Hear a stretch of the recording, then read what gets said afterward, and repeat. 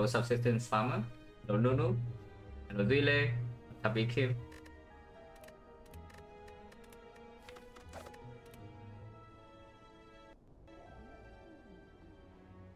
Okay.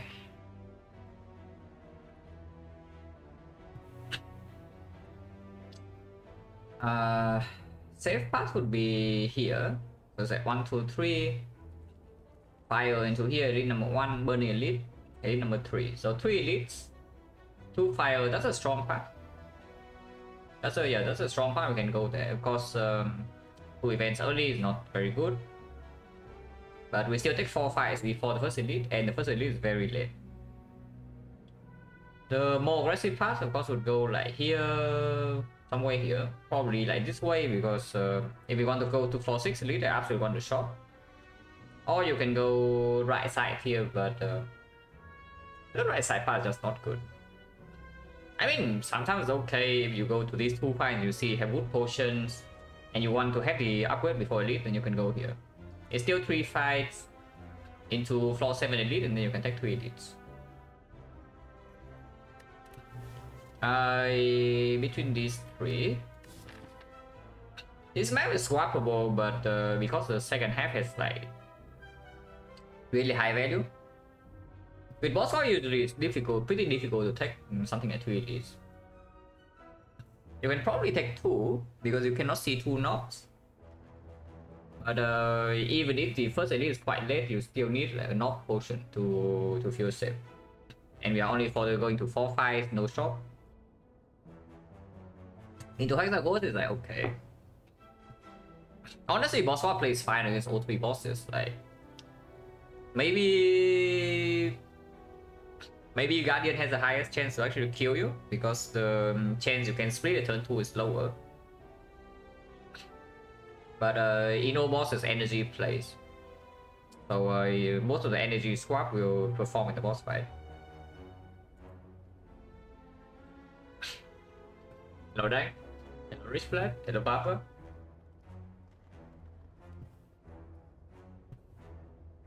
People swap? Yeah, sure. People swap. Oh, rare card, very weird, because if the rare card actually breaks, we cannot remove the curse. Because the moment we want to remove the curse, first of all, we need to go to advanced hallway with a curse. And with a rare card, that's not very good. And then you also need to go here to remove the freaking curse, and then you fight floor 6 elite force.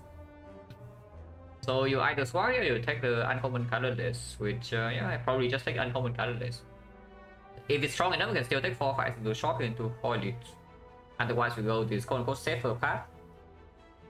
Uncommon colorless doesn't perform that well inside the Hexagon fight though, so we do need some time to get some solution. But we can go to a shop here.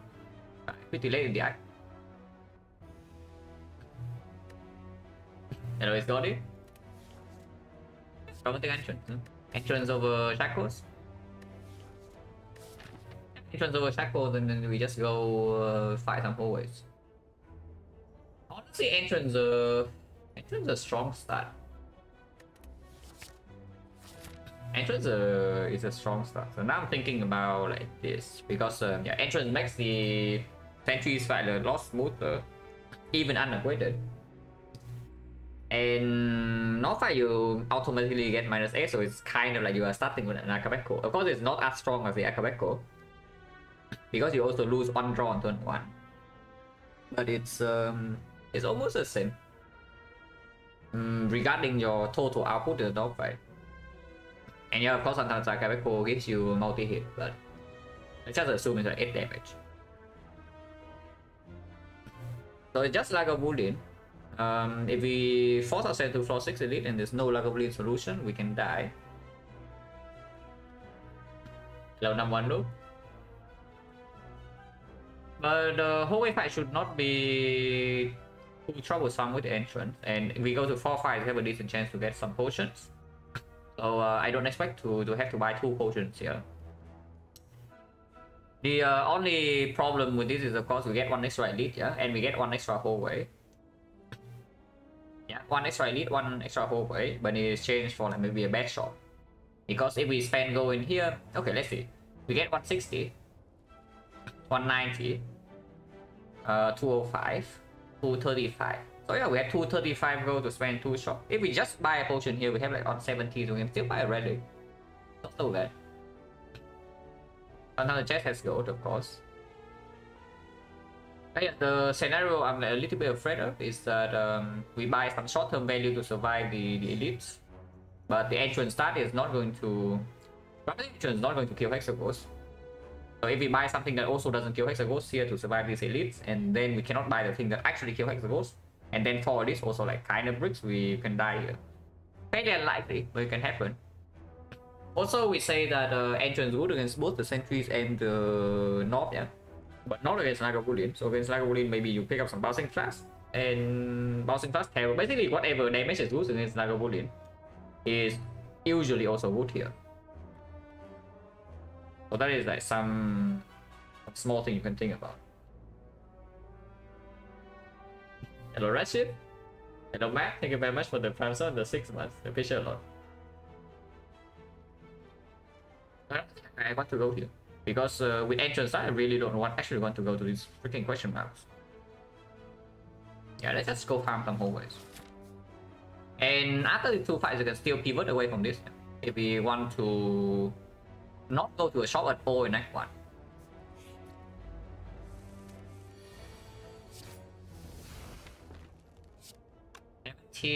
Or 11. 11 it's still the same. We need 3 strikes. So doing this way, maybe we can block it if we don't draw lethal like this. We take 1.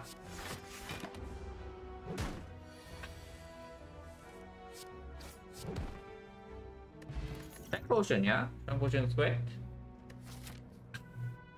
Tank potion is already going to perform against this fight, no matter what it is. Do I play fighting games? No. I play a very tiny amount in high school. But yeah, I don't my total play time in like all fighting games is probably less than 50 hours. I watch a few, but I don't actually play. X-ray, yeah, slightly weird with dramatic entrance already here, but it plays with the strength pot. On the other hand, there's Acro, there's footwork. Yeah, if you say that maybe Lagavulin's a problem, you can take this footwork. And North, you can use strength pot. Acro in this spot on floor 1. It's possible to pick, but it's not going to. It's not performing that well into Hexaghost either, unless you actually see the damage card that comes together with it. So it's like, it's not even Sneaky Strike. Yeah? It's it has to be the Eviscerate because Sneaky Strike. I don't know whether you can, but basically you need like to be overkilling Hexaghost in order to play an Acro when you see it blindly in your head. Otherwise, yeah, if you waste, quote unquote, waste 1 energy to get slightly higher quality cards, it's not a waste. Usually, Acro, even if you don't draw into anything useful, it still translates to something maybe like 2 damage. Because you draw back into your actual damage cards faster than your base cards. But you need to have a lot of damage to spare in the Hexaghost to really play Acro whenever you see it.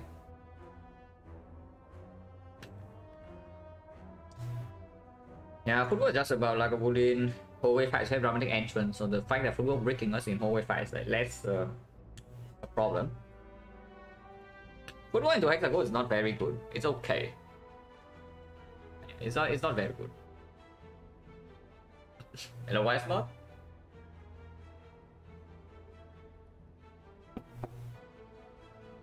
Taking this Dagger Spray is very weird though, because it serves exactly the same purpose as this.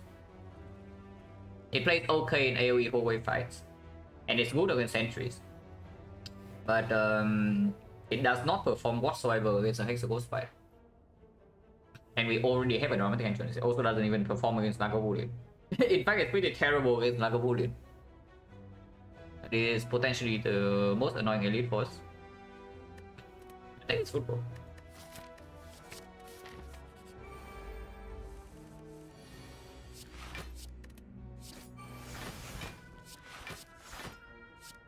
Doesn't matter where we put this. Still exactly the same 8-8. They're maximum HP, but we are taking 0. That's good. Yeah, they actually roll maximum HP at almost maximum damage, but we are taking 0. That's worrying. These card rewards. Yeah, pretty worrying. I mean, I guess I can take a skewer. After taking floor 1 footwork, even with romantic entrance, I don't think I'm allowed to skip here, especially into an elite like very soon. We are high rolling gold, right? We are high rolling gold like crazy, you know? Like, look at this. You start the run with 99 gold. Your gold rolls from 10 to 20. We take 2 fights, we have 139. So we are rolling maximum gold for 2 fights in a row here. That's crazy. Like if we can actually somehow afford a relic here, and that's a crazy high roll. But we'll see. Don't think with these card rewards I should go right side. I mean, I can take skewer and go right side, but that's not going to... Honestly, that's not going to lead to anything good. So I probably still take skewer, but I go left. But that's slightly concerning. But skewer is not exactly great against Hexaghost either.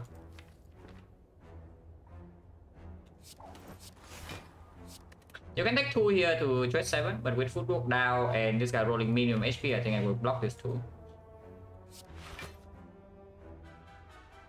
Lower range of goal on first fight is every whole way fight is 10 to 20.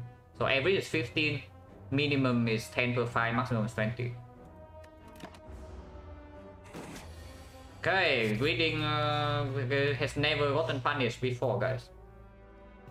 Nobody has ever gotten punished by greeting HP in Jawbone. No, really, look at this draw. Like, isn't that beautiful? Isn't that absolutely perfect? Yeah, no, really, isn't that absolutely perfect, guys? Like, the 17 damage is coming. Or maybe 12. Okay, it is 17. At least we draw a freaking defense. Okay, to be fair though, even if we didn't greet the HP, we still would not kill here, yeah. But now, whenever we draw to skewer, we don't kill. So that's the difference between the 2 HP greet and not. But it is at 1, so... At the end of the day, we save 2 HP. Yeah, at the end of the day, we save 2 HP. We still got hit by 5. So that was forced. But we end up saving the HP. And then the Blade Dance attack. You can take skewer here, you can take slide here because of skewer and such, but I think Blade Dance is way more scalable. We have the strength point. Oh yeah, by the way, medium gold roll. So first 2 fights maximum. 20-20, this fight is 10. So apparently we cannot roll average gold. Good to know. You either get the max or you get the min.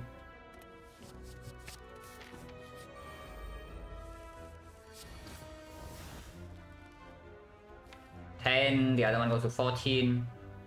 14 is slightly cleaner than 10, but yeah, but no matter what, we still need to spend. No, 10 we can use 1 blade dance.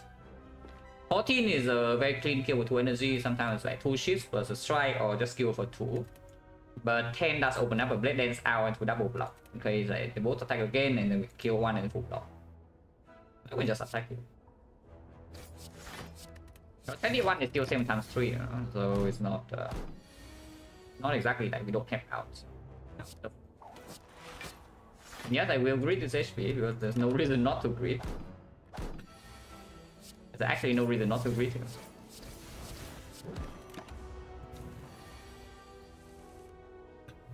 What do I prefer in Act 1? Fight normal enemy, get better card, question mark for event. Yeah, I take 0 event every single run if I can in Act 1. If I'm allowed to take every single fight in Act 1 and no events, I could do that every single run.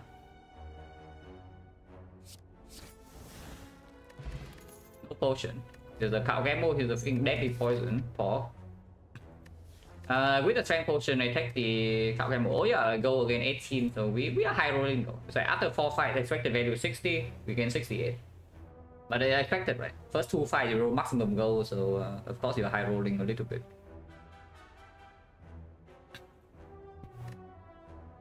Yeah, I take the cow gamble. On 67, I guess we can go to the shop. You can take the 5 here. Golden chance right now 60. But I don't mind. I don't mind going to the shop. We can already afford half of the relics. Otherwise, buying one potion also makes the elite fighter safer. Okay, that's a good solution right here. Of course, we buy it.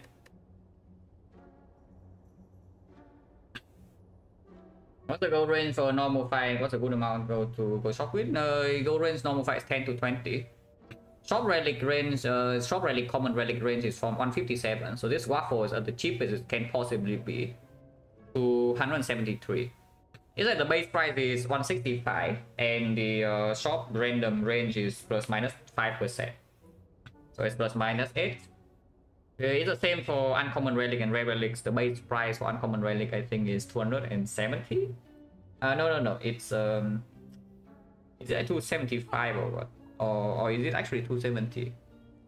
But it is something just minus 5%. I just remember a common shop relic because it's the most common threshold.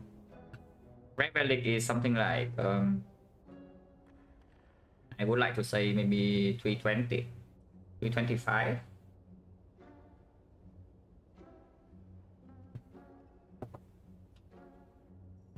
But we can buy a potion, we can remove a card. Removing a defense with Fugo already in the deck is not that great. If I do not buy anything here, if I do not buy a potion, yeah. I just don't buy a potion, don't remove. We have 2 more fights before 3 more fights, so it's like 60, 75. We have 160. 160, if the chest has go, we actually can buy something here. The trade-off is that we get a slightly higher risk in this fight. But potion chance is 60, yeah? So if you buy one potion, you use it here. You get a potion of 60 and then you get another potion of 50. You're throwing away some gold. Elite matchup right now, honestly, Lagavulin is quite good. Entries slightly annoying after the dramatic entrance, but we can just use Strength Pot, and the Knob we can use Strength Pot. So basically, we run to Lagavulin, we probably don't potion, but we run to the other two, we just potion immediately. Let's count Knob damage.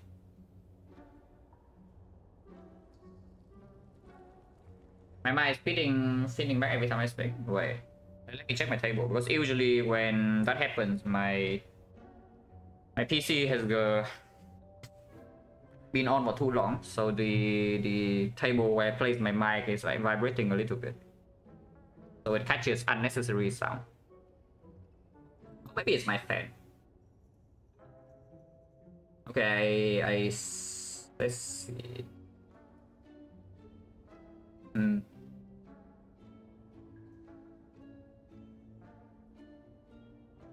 Maybe it's my table, right? It's not super strong, but I can definitely feel it.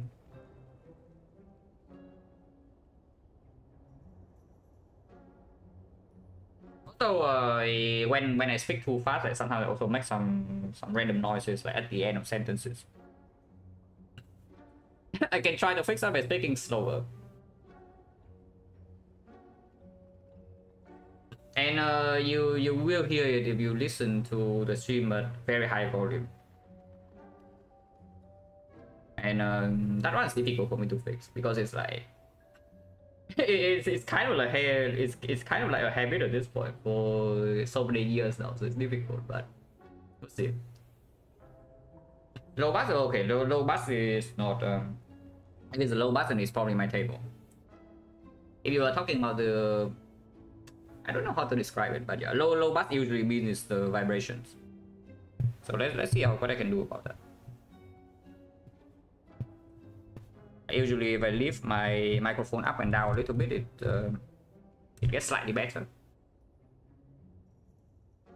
Yeah, no, I was just shifting my mic around, so you will hear some sounds like all of it.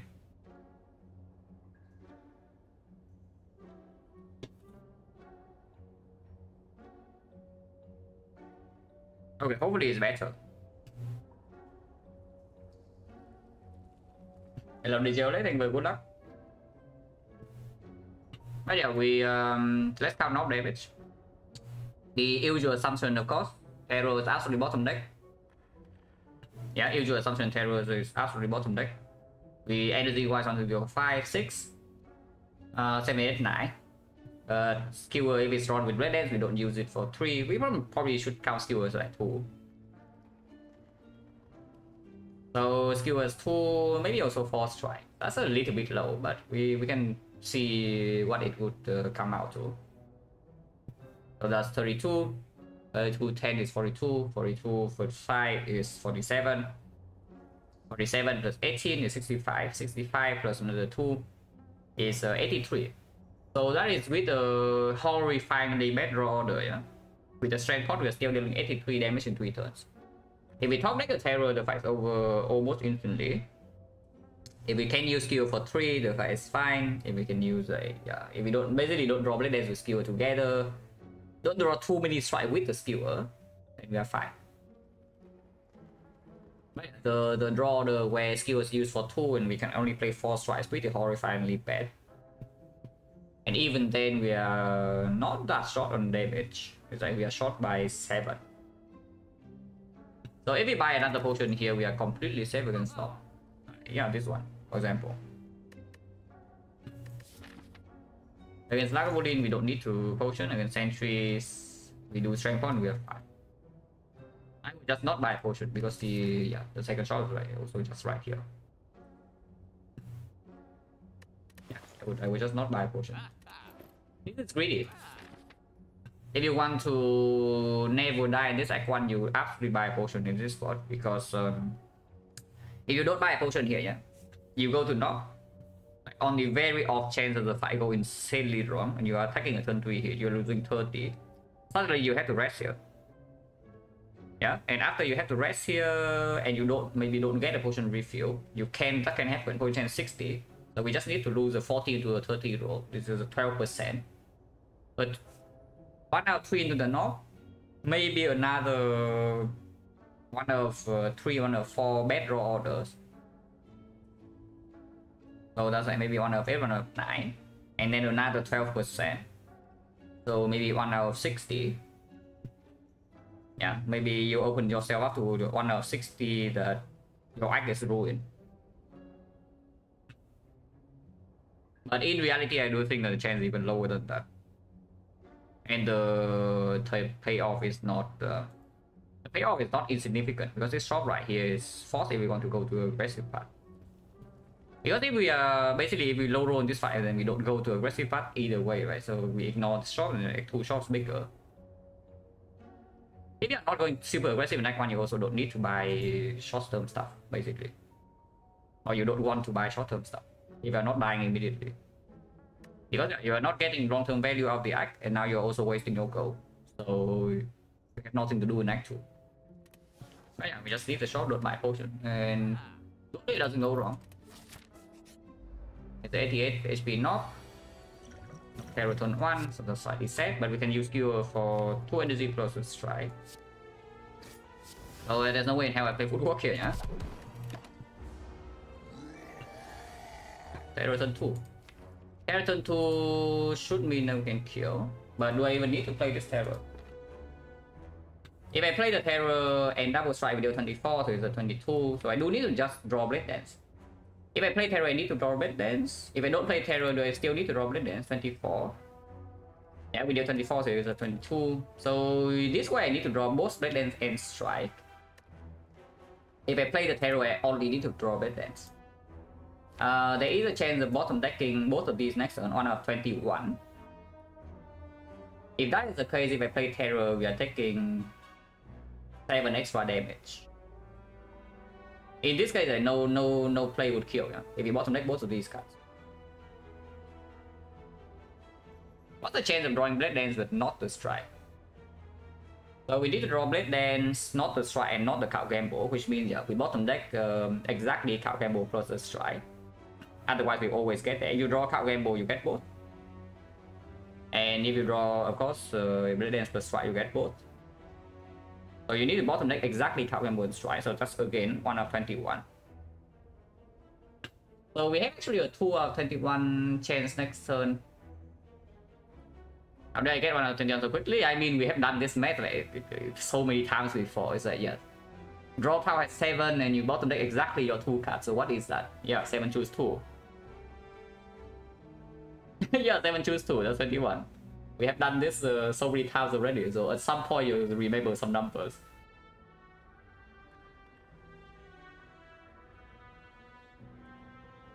So right now if I play triple strike, we have 2 out of 21 to brick. And if I play terror strike, we have 1 out of 21 to brick. The gain chance is 1 out of 21, but the brick case is basically -7. So we pay 7 HP for the brick case, but the absolute hard brick case. But in the case where we soft brick, which means that we draw blade dance but not the strike, we save ourselves.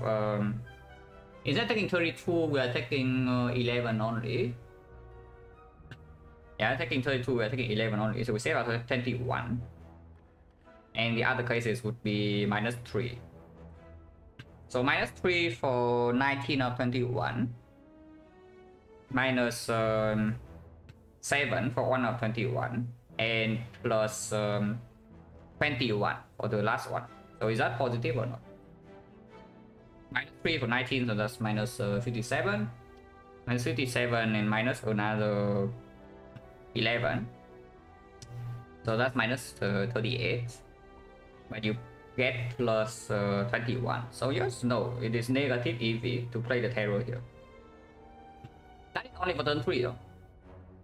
Because if you don't play terror here, there are some cases where you don't kill by turn 4.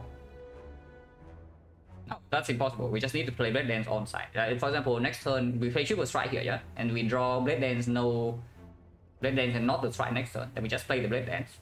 And then we have guaranteed lethal turn after. Of course, we will take a big hit next turn, so in total we take 36 damage.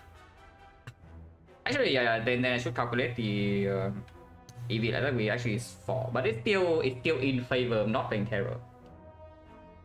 It's actually still in favor of not playing terror. We can play around the average because we don't need to go here. Right, we play Triple Strike.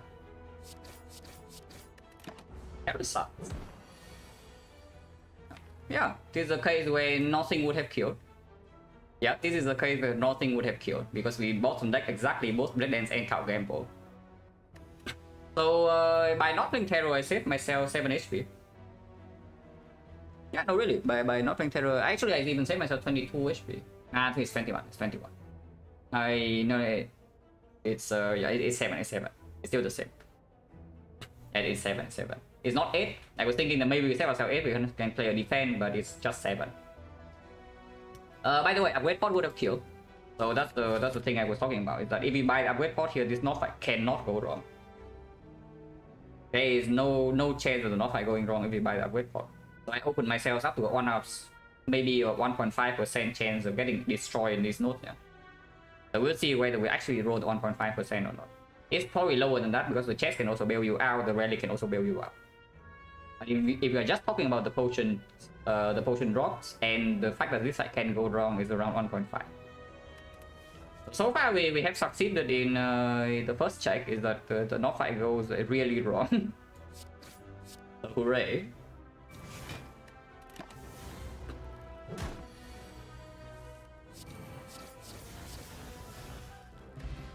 Frozen egg, yeah, that's nothing. We also don't really get a card. I guess you can take this Acro. Temple is not getting upgraded and skill is not getting upgraded though. But if you see Lagavulin, or the next side is either Lagavulin or Sentries, yeah, so you can just pop the next spot and then it's fine. The problem is this fight is not safe. Right? We can see Burning Knob, but we can buy potions here. Potion chance still is 50, so most of the time we get potions back. I don't hate this Acro. I don't love it. Is that okay? It does draw into terror maybe half a turn faster, but that's not super relevant. But it draws through the garbage after the deploy terror. Like Blade Dance is basically worth 2 strikes. But here's the thing: if you spend your energy on Acro in order, so instead of playing 2 strike, you play 1 strike on Acro, and then you gain Blade Dance 1 turn earlier. That is still not positive damage. But we already have a Cow Gamble, Eviscerate, Sneaky Strike, Speakable, and we just fought the knob. I can see it. It is slightly dangerous though, because we need to rest here, so suddenly our output is like pretty low. And this relic is doing nothing.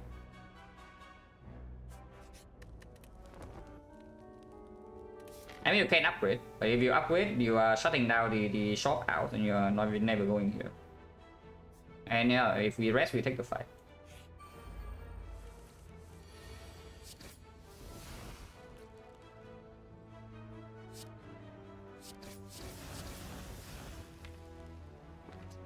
And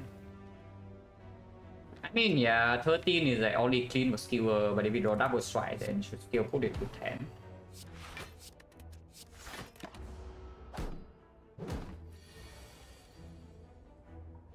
Change the plan.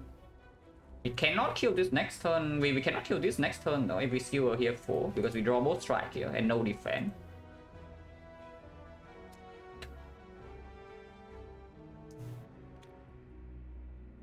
So that's not very nice. Can block, most likely block like 15 next turn, but we are vulnerable and weakened.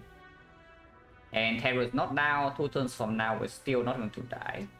But we need to take 6 in order for this to be even. We are only vulnerable for like 1 turn. We are not going to take 6 here.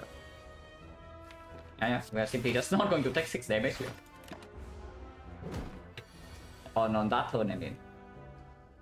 Maybe we take 6 damage after, but on specifically on that turn we cannot take 6. Okay, that was stupid. Oh, that was actually very stupid, but yeah, no punish. Yeah, potion. So potion chance right now is 40. And now we go in this fight, use the next one, then we have an attack pot for this fight and still have gold. Across plus. I am not worried about Hexaghost damage yet, because we do have a Terror. So I don't think this gets in map deck.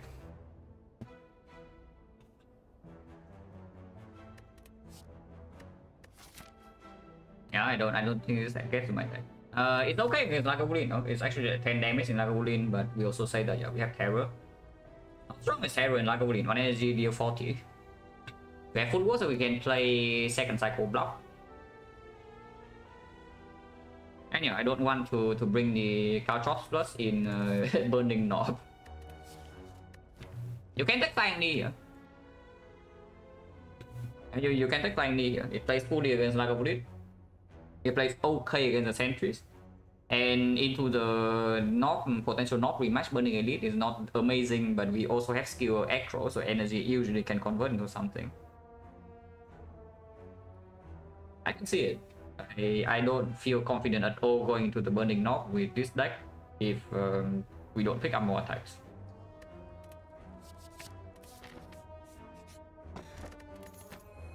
Okay, we have gold, so this shop is alive.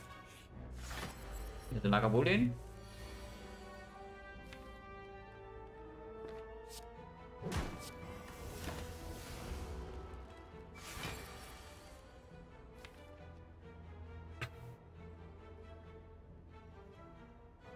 We play patient, right?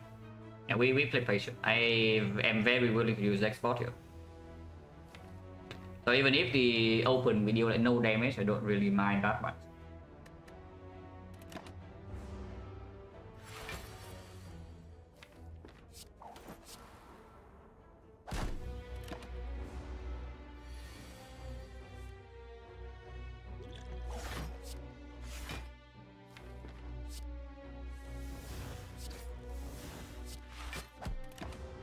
Oh yeah, we use the export, we have footwork, and we just maximum block here.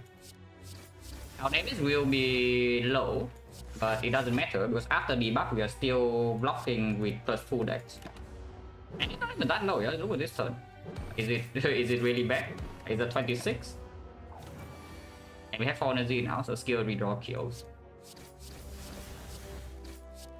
Yeah, Flying Knee, look at that. The Flying Knee. Poison chance right now is 30. No, it's 50. Yeah, 40 here didn't drop, so it's 50. Card gamble. Quite a greedy pick. Blade performs much better for the elite, and Frozen Egg also speaks slightly more for Blade Dance because yeah, any accuracy comes green, any after MS comes green, and it plays better with aggressive part we are going into. Gamble Addiction CS pick, yeah, it's one of the best silent cards. For sure, this is actually in the absolute top tier of the silent cards. For now, it doesn't play that well. Yeah, for now, it actually doesn't play that well. And this type of deck, honestly, we want to be more aggressive. Even we sustain with this. I take this. And yeah, and we don't come screen. True. Good plus kunai. There goes the kunai, guys. This is why you don't even go to the first shop, I see. Maybe you don't go to the first shop at all. What did we do in the first shop? Wait, what did we do in the first shop? Buy tarot. Yeah, okay, buy tarot. Yeah, okay, tarot is important. If you for some reason don't buy the tarot in the first shop, and somehow you can still fight the Lagavulin, then here you can buy your kunai, and then you die to Hexaghost, yes. But that's besides the point. And Malays, no. Yes, I am looking at the Malays. If we buy the Malays, we should probably also buy the Firepot or not insurance, because yeah, the thing is not good. It's not, honestly, it's not even no good than Sentries. Maybe Strength Pot is better insurance because yeah, sometimes the attack pot is enough against the knock, and then you can save Strength Pot for Hexaghost. I know that we have like Malays and such against Hexaghost, but Malays and Tarot and like Footwork, but it's not. This is one energy deal 90, yeah? It's very good in Hexaghost fight, but it doesn't solve the fight on its own. You still need to deal the 180 from your own deck. Wait, what happened? Wait, did they miss something in the chat? What is this? Usually I can see deleted message, but going on. Yeah.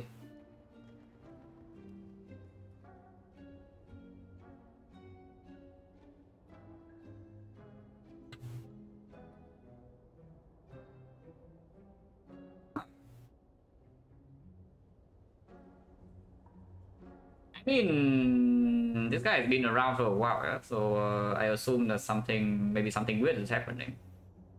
So maybe don't ban, just time out. Yeah, maybe just a short time out.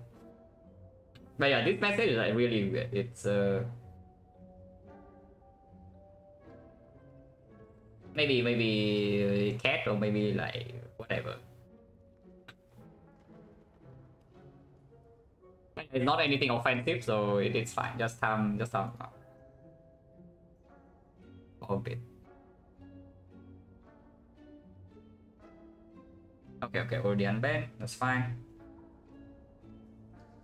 yeah. It's not anything like malicious, so it's fine. Maybe we can do Malay Strength Pot. Strength Pot is also cheaper. Yeah, we double blade and Strength Pot is not even weaker than Firepot, and we have freaking Terror. I want the Malays in my deck. And yes, if you're fighting Burning Lead, of course I buy that. You can use Strength Pot now if you're scared of this fight. You can also use Attack Pot, but Attack Pot is slightly better when we see the Blade Dances. Because Choke Finisher and such, and Choke will play because we can sweep Attack on one of them.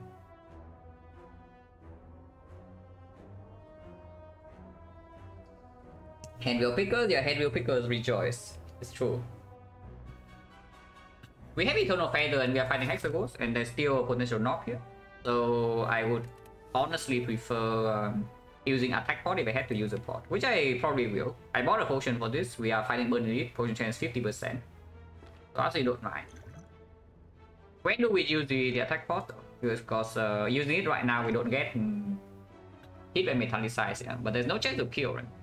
It's like we do footwork, dramatic entrance, and yes, I will play footwork. Even if I don't play defense here, we'll still play this footwork because this fight will probably be long. And this be long when the last one is left because it has freaking metallicize. So let's say I play footwork entrance, double strike, neutralize. And we have 8 plus 12 is 20, 23. 23, which means I need 21 damage from the attack pot to kill. So choke will do it, finisher will do it, eviscerate will do it. So I don't need to wait for the breakdance for the choke finisher hours to happen. And predator is better this turn, dash better this turn, psychopath is better next turn.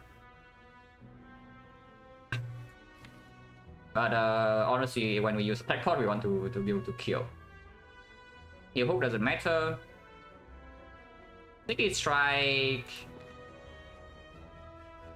Yeah, sticky strike is better later. On the survivor turn, no, but not on the aggro turn. Using it now gives me slightly more direction, no? Because more information, no? Because if the thing breaks, then I also know to maybe pop the strength pot sooner. In case we need to 2 pot here. I hope that we don't need to, but if we have to, I will use 2 potions.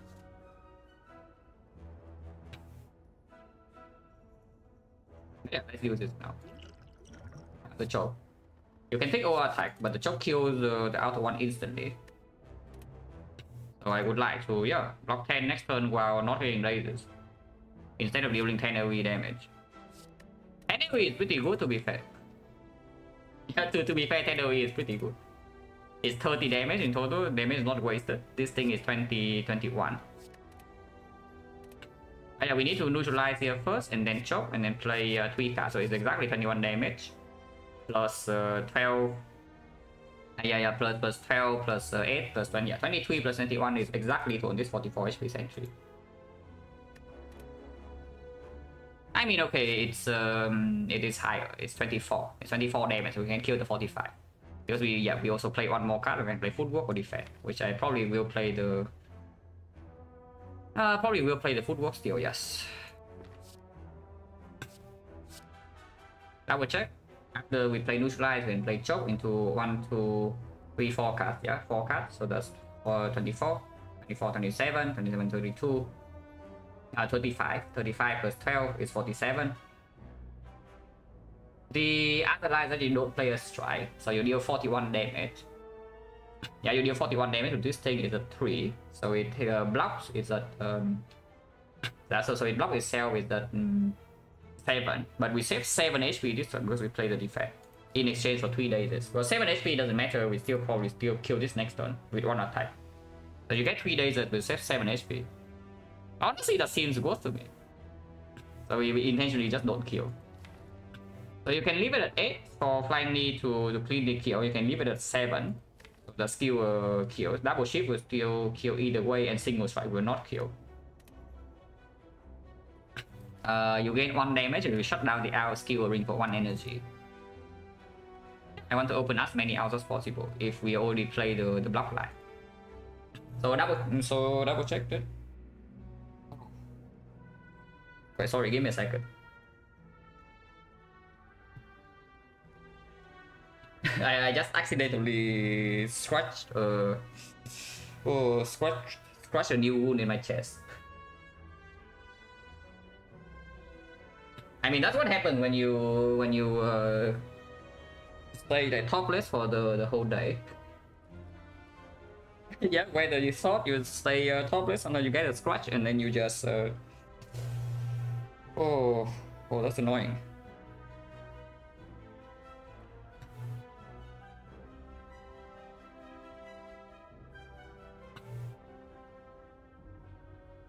Okay, hopefully it's fine. yeah, hopefully it's fine. But double check then the greedy line would be what? Neutralize, choke, dramatic action, strike, footwork, defense. That deals 41 damage. Yeah, so this is a 3. Let's do that.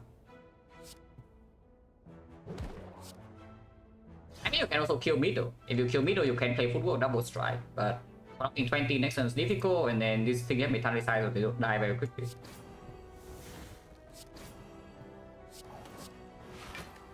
I mean, you can also play card gamble to kill it, which I probably will. Yeah, why would I play card gamble? Yeah, exactly. Is it worth playing card gamble? It's true. It's like when I see that the card gamble is in my head, I just see it, you know. It's like, yeah, why didn't I calculate it? It's just stupid to not play the card gamble. Of course I do it because we don't even shuffle our cards. And now we get 3 less dazes, and we can even full block this turn if we want to. Don't know if full blocking this turn is actually a good idea or not though. Because if we try to full block every turn, yeah, and we just play 1 energy, 2 energy of block and 1 energy of attack, we're doing 2 damage. Because they have freaking metallicize. He's at 6. So you can pay 2 HP here to deal 6 damage. It seems that it's not worth, but 6 damage in this metallicize sentry side is worth more than 6. This is what I would say. What's the good draws next turn? Something like, yeah, Blade Dance, Flying Knee, for example, is the best draw. Damage. In that case, we deal 32.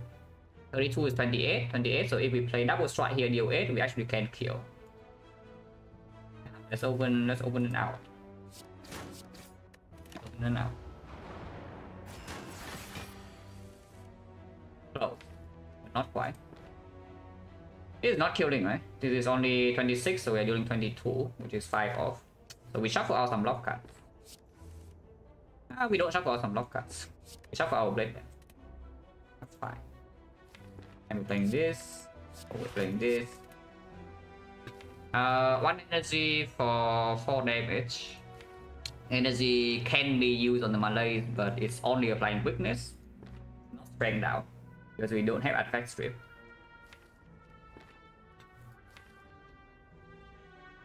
Sometimes skewer, but yeah, next turn we can never kill this guy, so we probably still hit this. Doesn't make sense to knee, right? I mean, sometimes it makes sense to knee because we have like Echo Redraw. So Echo Redraw, good to knee. Skewer Redraw, good to knee. Neutralize Redraw, also good to knee. Because we can then neutralize Malays here. The trade-off is 4 damage.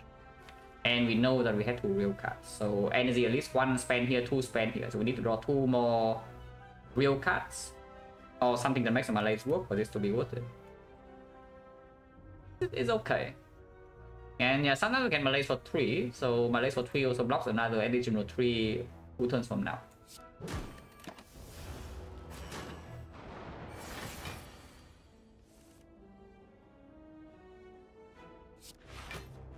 We actually have the terror, so we can full block here and apply 1 weakness if we want to. There's no way to actually play the terror to apply vulnerable, yeah.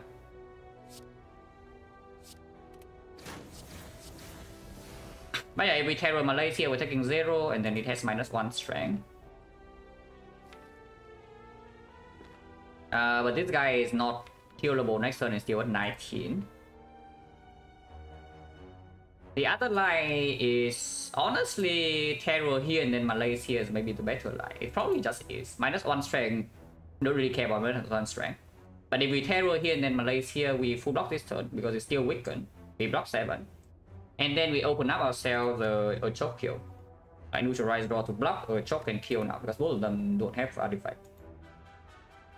The final line of course is that you just strike here and then you terror all Malays here, which it means you Malays. So you still full block. You deal 6 more damage, but your choke debuff will not work. Doesn't matter. You deal 6 damage, it goes to 9, it goes to 13, so not really, because if your choke debuff works in the first place, it means you draw some other real cards, so you can just use that to kill or block. Okay, so the terror Malays line is nonsense. It's like terror here into Malaysia is just nonsense. You strike and then Malaysia. You just strike this guy, Malay this guy.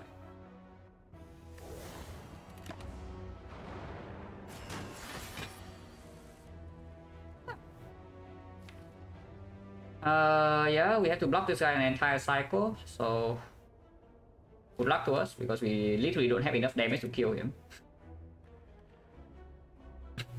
We can deal 2 damage, yes, and we will.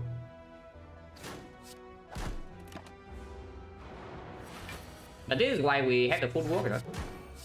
And that's why I'm saying, like, even if I don't play a defense turn 1, I will still play the footwork because you can see The fight goes long. Even when there's still only one sentry alive. Neutralize draw. We are barely taking any damage here. That's like crazy. Because we killed one on turn 1, so the fight of course is a lot easier. But how much damage have we even taken? Only 3, right? Wait, have we even taken 3 damage? Is like on turn 1, yeah, on turn 1 we take 3. On turn 2 we take 0. No, on turn 2 we take another 3. Yeah. On turn 1 we take 3, on turn 2 we take another 3 to play the flying knee. On turn 3 we take 0. On turn 4 we take 0, yeah. So we have taken 6. We have only taken 6 so far. Hopefully it stays that way, because we can easily take 10 in any turn. Oh, yeah. -6 burning sentries. And of course we bought the potion for that. But sure, still good. Healing build. So a potion back. Potion change right now is what? 1, 2, 3, 4, 5, 6, 7, 8, 8, 5, yeah, 40%.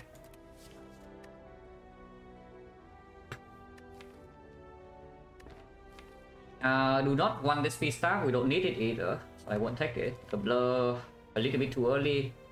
It can have potential way later, but a little bit too early. And honestly, even in Act 2 boss, we don't need it against Champ.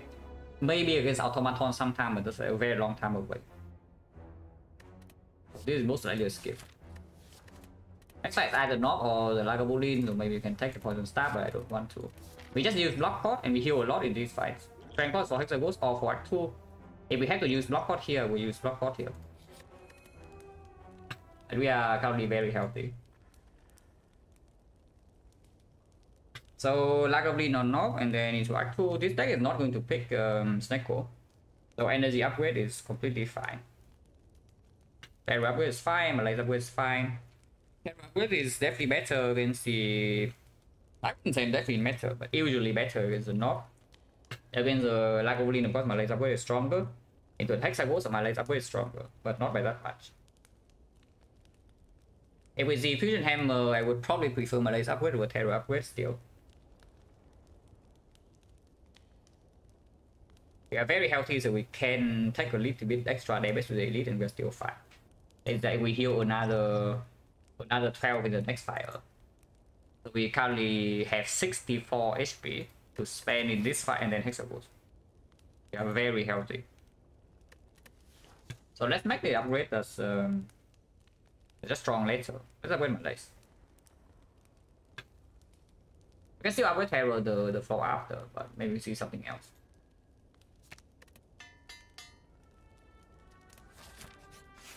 Like a Bullion.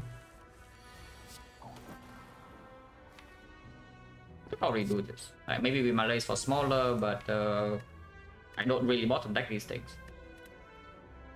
Echo now is a little bit weird though, because suddenly Malaise only for 2. Okay, interesting draw. Evidently should have Echo.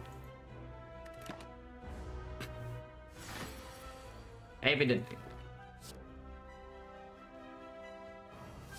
So we open with no damage and Flying Knee is not played. Could have played Flying Knee over Malaising, but this guarantees weakness. And we can pay a lot of HP in this fire. And be fine. Because we use Block Pot, we can play 2 Psycho easily. Don't see a reason to take damage yet.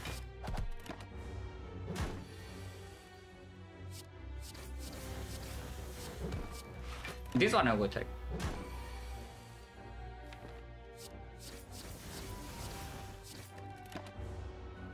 When the kill here can block, it's only 17.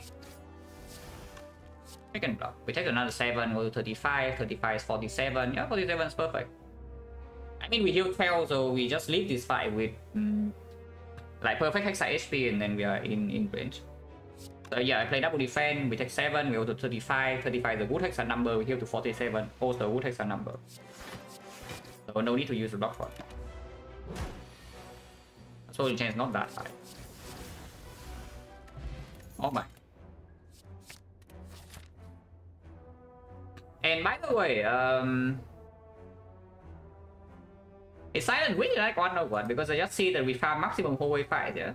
We do not go to a single question mark. And how many elites do we take? 1, 2, 3, 4. With burning elite. And we are at 47 HP for Hexagons. Ah, interesting. Oh yeah, interesting, guys. And by the way, that's also with a terrible knockback on floor 7. Yeah? On floor 6. Yeah, it's a terrible knockback on floor 6. We deliberately did not play around that. Because I see that even if the knockback goes insanely wrong, which the chance is already very low, we're still fine. We're still fine. And you see, we are completely fine. Is random potion that good? Alchemize probably out of context is the strongest silent card. Wouldn't say by far, but for me is the strongest silent card in a nutshell.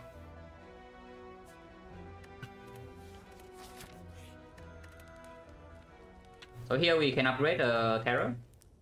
In case you break energy and we can still play Act 2 aggressive with the Alchemize. And yeah, with Alchemize now I don't feel bad about using Strength Pot, and if you use Strength Pot, the Hexagons fight is completely safe.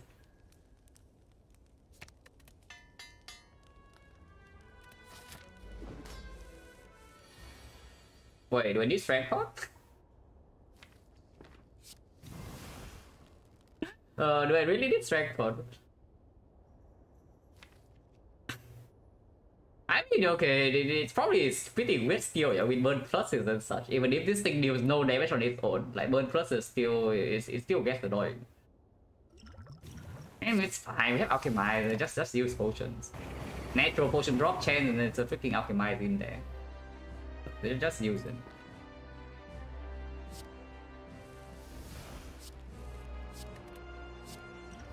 Yeah, Flex Pot, better Strength Pot.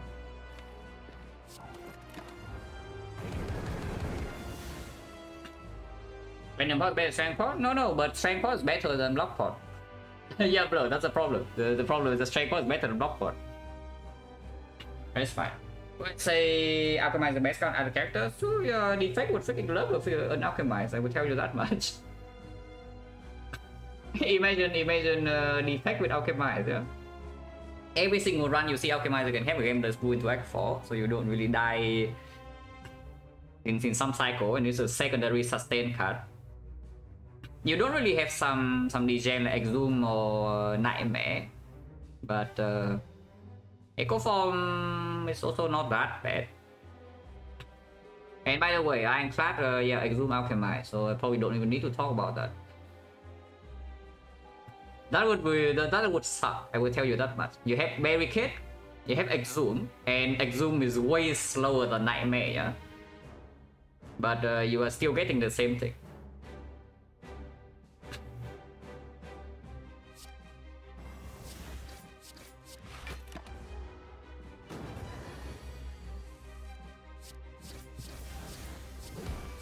I didn't take this chip.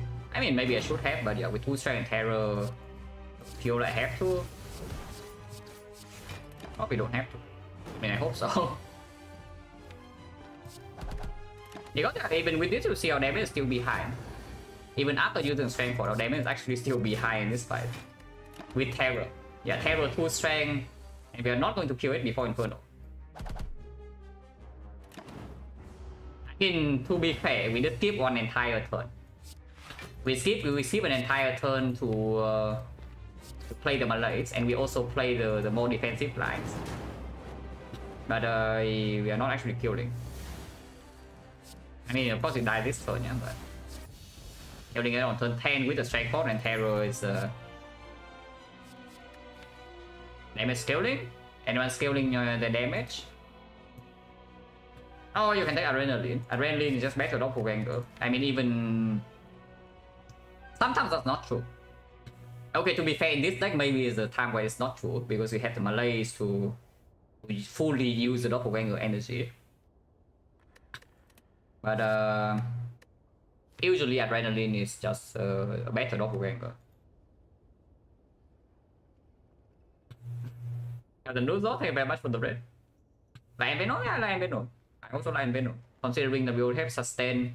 We have dramatic entrance for the whole wave fights. We have alchemize for whole wave fights. We have sustain for whole wave fights. In boss fight, you can already see in the Hexaghost fight just now that our damage even after Terror is lacking. And yeah, I know we picked this Envenom Plus, and then what happened is that in the first upgraded power, you see next would be an Accuracy Plus, and now you wonder what the hell the Envenom's doing in my deck. But I mean, it's not that bad. Stripping artifact for like the Malay Terror is not the worst thing.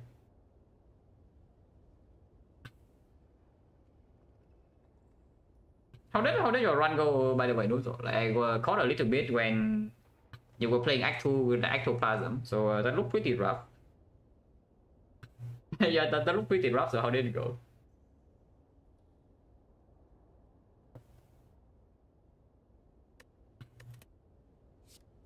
But yeah, the easiest way for us to die right now, is it in hallways, is it in Act 2 Elites, or is it in Act 2 Boss? Because if it is Act 2 Boss, then I should pick this freaking Envenom. And yeah, right now I see Automaton. If we fight Automaton, our deck has no AoE, yeah? No CE, no O attack, no Dagger Spray, no Relic to support besides the Romantic Entrance, which doesn't even work there. You face Automaton, your Terror doesn't work. Your footwork doesn't block enough, your Malaise doesn't work. And then it Hyper Beams you and you die. So how do we prevent this? Yeah, Envenom Plus. yeah, Envenom Plus.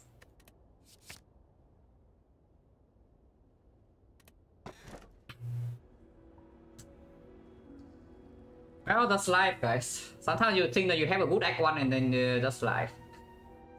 Yeah, sometimes you think it's a good Act 1 and then you see this screen. Now, Mobile is trying. Yes, Mobile is trying because this is an instant click Ectoplasm, which is very sad. The run will be in super good boss. Okay, to be fair, yes. If we see like Dripper, if we see P-Box, if we see Fusion Hammer, if we see Pyramid, yeah, okay, fine. Run is probably done. As long as I do not mess up royalty. Now it's pretty bad, yeah, because we nullify 2 relics in our bar. It's like, yeah, suddenly Mutil Kit doesn't actually happen. I mean, it's fine. We don't need Mutil Kit because Eternal Feather is here. But yeah, we also kill the Mobile, and we don't have enough gold for the endgame. So yeah, we need the Alchemize to perform. We don't have enough damage to kill the tips on turn 1 either. So if we run into tips, like that is it, our goal is going to be... Yeah, our goal is going to go. Skip? Nah. I will tell you though, if this is Snecko, I will seriously consider skip. If you give me Choker, Snecko, Crown right here, I would actually think about skip like for quite a long time. And Crown, do not pick Crown over Ectoplasm, like, please. Do not. Yeah, do not. Oh yeah, by the way, Automaton. That we cannot play Terror against, but wait. But wait. We can.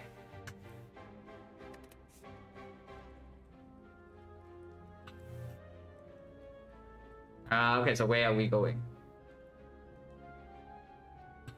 Late shop is okay. Like with the Ectoplasm and the early shop, late shop doesn't matter. You cannot go to the shop so early that you dodge the tips anyway. So if you see the tips, yeah, you get owned. Yeah, probably start here. And after this floor, we can evaluate whether we can do this or not. We are forcing ourselves to a fairly early elite, but we have Alchemized 2 potions still and sustain here, so that should not be a massive problem. Ideal part of course is that we go here and then we take elite number 1, elite number 2, fire again some healing, elite number 3, Mutil Kit again some healing, and then we get full heal. In these 3 floors, we are going to heal like 45. So we enter Automaton with basically full HP. If we are not dead, of course. Yeah, I want to go here. Of course, if you go here, it's a lot safer. Yeah, it's -1 elite, but you get more healing immediately off the bat. And upgrades are still fine. The upgrades play in this deck. Like upgrading this is fine, upgrading this is fine, upgrading this is fine. Honestly, upgrading even this is okay. Optimize upgrade is fine too. I would prefer not to. If you have nothing else, upgrade can do that.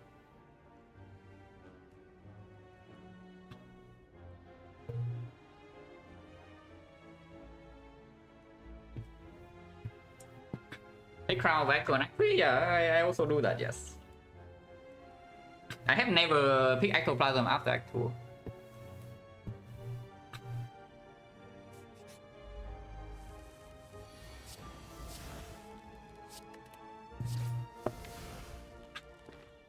Don't need the flex pot, right? I think this flex pot is insanely strong. So if we need to potion, we use the block pot.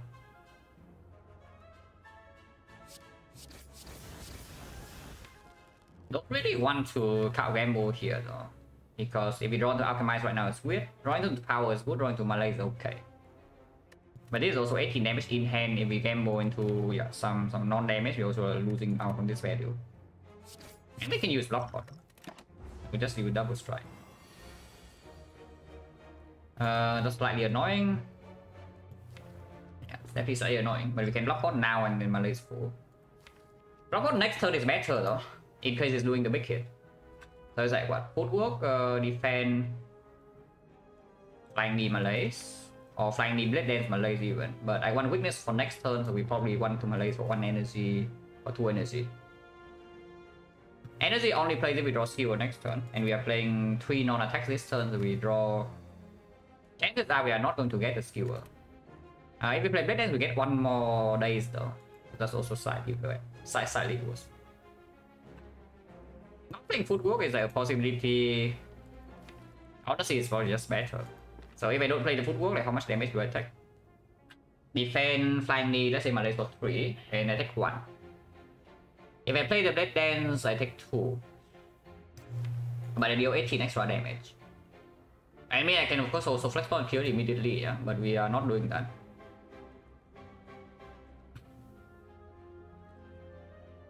Let's take 2. Taking 2 is fine. We have healing here, and if we want to, we can also have healing here.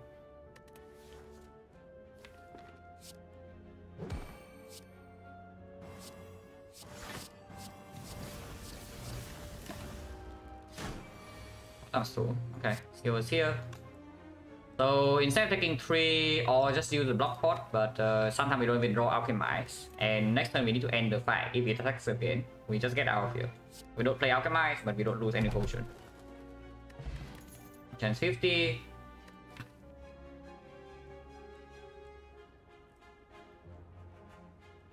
Not quite time for dodge and roll yet, because I don't know.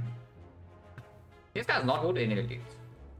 This guy's simply just not good in elites. And for now, I do think that we are going to go aggressive. Like this way, point chance is 50, but we can always use the block pot. 2 advanced always in a row is a little bit scary, but should not be a huge problem. Because this elite is also optional. We can also dodge the elite and go to question mark. Then of course you lose out on fire, yeah? But you open yourself to a possibility to high roll.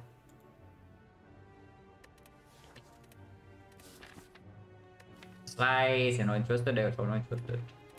At least minus. Oh, this thing will stay for a while.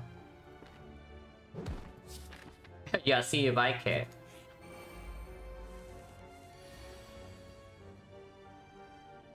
Well, how much gold can we save? Yeah, how much gold can we save? Because we have Gremlin Horn here, maybe we can do something. And I am very willing to flex pot this turn. Yeah, I am extremely willing to flex pot this turn. So let's see with the flex pot how much we can do. Because we can do a lot. We do draw 1 extra card, but 1 only. So let's say with Terror flex pot is going to be deal 19. 19, this will be another 19, that's 38. So the strike will kill here, yeah. And then we have 3 energy on the skewer, which will be 36. Yeah, they are both dead. They are both dead. I just see that they're dead on my screen here, guys. And we lose 0 gold. Yeah, and we do that.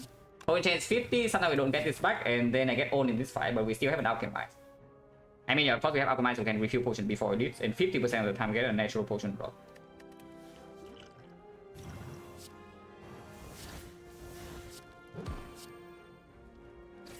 Yeah, get own tips. Yeah, no go for you, my friends. No potion for us either, so point chance 60. Oh, it's green, guys. I see a green card. Anyone else seeing green? Genuinely, it's like one of the better cards in our deck if we take it, which is pretty sad. But it's true. We have energy. We can convert into that. We have the terror. So before we play the Envenom, it is just better Blade Dance because it draws one card. After we play Envenom, it's honestly not even necessarily worse. It's fine. Fine. Especially when we go into this aggressive path.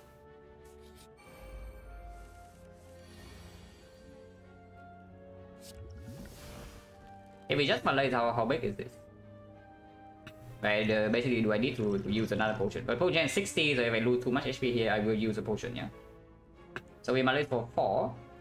It goes to 4, it goes to 3, so it's only 9 damage.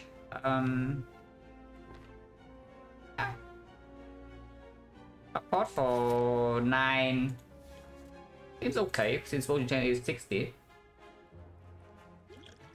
Crown will left cast? No. The crown will completely change card rewards because your card reward generation in the first place depends on the previous card rewards. Is that you see your common card, your rare chance goes up and all that. So you will never know what you would get with the crown without actually playing the seed.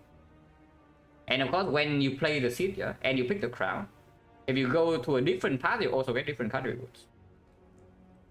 So yeah, there's no point speculating about it because you just don't know.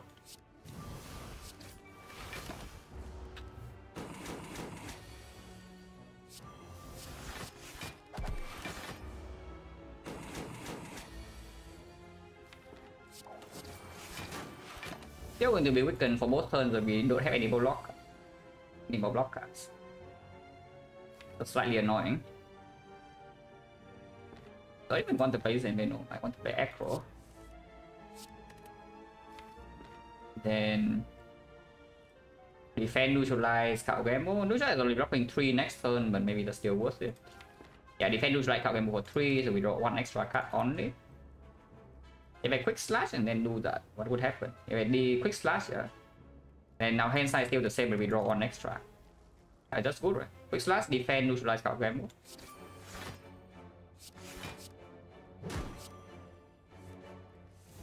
Okay, no defense here, so we take 4, or you can use this, but taking 4, I guess is okay. We do heal 15 here. Knee over dance, yeah, knee over dance. Okay. More damage anyway and energy.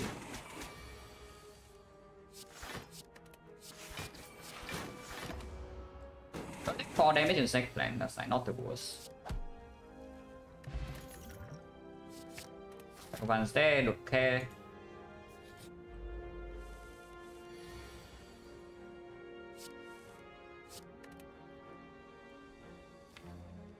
But yeah, this deck has a big problem, as you can see from the Snake Clan fight just now, is that it doesn't draw cards. Right now it doesn't draw cards, so we have 10 base cards, a curse, and then the ectoplasm. So that's pretty concerning. But by the way, the Gremlin Horn already saved us 20 gold and some HP. Otherwise, we cannot. Without the Gremlin Horn, we don't kill the thieves on turn 1. Yeah, so it immediately performs, and it will perform in the Gremlin Leader fight as well with this type of deck.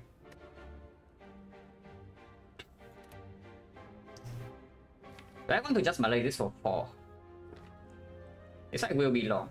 Without Terror turn 1, even with Terror turn 1, the fight will still be long. I think I Malay it for 4. And we play Alchemize later if we even play Alchemize.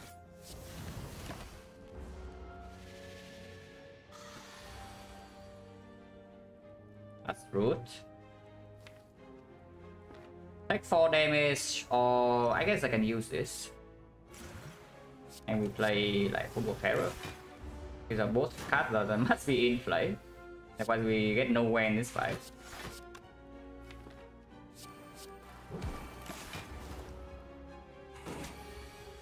It's about to run out, huh? Guess it's okay. I have no block. And yeah, I will take 1 here. No way I give up on 3 energy of skewer for 1 block. That just doesn't make any sense.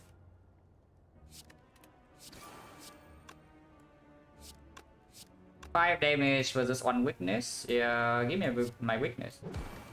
Because we are vulnerable.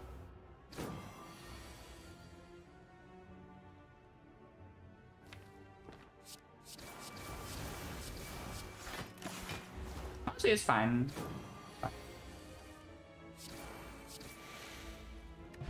No potion. Reset.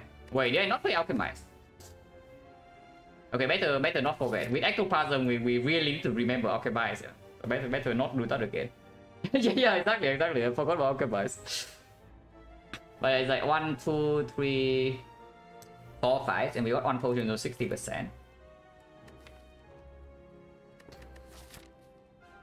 Oh, that's actually pretty bad, yeah. Now that we don't have a damage potion into this elite. It's like both stabbing with silver malaise. We have the leader, we have the horn, but slavers we have nothing at the moment, which is extremely scary. Invisible plus, yeah, probably not. Flying knee plus, also probably not. And endless agony, I don't want, so we skip. Oh, that's bad.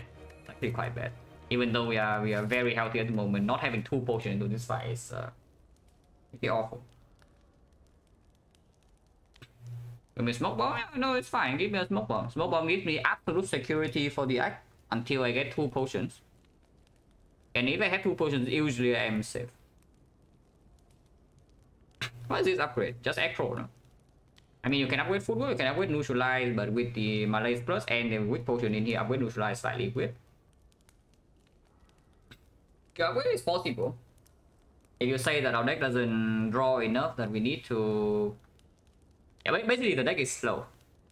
The deck is slow. So you want your first cycle draws to basically pay off immediately. You try to set up and outscale the fight is generally not going to work. And yeah, skill upgrade for Sliver is definitely a consideration. It's pretty sad afterwards. I mean, it's not that sad, but it's not a strong upgrade. But still, Acro upgrade right now doesn't actually convert into that much. Because yeah, 4 energy is 4 energy, but 4 energy is not infinite energy. We are still lacking energy sometimes, even with Ectoplasm. Even though we have no draw. Dance, nah, I never upgrade Dance here. Like, before I upgrade Dance, I would absolutely upgrade Skewer.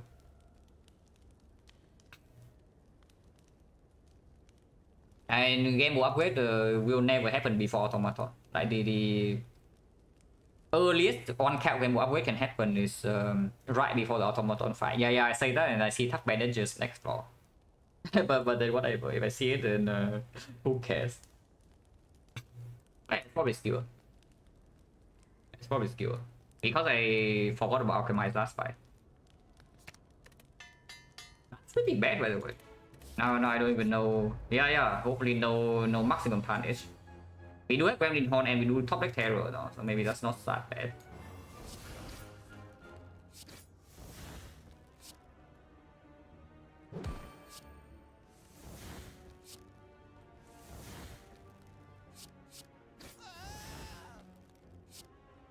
Yeah, it's not that bad. Could be worse, could be better. Would be nice if we have a potion. Yeah, it would be nice if we have another potion. If I still not weakened, if I put this on 13 then skill for 3 can kill.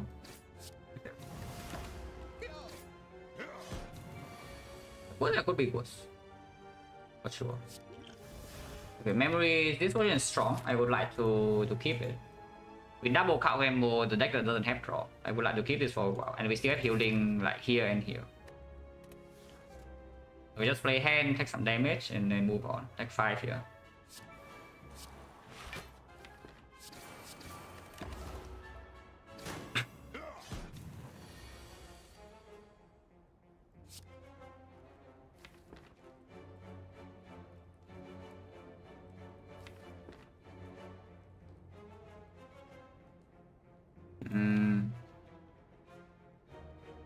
Probably want a little bit more damage, right? Even though I can get footwork and block this tool. It's like if I Acro right now, get footwork, block this tool, we can still kill this, but seems like quite a bad idea. And yes, I will do it this way. Great Gremlin Horn. Next a no block though. Blocking this tool. That has how many wounds? 1, 2, 3, 4, 5, 6, 7, 8, 11. 11 curses. I could play this.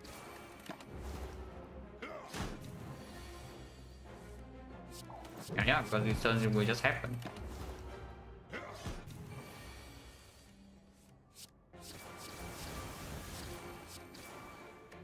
We kill by 8, so the strike dealt what, 6 damage. Okay, so we did not need to do that. Oh yeah, healing build.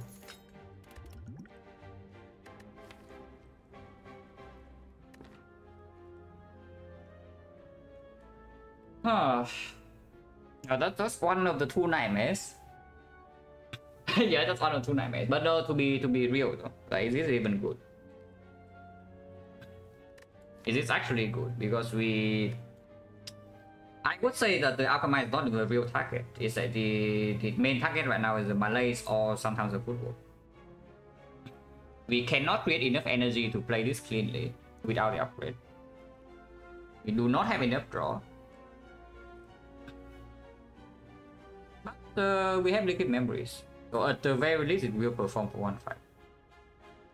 And after we leave this arc is good. For sure. The alternative is up against Eviscerate, which is pickable but it's not that good. Yeah, take a Nightmare. Mainly because of this. Without this I don't know if I would actually take it though. But with this I can justify it.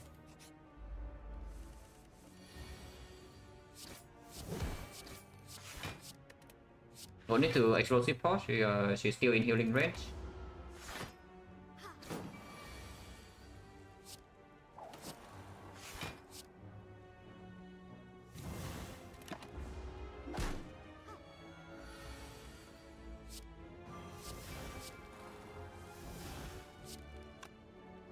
Now I will explosive pause.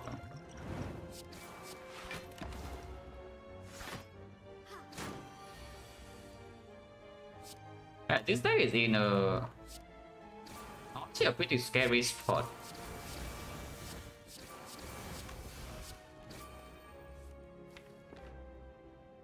And yeah, I don't think Nightmare Alchemist will happen here, so I just play it. We have way too many things that brick. We do not have any card draw. We cannot actually stall this fight.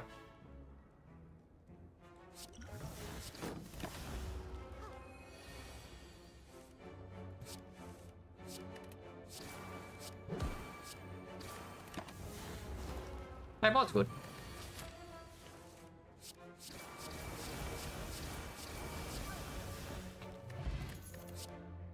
That's a full work plus. I think I take that. Full work is not actually that good at the moment, yeah. But look at our deck. We have added no block cards. So the only thing it works with would be 6 things in here. So yeah, but yeah.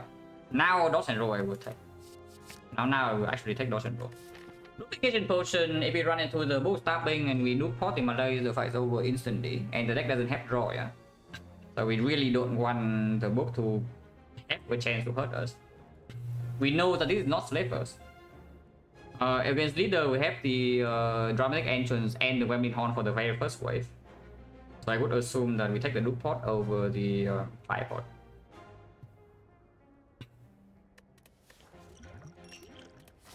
And yes, we actually fight over it too. One chance run is 50.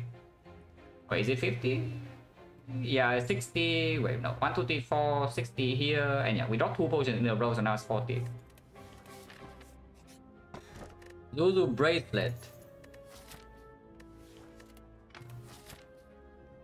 Wow. Oh, what a chest.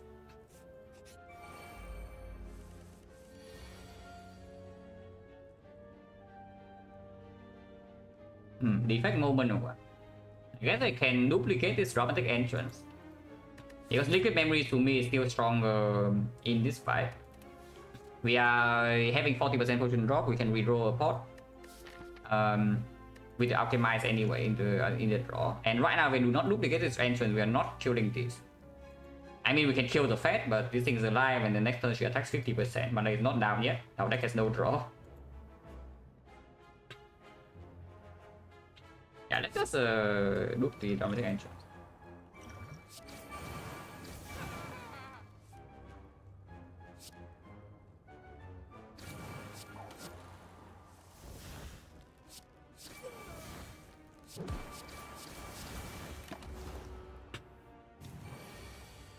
Times 3. Well, good thing that we we have the freaking Malays. play football or not? If I play just defend Malay, yeah, and Malay for 5, it goes to 6 times 3, so we're taking 10. 11 goes to, no, 11 goes to 6 and 6 goes to 4. The other one goes to 7 and goes to 5. So yes, we will lose 3, but we will gain 2. But she gains 1 strength. I do play the football. Yeah, football defend, lock 10 and Malay for 4, so you go to 5 times 3. We take 5. But we have the football in play, not in the redraw. Wait. I guess we're doing it. If we actually draw it naturally, then we are playing that. The memories can be used. We can save this. But we can also just use this now. Because this fight is not exactly solved yet.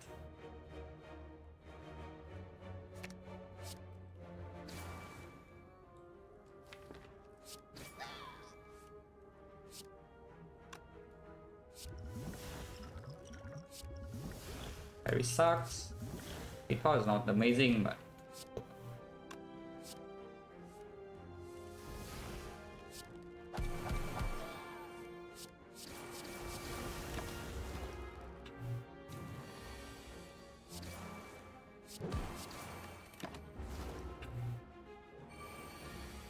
and by the way, you see how that is doing wit and venom damage, yeah? And now you we are not even in automaton yet. No, really, we are not even in automaton yet. And you only see the difference with Envenom and without Envenom. Just imagine you're playing this fight without this Envenom damage. Every turn now, of course, you are scared of her attacking. Because your deck simply just cannot draw cards. But this is dead.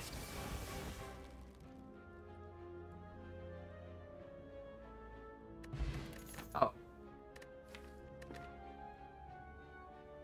We heal too much.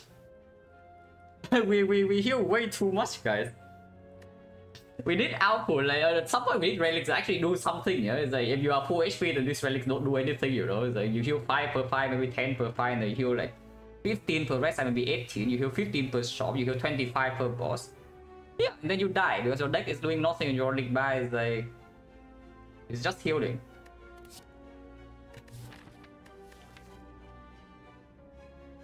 I am scared.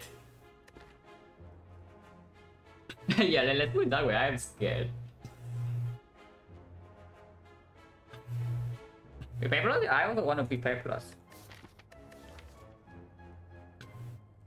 I think this prepare and upgrading it is absolutely a possibility. I don't want the count combo upgrade at all. With I think count combo upgrade is like fine, but it's not drawing that many cards. And it takes quite a while for us to even shuffle the first time. The alternate option here is to upgrade Nightmare or the Neutralize. Honestly, with Ornithopter right now, it's possible to also upgrade Alchemize and make Nightmare Alchemize a little bit better, but I don't think so, because that thing actually does not help us in longer fights where we are going to struggle. When the question is the math behind Drive for Ready event. For me right now, okay, I can go in depth into that. But short answer is for me right now, if I see that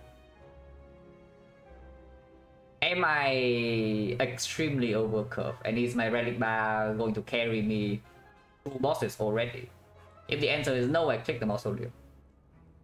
Basically, if you're winning the run by just removing cards, yeah, then you do not click Mausoleum. Well, guess what? This run we are never removing cards. Our relic bar just sustain. We don't have output. But for me, that's an instant click. yeah, for me, that's an instant click.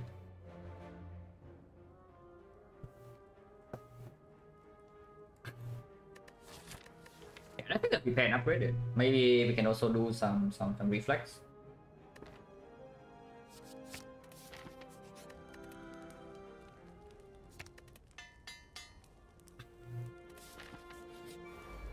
Grabbing, we have the Malays. We want to draw into my freaking Malays, and yes, I do draw into Malays, so that's good. It's still hitting me for like 1 time, whatever, and weakness eventually runs out. But we have we have a lot of time here still. Oh, 14 on turn 2, interesting. We can potion now.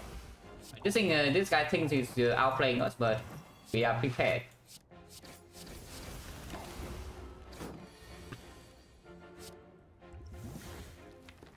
iPod can be used. I mean, no reason to if we don't have to, because your healing is wasted. We overheal here, we overheal here, we overheal here. There's absolutely no need to play the 5-pod. I am the video. Wait, what happened? Am I dropping frames or what? Yeah, not. So maybe it's on your side.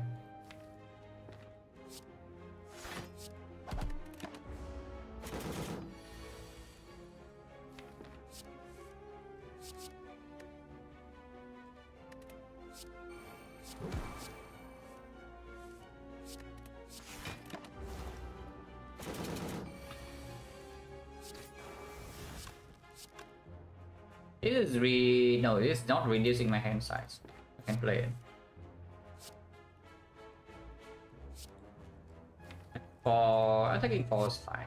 I'm taking 4. To push more damage. Because when it's running out soon and then suddenly becomes like 2 times whatever, yeah, and that is annoying to block.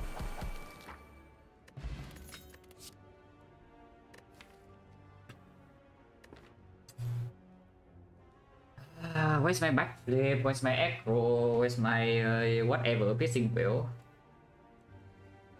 If it's a red plus, it's okay. Now that we have to prepare, it does not say block, so yeah, this automaton fight is actually looking like very spooky. I can take the deflect, but deflect with 4 base energy, with no card draw, with the prepare, when reducing hand size is not actually that good.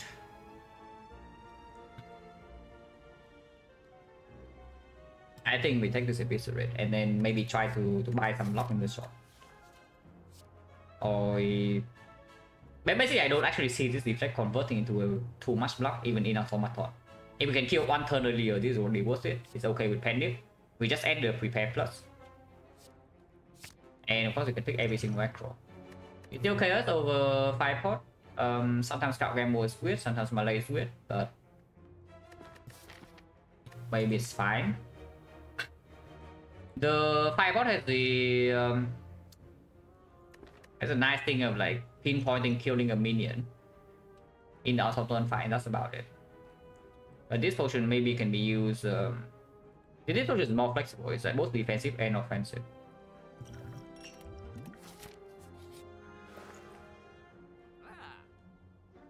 Oh boy, I can only buy 1 of these things.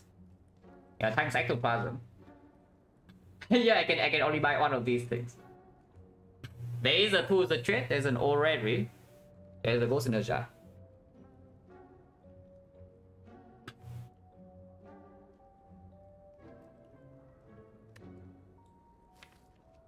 This tool is on sale is like good. But the already also can just give us like way more draw.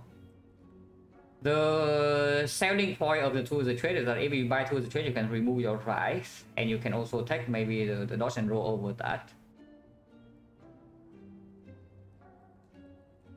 It was try no, we're removing the rise if we remove a card. I take the already. I take the already.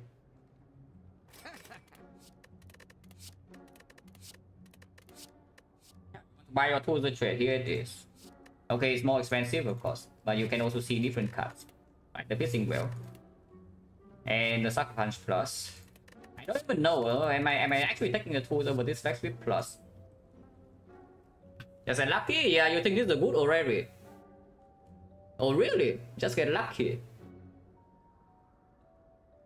If you want me to give a score out of 10, yeah, for this already, I would probably say it's a 4.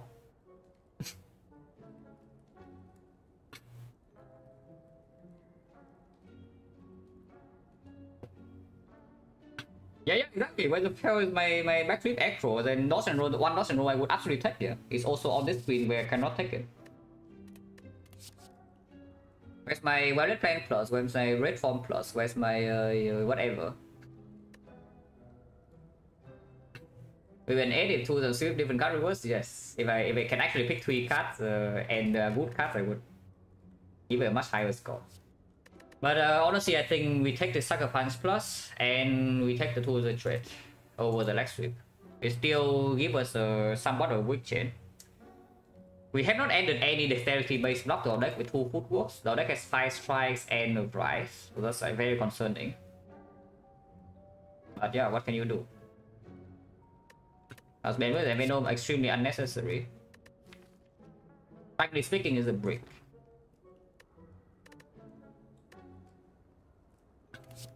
Yeah, frankly speaking, it's just a brick. Let's see plus. Oh, let's see plus so good. Oh, let's see plus so freaking good. Like, what does the tools even do? Is that it discounts the eviscerate? Okay, it makes the reflex good. Kai, we don't care about, yeah. But really, what does this tools actually do over the leg sweep? Well, so much, yeah. Not on the same turn you draw it though. So you take maybe with this deck you take maybe like 2 or 3 turns to draw into the tools, and then of course afterwards you activate like 1 energy eviscerate and you draw 1 per turn. Leg sweep, if it saves you let's say like 20 damage on the turn you play it, which actually it can, and it will do that a lot of times. Honestly, just talk about boss fights, because in hallway fight we have the insane sustain. I hope that we are not dying in hallway fight with this much healing, yeah. So in boss fight, what would be better? Like leg sweep versus the thing. Because if I do not take the leg sweeps, I can take the deflect. That doesn't make that much sense. And sometimes nightmare leg sweep, yes. I can also nightmare tools though. So the nightmare argument is not actually real. In fact, nightmaring 2 is just better. It's probably just Sucker Punch to the trade. Probably just Sucker Punch to the trade. I'm curious about this thing. Do I click it just because it says 6 block? And we have 2 footwork here, so it's 11 block eventually. We have Witch Chain. The shift is not the worst thing because it advances the Penif and it also inflicts the Envenom. Is that where we are at now? Is that we click on Cloak Dagger because it says 6 block? We need a block back soon? Yeah, exactly, soon. Yeah, now. yeah, soon. Yeah, how soon? We are fighting Automaton in like 2 floors. But no, seriously, do we go to the fight just because we want to see a card reboot? And this HP loss is... Yeah, this HP loss literally doesn't matter. This HP loss literally doesn't matter. So, question marks right now, yeah? Ritual Decker complete trash. Apparition complete trash. And yes, you don't get to say that often on Silent, but yes, Apparition is complete garbage. Vampires... No tanks. Forgotten Arthur we don't have, so that's already 4 bad events. Larry cannot show up. Everything else still good, yeah. Red Mask Library, Ancient Writing, the book. Oh, the book. The book. The new Reese Codex is waiting, guys. Without Malaise Plus, without Nightmare, without Alchemize. It is there. As usual, the good events are still very good. It's just that, okay, what have we seen in this deck? We have seen Mausoleum. Can Seeker's removal? Yes, but it's a shrine, so it's quite rare. We have seen only Mausoleum and nothing else. So Clary cannot show up. Which means we have, what, like Mausoleum, we have Vagrant, we have Transform, like Mutations. We have the Bites, we have Apparitions, we have Ritual Dagger, we have Outer, we have Library, we have Red Mask, we have Ancient Writing, you have Twipe. And we have Book. That's 11. And that's 11 events. Normal events. Of course, you can see shrines and such. You cannot see shop. That would be yeah, 4 of 11 that this node is empty. Now the fight does not give us gold, but it does give us a potion draw. It's still good, not a bad potion, but I don't mind rolling it that much.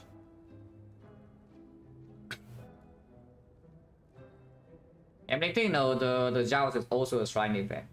It's a shrine event that only shows up rank 2, so it can get confusing, but it is a shrine. And I don't care about shrines when actually doing calculations.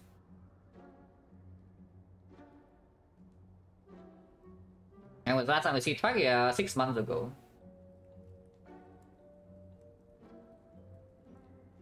So that's pretty stupid, but that's how it is.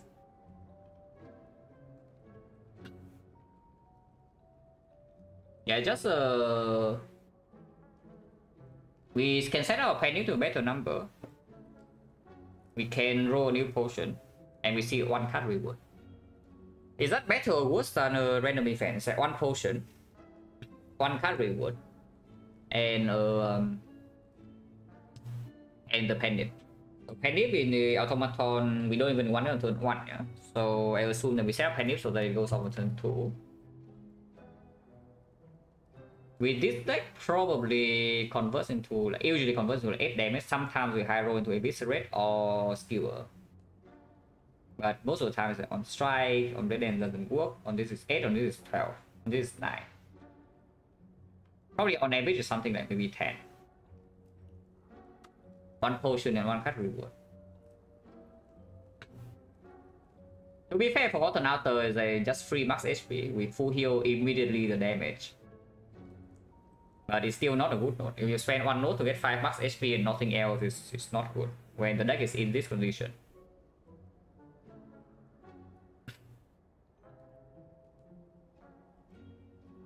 Seven out of 11. So how is this automaton fight looking? And we, because I do think the EV of the question mark is higher, yeah. But we need to think if we see an actual empty node. Yeah, if we see an empty node, is the automaton fight playable or not?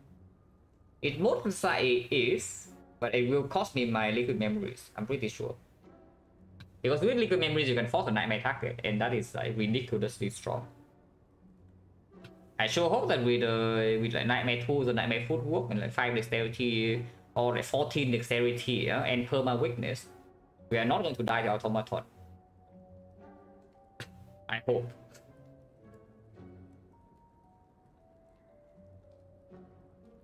Yeah, I am probably taking the question mark. Also, 20% of the time is also justified. Visual dagger. Yeah, we take the dagger, but it's not a good event. I mean, eventually it will be good. If we leave this act being fine and we can stack it up a few times, and it will be good. It's very strong with Panic, very strong with Terror, very strong with Nightmare. For the automaton fight, it doesn't do anything. I'm with right now it's Cow Gamble, Echo, or Nightmare.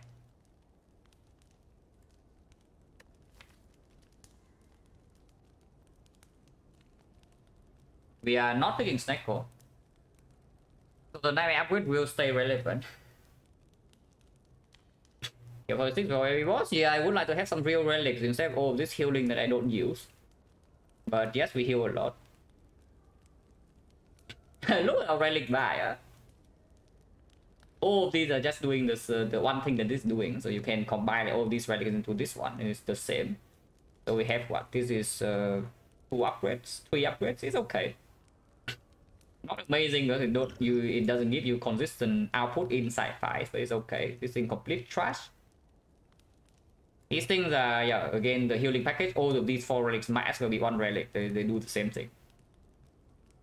We don't need one of them to be, maybe not this one, but either one of these 3 will give us full HP. So these are all just 1 relic. This is useless. It's boss relic, but yeah, again, already 335 because of the more bang a little bit. Weapon Horn's good, but Weapon Horn doesn't give us output before the minions die, and in non-AoE fight it doesn't do anything. And it was okay. Already we bought, and it was a somewhat mediocre. So this relic bar right now is not good. This relic bar right now is honestly just not good. Now, in defense, we can actually do that. It's a depressing thought, but it is possible.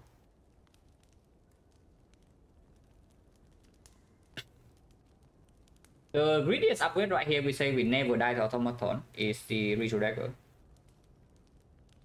And yes, this deck can, because it heals so much, even if the draw is somewhat inconsistent, I think we can stay around in a lot of fights to get dagger in Act 3.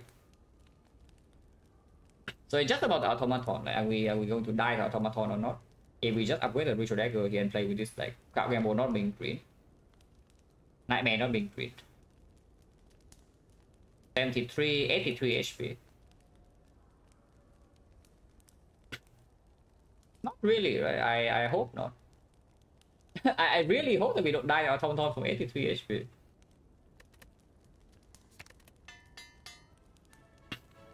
Right, next with weak is enough to heal automaton. Usually it is. You don't even need 5 dexterity most of the time. If you have 2 dexterity and perma weak chain, automaton is a joke. Well, not for this deck, because this deck doesn't draw cards. But usually that's enough.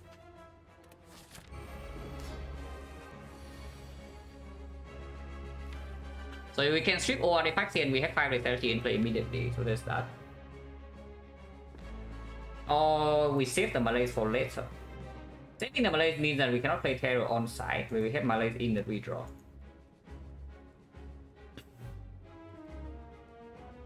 But we also save the card gamble if we just play the malaise now. Turn the note 1 in the redraw. Unless you tell me we liquid memory the entrance for Nightmare, but I don't think that's the case. Just play the malaise now. Yes, we're facing way, of course. Malaise for 2. So all effect gone. I don't want to redraw entrance, so I probably just play it. It takes like quite a while to redraw to this entrance. By the time like maybe 1 minion is already dead.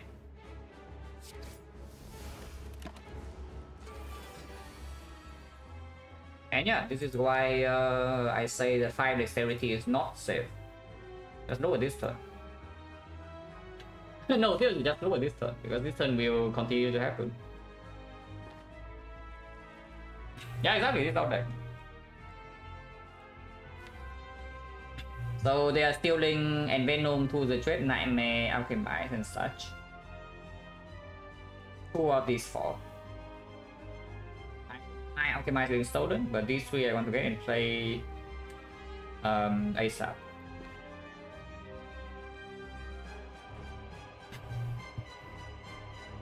There's no reason whatsoever to disfocus this turn, right? Because we are wasting 5 healing first of all. And if we hit the Nightmare accidentally, it's not even good. Like with Nightmare defend, we actually will Nightmare defend if the Nightmare right now gets hit. I think we take 6 and go for the best. And yes, I will still kill the minions, of course. Interesting. Still Alchemist, we targeted the wrong one. This thing is stealing the Venom. That's fairly important.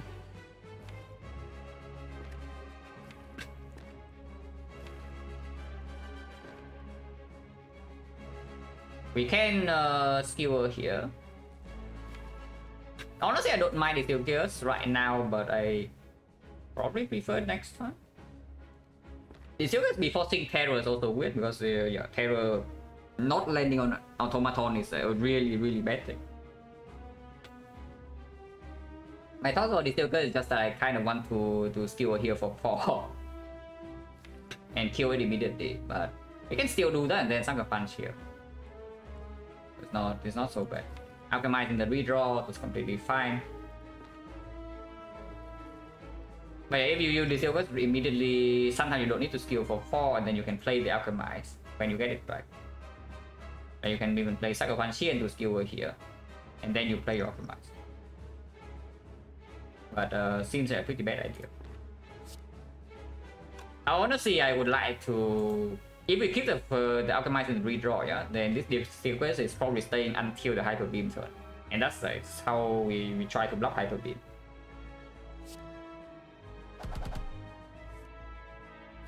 and can't remove here. Best.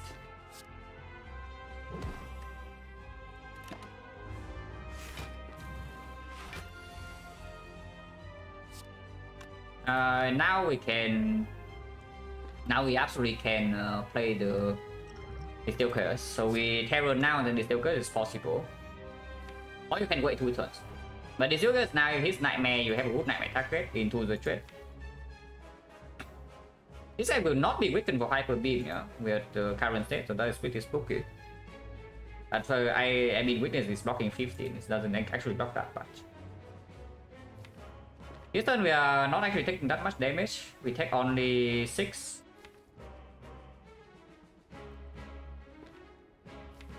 But we are floating energy. Not that the Distill make us not float energy. Does anyone know why they're not letting us use lethal effect cards on minions? You want to stay in Wembley Leader for 5 hours. I see. yeah, if you want to stay in Wembley Leader in 5 hours, you can do that. You want to stay in Collector for 5 hours. And honestly, yeah, I would say that Stolen Collector is more realistic than Stolen the Leader. Do you really want to do that? Because I kind of don't. I mean, I will do it if it's a thing, but I don't want to do that.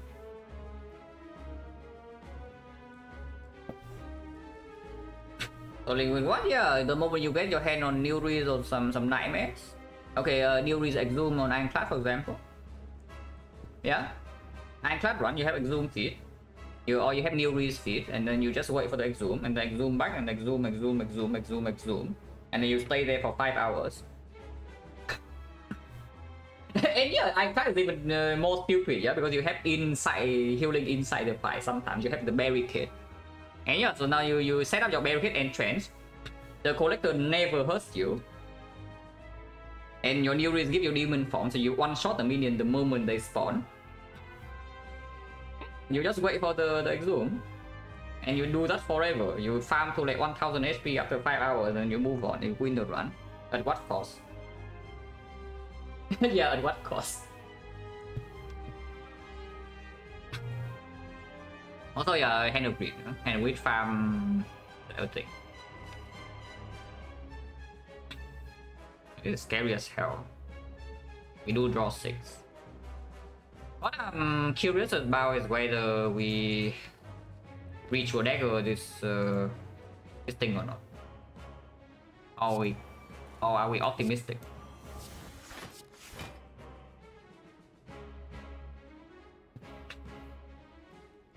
Never able to store out enemy skill and sample run by nammering both optimize and malaise? No.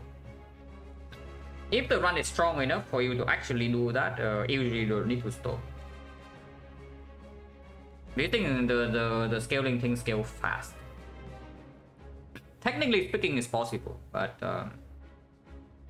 practically speaking, the chance of you landing into a run that's weak enough that you have to do it, and you can somehow do it, is extremely low. How much do we believe in this deck? Because if you don't believe at all, we just reach your dagger here, so that I can actually maybe panic, maybe eviscerate, and then get my Venom back to deal some real damage. I don't believe.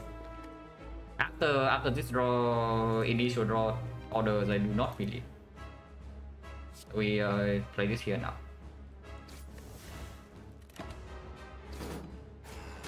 I'm actually afraid of dying. So we will have weakness in the Hyper Beam turn as long as we do not play the thing. Sometimes we don't though. Sometimes the Gremlin Horn screw us over here. That's fine. We kill this, get back the Envenom, and then we draw 1 card.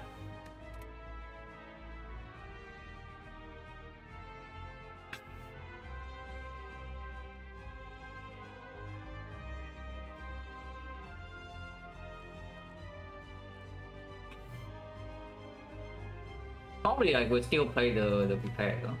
We can quick slash first. We can panic alone is killing this, yeah, so we don't need to put extra damage. We panic first. Okay, so we don't have weakness for the Hyper Beam, that's nice to know. We can Nightmare neutralize. Possible. Yeah, in hand right now even, but probably not. Because we still need to play some attacks like some Blade Dance and such for this one attack, so Neutralizer going to be good. But yeah, we need to play one attack in order to penetrate the Eviscerate, and if you want to Nightmare Neutralize, you will not be able to play your Envenom. I don't think so. I think 10 Nightmare Eviscerate though. So is that what we want to do? Because that does improve our damage output by a decent amount. We double cut and go. The sad thing is that they are all shuffled out. Yeah, all the Viscerates are going to be shuffled out, but we have the Survivor in here that we can even liquid memories next turn and then play all the Viscerates. Because their tools, the trade is discounting to 2. We play double Survivor, they all go to 0, and then we deal an insane amount of damage to Automaton. Wait, where's my Ritual Dagger? where's my Ritual Dagger plus? Why is the Ritual Dagger plus not in my deck? Wait. Yeah, where did it go, guys? How did that happen? How can a Ritual Dagger just disappear on me like that?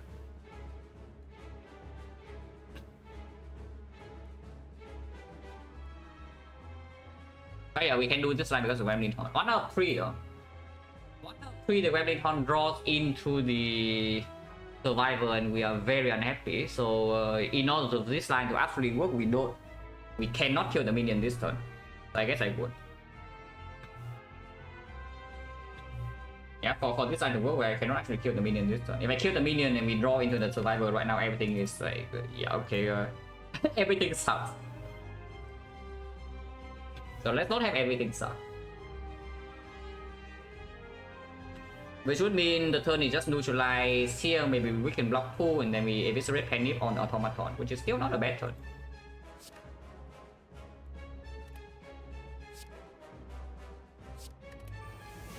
Yeah, block 2. 81 damage.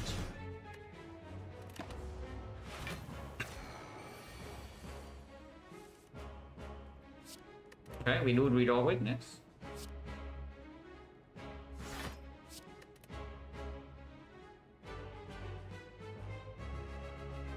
We don't even need to. We don't even need to memories the Survivor. We can already do it. Like we do double Eviscerate here and then we get the card, but then Envenom is not played. Should probably just do it. I mean, yes, you can do this, but double card Rambo is still in on deck, so it seems a bit weird.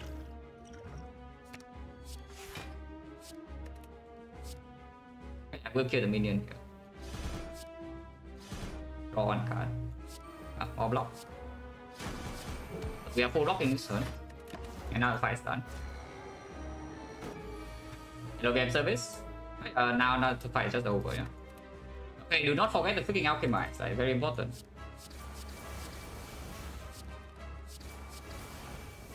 Energy kinda plays next turn. I guess I can play this, even though it's less damage. yeah, being scared of dying to Automaton and we are winning the fight with no HP loss. Cool.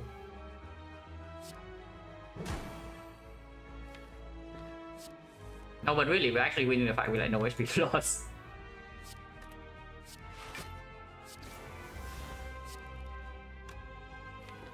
That's the usual stuff, guys. If you watch me enough, you know that these things happen.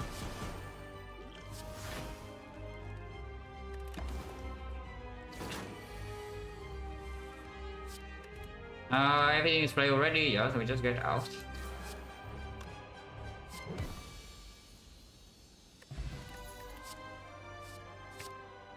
I don't want to absolutely take.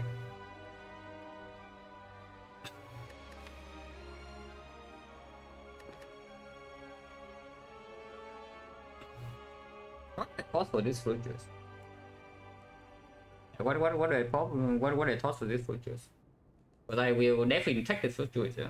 Max HP is very powerful with what we have, and these potions are not actually locked in yet. Distillers is worse than Noob Pot, right? I mean, it's not necessarily worse. It definitely is better in the fights where we have basically we break early turns, and it's actually better. It saves way more HP. But yeah, that is only like for this maybe. In the hard fight, the DuPont will outperform. And in hallway fight, we say they're healing an insane amount, then yeah, why care about like breaking in some tiny hallway fights?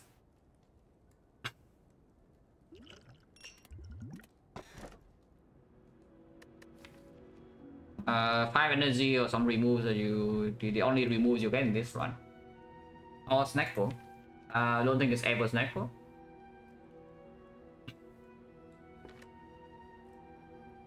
So do you want 5 energy or do we want remove 2? 5 energy right now doesn't convert into actual stuff.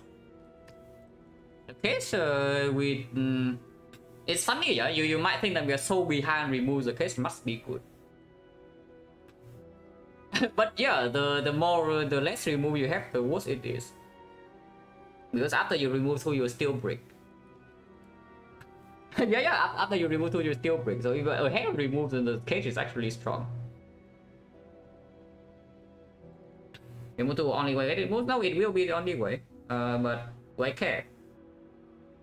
I don't.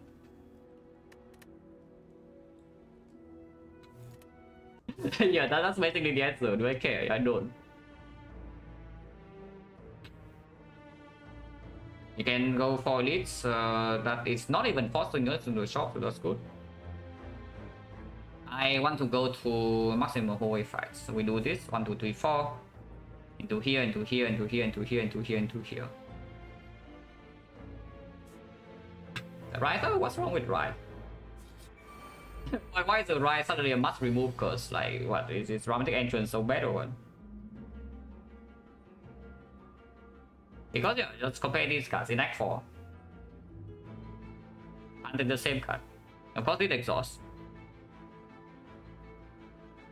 But yeah, what's wrong with the right? Do not forget, yeah. You are trading away half an energy per turn in here for this remove. I say half an energy because yeah, of course it only works in elite boss fight, and this is 1 remove. In the case you have to do 2.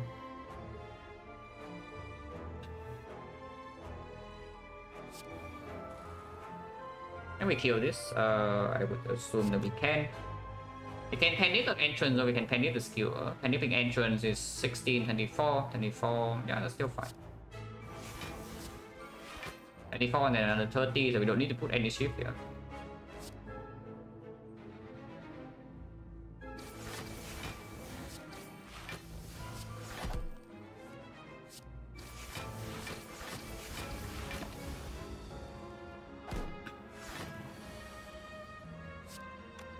Entrance okay, skin shield with panic. Yeah, 16 damage. Wow. 16 damage will surely end that fight, guys.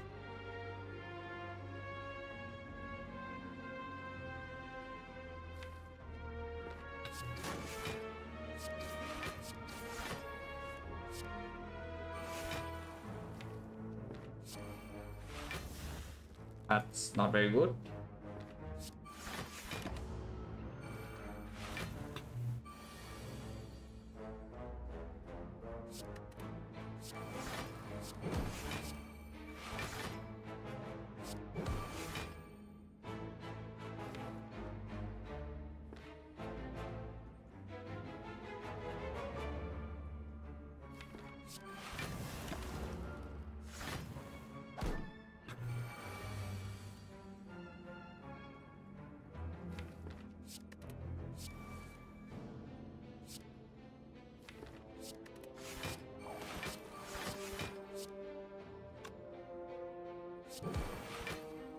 Taking some damage but not that much, and of course we heal like crazy. Yeah.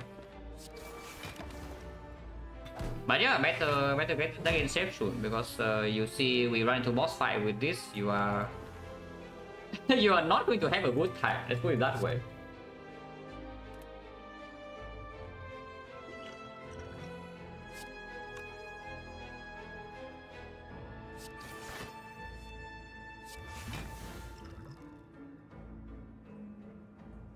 Probably use it now for 5 heal.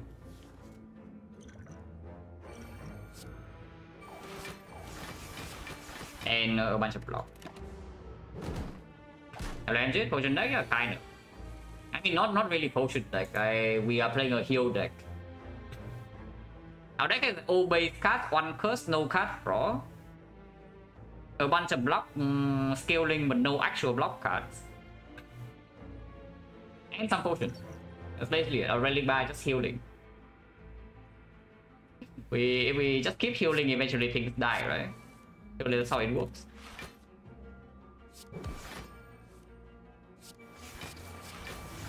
I mean, we have the Ritual Dagger, yeah, so let's not forget that.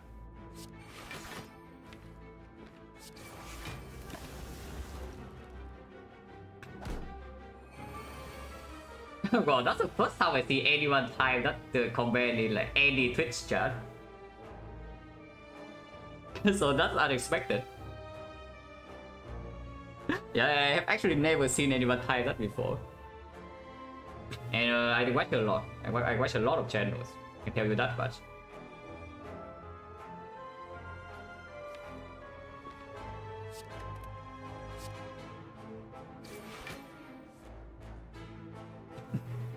Darling, thank you very much for the farm sub. Appreciate it a lot. Okay, dagger can be yeah. Here, that's good. Vision plus, yeah. Base come back.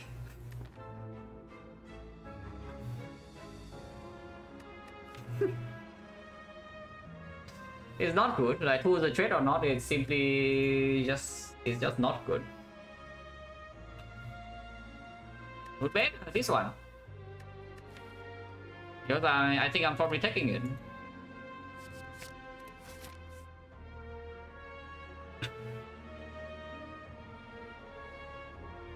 And we go here.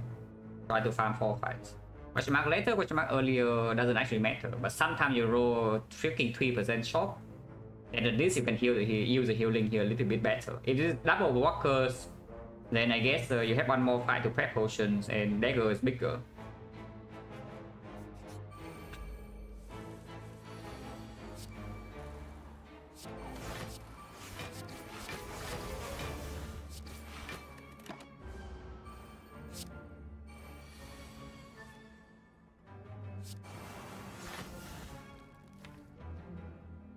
I only have the Creeping Cloud to kill this because I don't know how we are doing it otherwise.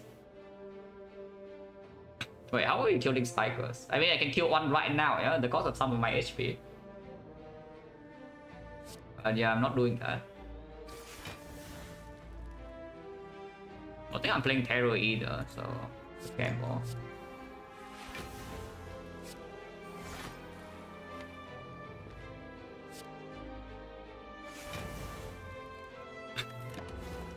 Pulls it down, it's not that bad. And also, I want to Nightmare Alchemize here. I want to Nightmare Alchemize here.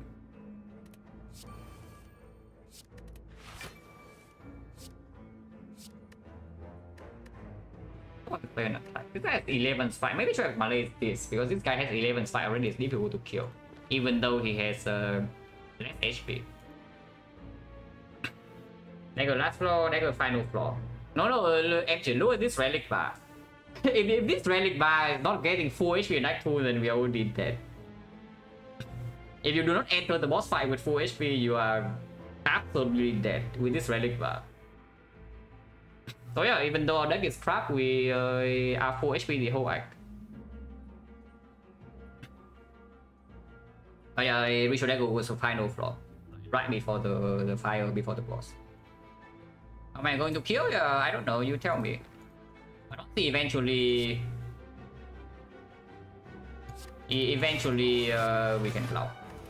We have no daisies, we have 5 dexterity, we have ultimate, so block for 11. And then they will maybe die somehow. I don't know how, but somehow.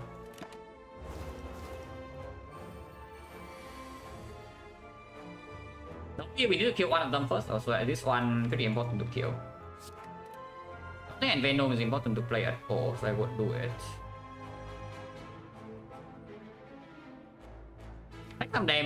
Taking some damage is fine. We will Nightmare Alchemize. And we will Nightmare Command taking some damage completely okay. I will take some damage. Because this thing needs to die. The other one is melee, so this thing needs to die.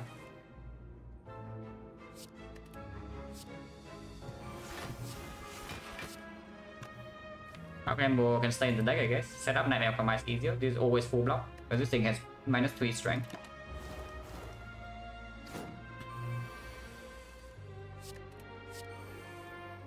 Do not play this.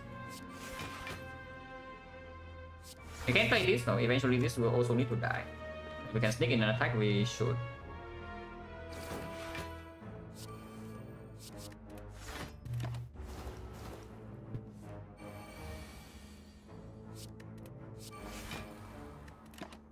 So now it attacks every turn, yeah? But we have the tools of trade.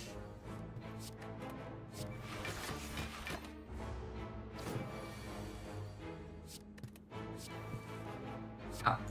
Surprisingly fast. And just heal 15, so of course we can take this damage. Deal 20. Yeah, playing the Nightmare heals 50. We are invincible. Yeah, we are invincible. Nice, yeah. Oh, this will kill it for us. This will kill it for us. Okay, maybe it doesn't kill it for us, but it's trying, it's trying. It's not 1000 cuts, it's not the fumes. It's not count drops. So I guess this is just blocking. And yeah, after is good because if we draw into any card that works with the footwork, this thing already is full block. We play this. Do I want to reroll this or not? I still can. We have one more optimize. I think I do. I think I do.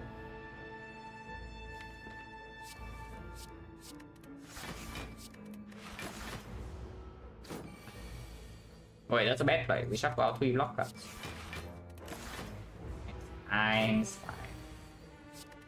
That yeah, you draw into 1 playable card and you are already full blocking. I hope the playable card is not at red dash, though, that would be sad.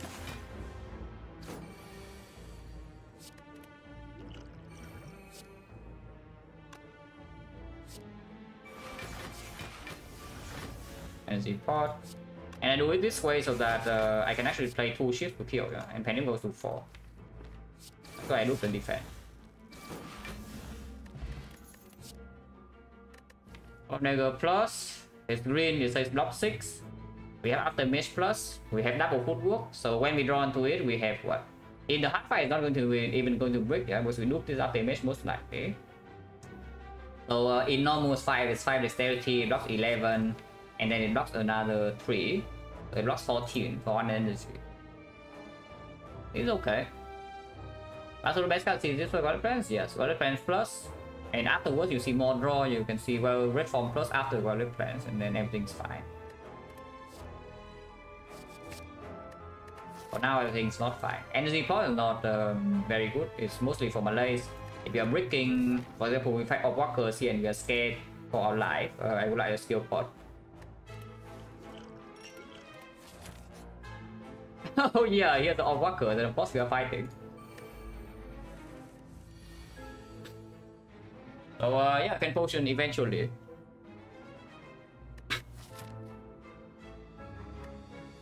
I'm scared. They start with double burns and our deck does not handle burns very well, I can tell you that much. And we don't have a boss relic here, because this fight is not an elite or a boss.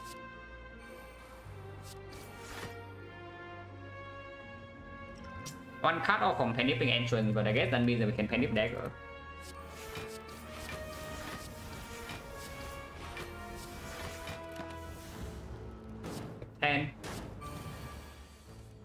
Oh, never mind. Overworker is free. Wait, anyone else thinking Overworker is free? Oh, just me. Wait, Overworker is so easy? Why am I ever scared? It's 60 damage and we just kill him. I mean, we can also do this 54, but it's just stronger. That's also why I said about, I talked about it, is that we go to this fight first to get potion prep and get the panic set up, so that if this fight is, this question mark is exactly of what curse we are going to be in a stronger spot. Because yeah, honestly, shock doesn't matter. Like shock, if you encounter shock at 3%, you're still over healing regardless. So it doesn't matter if you see the shock here and you get slightly better healing from the meal ticket.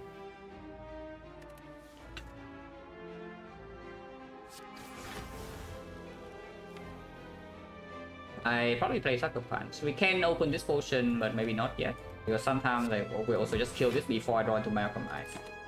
And honestly, we're losing a tiny bit of HP, nothing to be too worried about. Maybe now I open the skill pod. Wait, I would like a real card in my, this card to be real in my deck. Please. If I can have a real back flip, would be nice.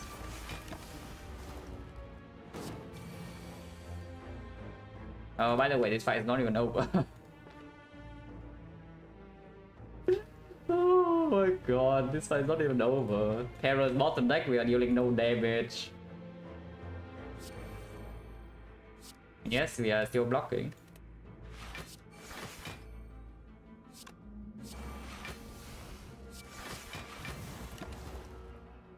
And this has 8 poison. I'm not actually allowed to wait for this Switch Reactor because the Switch bottom deck and Terror's bottom deck.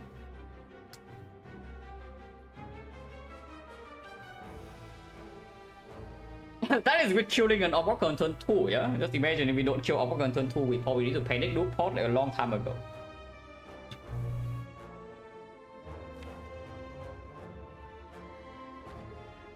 Not with Negro in this fight, like pretty sad though. Don't think we are allowed to wait.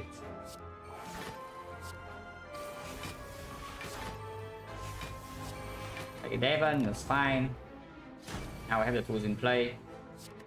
Potion, no, we heal our freaking assets here, so let's not waste potion for no reason. Having to play a Negro already makes me sad, you know, so let's not waste potion for literally no reason.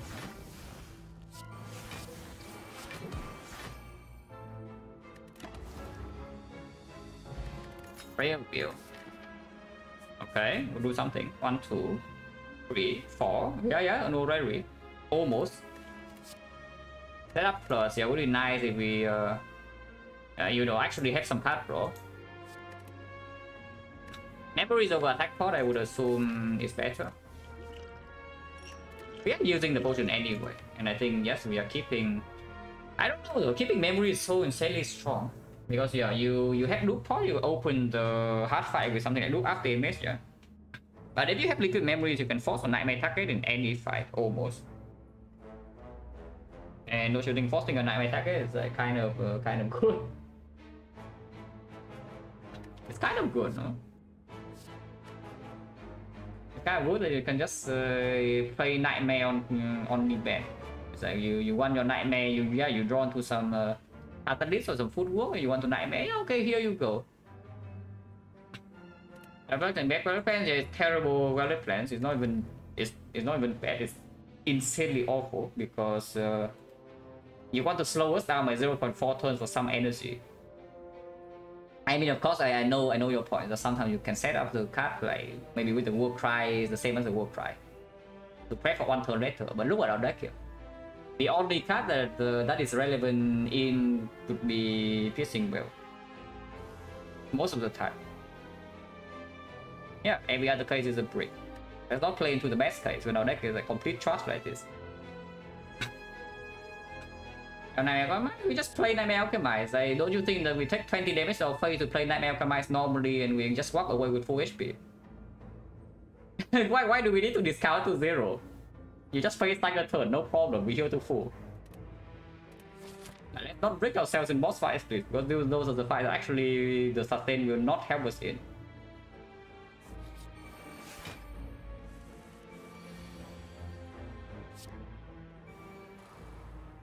What am I using, by the way? Because I can actually see using loop pod, yeah. It's like we say we prefer like memories over loop. So we can actually even use loop pod to loop the nightmare on the alchemize if we can land it. Have nightmare footwork in the boss fight, you just play your freaking footwork. Why do you need that, the setup? Setup gives you what, 3 energy? Yeah, okay. Guess what? In boss fight we have 5 energy here. And no draw. So why do you want the card that is minus draw but give you 3 energy when we literally just give a 2 energy card for free? Yeah, you know what I mean, the Tactician Plus. And we just don't care about it. So why suddenly we now want energy in boss fights? Again, I don't have any plan, not thinking of energy at all. Yeah. But just think about it. Like again, Duran. Like we need to have this conversation every single time we see a card like this. Why do you always think about the good draws? Like our deck right now, you see how badly we draw here. And suddenly now the setup is magically lining up on the turn where it conveniently gives you nightmare and whatever. Instead of just straight up bricking you and you draw base card plus the setup and then you die. What is more likely in this deck? Is it more likely that we draw well for the setup, or is it more likely for us to draw badly with the setup? Because I just see that the chance that we draw badly with the setup increased by is higher than the other thing by I don't even know how many times. Yeah, bad draws now is not why we have this potion. I'm not just saying, hey, no, Duran. Here's the thing: the chance for the setup thing is exactly the same. The chance that you draw Nightmare and Footwork on the same hand, and the chance that you draw Nightmare and Footwork, basically you draw setup and Footwork on. Okay, maybe it is slightly higher for the setup because you have 2 cases, but you still also need to draw setup together with the other card, and then the Nightmare or the Footwork needs to be in the top 4 or 5. Top 4 before the tools, top 5 after the tools. Oh yeah, you still need to draw like freaking well there for the setup to even do anything. And the energy never plays. It's just bad. It's not even close to comparable. It's just bad. But yeah, this fight is not super trivial either. We can stall the Spiker. If we can kill the baseball and this thing somehow can stall the Spiker afterwards. I do want to store the Spiker with Malays into Nightmare Alchemize, and we can draw 6 potions, so we can heal a lot here. We heal 35 from Alchemize alone, and we heal another. That gets 40 cards there. After Prayer Wheel, maybe more. So we are going to heal another 24 here, and we have one more hallway fight. That is a lot of healing. Dagger is only still 25 though, so this thing is not even trivial. I'm a little bit afraid. I'm afraid enough to play this. I mean, I don't actually lose HP though if I Panic Entrance. Let's Panic Entrance. I don't actually lose HP. So no reason not to Panic Entrance. It's more damage and it gets out of my deck because it's a bad draw when we are alone with this guy.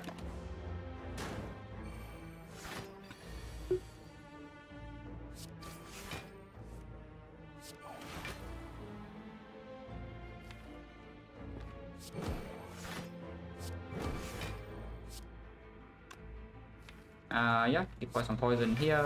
You can kill. Crippling Cloud will kill this. Taking 6 doesn't matter. Taking damage this turn will matter, but yeah, we also draw into Piercing Drill. That's good.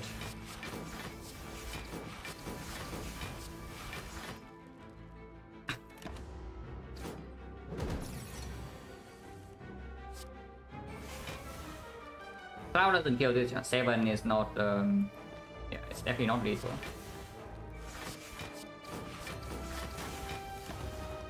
Thing now dies to Dagger, and it also just die to poison in 2 turns. And of course we can just kill it now. They set up the way we did.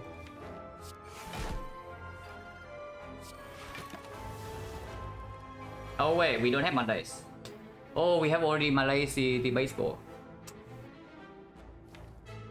That's typical then. But not very easy.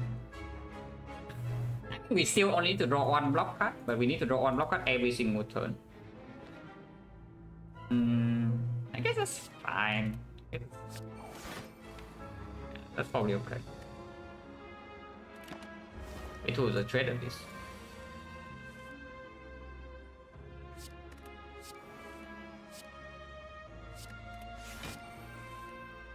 Oh, that's fast.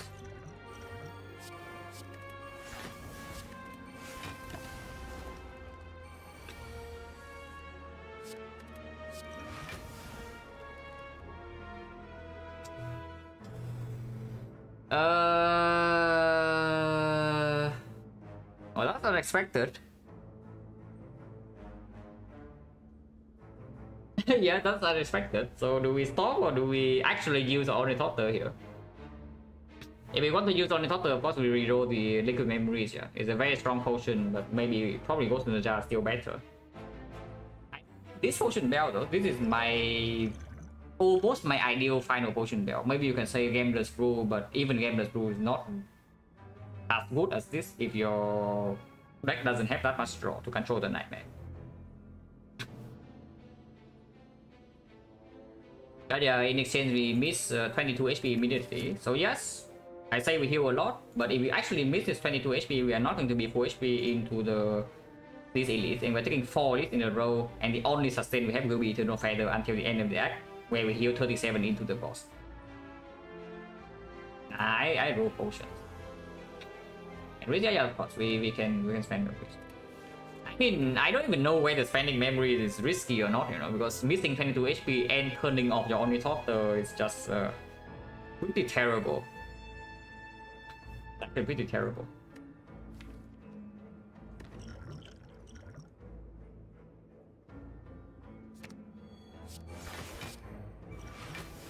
Don't do that. So still already -5. Keep this. Can use that, but not this turn. And we wait until we draw to these again and can use this. Or we break a turn.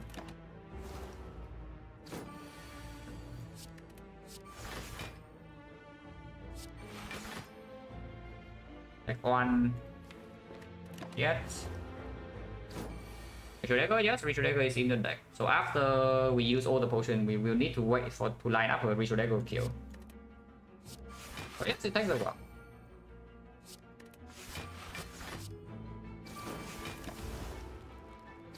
Yeah, honestly, waiting to get a kill with Ritual Dagger shouldn't take that long. Because you only need to draw like 2 block cards with the Ritual Dagger. They have one more compromise, yeah. Hit this. Wait for the not interested.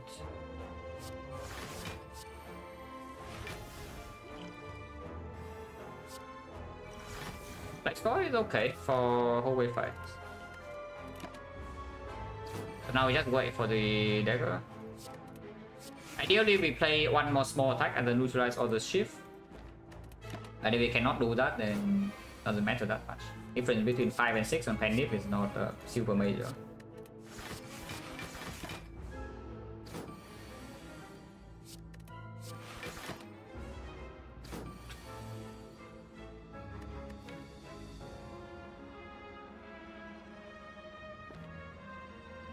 Yeah, I guess the real argument for 2 the trade over Lexip is this.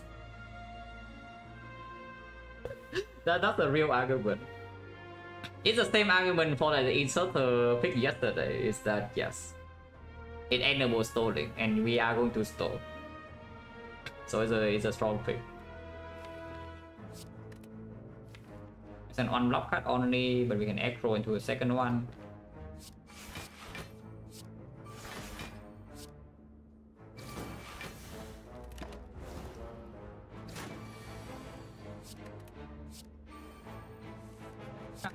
Heaven.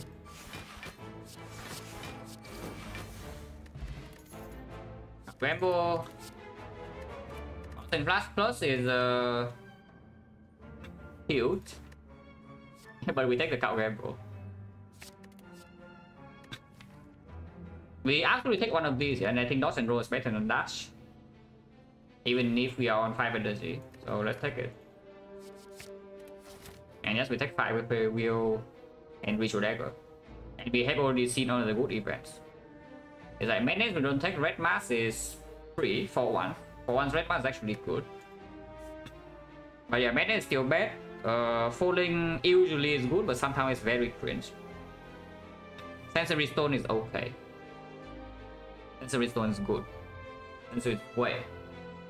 Oh, do you want to see Sensory Stone or not, guys? I don't know. Yeah, let's be real. We are going to the fight. But sensory stone. So we have one question mark in this deck, yeah. So maybe you want to pray that it is not sensory stone that give us magnetism. If it's discovery, then we cannot do it because we cannot upgrade the discovery. But if it's magnetism, all hope is lost. Hello, Jules. Thank you for the good luck.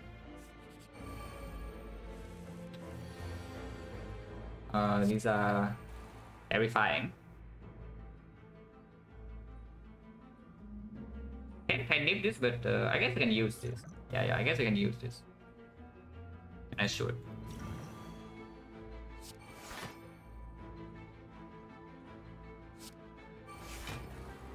This is 26.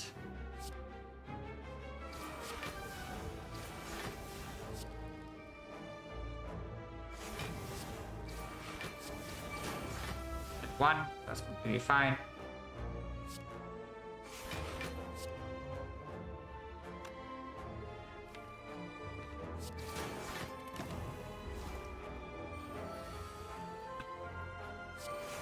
So yeah, we are Nightmare Alchemizer again. yeah, we are Nightmare Alchemizer again, guys. Can you do it? This is our life now. Yeah, how many times can we see Spiker? Like we have seen every floor Spiker or what? It's like, this is Spiker, this is Spiker, this is Spiker. So yeah, in 5 floors, we fought 4 hallway fight end of workers. We have seen Spiker 3 times. So that's Act 3 for you. Yeah, that's totally Act 3 for you.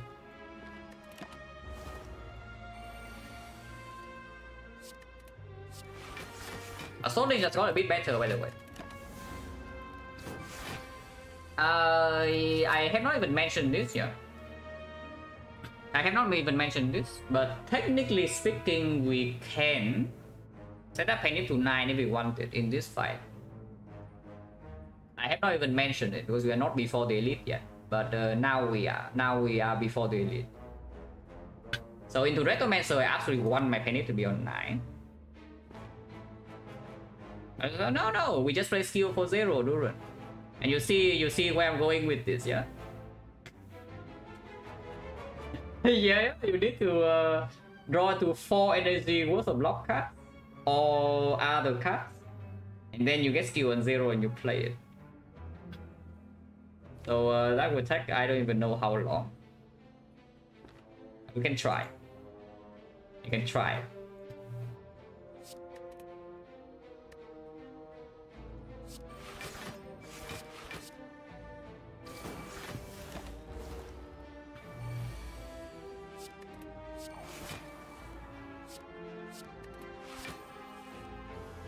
And we Nightmare is Alchemized, we don't play it. Terror. Don't want to play Terror because I still want to play some shifts to be a neutralize here and there.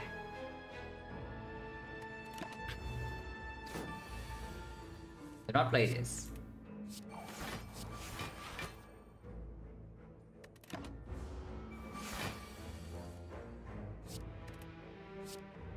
We don't need to play card Ramble. So if we say this card is good to draw always, then we shouldn't play it here. This fight will still take a while. But honestly, realistically speaking, after a Nightmare Alchemize, I will see what potion I get. If the potions are good enough, we don't need to do it. Because first of all, this takes a very long time, yeah? And the second thing is more important, is that this fight is not safe. You can break, very rarely, but you can break.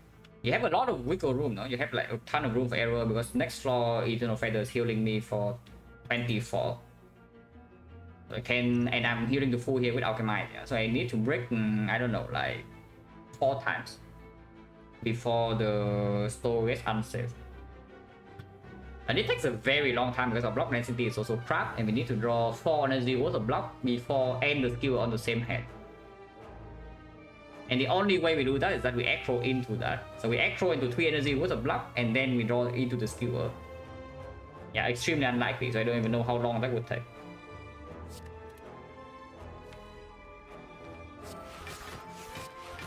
I generally don't know how long that would take, like, it seems quite long to me.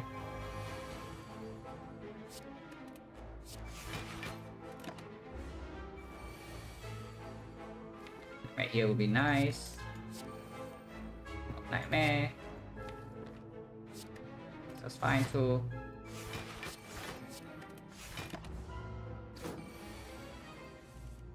Yeah, here we brick.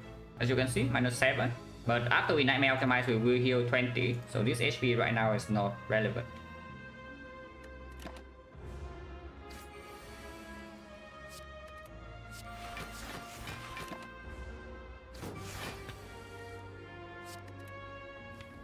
I don't want to shuffle out my optimize, though that would be bad. But I don't really know what we can do about that. Yeah, besides just hoping that we draw the thing. I guess Hammer can be played now.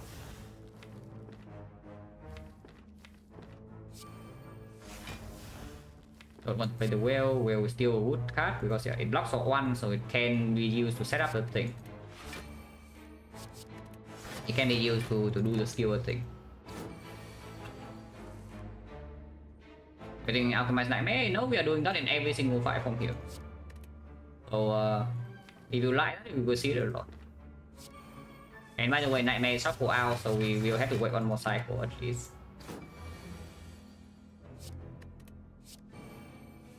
Your deck has more bricks than I thought, because we are just bricking every turn. Unless I play the card game pool.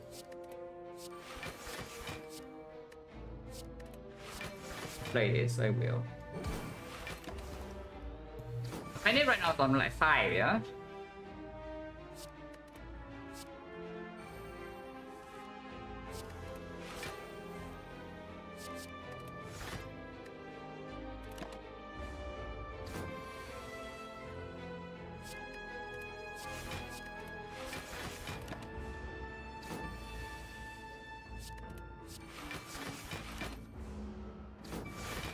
This time we also have one more brick because the Creeping Cloud cannot be played. When you shuffle in, throw negotiate for 0 energy. Well, yeah, sure. Because we don't actually need to put this to 9. 9 would be nice. Like, boy. Yeah, maybe not.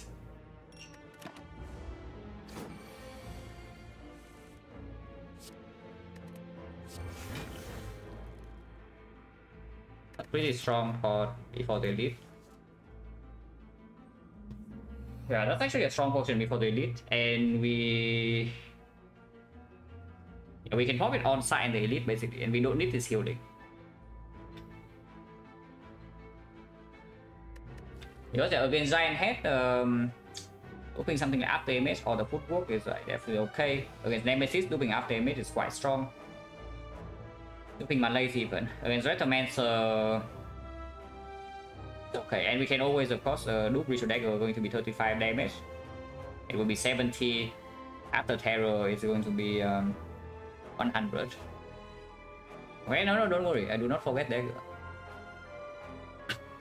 This is why above 80%? Nah, this is not why. You can never do this and you still win probably like 75 plus.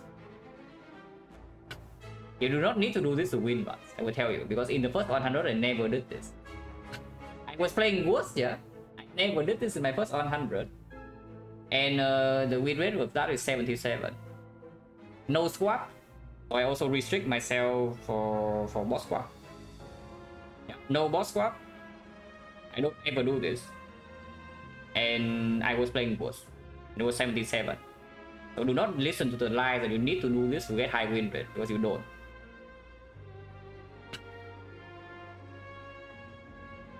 But yeah, if I see a difficult run and now I see that I do, honestly now I'm more used to it, because if you do this once you can do it again. If you're used to it, you just keep doing it. Just that. But yeah, you don't need to do this. I think you keep the Duke pot.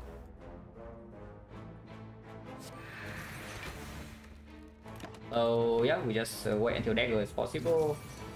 Sometimes we can let's do the panic. We can do the panic, excellent. We cannot. Yeah, like right here. Oh my god, look at that. Look at this thing of beauty. First one.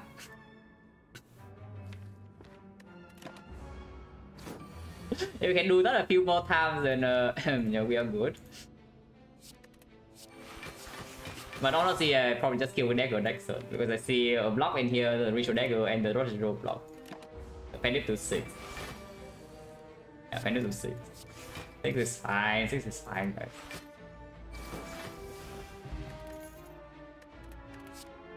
Block cards. Second facing wheel I can take.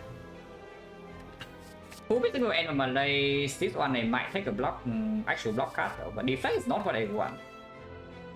Yeah, defect is really not what I want because we have 5 energy in the more difficult fights. You see in hallway 5 we don't even need the energy for the deflect. So it's straight up just a worst defense in most cases before we see more draw. Not terrible, not amazing, no. Actually not terrible. Let's see, we want backflip, we want next we want dodge and rolls, we want violet plans. Those are the things we want. Honestly, I would even take blur here. I think blur in this spot is reasonable because it's also a good nightmare target.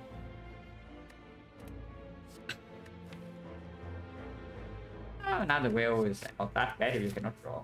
Yeah, you after you farm for this here. Yeah. Can we go first? If you upgrade here, I don't know, like we are actually not upgrading top gamble, so I only see something like acro or footwork or even neutralize because one sucker punch is not enough with this deck to keep weakened permanent. We do have a lot of fun weakness though. We have the Creeping Cloud plus 2. We have the Malays probably maybe +4, +5. And then we have the neutralize, we have the sucker punch. So first next cycle we have something like say 9, maybe 10 weakness. And that's sufficient in most fights. Not in Donut Decker. But in Donut Decker the neutral upgrade also doesn't actually do that much. And not in Awakened One after the split. But Awakened One also gets Malay, so and we can play all powers. So shouldn't be that bad.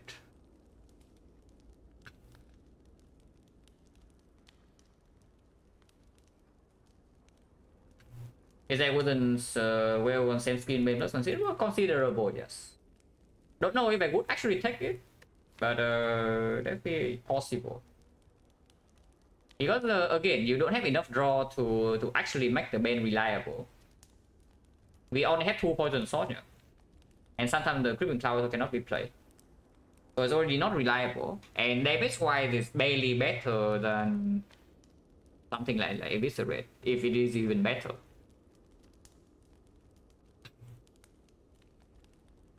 When I saw Gear piece fight, I turn off possible rewards for 48. So here you can still get it, I'm pretty sure. You can actually get it here. And we are going to be full HP unless we die from basically full. So how scared are we of the upcoming list? If we're really scared, we can make the upgrade. Otherwise, we just... Basically, my point is that we are never resting last fire. So not recalling now, just opening up a different upgrade later on. Or we... Basically, after we get more information, or we open up some red side relics.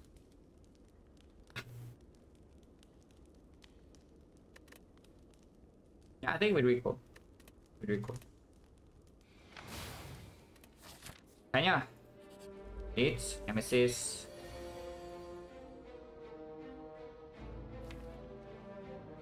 I think quite a bit this turn. If we try to nightmare the after image. And then afterwards we don't have nightmare optimized. Yeah. So we can heal 10 from this fight with that. Currently taking what? Nightmare after image. And you can play after image and Venom dramatic entrance. You can even duplicate this after image, but that way it's 5 HP immediately and it doesn't block 5 this turn. I don't think that's a line.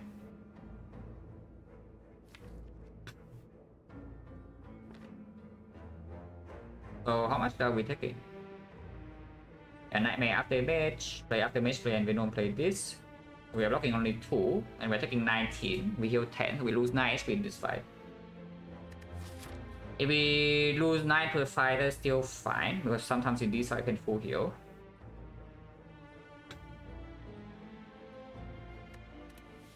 But yeah, drawing no block on turn 1 is slightly unfortunate. And tell me we don't play Nightmare, which is also possible. If you don't play Nightmare, you block a little bit more and you just play, let's say, after image and Venom, Crippling Cloud, Dramatic Ancient Strike. So you block for 1, 2, 3, 4, and weakness. So you block for in total, you take 11, and then you can still heal 10. In exchange for the fight not being saved afterwards. Because if you Nightmare Aftermath here, the fight is most definitely saved after this turn. Because suddenly your Blade Dance is also blocking like 20. And it's eventually going to be melee. Do con AI saves a couple of HP? No, you lose HP. Because you waste your 5 heal. It saves you 2. Because you play Venom and Dramatic Entrance after it, but then and 1 ultimate, so it saves you 3 HP. But you lose 5. So it's the net negative of 2, but you gain 1 extra ultimate stack. You can always just duplicate footwork later for the same effect, or even duplicate melees. Yeah, I think I want to Nightmare Aftermath and we just take the damage.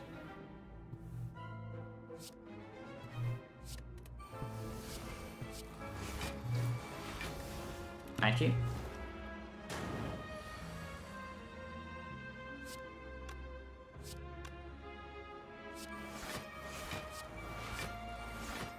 Let's do the melees now. Sure.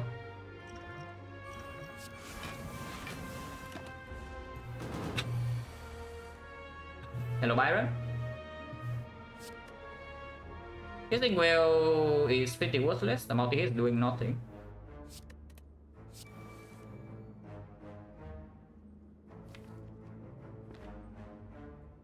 We don't have Nightmare anymore, yeah? So we just play Alchemize on side.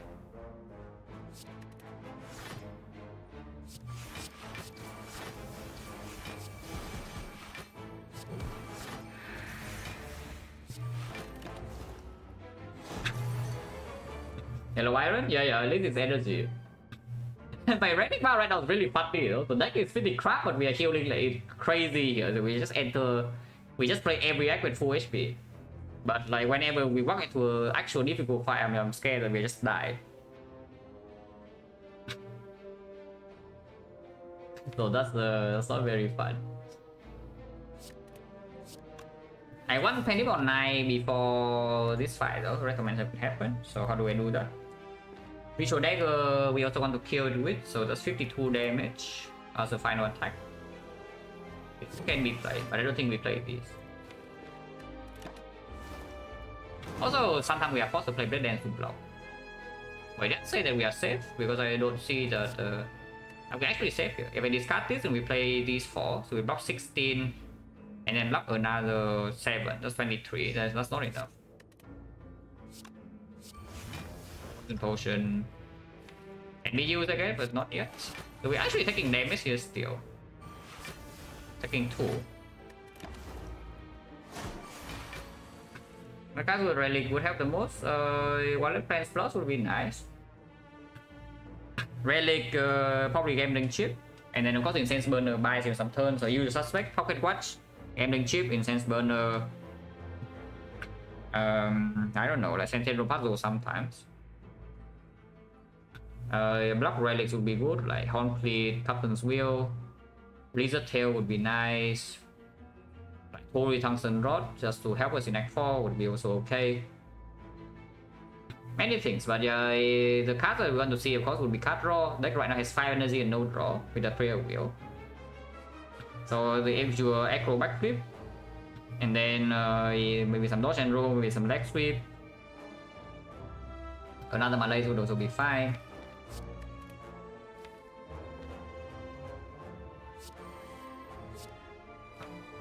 Have no block next turn, that's concerning.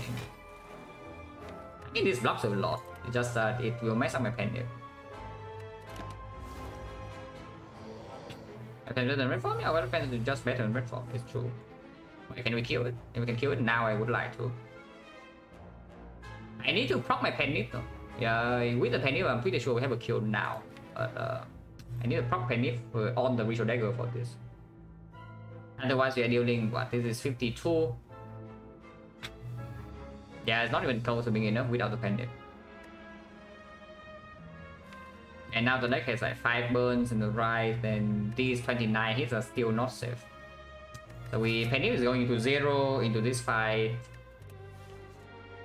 Poison Potion using now for 5 HP, I guess I will still do it. Into Retromancer, this is not that important. The giant head is also not that important unless we see catalyst. But if we see catalyst, we also already have poison starters.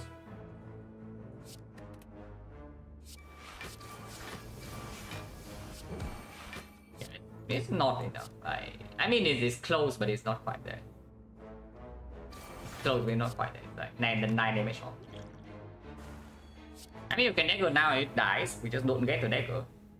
You can keep the panic set up at the cost of 5 dagger damage, but when we're healing so much, when this can also be giant head, when the panic setup doesn't matter.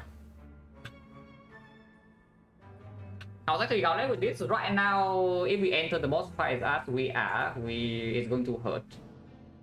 But there are definitely draws where we die, but there are definitely also draws where we don't. Because our block is good, we have a malaise plus. And we still heal like crazy between the fights. It's possible to play boss Scarlet. Right now, I would prefer not to, of course.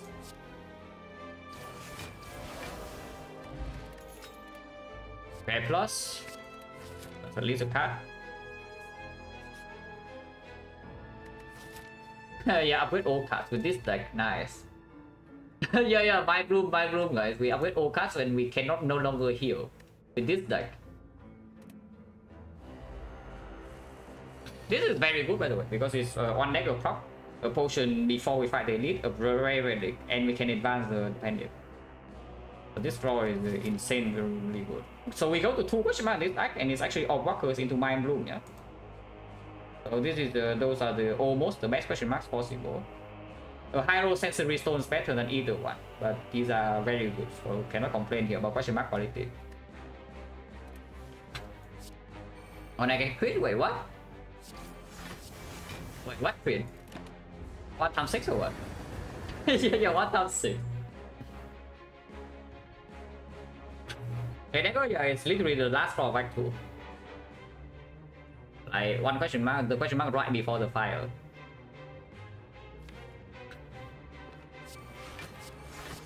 Even after this Malay, we cannot actually stay here for that long, yeah? So waiting to Nightmare Alchemize probably does not happen. But we can try.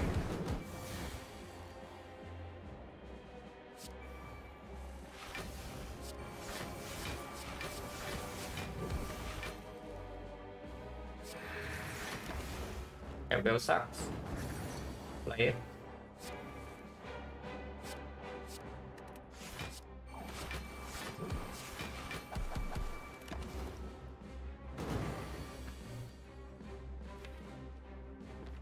May optimize is in the deck.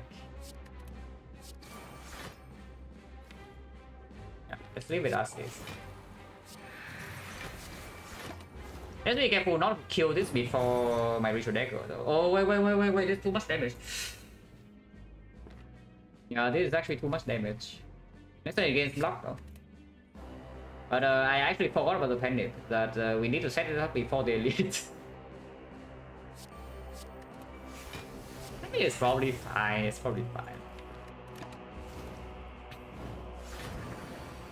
Probably. Yeah, here's the blade dance.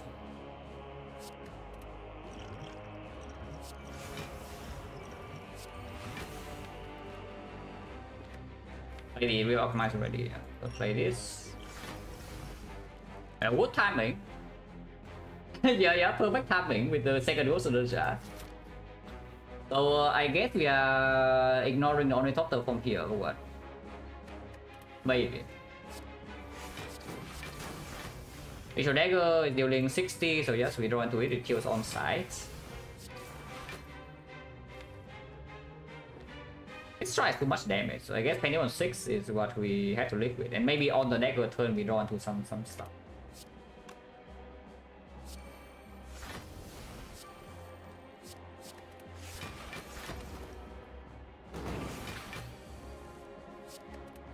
This I can play though.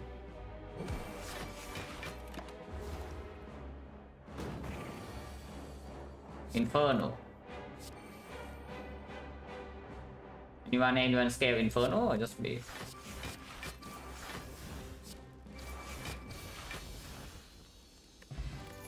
Tories here. PK with this deck. Oh, PK is strong, but PK with this deck is sometimes it will lead to some very nice PK turns. I probably still take it though. I probably still take it. It's there's way too much potential. And honestly, even Nightmare is also a Nightmare target. It is also a Nightmare target. And we have the Shuriken. Shuriken Terror, Nightmare target, Ritual Dagger, some other stuff. Like the Weather Flash Plus, yeah, would be good to go with the PK, yes. I would say so. Wait, card draw? I'm drawing cards. Nice order.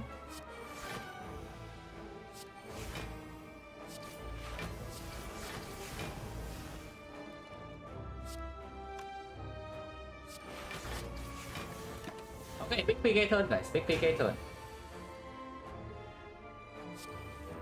Yeah, big PK turn. Wait, who doubted? I'm sure somebody doubted before we actually played the prepare, but who doubted? Wait, who doubted? Any doubters in the chat?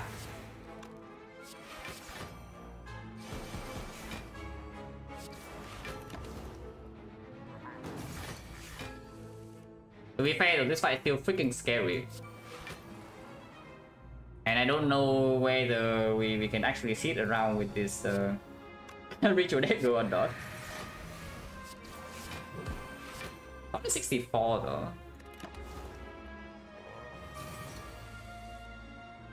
Oh, I guess we can also do that. Yeah, let's do that.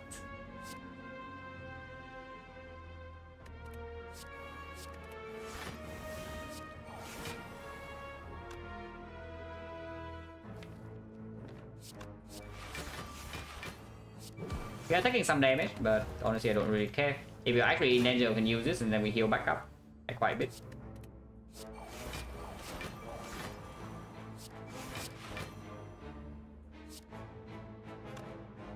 How big is this? If I just play bit dance, yeah. 1, 2, 3, 4, 5, 6. And this guy weakens down to minus 12 to 33. Yeah, we take Tori.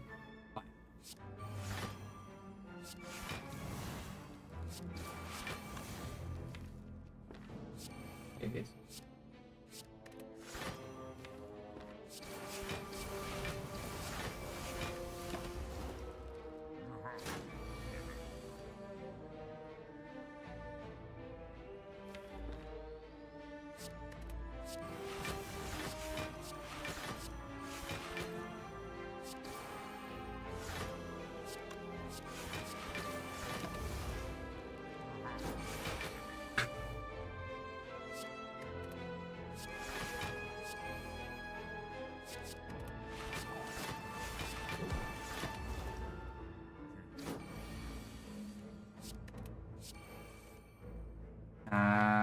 PK Dagger.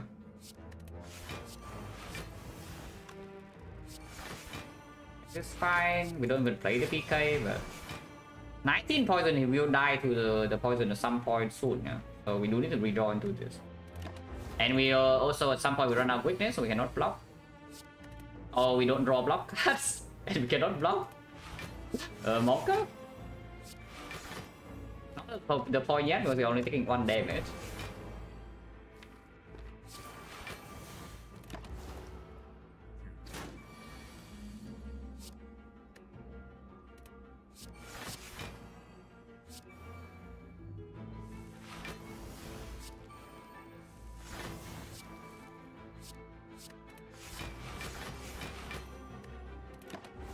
I will kill, and I want to draw into it.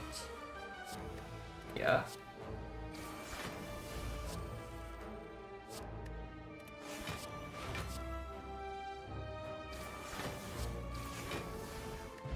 Omamori, oh finally guys.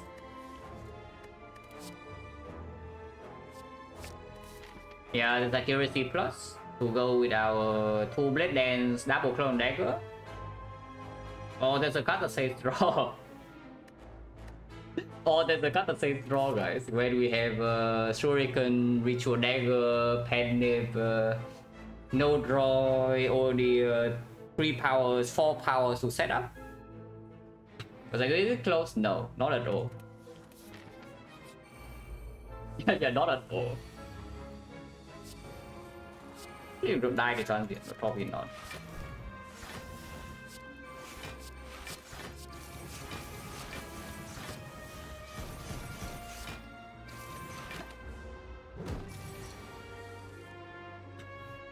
I didn't think about it for a few seconds. Yeah, I know what this deck needs right now, and it's absolutely not damage. I mean, okay, it can use damage, yeah, but if damage, the damage needs to be overwhelmingly fast. And accuracy is not that, when you cannot even draw into your accuracy.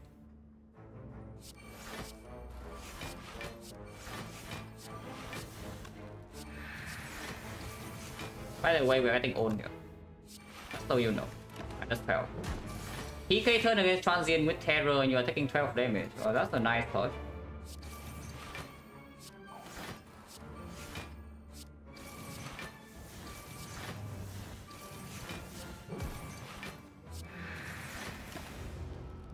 Can we kill it? Yeah, can it kill us? No, you shouldn't ask can we kill it. You should ask can it kill us, because right now we actually can just die. And I'm forced to use this thing.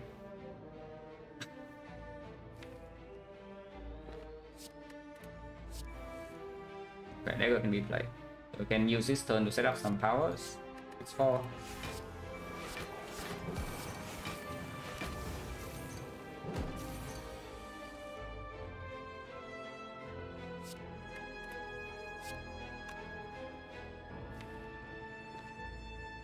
It's not actually full blocking. We do have Malay's weakness and the thing.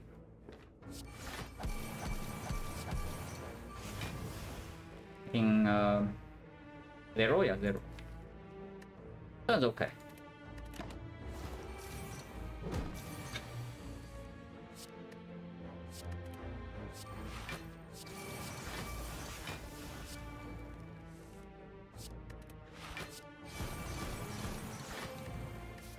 Yeah, next for the elite. We can set up Penny, this will be good. We can, and we can even set up Immortal.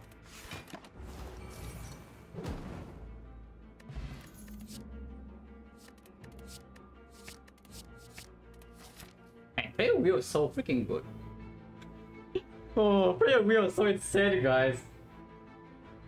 We get player wheel Act 3 and then it just absolutely pops off. Oh, that was a good flop, even though we lost some HP. And did not get that good stack, it was a good flop.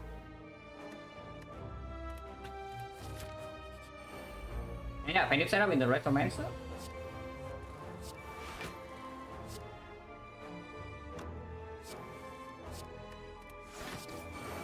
And we have the Gremlin Horn in this fight.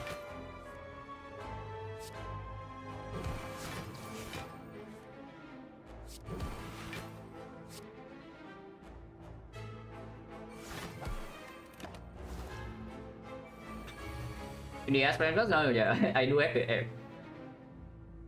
But the largest deck I have ever made, winning deck on stream, I think it was like 52. Yeah, a winning deck on stream, it was I think it was 52. So we have one place. Because there are absolutely cards will still take here. I take every single back flip, I take every aggro, I take a second Violet Plants. I take a Malaise, I take I don't know, maybe even a second Terror at this point. There are many things we still pick.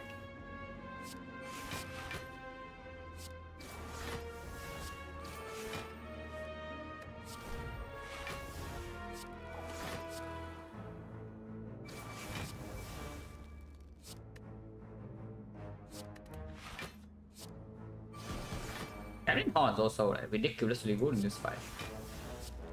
One. I think Echo Form, debatable maybe.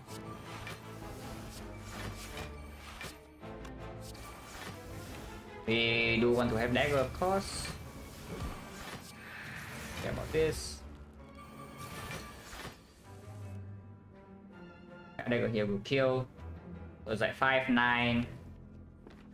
Good enough.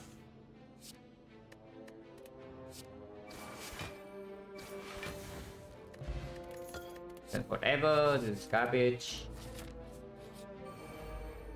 Oh, memory. Wait, who didn't believe again?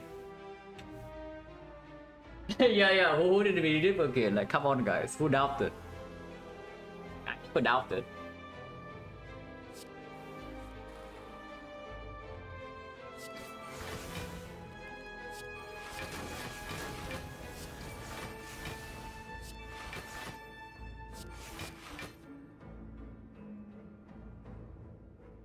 Still reroll it twice, but this is honestly pretty good. Living on ship in the deck, not the worst, because in the second draw we do have the wallet plans.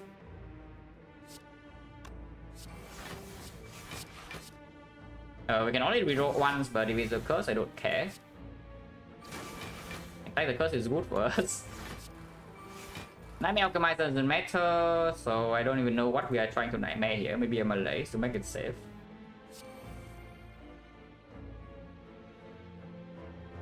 Or I just don't hold the nightmare. I just don't hold the nightmare.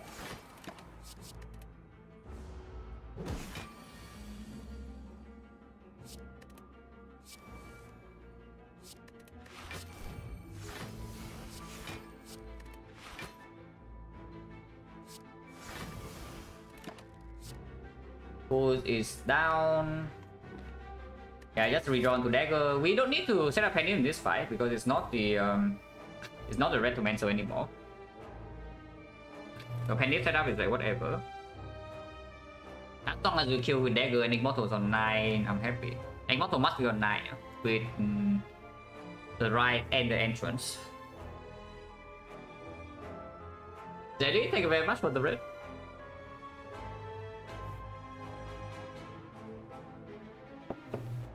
How long is this run? Yeah, slightly longer than average, but not that long. I do feel this run is not short at all, and yeah, of course it's correct.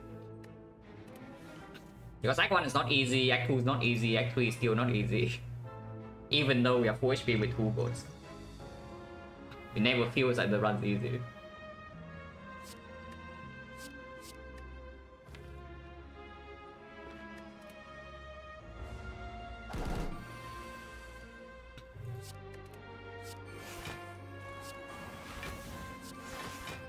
I play well. It's fine.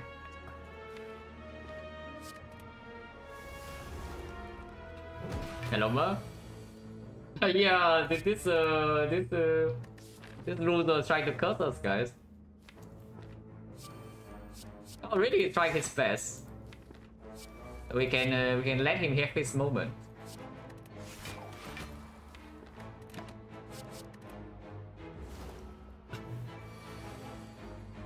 No memory.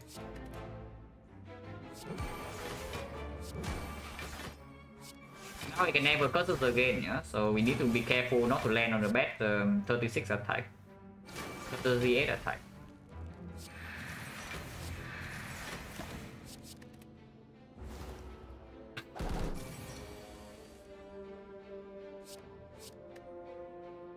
I don't want to play this red like ever, really.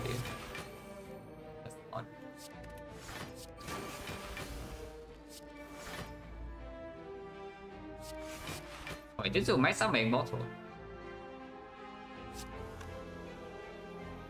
Add my pendiff.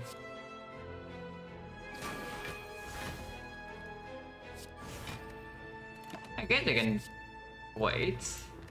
Not very easy to wait from here though, because poison is killing it. And this turn we have a PK turn, so we cannot even avoid killing it if we want to.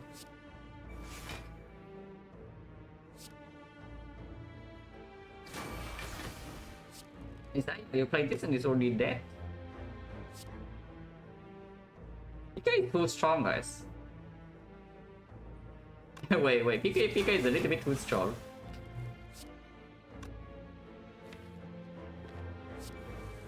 Yeah, potential prepare, which is why I play that. At least we can put it on 9. Bottle.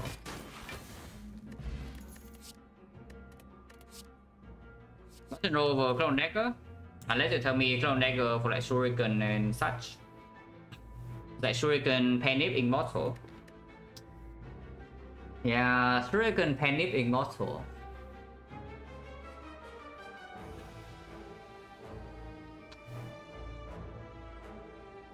This is pretty good. Don't forget going to attack. 5 base energy, and turn 1, insane amount of base cards, and the curse. Yeah, what's better between this Clone Dagger and the Dodge and Roll? Clone Dagger has to be a better draw, right? Even in the hard fight, because every multi-hit we can will or unless. In the time it's we have Violet Plains PK Tarot Dagger, so hopefully we one-shot it in the midway point. The Awakened one doesn't roll slightly better, but not by that much. After Violet Plains down, we don't really care which one we get. Clone Dagger also just outperforming Spear and Shield. If it's if they're both minus, maybe the Dodge and Roll can outperform, but Clone Dagger Plus is just better. In this fight even.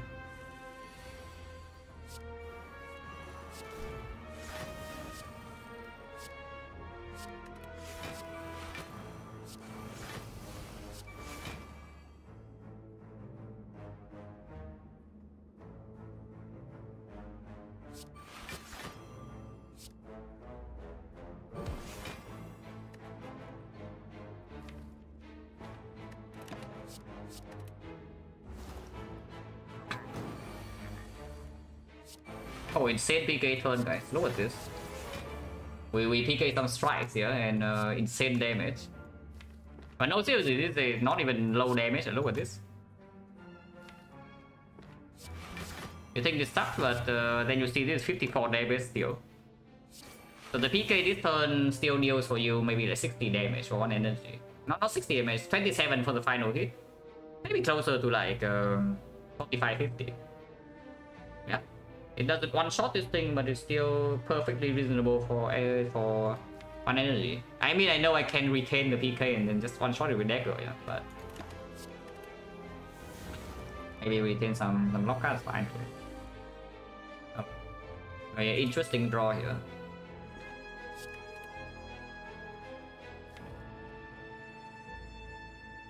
Hero is not down, Footwork's not down, Nightmare is not down, Venom is not down. The only thing down is the Violet Plains.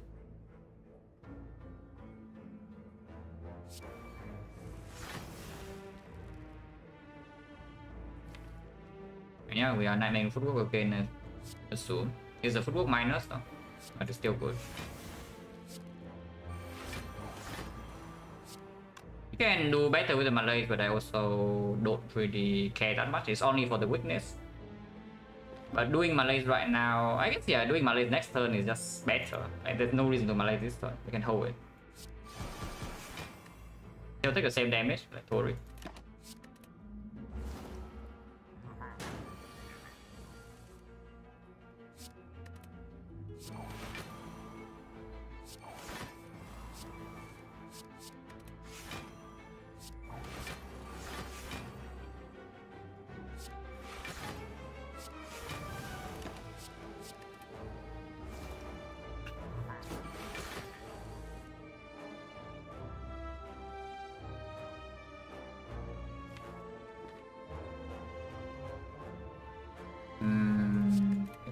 This.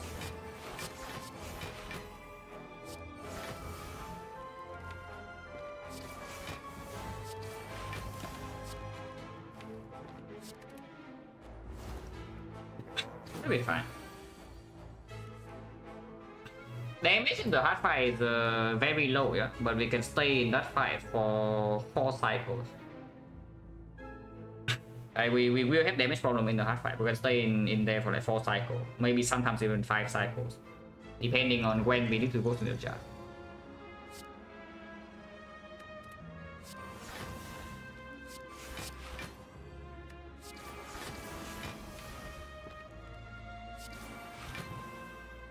Here, and you said that would be nice because we can try the one shot. I don't care that much of regular proc in during deck. If we can proc, it would be nice. If we cannot proc, then it's 130 damage front load. But turn one we have the entrance we want to play no matter what. So unless we have cow gamble, so it's not very likely the Penny Knight is even converting into a deck.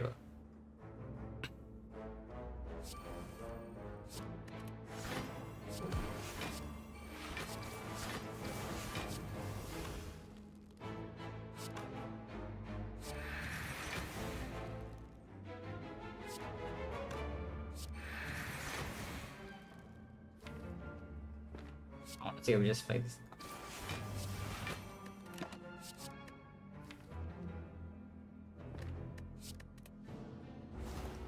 Anyone to 9, Penny on whatever, I don't really care.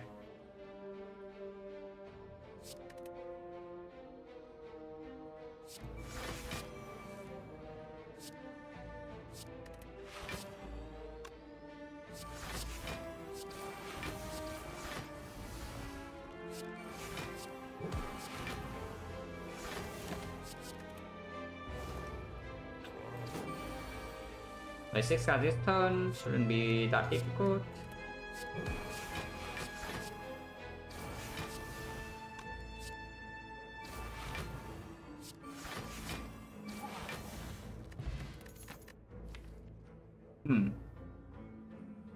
Wait, are we OP or not? I was thinking that we are not that strong, yeah, but in a few floors suddenly are we OP or what? Because now we can upgrade 2 cards. Okay, are you cringe or are you not cringe? yeah, are you cringe or are you not cringe, guys? Oh, this is so cringe. Not cringe, we don't need it. Yeah, we don't need it. So you say, and then we break. I am cringe. Anyone else cringing or just me? I am cringe. We can upgrade cow gamble.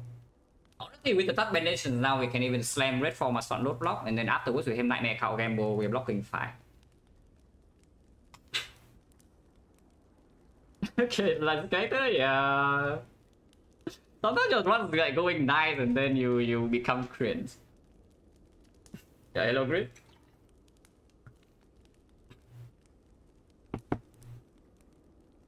Oh yeah, sometimes your run is just going nice and then it becomes cringe in that one floor. Yeah, I'm definitely upgrading on cow gamble, and it's probably this boss cow then. Second upgrade is less clear. Like honestly, second upgrade is less clear, but I do think it's still the second cow gamble over the nightmare. Because this time we run, first of all, we do not need to actually nightmare red form to win. And number 2, even if in nightmare red form, we don't need to play both of them on the same turn. You take one turn of red form without red form is okay, because you have 2 ghosts in the jars, and you yeah, you have healing. I don't even know, you heal at 40. Oh yeah, that is 52 now.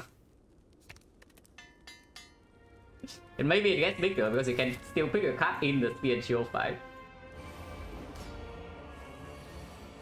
If we get to spear and shield, I hope that we do. Could have nightmare up damage. We can nightmare crown dagger instead though, and I don't mind that at all.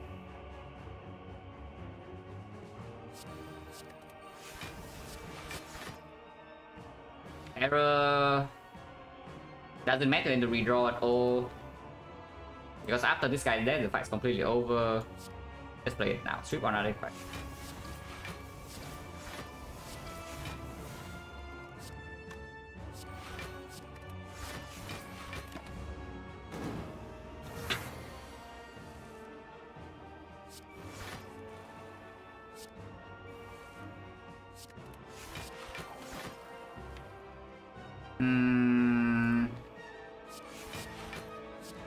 Draw onto the Violet Plans. This is full block, but we also keep Ascender's Bane in and exhaust on cow gamble when we already have full block this turn. Seems a bit weird. Maybe it's not that weird. Honestly, it's not that weird.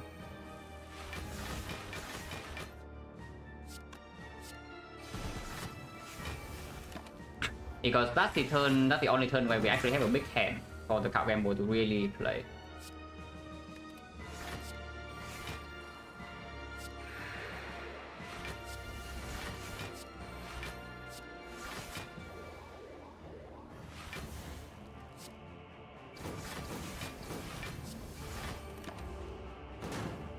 one.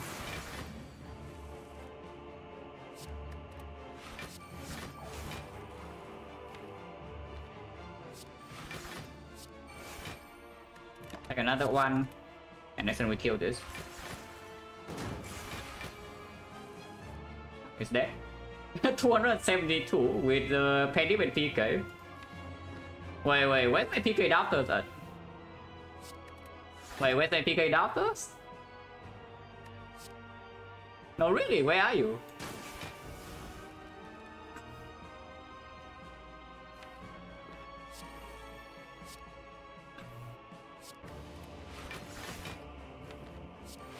Also, this fight is done. Huh?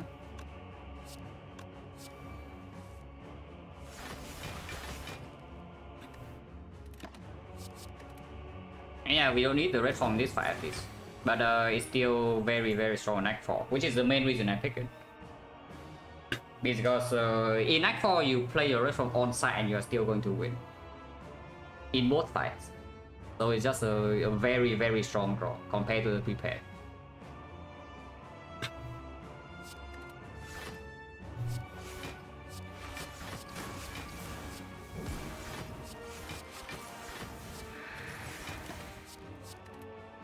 In actually boss count, I don't expect it to outperform the play by that much, if at all.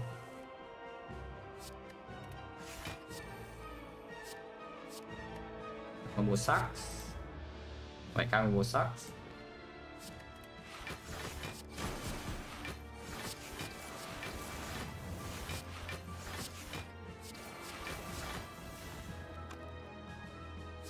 So Penny is definitely not in setup.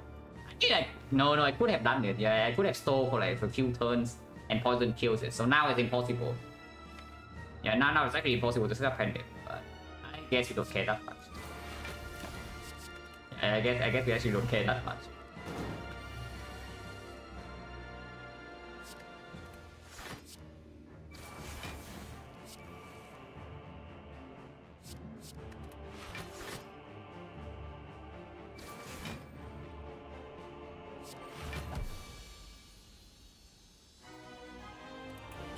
Meter.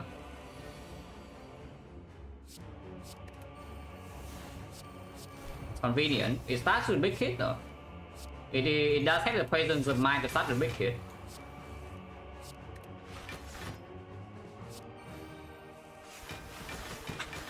But our deck seems to be in an okay shape. We have the base next turn and one more card, so 4 is fine.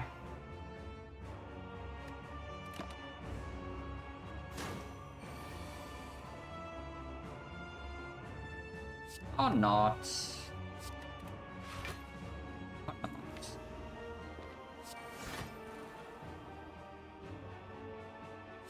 That's probably good still.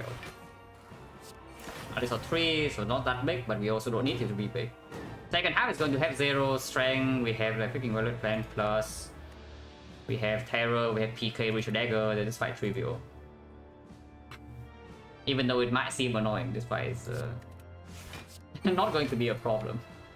We also have 4 after stacks. So I can even take damage here to make it feel better. I will take damage. Yeah, hit me.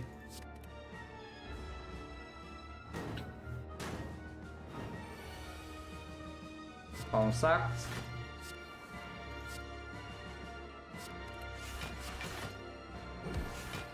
And Venom and I guess I didn't play Terror.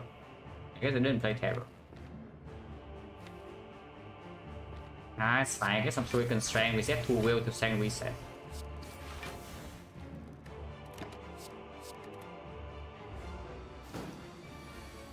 BMing, I mean, yes. If I BM too much, it will kill me in the run that's actually struggling. But no, if it can't BM, we BM.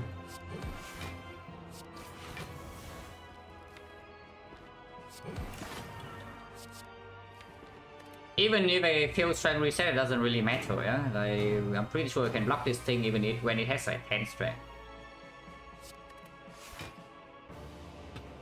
The 45 auto heal, is it 45? Eternal Feather, oh yeah, it's actually 30. Yeah, 30 to 50, only 45. Interesting.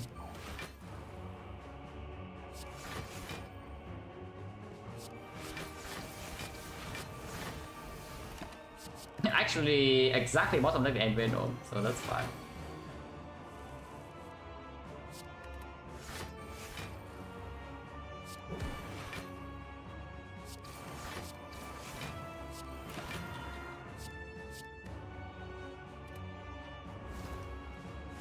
And PK there is just a bad play, but maybe I don't care. Maybe I should care a little bit. For some reason I don't.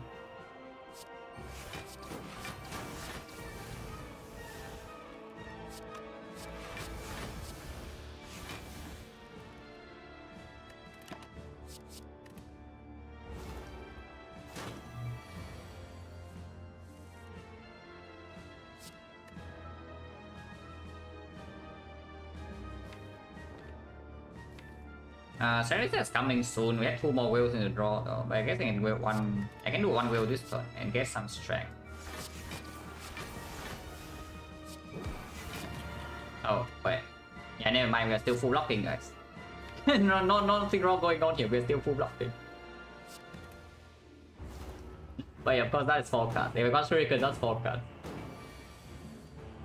It's fine. It's fine. I'll still be unlucky, it's true.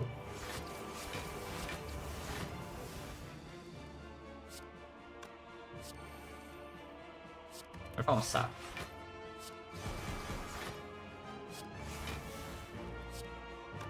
It's go to 10, so actually good because I do want to double wheel next turn. Exhaust Slime instead.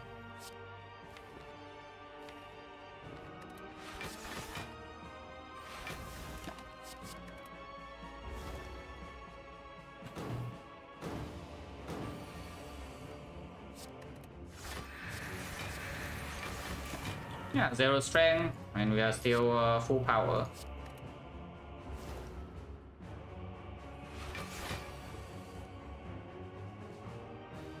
There's so many slimes in our deck. It's like the Alchemize, the Slime, the Dramatic Entrance. So many slimes in the deck. Actually, one penny to be set up before the edit, so that one I will actually try to do. Shouldn't be that difficult, but sometimes it's not that easy because our ships are dealing a little bit too much damage now. Actually, oh wait! It's really too much damage. 4 more attacks and then we should dagger. Can you debuff me please? Like weaken? any weakness? Please. 19 damage per ship, so we deal 3. It's not dead. Okay.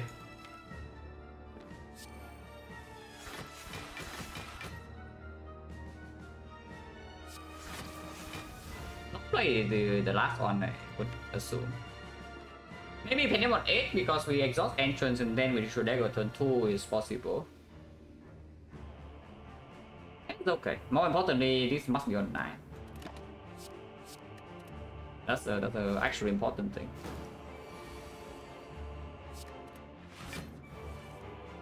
Put this here. Dagger will kill it even through weakness, yeah. So we just do nothing now. Next time we draw into one of these attacks and we play that attack and into reach the record. So we set up to 8-9.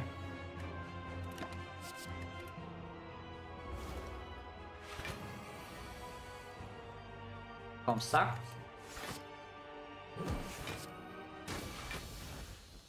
What is our dagger? 75. That is the dagger last floor of Act 2, yeah? Final floor of Act 2, we didn't even get it in the boss fight of Act 2. And now it's 75 damage. Interesting. And we're second count gamble. But genuinely, is that after we get roulette plans and all of that in the first deck cycle, and then the second fight cycle fight's over. So is the second card combo really a good thing? I guess it is a nightmare target. If we slam red from opening turn for whatever reason, like somehow we don't want to use ghost and we play red form instead, then yeah, nightmare card combo as a block engine afterwards is like a thing. Probably never happens, but the more realistic case is that we just upgrade the nightmare. Yeah, nightmare red form into playing the red form itself. Yeah, let's just upgrade the freaking nightmare.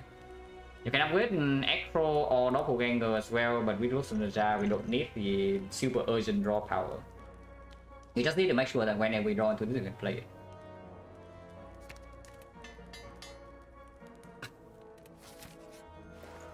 Wow, mummified hand, guys, smack it. Look at all the good things you can buy here, like magnetism plus.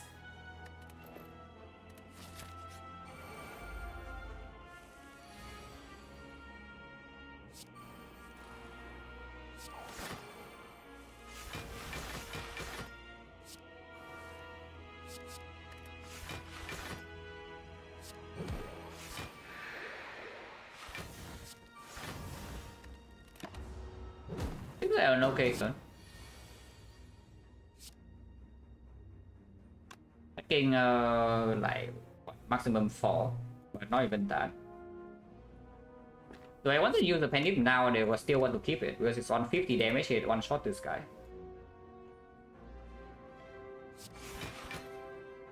And we can just deal 46, 48 here and then turn around, and then this advance to 9. And that is better.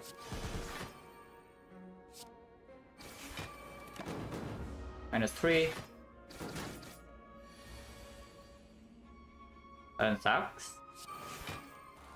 Wait, Silent actually sucks? Silent's so bad? We heal 35 by the way. Yeah, we heal 35, so no worries. We are not even taking damage here. It's like, this looks pretty scary, but I don't even know how much damage we are actually taking. Like, I don't even see that it's that much. But how far do I want to go? Because maximum lock line here to terror to artifact strip. If we terror artifact strip and then play piercing wheel sucker punch, this guy is a 38, so it's a 32. 32 weakens down to 24. 24 we are playing 1, 2, 3, 4, 5, 6 cards. 14, 15. Yeah, we take 9 damage. We take 9 damage if we want to maximum block here. If I want to get greedy and play terror on the spear or terror on the shield instead and no weakness, we're taking 17. Actually no, we are taking less because 38 weakens down to 28, so we take 4 more. Yeah, we would take 13 to play terror. Is terror necessary or not?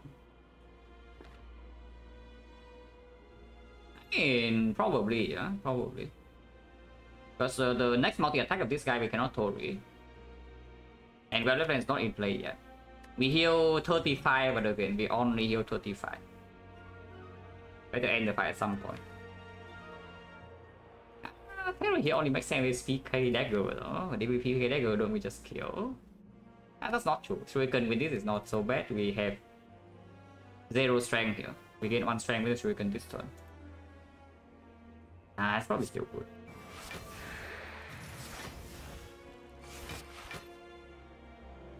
Doesn't matter where we put the attacks because we cannot get through this block anyway. Yeah, take 13.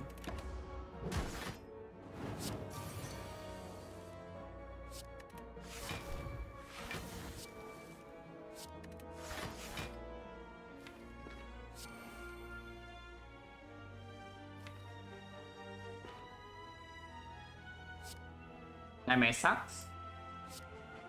Wait, who said to upgrade Nightmare? Who was it?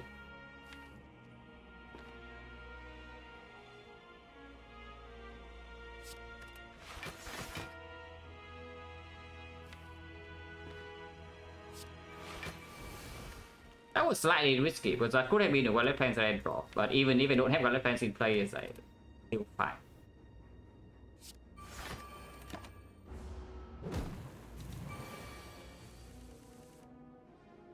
And another fight's done.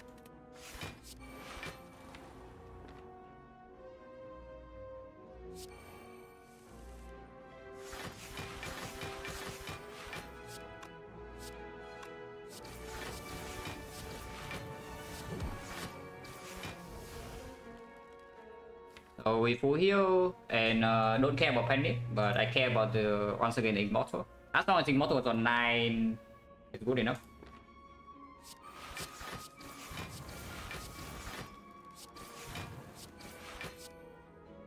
It's got 1 HP, and we can cleanly kill it with something like Whipping Cloud.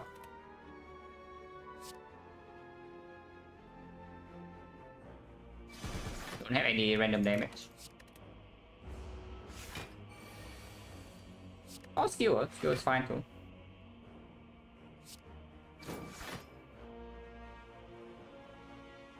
Yeah, skill for 3 skilling. The boot. Skip unless you want to prepare minus. I don't.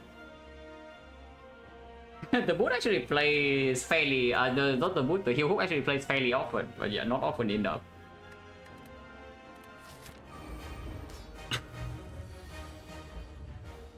It's first in case we see Nightmare immediately. No Nightmare, so now I can play this.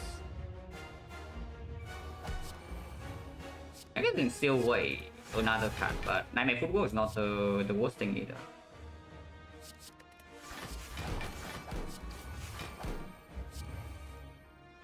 Alright, 2 down to 1, very nice.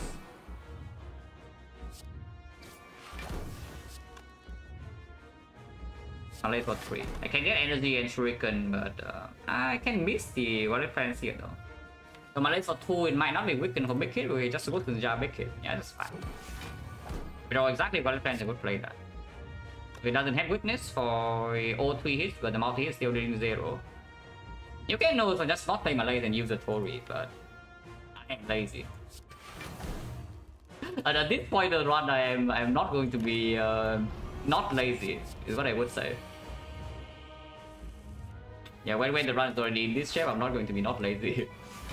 You can still keep in cloud to apply weakness. Do we even care about that? Maybe we care a bit.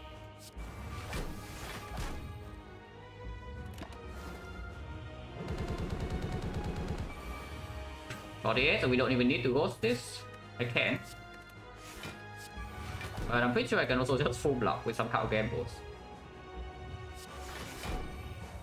Yeah, more right here. Weakness for second cycle, full block, the cringe. anyone being cringe?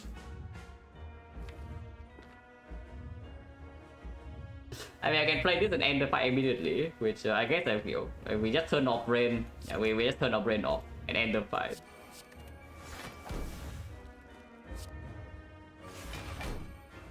Okay, sure, I can do some damage. Like extra damage, yeah, who cares, doesn't matter. And yeah, of course I don't play these on side, yeah? I don't play these yet. That's just stupid. Keep one of them around.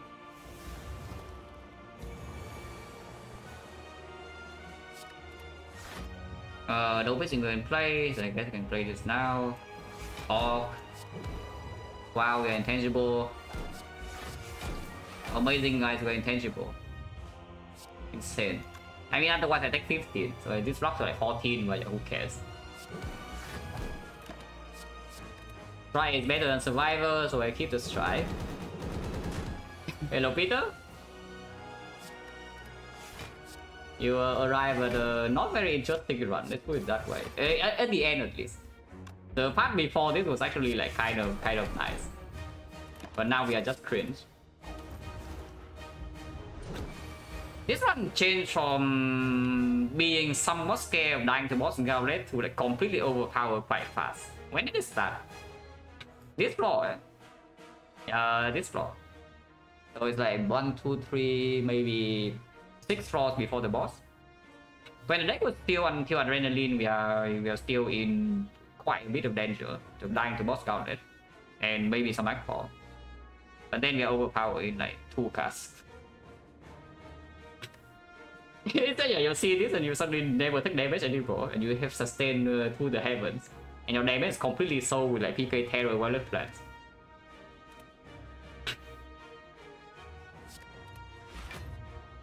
There's no reason to play this way once. It's better to save it for next turn to also mark out next turn.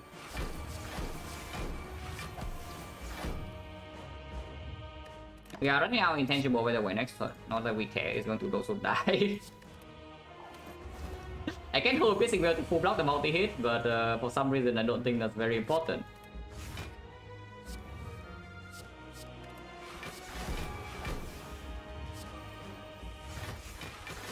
For some reason, I don't know why.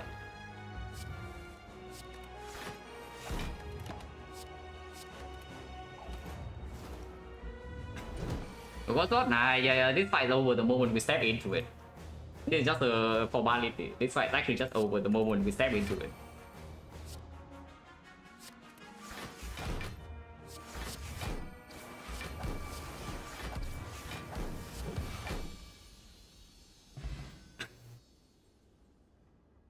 Some draw across the play on the board, yeah, one of them. I don't even know though, what would be the draw? Because even if I face tank full first cycle, I don't really die as long as it's quicken, you know. Multi is only 15. And Mickey is only 50. We have 78 full. And after we draw into our stuff, we never need to use a potion. We don't even take damage from Beat of Death. And even if Nightmare Red from doesn't line up, we can Nightmare Cow Gamble full block every single cycle. With Piercing Veil Malaise. I don't know there was actually, if there was actually a draw that forced us to use a single Ghost there. It needs to be like really bad. Bottleneck, yeah, we need to basically we need to like put the cards manually. Bottleneck all the weakness, all the card gamble, not draw red form. Yeah, so no red form, no wallet plans, no weakness, no gamble, no will, no malaise, and yeah, of course malaise also weakness. Ink bottle also needs to not run to anything useful. Maybe two jet also bottom. Yeah, if you do that, then maybe we have to use one ghost. Maybe.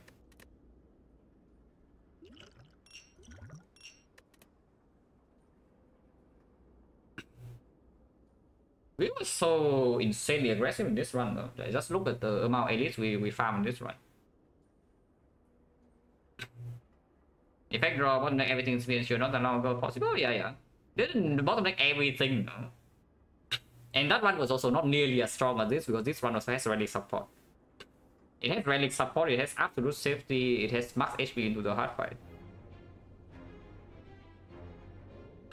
But yeah, to be honest, of course, if you play with like all base cards and a curse, anything can happen.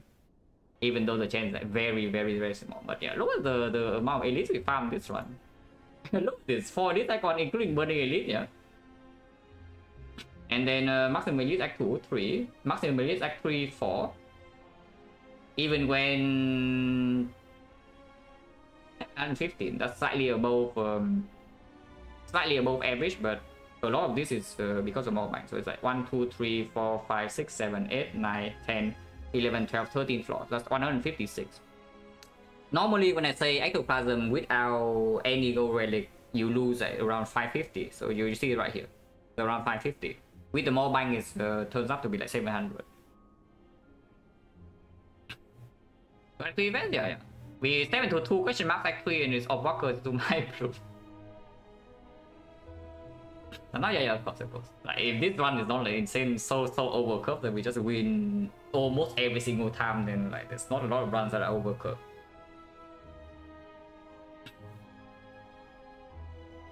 And that's it also again comes back to this, yeah. Actual event, yeah, first actual event was Mausoleum. Instant click as usual, and it plays. yeah, you just click Mausoleum and it just plays. This icon is very nice though. Like if you go around for this portion of the run, you know that I could have bought a potion here to guarantee the knock fight never goes bad, but I didn't because the chance the knock fight goes badly into us actually dying before reaching safety is probably less than 1.5%, and the fight did go wrong. The fight did actually go wrong with the strength potion. Our draw was insanely terrible. We lost a. No, not insanely terrible. Our draw was quite bad. and then we lost the 1 out of 21 at the end. Like we bottom deck, like we have 7 cards in the draw. Any of the one of the 2 cards we draw into one of them with instant kill. But we bottom deck both up, so that's 1 out of 21. So 1 out of 3 into the knob, and then draw that bet we calculated to be around like maybe 1.5%, ignoring the relics that we get from here and from the chest. That's 1.5%, reducing awesome relics, and sometimes this fight can also give us something good. It's way lower than that. It's probably something around like 0.5. In order to save this, let's in the fourth potion, in order to save this gold, we don't need to pay gold for the potion. And then yeah, with the gold, we save ourselves up for Malaysia. I mean, okay, to be fair, we would also, if we don't buy the strength potion, we would also have the Malaysia. But if we do not buy the strength potion, I do not actually feel safe running into this burning elite next floor. So you can see right here is that the decision to not buy the potion and accept that sometimes, very rarely, we take a big hit with the knob, which did happen. We still are completely fine, and then this shop is stronger. So yeah, this decision right here gives me a Malaise. And yeah, of course, Malaise was very good when our deck doesn't have draw until like middle of Act 3. That's for 6 Acro Radiant Act 2 the sample. 6 Acro, like what here? Wait, where is it? Oh, here. It is Acro against Skip. Acro against Skip with Count Gamble already in the deck. Acro is not even a bad card in this fight. And we literally just fought the knob. This Acro is no... This Acro is not exactly greedy. If we didn't fight the knob here, yeah, and the next elite fight is coming in like maybe 2 floors and the knob fight is terrible, then you can say taking this Acro is like extremely greedy. But in this one, it's completely fine. 52 cards with Will and MD2 Acro. What happened? Yeah, you can see we have Ectoplasm, we have all 12 starter cards, and we have a curse. Well, yeah, better add some stuff. Better add some stuff. Otherwise, you cannot play this. I mean, you probably can with what happened at the end here, and we suddenly become completely overpowered. But if your run is actually struggling, yeah, better make it that these things do not hurt you. Oh, Ectoplasm still undefeated, by the way, on Silent. At some point it will lose a run, but as of now, it still has never lost. Ectoplasm on Silent. After Act 1 at least. Boss swap Acto loses quite often. Yeah, boss swap Acto, I think it was like 0-2 in the swap sample where we did. But when I actually pick Ectoplasm inside a run after Act 1, not from a swap, it has never lost. Will Acto ever lose? I don't know. This relic is apparently overpowered. It's also an extremely clear Acto here, like... If you don't click Acto here, I wonder what you are thinking. Is like, yeah, maybe you are Busted Crown apologist, or maybe you are Skip apologist. Joker in this part is not pickable, unfortunately. The deck was already having 2 Blood and that's the only damage going into Act 2. And already had some Acro, some Alchemize even. Acro Malaise Alchemize, 2 Blade Dances. Like we get hurt by this and Venom. Like we get hurt by this this Joker very fast.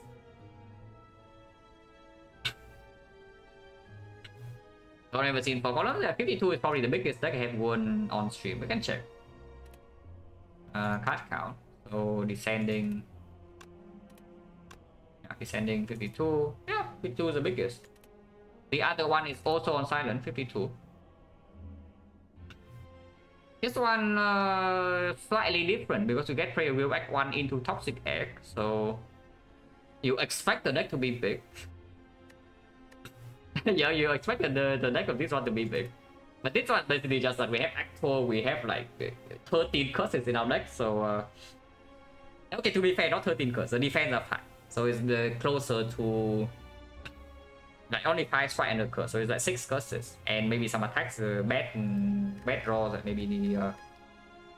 not many bad attacks though. We did not even add that many bad attacks. It's like there's one flying knee, but flying knee is not even a bad draw. Quick class and okay draw on 5 energy.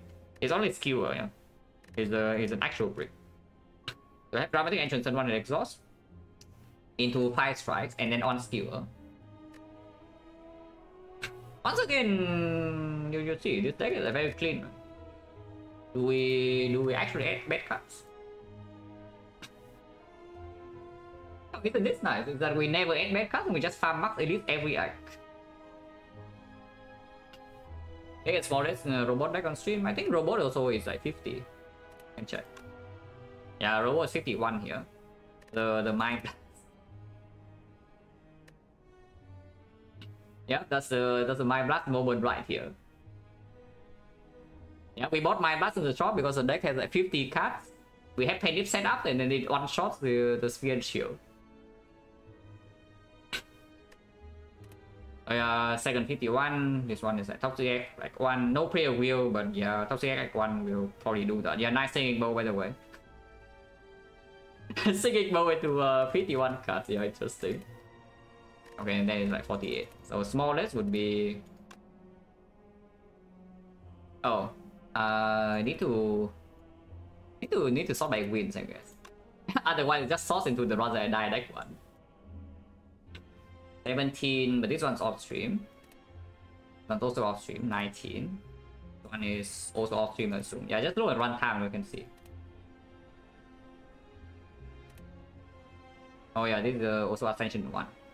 Okay, whatever. When we see the run that's on stream, we probably know. Maybe this one's on stream. Yeah, this one's probably on stream. yeah, this one most likely is on stream. Like I know it's like Pyramid Frozen Eye, but 2 hours for the run looking this strong must be stream. There is no way in hell I take 2 hours with this run off stream. It probably is like 40 minutes.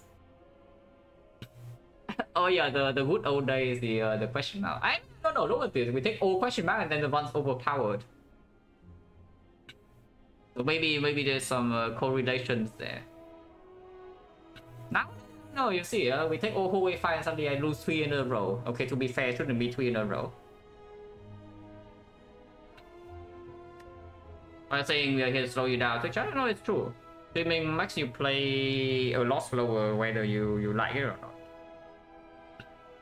Whether you... It honestly depends on how much you want to talk. If you want to talk a lot, you will play a lot slower than you normally do.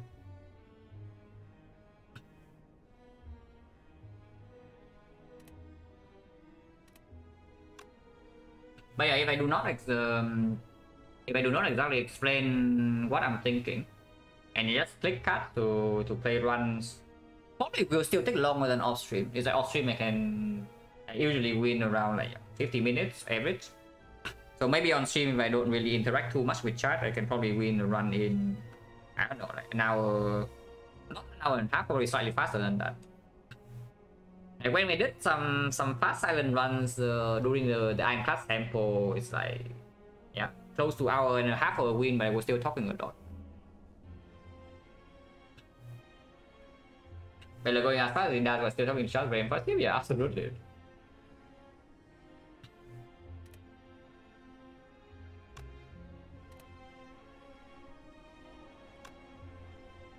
But yeah, this one shouldn't lose. It did. So hopefully today we don't throw, yeah? yeah, hopefully today we don't throw. But yeah, take a short break and then for defect.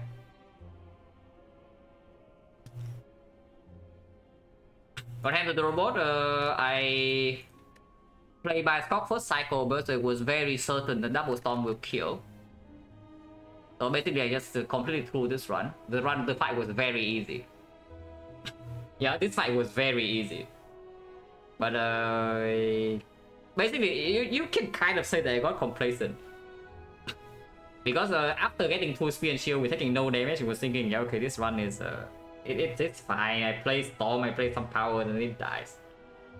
It's true, it will die, but not in the way I play it with my Scott first cycle and echo form. Not for the I don't echo form by Scott. I play by Scott early. I don't echo form the loop. I don't echo form Defect because the draw was hitting bottom deck. Echo for bottom deck.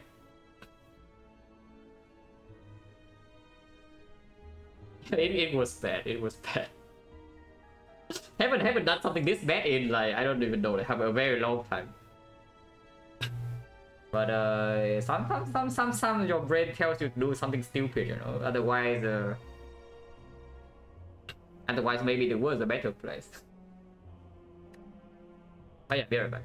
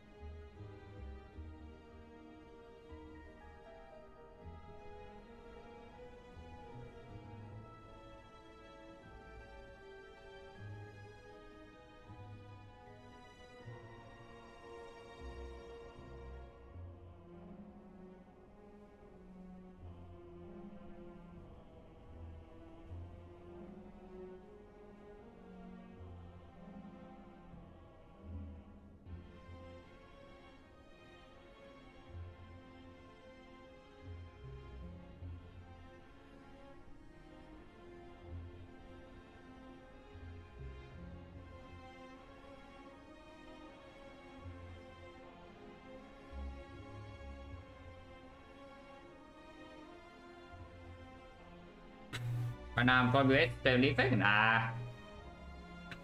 Honestly, Grid's probably better than be a defect right now. Like he's in chat.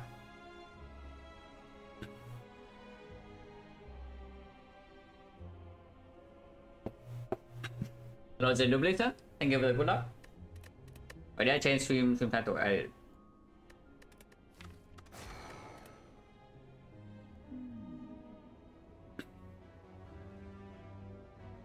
Thank you very much for the sub as well, Zen Duplicator, and the 7 months. 2 weeks ago, defect rounds? I mean, yes. I mean, when you play badly, you also throw some free, quote-unquote, free runs, and it just goes like that.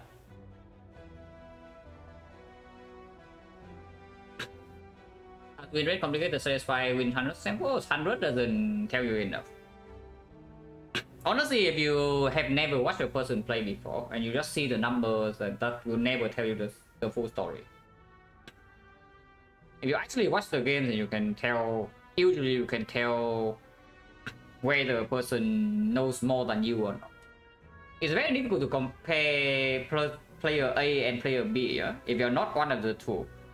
But if you are a player comparing yourself to another player when you watch them play, and usually you know when somebody is better than you at something because they think about the things you completely miss. And that doesn't mean that they are going to be a better player in all aspects, but it does mean that they are better than you at something. But because you do not know, like for example, when you are an outsider comparing player A and player B, you do not know what is going on in their head. So you cannot compare them like, yeah, what does this player know that the other player doesn't? You don't know that. Only you can know yourself. Yeah, exactly. Like sometimes you know different things.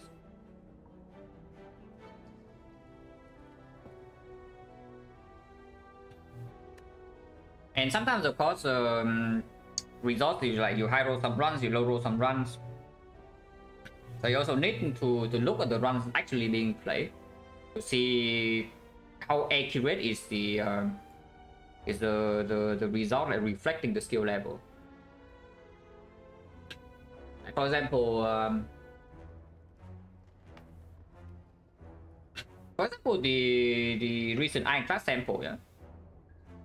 I would like to say it's actually fairly accurate for me because the second 50 I played decently worse compared to the first 50, and the results also show that -8% through like maybe 3 runs. So about what I would expect. But when you watch, for example, like my most recent 100 Defect, like this stretch of even in this stretch of 50, yeah, the first 25 games it was 20 and 5, so that's 80%. Well, do you think this 50 will end at 50 or 80%? Yeah, hell no. And what does that mean? I mean, yes, it does mean that I am playing worse, and it's true. But it also tells you that, yeah, maybe the seeds in the first 25 is better than the ones in the second half. It's also true. And you cannot know that without actually watching the runs or playing them.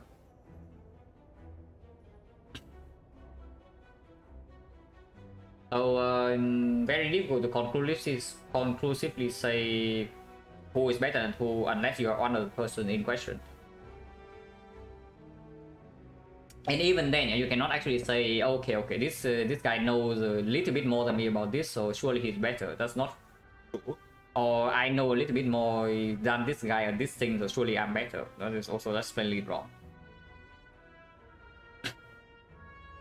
Okay, what are we doing here? I don't look at the map and I already see Rare Relic for free, so I kind of want to click it. And yes, we can get away with the Rare Relic brick. Preferably not. But even if it completely bricks, we can get away with it.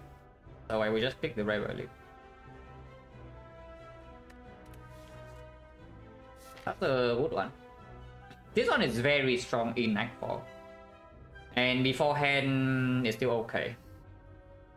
Not the best, not the worst. Because it's not that easy to use this in hallway fights if you go to a lot of fights with no sustain.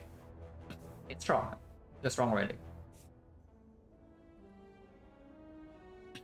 Curious, cannot answer which two between me and Lycos better than Iron Class. I would say that I probably know more than him at this point.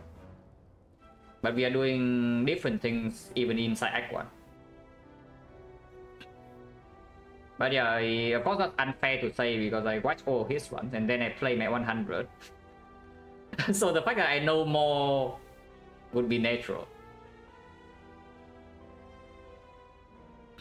But yeah, we are doing different things even inside Act 1, so it's very difficult to say which approach is actually correct.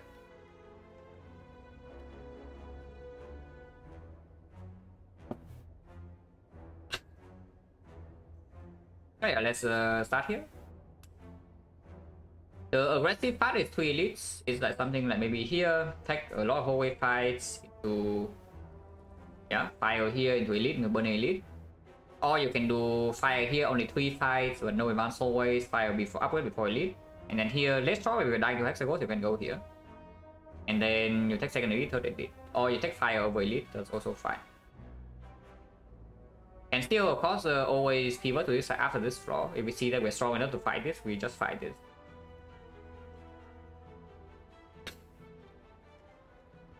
Different player, different strength, different area, better than Silent. It's not even as simple as that, because inside one character there are also things that some people are good at and some people are better. This is like for Defect, for example, yeah? Like the micro plays, like for example, playing lines inside the fight, and then yeah, your pattern decisions, your card choices, all of these are very different areas. And you can be better in some areas, you can be worse in some areas, and they're all very important.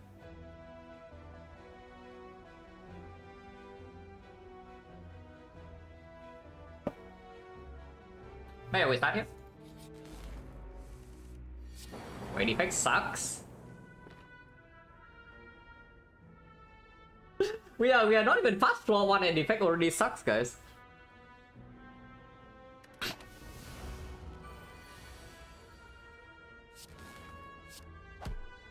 It's fine, Emotion Chip got us. We play defend here, we block 5, we deal 3 damage next turn. And then we draw dual cards, it's kill it.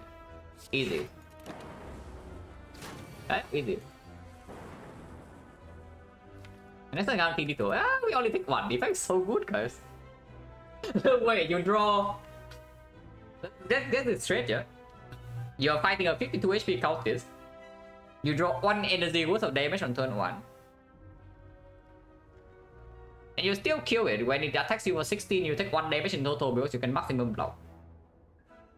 Wait, Defect is OP.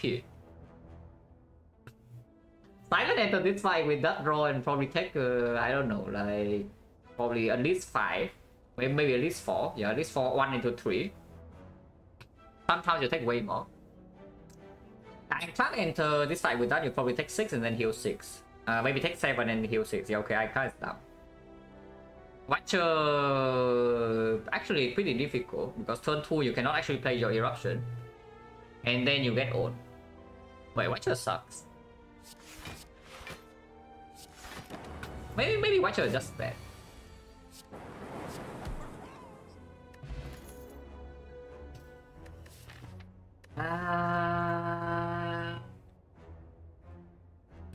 The floor 1 aggregate theory. The aggregate worked last time? Nah, that was also because we saw 2 very good cards beforehand. It's like we saw Laser Thunder and then floor 3 there's aggregate. The part was not even super difficult. We are in a very strong spot last time where I picked the aggregate and did not play for the entire act 1. We essentially add a curse on deck right here. That will perform maybe mid act 2.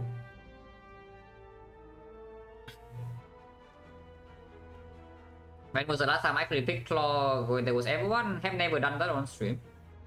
Yeah, never. Not about to.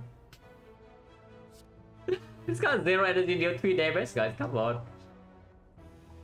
You play it once, it deals 5, so yeah, you draw into this card 2 times, it deals on average 0 energy, deal 4. You play it 3 times, 0 energy, deal 5 average, you're okay, 5. And it's almost a slice.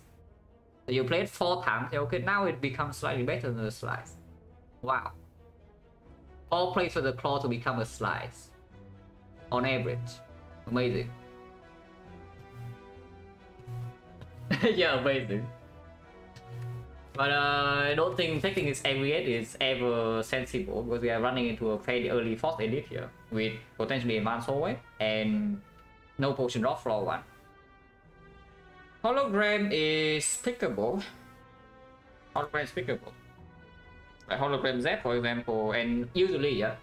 The problem with Hologram early game is, of course, first of all, you don't have that many good cards to Hologram. And secondly, it's less efficient than a defense. So, you take a little bit more damage chip because you don't have enough energy to support the Hologram play in order to full block on the turn you play the Hologram. It's fine, we take some chip damage, we proc emotion chip. So you hollow your op card and you make your emotion chip stronger.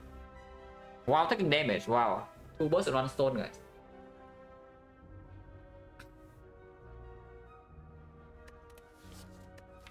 But honestly, this is just like hologram or skip, and I don't really want to skip a hologram, even if it's floor 1. The second one we absolutely not pick, but the first one I take. Also, maybe into Hexagons. If we are severely taking damage, maybe Hollow Streamline, Hollow Beam Cell can happen. I can go to floor 2 shop. I don't know if the situation is that dire yet. So we probably just take fights. Monka? Okay, Defect doesn't suck that much. Wait, was that the worst case the best or the best case? No, that was actually the worst case, man. Every other case we lose 6 and not 7. So this is the only case where we lose 7. Because this thing doesn't roll. Yeah, this thing has 15, but this thing has 13. So do a cast hit here once and strike and kill. Oh, so Defect sucks. I see. I thought Defect was good for a second, but turns out Defect sucks. 13 gold, no potion, 1 gen 60. Wait. The streamlines here were hologram. Interesting. Kid old man, thank you very much for the thumbs up. Appreciate a lot. But honestly, no potions. You can take the battery, but no potions right now. And we run into the elite in a few floors. I take the streamline. Also performs here. Thank you very much. Yeah, thank you. With streamline, transform strike, transform defend. Upgrade streamline, and then we can upgrade zap to make the hologram actually play here. Or we can go here and still have a streamline plus. And I do want the streamline to be plus before we walk into Hexapose anyway. Can do it now. If we are not running into this force elite, or if we go left for whatever reason, then we'll transform. But I don't want to go left.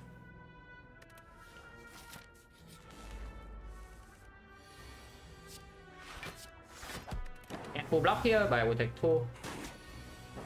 Maybe taking 2 was stupid, but sometimes it gives us a detour here if we draw like... no, we don't need to take 2. Can we ever get on if we box this turn? Not actually, right?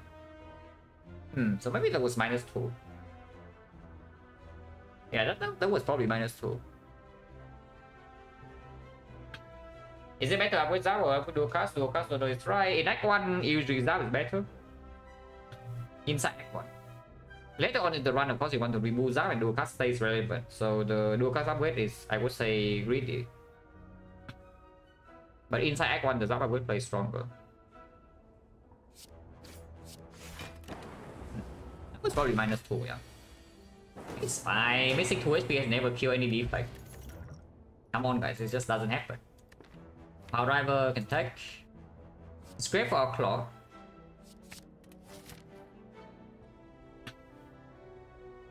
So go here, then upgrade the Zap to go with the compound driver. Or go here, take advance away, point chance 50. But no fire before elite. If we want fire after elite, we also have to give up on this shot. So we enter. We still 1 fire in the eye, but if we go here, we get 2 sometimes. And this elite is not forced. If we go this way, we are forced to do this elite. But we can take the burning elite. Potentially. And we take 1 whole way fight over the question mark. That way is also not extremely high value, yeah? So I don't want to do that. If we go here, get all in this fight, we go here and get all in this fight, and we have to rest, is our act ruined or not? Would be pretty bad, because after we rest here, the only safe part, like if we are actually so bad that we need to rest here, yeah? Then there is no way we can go to this side. And we have to go here and it's a 1 elite eye. 1 elite eye, 1 upgrade. But it's not upgrading Zap makes anything better. It's just, it opens up this fire here. That's the only thing. Yeah, going left right now opens up this fire. That's the only thing. But maybe it's good enough. Maybe it's good enough. We enter the shop with 170, 185, maybe 200 from the chest. I'm actually pretty scared this part. Oh, okay, stopping. -6. We can rest. If we rest, we are wasting 1 HP of worth of healing. But we are going to be full HP. Upgrading right now on the Zap will actually play in whole wave fights because we have Streamline cost 2 and Compound Driver also draws 1. Also, it's a good hologram target. You can do Zap, Holo Zap, use Emotion Chip, even in knock, and then still get in some attacks. Otherwise, Zap hologram is your entire turn. So this upgrade can actually convert into like maybe 10 plus damage, sometimes even 20 in the knock, right? Do I ever take good bad phase? I would click it if I have Ginger Matryoshka. If I have both Ginger and Matryoshka, I will click the phase straight. Otherwise, no.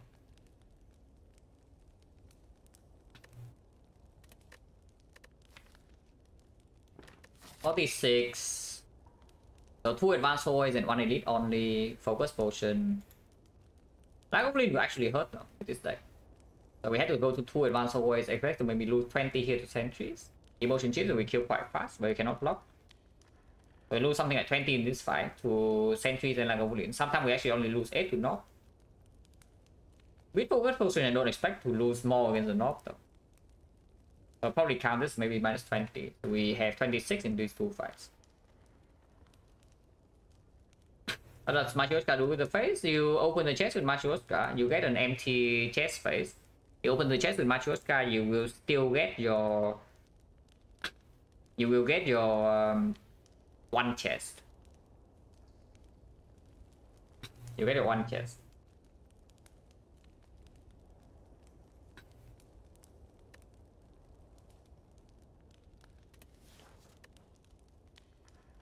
Yeah, let's upgrade that.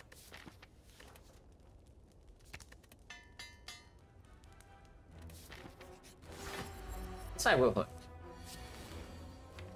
Yeah, this, we don't say this very often when we see Lagavulin on Defect, but this fight will hurt. Nullify, no, it doesn't nullify empty chest. It makes from you get one chest. It doesn't nullify. You get one chest. That is the chest you can keep, and you get of course the gold roll.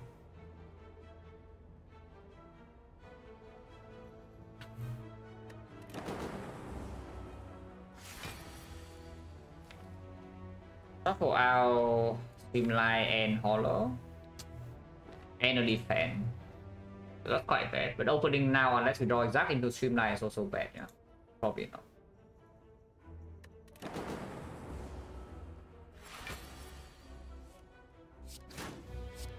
That will hurt. I expect a minus 20 here, but maybe it's even minus 25. Yeah, looking like minus 25 to me. It's stronger with emotion chips. Okay, minus 20. Because it did draw a defect. Yeah, exactly what I expected. Minus 20 into Lagavulin.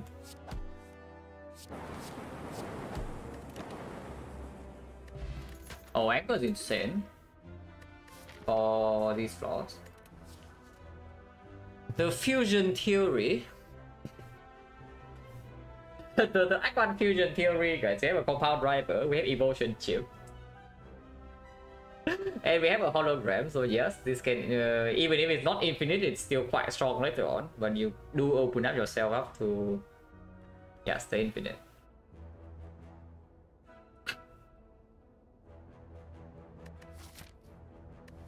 And honestly, with the emotion chip, it plays for itself quite fast, yeah. In top now, I do think it's just good if we know that we can survive Act 1. If you think that if we never die in Act 1 after picking this fusion, you just click it. It is dangerous though, because we go into 2 advanced ways right now, even with the Anchor, we are not invincible. And then with this low HP, unless the shop has a waffle or something similar, we probably go here, and I don't even know whether we can upgrade here or not. And then this I get with. This fusion maybe will cost me 1 upgrade. Picking this fusion will probably cost me 1 upgrade. I don't know if it will cost me 1 upgrade and 1 elite or not. But it will most likely cost me 1 upgrade. Not really, yeah. The payoff is like okay, but it's not that good. We only have 1 compound rival. If we have 2 compound rivals, I can see it in this spot, but the payoff is not even that good. It was the last time I died in Act 1 before boss fight, when we got owned by the wheel. On Defect, yeah, quite long ago on Defect. When was the last time I died on Defect in Act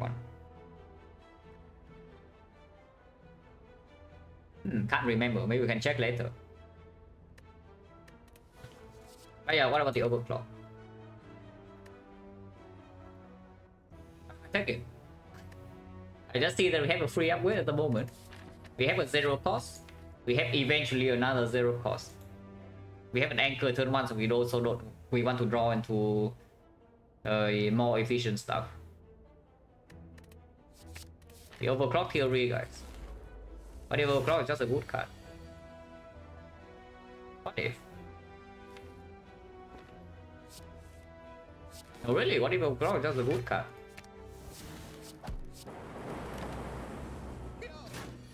I see right here is performing quite well. The Defect card, the beam cell card. We probably be degen with the freaking emotion chip and just click the Defect, even though it doesn't play right now. It will perform in Hexagons at the very least, and don't want to say this, but if we see no offs remaining in this act, we open Frozen Core. Yeah, I don't want to say it, but yes, Frozen Core is pickable if you actually don't see any more offs. We go to shop. Okay, so we know that we're missing out on some of the very strong relics for Defect, yeah? No Myth on the Bone, no Calipers. If we want to buy pallets now, we can. But again, speculative pallets. Completely blind.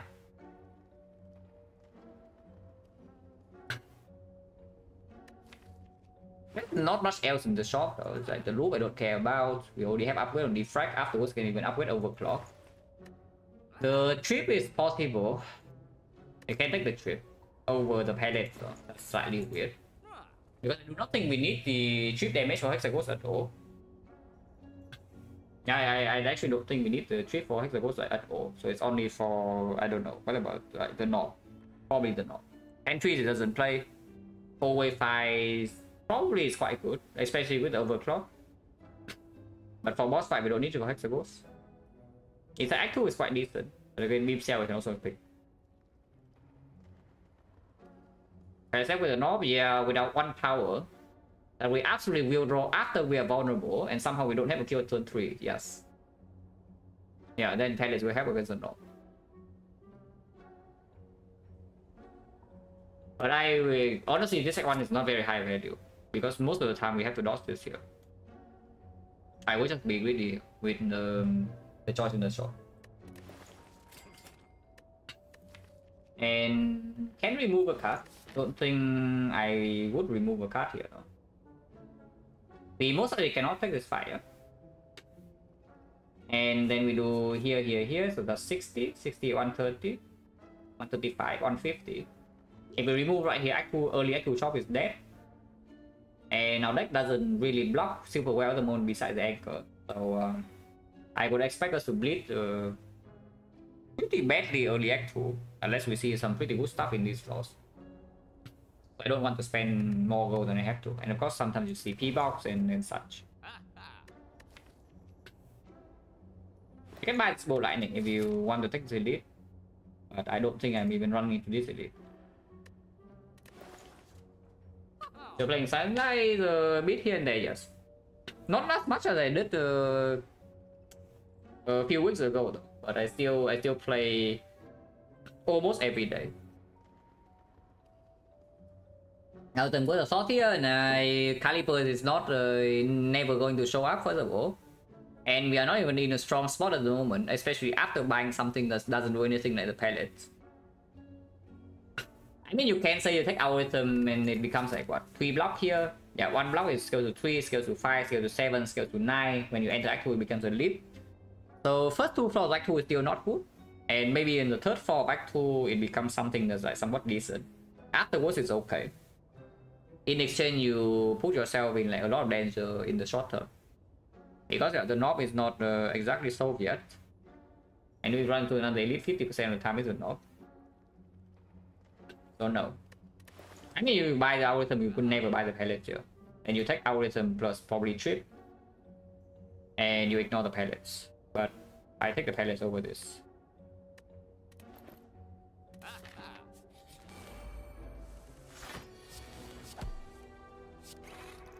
Whoa, palace proc.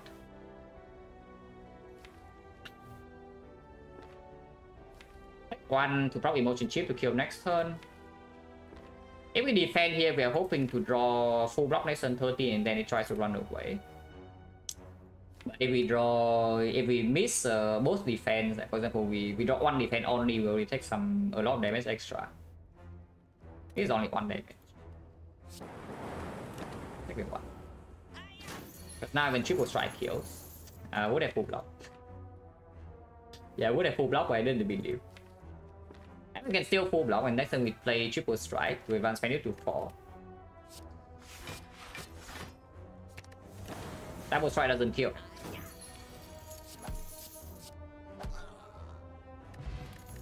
Potion chance is what? 1, 2, 3, 4, 5, 6. And yeah, we got 2 potions, so 60%. Oh. I mean, yeah, you click the defect. Oh, defect, why you like this? It's fine, it's fine. Oh, yeah, frozen coin is done, yeah. Like I mean, we can still pick it, but it's no longer good. Go here with defect because elite is not even safe. Second elite is probably fine. But upgrading the defect also is not even a bad note. And then at the end of the act, for example, we upgrade here and then we can upgrade in Hexapose again. Then we can upgrade the overclock or even the hologram.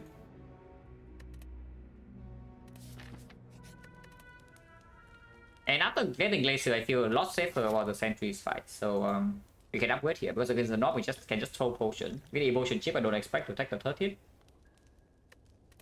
And against the Sentry, you have this and we are fairly safe. Also, this upgrade just saves a ton of HP in these fights.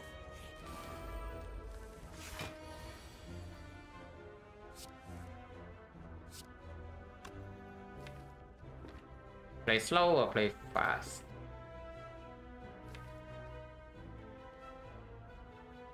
There's a no block in the deck though. There's a funny line here, but that doesn't actually work. Yeah, there's a funny line here that we leave the defect unplayed and then we hollow it next turn to pellets, but that doesn't actually work. Yeah, this mushrooms are very too smart. It probably is just streamline defect, right? Yeah, probably just streamline defect. And then on strike we can still kill here, and if we draw into dual cast we can kill both. And hologram also can pull back the streamline. So let's work again, guys. Amazing. Hollow Glacier and sometimes it hits here. Actually, yeah, Hollow Glacier is just strong. Here's a Hollow Streamline hit here and then strike here, it doesn't kill. We need to draw Zap or the dual cast for this line to work. With this hand, it's just Hollow Glacier. Defect Glacier gets on this turn if you don't draw into your hologram or your defense though. And afterwards it still need to die at some point. Time we don't even take that much damage. If this hits here 50% we lose 0, otherwise we lose 4. Yeah, we lose 0.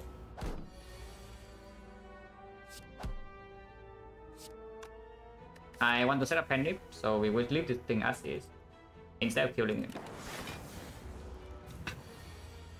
And dual cast of Zap, if I draw dual cast of Zap, I already kill, no? It's like I draw one strike to end here and then I dual cast and this thing is dead. Or is that wrong?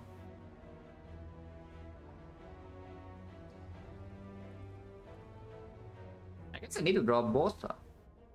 Otherwise not enough. No, not really. I need to draw two. Yeah, I need to draw 2. Basically, if I don't draw block, I need to draw 2 strikes. And 2 strikes and then Zap dual cast will kill. If I draw hologram, I can always follow Glacier. Hologram also leads to a lot of lethal lines with like the streamline with draws up dual cast. Yeah, there's many owls for the line I took. The other line, you block passive 8, you're facing 22. So if hologram's bottom deck, I guess yeah, you can kill one frost off, but then turn after the fight is not even over. So you full block one turn, next turn they attack you again for 22 and they are full HP because you did not play streamline turn 1, yeah. And now you have only one frost off. Seems good, no? It's really weird to me.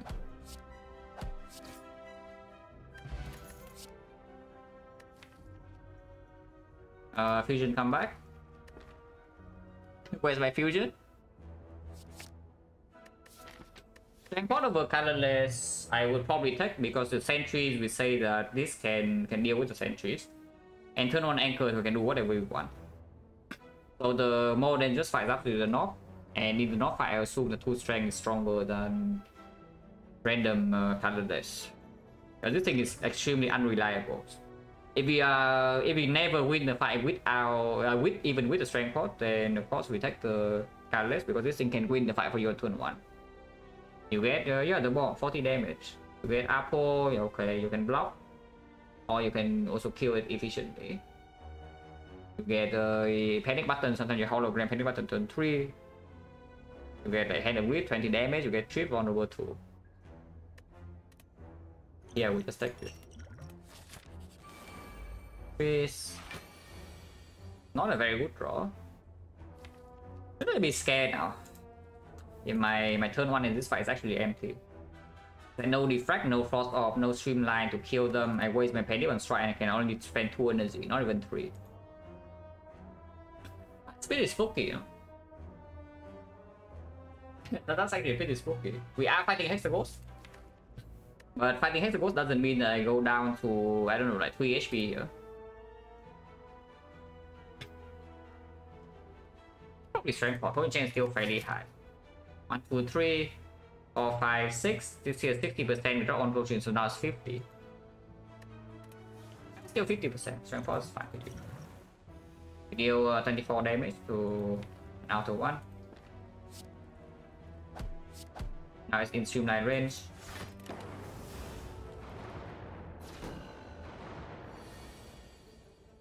Or compound rival plus strike, exactly kill. Overclock sucks, but yeah, I don't actually want to draw into these right now.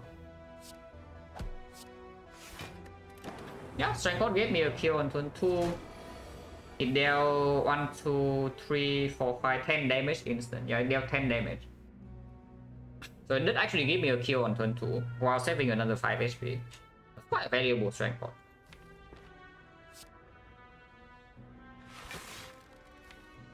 So now we passive block 8. Next turn, if I don't play this Zap or dual cast, and we redraw to Glacier, the fight's over instantly. Yeah. Why even deal damage? Why even deal damage?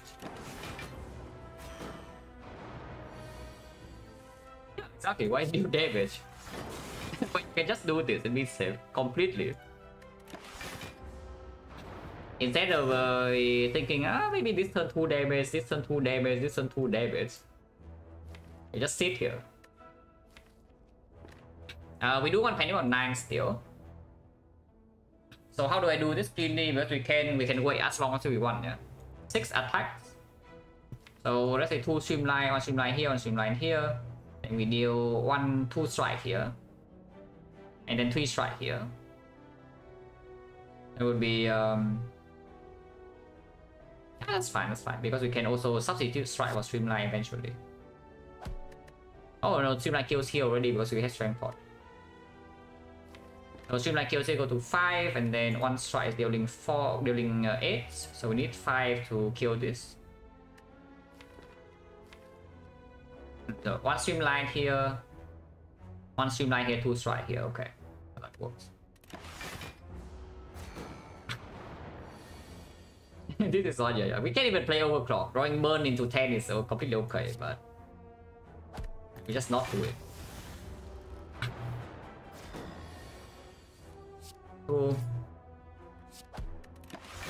So yeah, 1 attack and then we redraw to streamline. This thing is dead.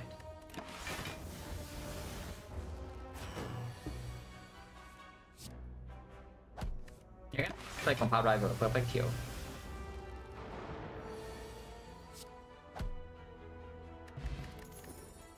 Emotion chip virus with our 2 compound rivals in the deck. That's quite good.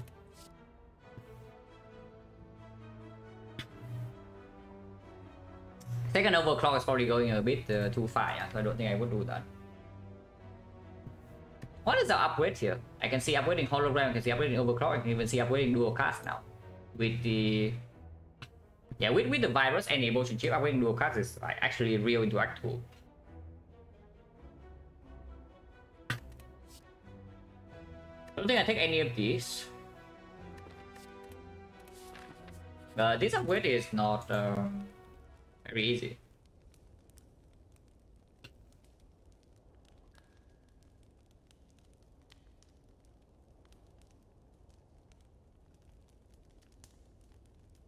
Hologram because the hammer? Nah, hammer hologram doesn't actually matter.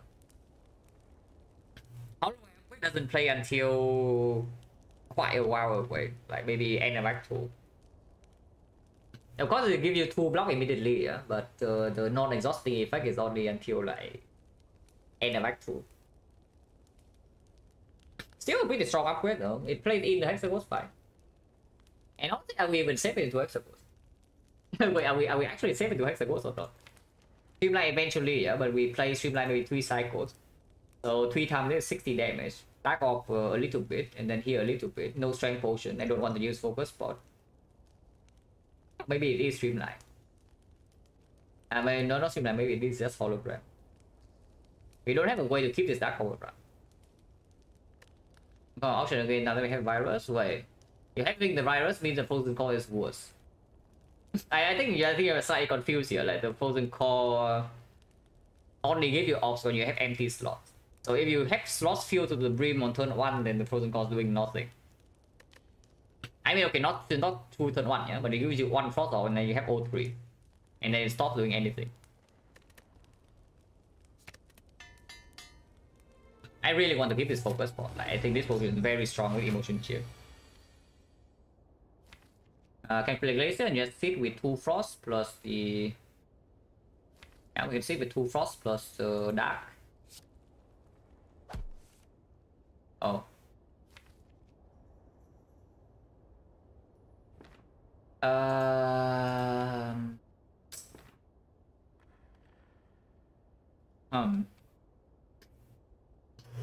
Oh, that's difficult. How much do I trust in this dark orb? Because black cannot be played. Next turn is only 2 times 6. But we will lose HP again to... And we will lose HP again to the 6 times 2 afterwards. But emotion chip also procs. No, losing HP is okay too. We have this. With chip, yeah, exactly. With chip, so we should play the line that actually takes damage. Playing laser, you deal no damage and then you also take no damage. And then your emotion chip is doing nothing. And then you cry. Okay, and they're pallet. So you don't die with this, it's just 7 HP.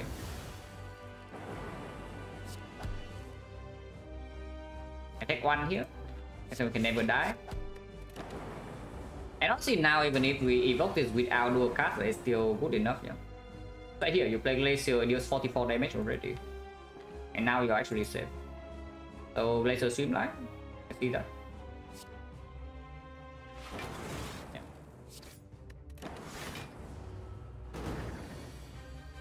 Now we should be safe. I hope.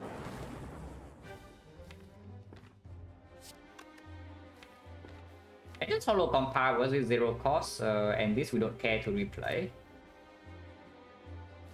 Hollow Zap the strike is like a different line, but it increases the chance of us dying to 9 times 2. No chance still though, because this draws 2, this is full block, this is also full block.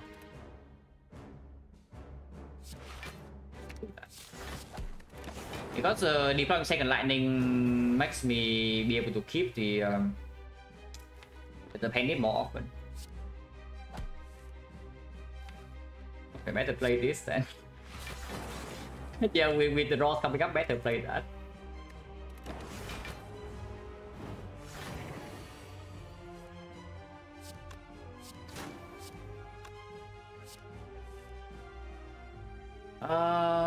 This doesn't kill. I need a zap play in order for this dual cast to kill.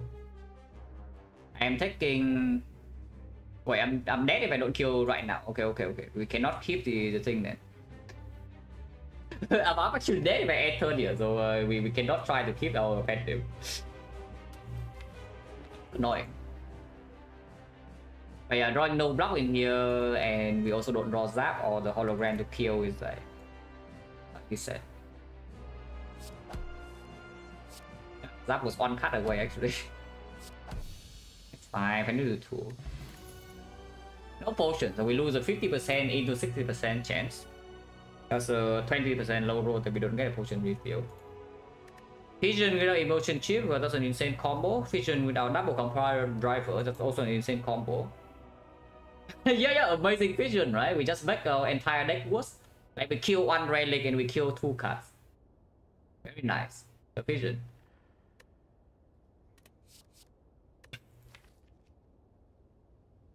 How stupid is this amplify? Yeah, okay, it's killed two relics. How stupid is this amplify really? Because we have a double compound driver, anchor on turn 1, so we can maybe line it up. Overclock can be upgraded. Hologram plus already in the deck. With double compound driver in the deck already, I would assume that the and the overclock, yeah, and the hologram, I would assume that amplify actually is better scaling than the machine learning. But yes, machine learning is another power to populate.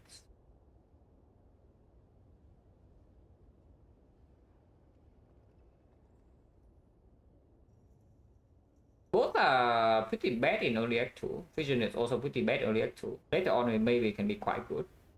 But it's quite far away, and the double compound driver makes the bonus draw immediately less effective. Why would I rather draw turn 2 against half? Yeah, interesting question. I don't want to draw anything here. And then with one more sin brick towers, no, don't think about that. You can also just think, okay, we have the palace that we pick the bias clock. Yeah, okay, fine. You see bias clock, the run is already, I wouldn't say free, but you are in a good spot. So don't think about that. What if you just never see more powers? I pick amplify because I already have something to amplify, not because we will pick more powers. And if it lines up with the defect first, it's good enough. It's going to happy to live, really? Why are you betting me or what? Because that almost made me instant click the amplifier. In my head, I already am leaning towards amplify, and now you say that I probably have to click it.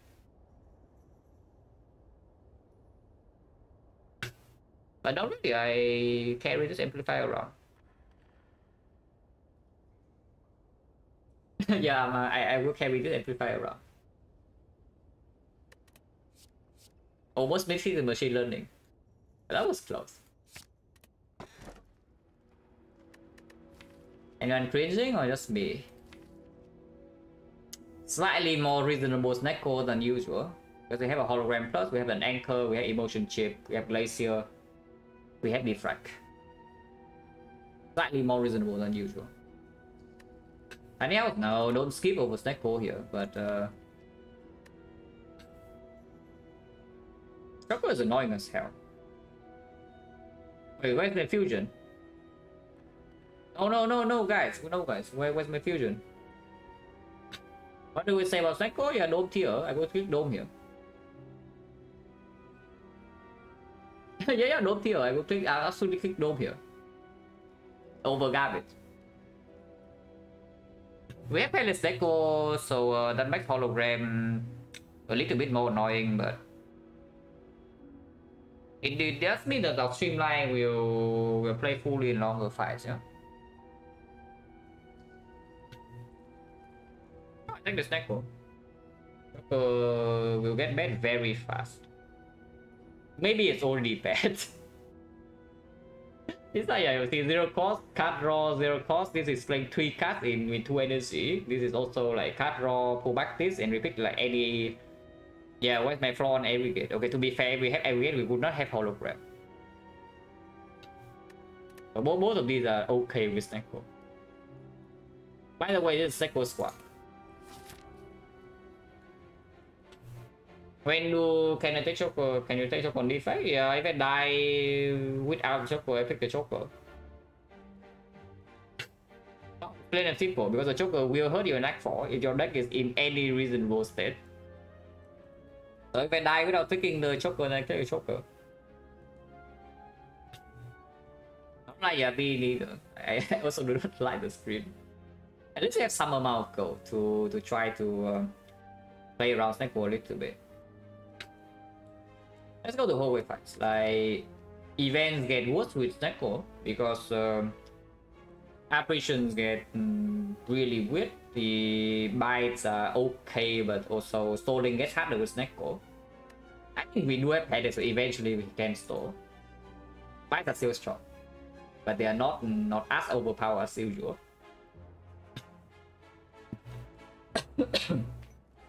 And then card rewards get more valuable. Yeah?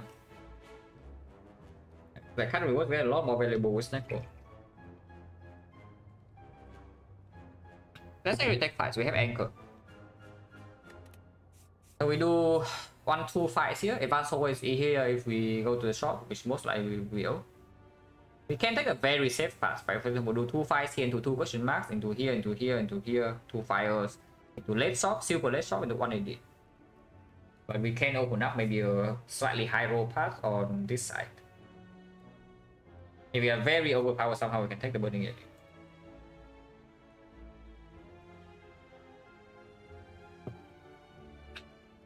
Choker Defect can work really equal in your deck. The biggest problem with Choker is just that you cannot accelerate on turn 1 and turn 2. No matter how good your draw is, yeah? If your draw sucks, then it's the same. If your draw is good though, and you add consistency to your deck, it does not allow you to have a big turn 1, turn 2 of the heart and the speed and shield fight. So you better have some ways to play around that, like either some insane amount of healing that you take like 30 damage in speed and shield, you don't care, or you have some other means of dealing with it. Act 4 is always really annoying with the Choker because it just makes your turn 2 like way worse. Your turn 2 is already bad enough and now it's worse. Chosen, we have the pellets. You're getting the amplify. We do a cast.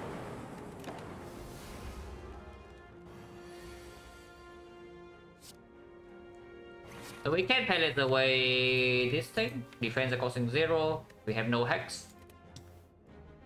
See, Glacier cost 3, slightly annoying. And we don't deploy Frost Ops if you want to pellet here. Otherwise, we play with hex, but the costs are random still, and we have 2 Frost. We are drawing exactly this 7 next turn on 3 energy. So you can Hollow Glacier. Yeah, you can Hollow Glacier next turn. I mean, you can also just do Compound Driver here, but Hollow Glacier is like quite good to be. Yeah, Palace away. Next time we Hollow Glacier and play the 5 from there.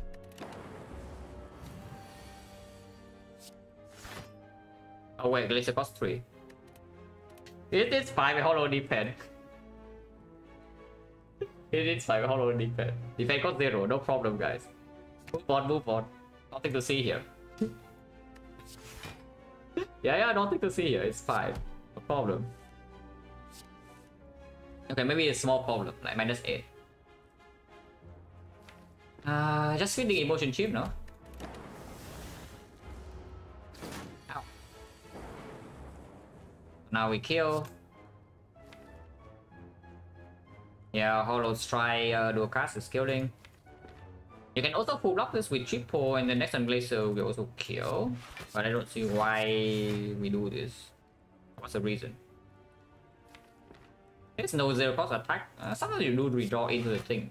Glacier next one always kill, yeah. And if the next one always kill, there's no reason to do a fast kill now. Because sometimes you draw into like we draw into your dual cast or even this zap, and you play one extra attack.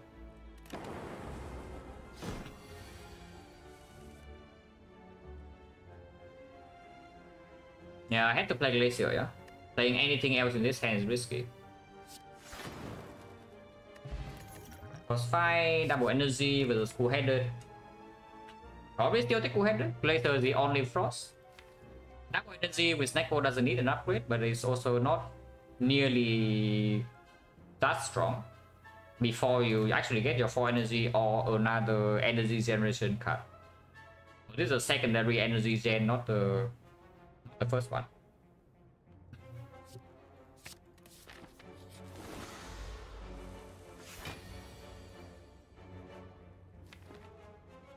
So we can play it right now and play with original cost afterwards. We have on cost placed here. Inspire. Okay, wrong order, -2 damage. Probably still okay.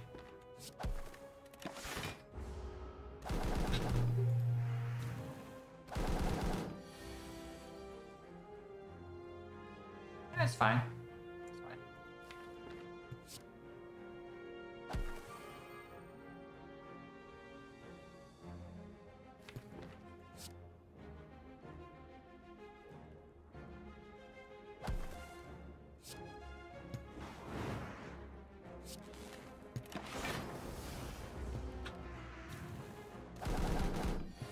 I was Neko against the Tiny House and Joker.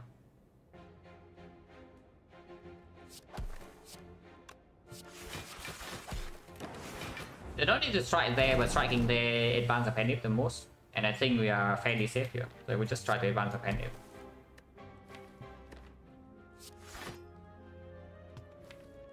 This draw is not terrible, it's not great, but it's not terrible. Sometimes has Neko Palace need to try bottom auto play, yeah. Yeah, we can see that. Snecko Palace showing T-box price? Nah, Snecko Palace is fine. Like, look at this. You think this Snecko Palace is bad in this fight or what? I just see the Glacier 1 cost and redraw once every 2 turns. I can be hologram. I think it's your choice to cleanse the thing. It's not even a terrible interaction. If you get the Palace quite late, when your deck is already full of expensive cards, then it gets weird. But we can play around this.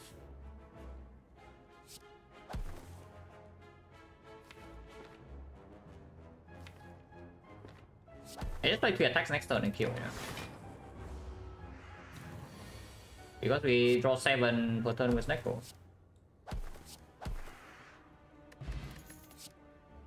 Assume, yeah, not interested. No off slots, 2 compound drivers, and Snecko Palace also like cleanse this at some point. Sweeping Beam is okay, Cold Snap is okay.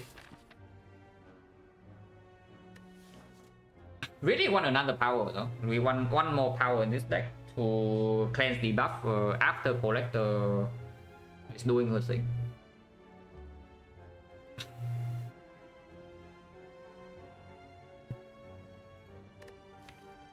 More Frost, is that good or not?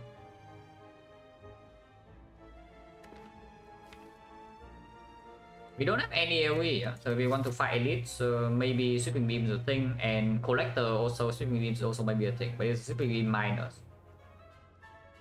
Is there a beam? No, it actually can be. Third one is an okay draw as well. With the anchor.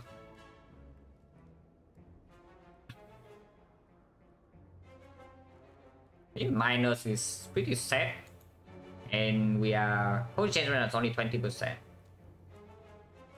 Probably we're not strong enough to go here, so we go like maybe this way.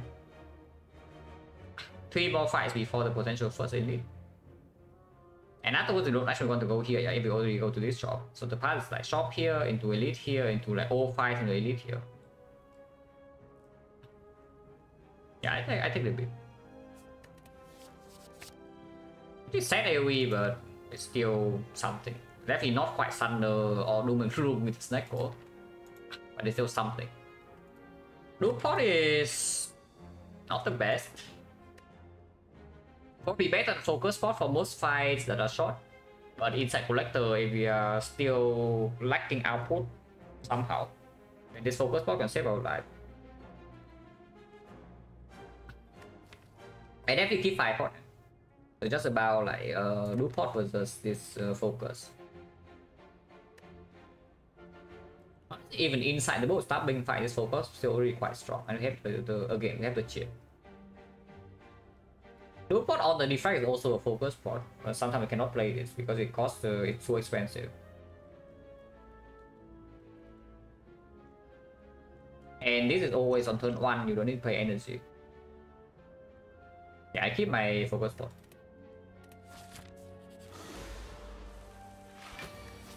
Interesting.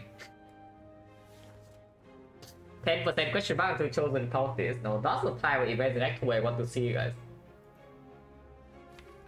That's really the event actually I want to see. Just play Glacier, like do a cast Glacier and turn is like a line. And we try to palace away. Of course, that means 3 cost Glacier, 2 cost Spring Beam, 2 cost Defense is like not very good. But it does give me 2 force off immediately. So that if I do like Amplify, Defect or something, we can play around that.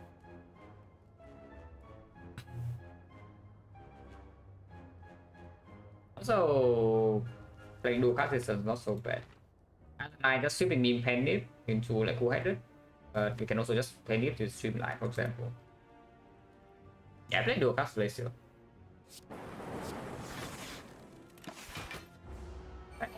Potion. Do not die here. I think like we're okay. Apart driver drawing to this defect right now will be quite cringe, but I guess it's not that bad. And yes, I would like this thing to die without hitting it with Dark Orb.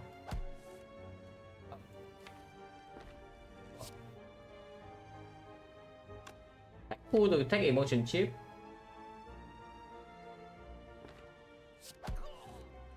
Because Defect. Immediately we also shuffle.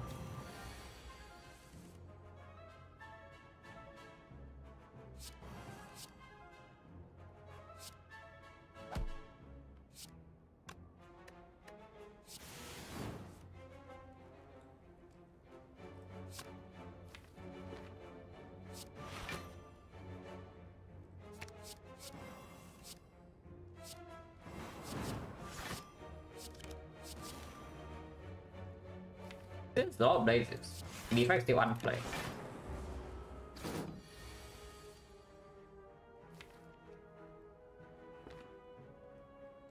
So you can cleanse the thing here and you have double comparable 0 cost. At 2 more days. But you do proc emotion chip here now. You are vulnerable, yeah, but emotion chip does proc, so you gain 8 free block and now comparable are 0 cost. So you can just kill it. You can just kill it here. And you're online. Thunder, yeah, we take. Wait, refund? Refund? Why sweeping be in my deck, guys? No, really? Why is there sweeping be minus in my deck? This is not strong enough for me to go here, right? Right? Right? Because now I really want to go here. If we can successfully take this act is going to be quite good. And we have 1 advance forward, 1 question mark into Burning Elite, with potion still being pretty good. Into 1 more advance forward. So 2 advance forwards, 1 Burning Elite, 1 question mark. And then if we are dying here, we can go here. After we go here, we can rest and then we can still go to Silver Ledge Shop. Instead of spending, I'll go in a somewhat mediocre shop here. And then we are wasting potion drops because these potions we want to keep for elites. So any potion drop in here would be wasted. And it's still 2 advanced always. How much meter cost? 160, around 160. If it's not on sale. No, I find it's Burning Elite. There's no way Defect dies like to Burning Elite, right? Nobody has ever died like to Burning Elite or Defect, guys. Come on. Literally cannot happen.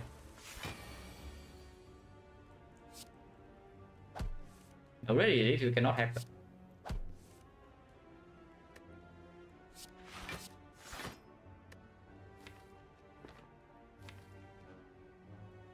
We play Glacier.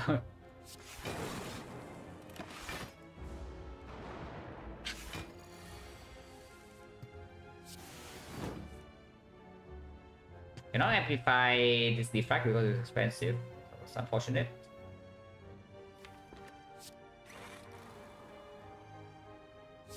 This palette pretty bad cost overall. Except Streamline and Compound Rival. I guess Glacier is okay. Yeah, cost 3.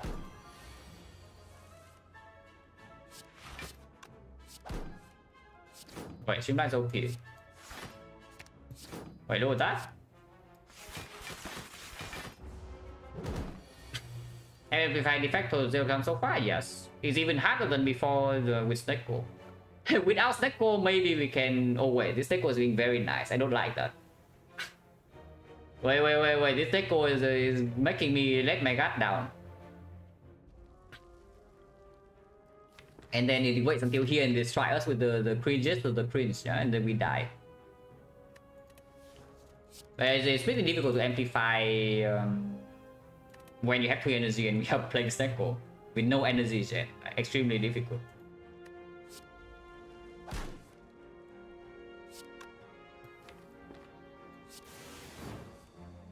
It only goes to 24, so Thunder's guaranteed kill. And we have 21 9. Yeah, exactly 24. No potion change right now is 30%. Static Discharge plus. That is a second power. For us to prop the Palace in Collector fight. Actually a decent amplify target. And yeah, if we take damage, we get lightning into emotion shield. I take this. It's green. And maybe burning mood start being in here. We have some problem against. Yeah, question mark. I don't want to throw away potion. Don't want to lose life here.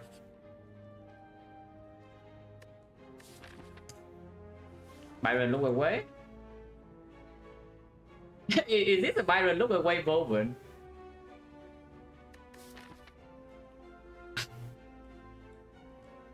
No, really, is this really a Byron look away moment?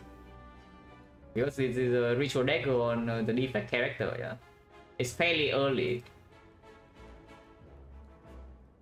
But it does increase the chance of us dying in these rolls, I would say. It kills the minion, yeah, it kills the minion, exactly. At a random cost. But now I'm gonna say it's a bad card against smooth stopping. Against Slaver's debatable. With the Panic setup of turn 1 draw is okay because you can 5-pot 1 into dagger is killing 1. Into the leader, yeah, pretty terrible. So against the book is bad, against the leader is bad, against the Slaver is sometimes okay if we can preserve the 5-pot. Afterwards, it's really strong, but it's still stack or dagger. Let's skip. Plus 50, guys, plus 50. Max HP Slavers. And yeah, what did I say, guys? No, really, what did I say? The Snecko waits, yeah? The Snecko just waits until we enter this fight and then it decides to be cringe. That's why I'm saying, yeah, okay, I don't like this. I don't like this. I see the Snecko is being nice and I know, okay, some crap is coming. And yeah, here's your crap. We're in big trouble instantly. So this is probably a 2 potions fight. It's mostly a 2 potion fight. Hopefully we don't die even after 2 potions. But I will, with this draw, we'll panic focus spot immediately. After focus spot, is still something to decide though. Like, do we play the Defect for 3? Or do we just play Glacier, like Glacier Defend Hologram? and we steal the focus spot. So we have 2 focus. This is building up a little bit. We block, which is not actually good. I want to take a little bit of damage to proc this Dark Orb. This thing have way too much HP. And if we palace away, then this cost will be like extremely cringe in the redraw. In the redraw.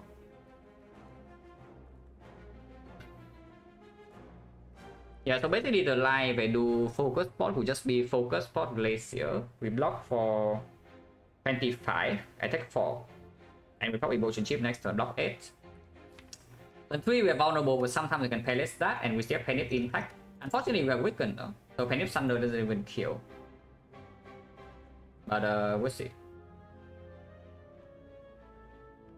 Unfortunately, Glacier Defend or like Glacier Hologram is just full blocking, and I absolutely need Emotion Chip to proc. And yes, I am terrified. with this draw, I look at this fight, I am like absolutely terrified. Let's just use it. The front, and yeah, now he's blocking 25. This guy is way too smart, like he weakens us turn 1. If he doesn't weaken us turn 1, we can play a defense, so we take less damage, and we also are not weakened. But we get weakened turn 1 and Snake was rolling some cringe stuff. That is like really scary.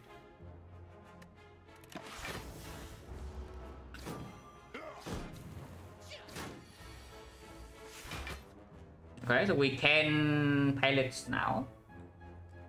I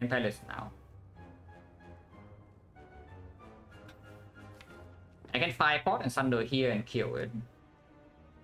I can 5-pot Streamline here and then Sunder here. Does that work? I can keep 5-pot sometimes. I can. This is going to be 18. No, it's 18 only. Yeah, it's 18 only. So Streamline into Sunder does not kill. It's only 48. So I do need to 5-pot to gain energy from Sunder this turn.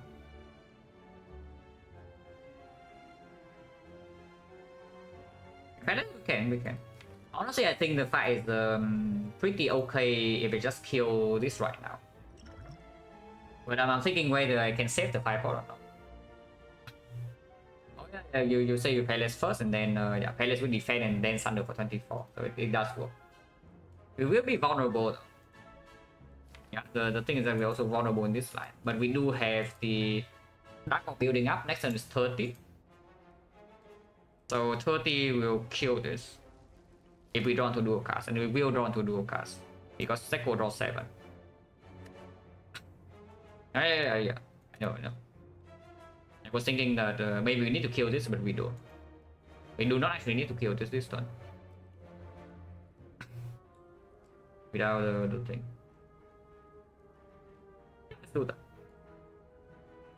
But honestly, energy doesn't even do much. We just play 1 strike afterwards because I don't want to go ahead to kill this. I don't want to play that.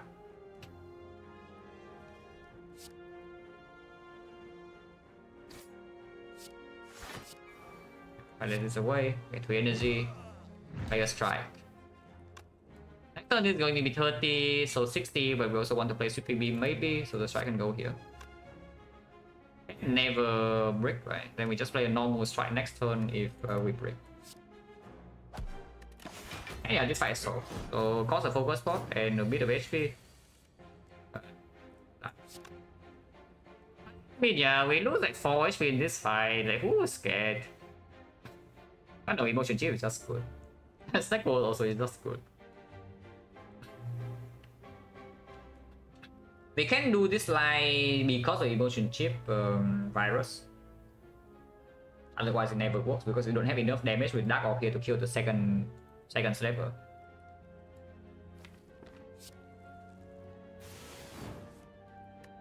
We have not even played Defect yet, yeah, but it costs 3, so don't expect to be able to. No reason to take this damage. I mean, you can, but no reason to. So just play Defect. I really, the virus is insane. So ridiculously strong. But it's not over yet, but we do have 2 cost Streamline and 0 cost Thunder. And we are not weakened. We also have this much focus, so shouldn't be a problem.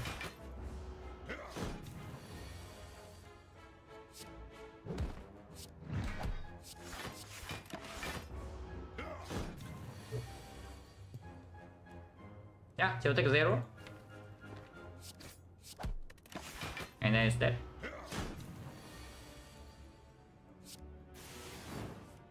I need to 9 again. No potion. Potion right now is 40. 1, 2, 3. Yeah, 1, 2, 3, 4, 5. 40%. Well, actually, no. This was a 5. So 1, 2, 3, 4, 5 fights. 5 fights, 2 potion is 50 now. That's 50 now. This was the chosen cultist. So it's green. It still sucks. It is really bad, but it's green. It will be good the moment we actually get off slots, but only capacitor. Either capacitor card, runic capacitor as a relic, or the inserter. I do not want to play with the inserter Snecko. Yeah, I do not want to play with inserter Snecko. It's just about either runic capacitor in the shop, or we pick a real capacitor, which I probably will. With the emotion chip, the capacitor is a strong pick, and also another card to pop pilots. Before that, this card is terrible. And yeah, I don't want it. I don't want it, let's skip. Hello World though. Now Hello World is good. Yeah, let's take the Hello World. We skip the consume, but of course if there's a good card next to it, they can pick it.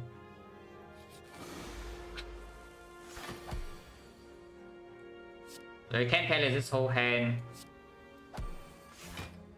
Hologram costs 3, but Glacier costs 1.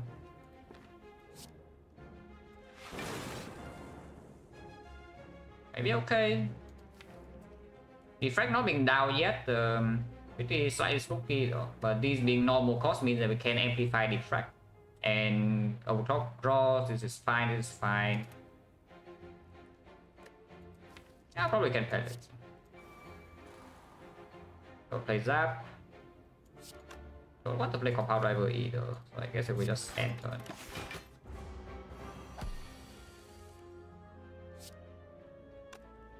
No amplify, no block, so we are taking 16 here. Yeah, Burning Slave was no problem, guys, but guess what? Here's a real elite. Yeah, this thing is actually the real elite. We're taking 16, and the potion doesn't save us. Actually, no, we're taking less because of starting discharge. The discharge. So we take 8 and then we evoke this, so we take yeah, okay, we take 11, not 16. We take 11, not 16. If I put the Frost in front and I evoke the Dark last turn, yeah, we would take only 8. So by keeping the Frost off, by keeping this Dark off right here, I lose 2 HP.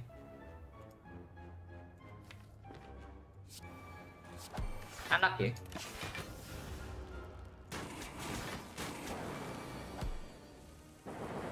Yeah, unlucky, guys. What can you do? No potion. Potion is now 60. There's a second defect we can take. Vision is back. I still don't want it. It's time to go here and rest. Oh yes, let's rest. We are playing the defect character with no cell repair, so we are just resting. Yeah, here's your Mortal Flame. We can Mortal Thunder though. We can actually Mortal Thunder in this one. Or even Mortal Streamline. But Streamline, even if it rolls expensive, you can still get it back. Mortal Thunder is quite good against the... not against the Collector, but it's quite good against Retromancer, quite good against the Leader, quite good with the Pellets. In exchange, you lose 1 relic in Act 3. But I think I would do it.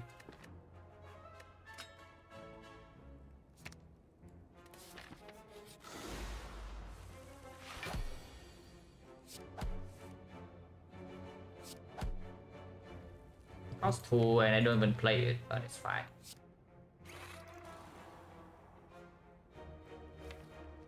Like we headed, and then we have pellets. And now we have frost. Silly? No, this thing is actually smart.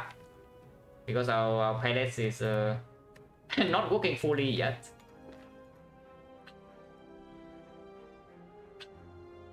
It's consume all food there. Yeah, look at our deck. See this? You see this? You see this? You see we already have focus. And now you want to consume plus.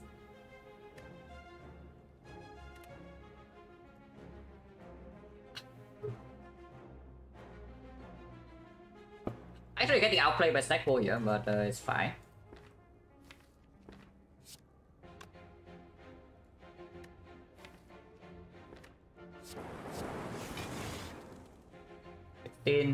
Block.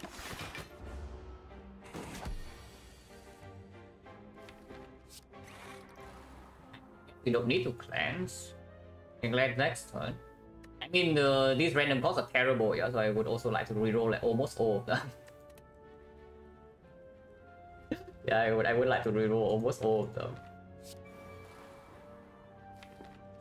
Let's try.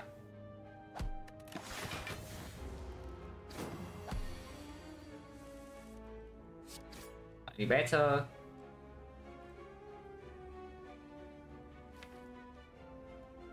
That's still fairly cringe now. But it gives me a Hello World card. We're still vulnerable. It doesn't kill that. That's fine.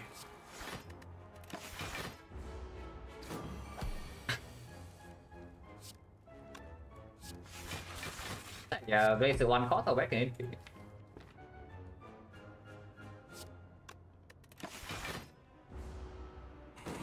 Pretty bad to play the compound rival though, I would say. Yeah, we want to play only 2 more attacks. Yeah, go to shop and then elite immediately. So pending on 9, we go to Thunder is good. Is 18, is 15.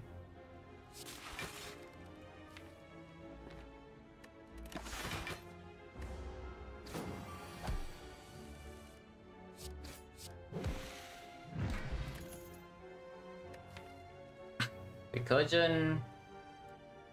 More co-headed. We don't actually have so much frost. Look at this. Our deck is one glaze to one co-headed, a bunch of focus. And we only have 2 cards that actually generate frost. What's my streak or how high was it? Oh yeah, all streaks die eventually, so don't be too attached.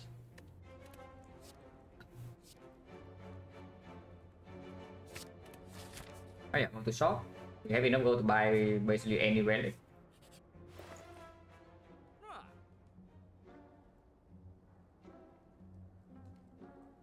Discovery, the souvenir.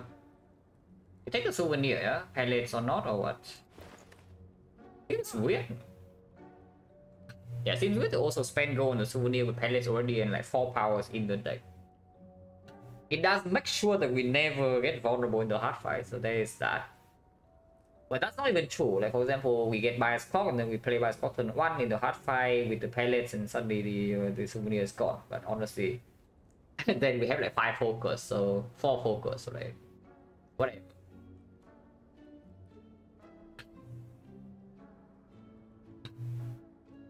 Every is okay. Remove is okay. G-Shop is pretty bad, but maybe I can see buying Blood Vial even. Because this deck will, this run will definitely still want to run into max forwards in Act 3, yeah? We currently have no sustain. Because the deck is not good enough. We need more cards, and we need more cards, we need to run into max forwards.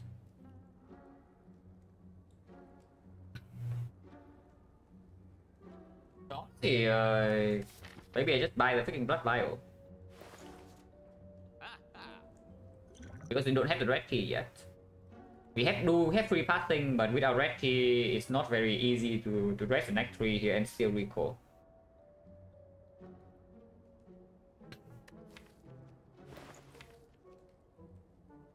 Let's actually buy the Blood Vial. Souvenir sucks. Yeah, Souvenir sucks, guys.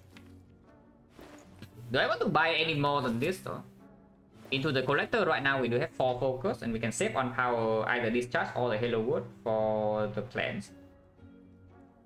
Sometimes we can amplify these and we have maybe 6 focus. If we do actually have 6 focus and we palace away the Snecko and the collector debuff, I don't expect us to need any potion use there. How much gold do we get? 30? We probably maybe want to go here, but I don't know. Late question marks act 2. Yeah, okay, attack is coming, guys. Surely this time. Oh yeah, let's assume that we go here in these anti-nodes. We gain 30 gold. We gain 75, so that's 300. 120. One night is 250. So 550 for 2 shops. 450 for 2 shops where I buy the discovery. Yeah, I guess I will. You can remove here to shut down the cleric potential in a few floors. You remove here, you have 375, so you can dodge act 2 3 shop, I guess, and you still have a big shot on act 4. Remove with Snecko is pretty good, yes. Removing your card with Snecko is quite strong.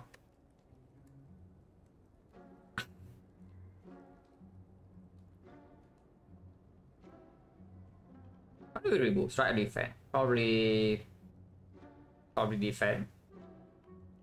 Probably still defend. We can still see bites, and yes, we just literally just bought a freaking blood vial, so now we can see bites here. So you think we buy the blood vial for 2 heal per fight, yeah? But we actually buy the blood vial for like 24 max HP or something. That's yeah, that was the line.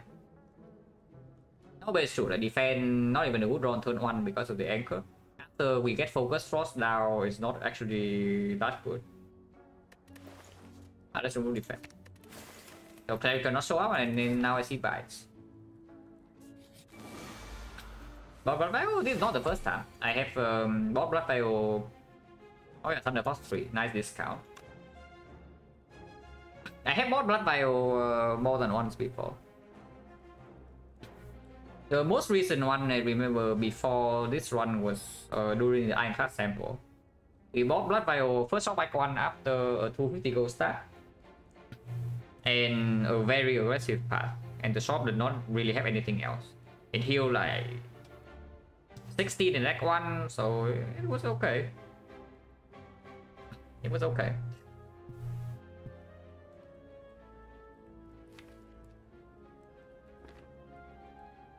Can kill 2 minions here, probably should. You can amplify Halo Wood. Not in any frost down, this costing 2 though, so if she attacks next turn we are in a small, but we have 2 Halo Wood stacks. Wait, no, I cannot do that. I must Thunder first because it costs 3. I guess I can Hollow Thunder, yeah, I can Hollow Thunder, it's fine. Yeah, Hollow costs 0, so it's completely fine. Maybe I can also play two-headed. If I don't want to like Defect, I can amplify that.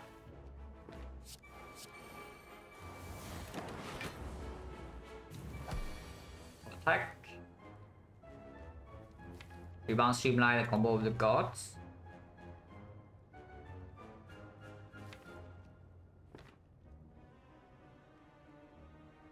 I like it. Rebound Sweeping Beam or Rebound Go with the Eyes? Rebound Sweeping Beam. Okay.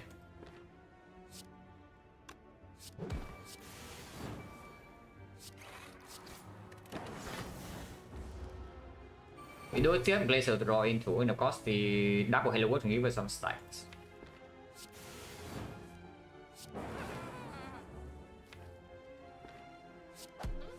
No Glacier, we have Discovery. Move is fine.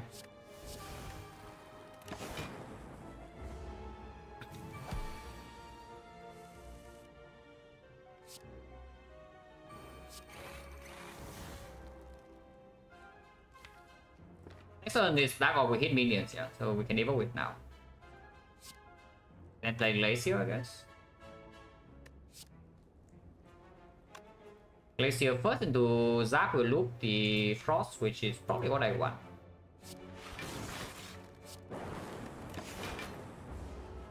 Okay, she actually attacks. If she doesn't attack, then we can still kill minions with Hourglass and like Sunder in the draw pile.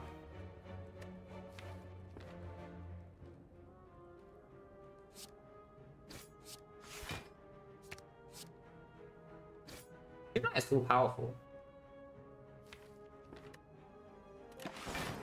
What? Okay, Streamline is too powerful.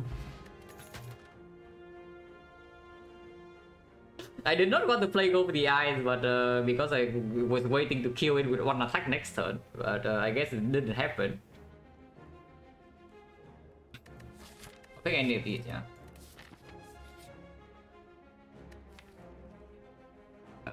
3 strength. It'd be nice if we have like a souvenir right now, but maybe we can still palace turn 1. Oh, you transform 2. So how good is 3 strength really? Really decent. No vulnerable, but we have panic. And yeah, we have some streamline we can play over and over. We have some hologram, we have Halo Wood, which gives like some, maybe some barrage, maybe some actual beam cell, some over the eyes. You can play, but only on turn 1 if we palace away immediately, which doesn't always happen. And sometimes we don't even want to palace turn 1. Just click it transform 2. I'll try on defense because defense is still bad, and then maybe bicep can still show up. That seems to be good transform with the XecnaR. I think these are decent cuts. Some might say these are okay. Better than strike and defense. They're okay. They're just okay. I guess I am resting.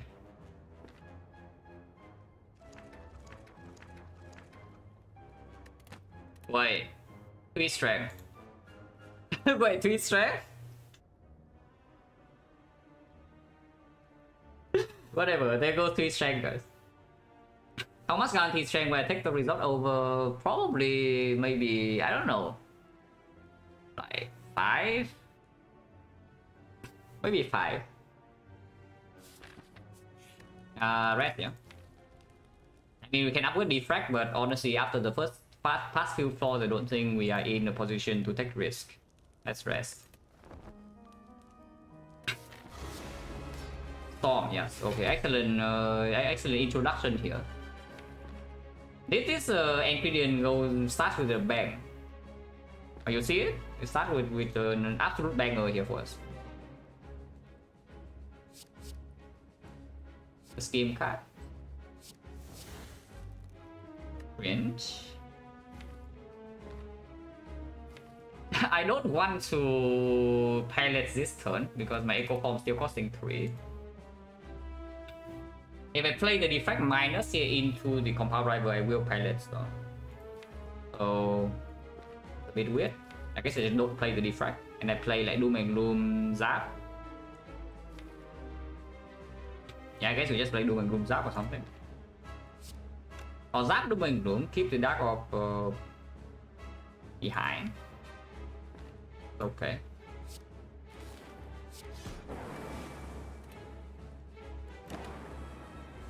She can die turn 3 by the way if she attacks. She doesn't. Echo Form's hiding. We don't have any focus. These are very cringe to palace away. Yeah, if we proc the palace now, I actually have no deck. Interesting.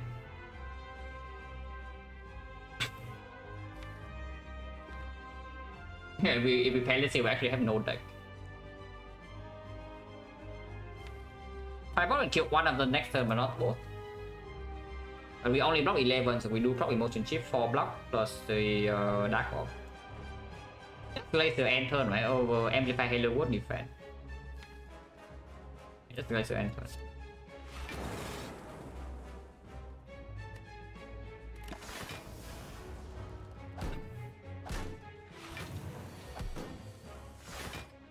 Okay. So we can hollow amplify to amplify this echo form. Yeah, that would make us 3 echo form, 2 echo form stacks. And we still can very clearly kill them this turn because Streamline is pended. So you can either choose to kill the second minion right now with Hollow Streamline and 5 pot, or you leave this thing alive, Hollow Amplify right now, amplify the Echo Form, play the Defend. Take we are facing 38 and I'm blocking for 13, 18, so I'm taking 20.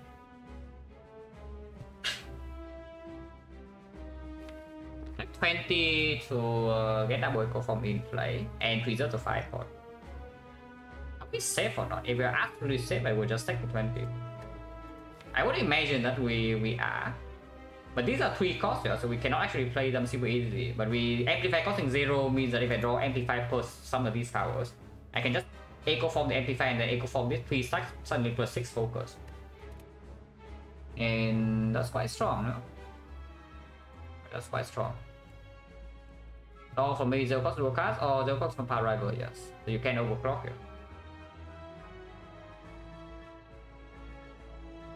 No overclock. Okay, no. It's good enough. 1 cost dual card is good enough.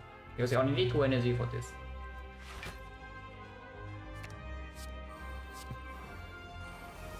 This charge is 0 cost, and that is the one that we use to palace away the collector. And I mean, I also don't want to discharge this turn. Okay, so we only take 8. Taking 8. And now we have 2 Echo stacks.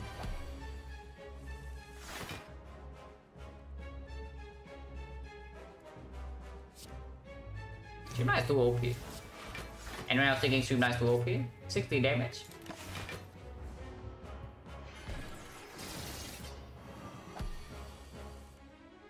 Look at this.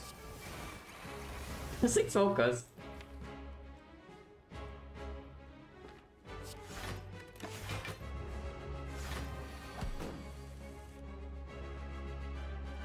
And it's fine, we can palace this away here. We are not vulnerable. But it's scarier than it actually is. I think I want double Halo World single slap. Oh, I can also double this and then... Or I can also just double Blazer and full block. And after we pallet. Yeah, why not just full block?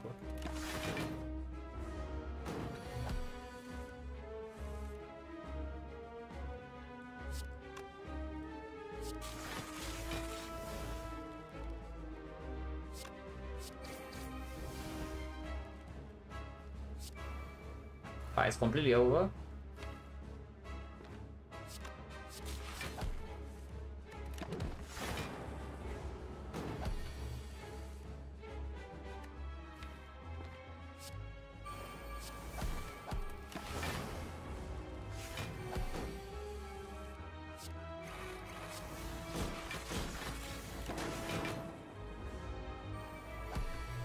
Defect owns or Defect owns for now?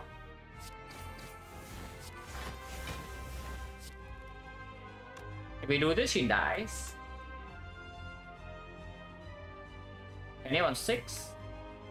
It is fine.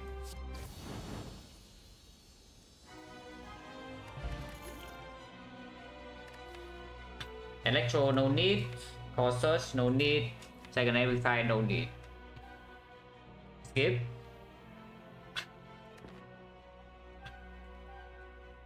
Yeah, skip. So no second Echo Form, no Meteor Strike, no Bias Core, no O for 1. Rainbow I would maybe also take. Vision still sucks, but maybe with Echo Form now slightly okay. These are just bad. I mean, Electro is not entirely bad, but it can absolutely break us in some fights, like in particular like the heart.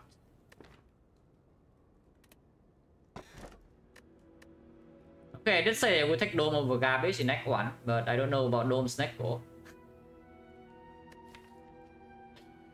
Oh, we actually playing 3 energies next goal, what? That's like so spooky. 3 energies next goal is so insanely spooky. But this deck with yeah, Dome Emotion Chip is just like... terrible. Yeah, no emotion chip is just absolutely awful. And Astrolabe in here with the speed box. We have 5 base cards, so you transform 5 or transform 3 into upgraded. Let's transform 3. So we left what? We still need to have enough attacks to proc the palace. Yeah, this is always on turn 1. So we're 1, 2, 3, 4, 5 here. 2 strike on defense. Yeah, 2 strike on defense.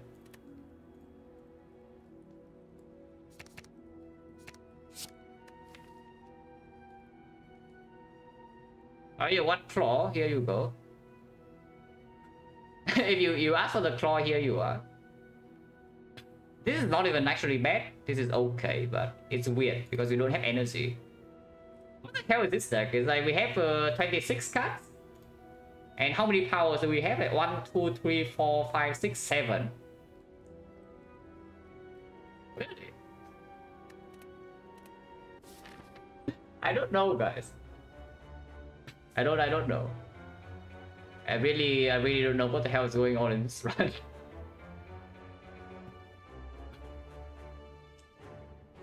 If we want to farm 4 elites, we also force into some pretty horrible shops. Right here, we enter this shop with 150, it's not enough. And then we enter this shop with, again, not enough gold. If we want to avoid the actual shops, you can still take 2 elites and then super less shop, I guess. So it's minus 2 elites. So you do something like this: 1, 2, 5 into 3 5s here, into here. And then fire number 1, elite number 2. If you have enough gold in the shop, you go here, otherwise you have to upgrade. Upgrade at the moment, only one I really care about is like Defect, but maybe you can say Thunder, maybe you can say Amplify with this, but it's still 3 energy snack gold.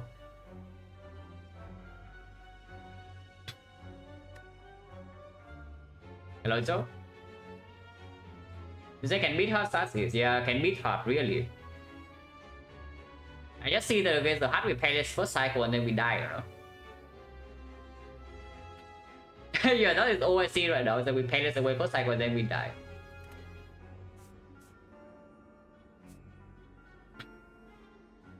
I guess you can just dodge this shop right here and go this way. It's like 3 fights, fire elite number 1, elite number 2, super late shop, elite number 3. So by the late shop we enter, we have how much gold? 1, 2, 3 here, 45, 75, 105, 120, so 250. 280 gold for 2 shops, not exactly great. Actually, we were hissing, yes, hissing's claw hello world. So that's a pretty terrible astrolabe. Yeah, that's a pretty terrible astrolabe. Usually, Defect astrolabe doesn't miss that hard, but here we are.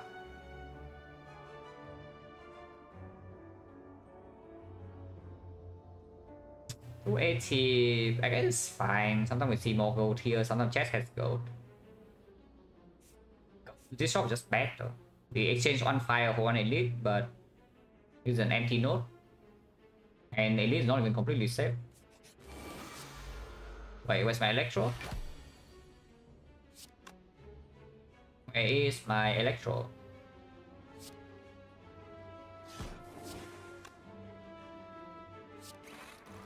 No, don't even know whether that was good or not. Because I could have Thunder, Hollow Thunder. Yeah, that was way better. What am I doing? Hollow Thunder doesn't kill. It kills this guy. Yeah, it kills this guy. Okay, that would have been good. Yeah, better wake up because this fight can deal damage to me. Pretty heavy damage in fact. I play attack, so I cannot pop pellets here. Not that I want to.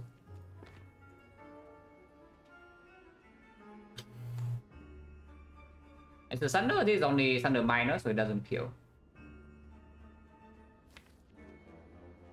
Probably still one Blaze still in play over Hello World though. Oh, we already pellets. Oh, never mind. And in fact, the lightning did hit here, so I guess we can kill. Yeah, lightning only hits here, then we don't kill. Because otherwise the that one goes after. So it's 8 plus 6. It'll be 14 and then we can Thunder. Yeah, it does. So now my Echo Form costs 3, but Defect costs 1.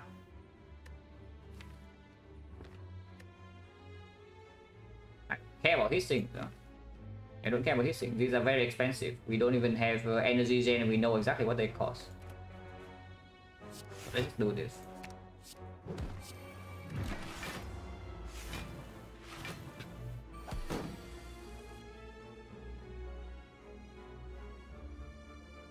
Okay.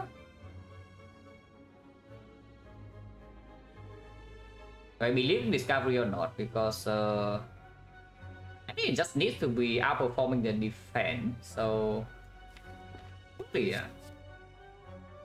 Okay, I don't know whether that's good or not. Or we can take this, which is actually outperforming the defense, and we take 3 damage. Yeah, how is the vision? We draw 3.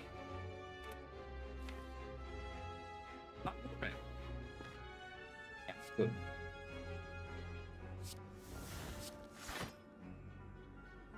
I mean, you can also do this and take 0.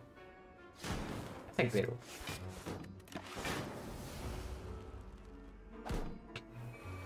My boss relics, it was Joker, Snacko, Tiny House.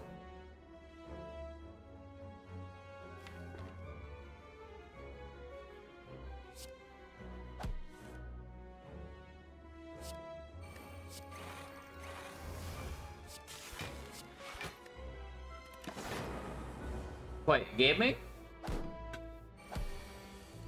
I was thinking that maybe we take some damage there, but if we hit both lightning, then we don't take any.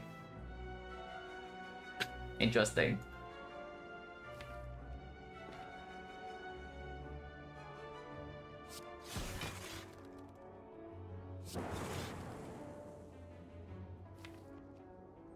Play this charge.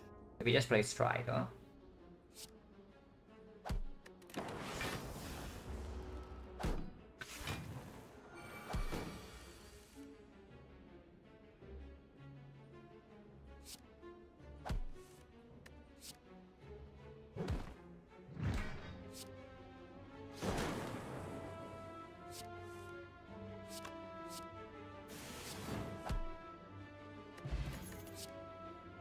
Osfio seems pretty okay in this deck, some would say.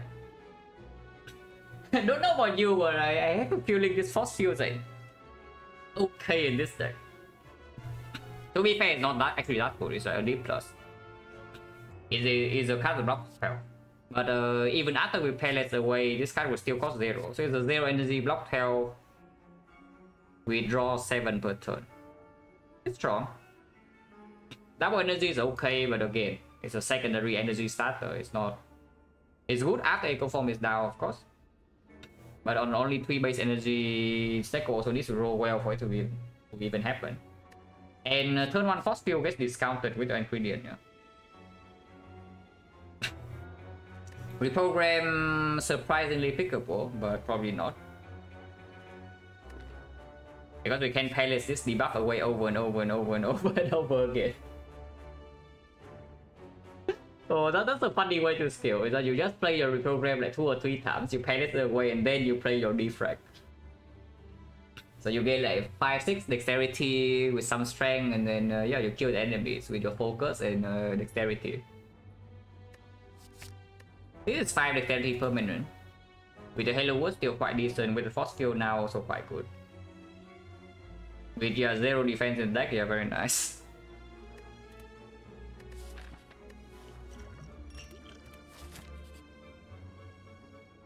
Rare Relic, we cannot take normalities here, yeah? No double shop. Could have taken normalities here and go to this shop. So this is why you should have taken this 4 elite path, I see. Because you say that this first question mark is always my bloom. I would say the double shop is just bad because this is empty node, but... Well, I guess I am the empty node.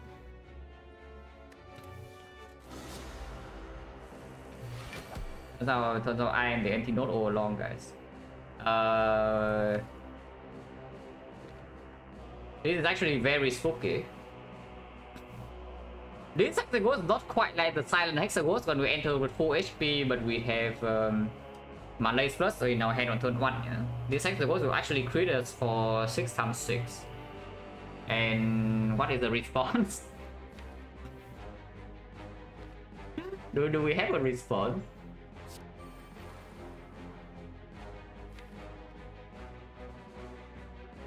Sometimes the high roll into this draw or this draw. What do I believe in more? Do I believe in the Quadrant or do I believe in Hello World?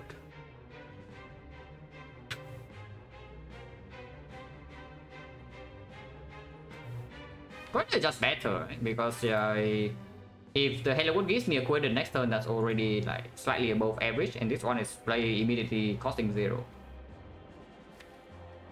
We have some maybe amplify defrag in the draw. Sometimes we can evoke the frost with the double blaze here. Sniper rolls doing so far. Okay. A frost field.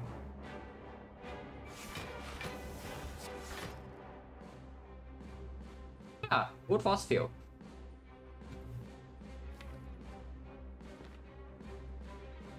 Five. Instead of playing Compound Rival, they're trying to draw into more block, but it will be 0 cost.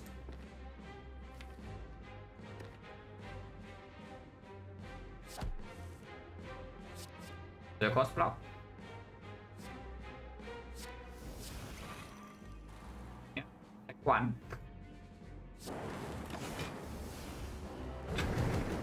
Ow.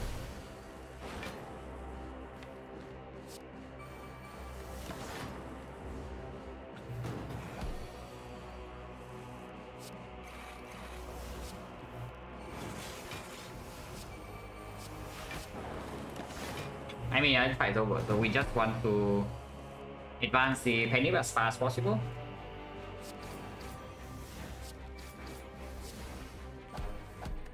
Shouldn't be that difficult.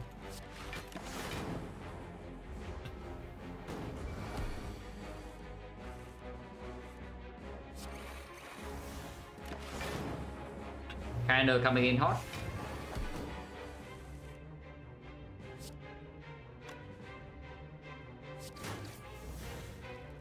Cannot put it to 9, so I guess 8 would have to do.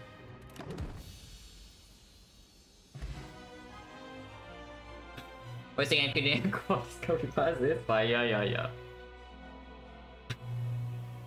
Left at the options it was Dome left P-Box. And yeah, it's Emotion Chip Dome. So that was pretty sad. Hologram plus Infinite. Or this, you panic away early, this is a good card to draw. Infinite. Probably never getting Infinite, but it's still an okay card. Yeah, I don't expect this Infinite to ever happen, because Palace happen almost instantly. If we do not use Palace, yeah, we are going to die. Because it basically means that we are not playing our freaking powers, or we are not deploying Frost Orbs. Maybe sometimes you get away with not playing a single attack, but power and skill must be played.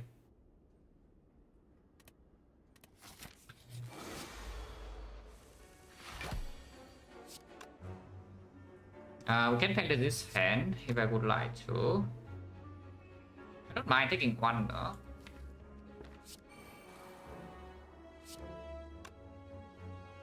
Next floor is not an indeed. Sometimes it's all workers though, so I still want to reset Penny up if I can. Pretty difficult. Yeah, pretty difficult to set Penny up in this fight. Unless we don't play a single attack after this one. So I play like Doom and Gloom and then not anything else. And then we rely on Emotion Chip Dark Orb to kill it, but sounds like a big stretch. Turn 3 we don't take damage, so it's only turn 2. This line maybe gets a little bit old. It's not that bad. It's really not that bad.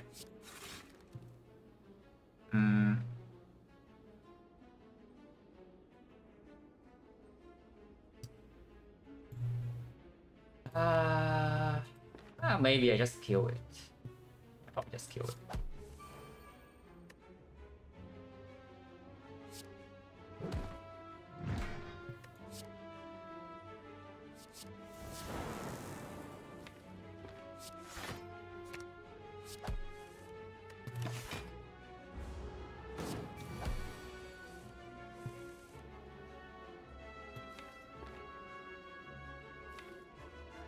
And play 2 attacks, no, 1 attack next turn.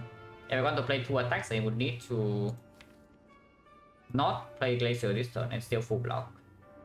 It is easy. We just play Force Field Defense. I mean, I can also play Heatsink, but I want to draw these next turn to play 2 attacks, so Penny goes to 3.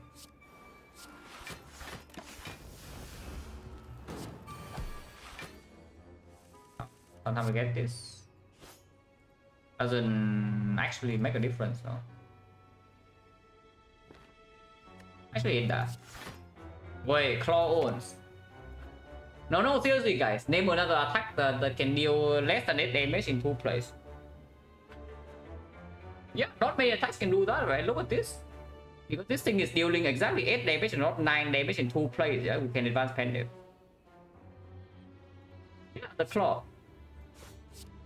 Amazing stuff. Room plus Fusion is back though, and I think this Fusion will take.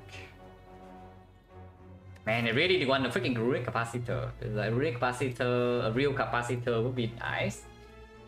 And then we actually try to scale energy with this. This is quite strong, but this is maybe necessary.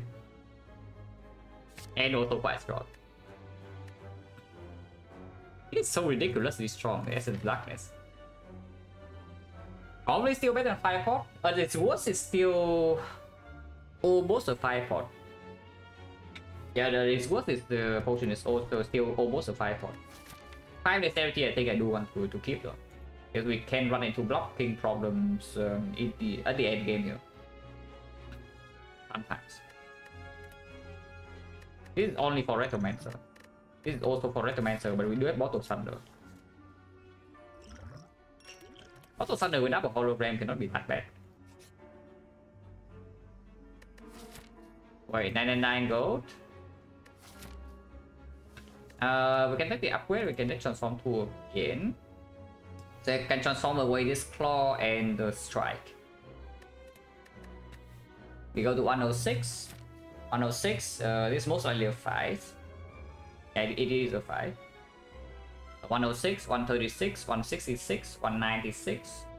Still above 200, so we can buy a relic here, but not anything premium. Okay. You can take me for the upgrade in here, but I want to transform 2. Hello can stay, these things can play. We transform Claw Strike. Still have enough attacks in the deck to proc Palace, yeah? 1, 2, 3, 4, 5, 6. Not that many, but I guess it's not that bad.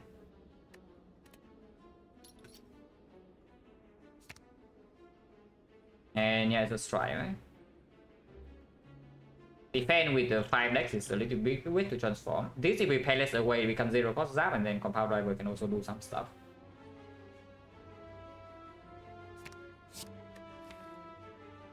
Better than Strike.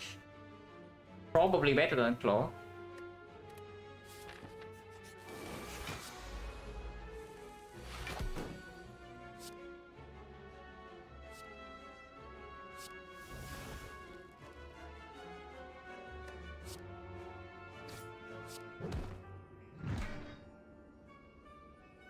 Hello, what deck?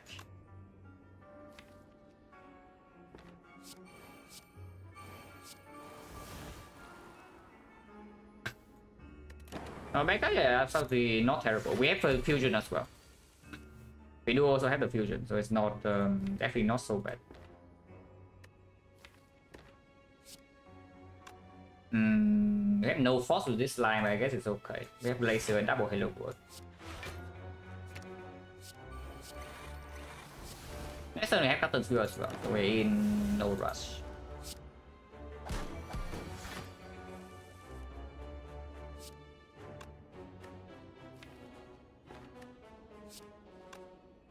Wait, this had 19 Dark Orb we hit here. That's unfortunate. Can we do something about that? I guess we can.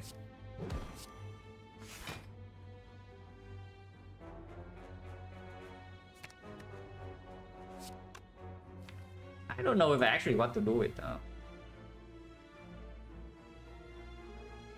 Is that it's only 1/4 or we're not 2?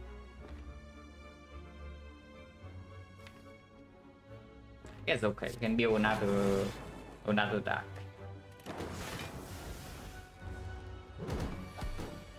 Yeah, keeping Penny on 9 is not very easy here.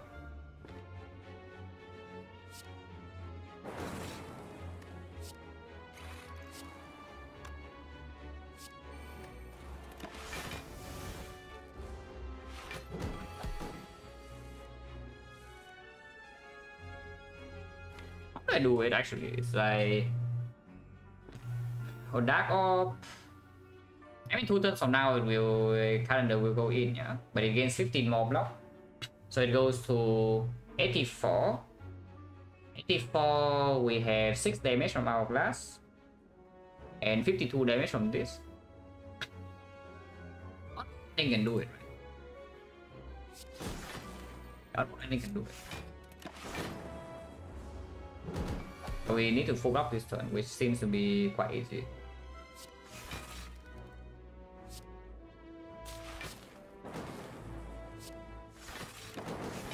Yeah, and goes in next turn. I can even just do this and kill. There, calendar. Stack.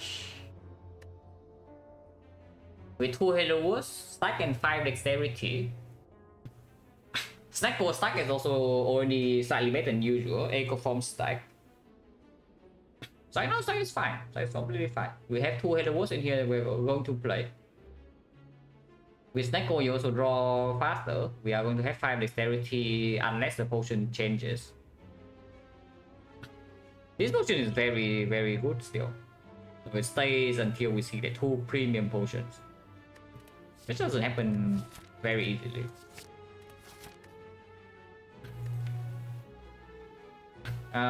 We have what? 1 fire. 1 fire only blood vial. So we can upgrade Defect, but then the Defect will go wrong and then we cannot press, yeah? Recall first means that we don't have the second Defect upgrade, but we do have the blood vial. So we heal what? 1, 2, 3, 4 fights, 5 fights, 10 HP. Okay. Into Giant Head, I would also like to have this screen.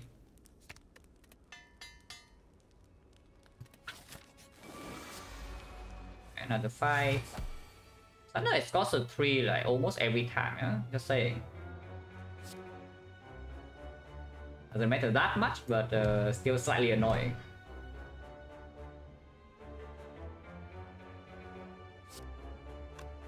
I just play Hello Wood Blaze here.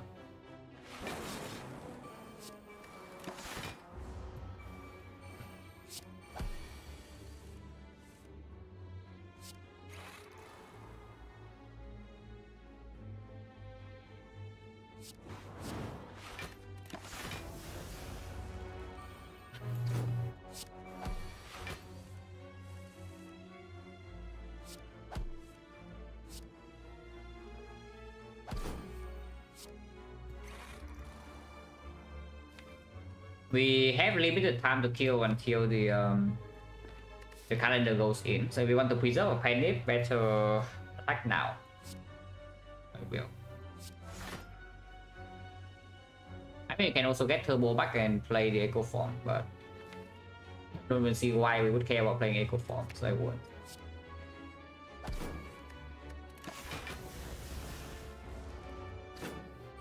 Remove Azurep cast. Yeah, we transform a claw. We got transform 2 event, middle back 3 designer inspire. So we transform away claw strike. But left gave me hissing sailor claw.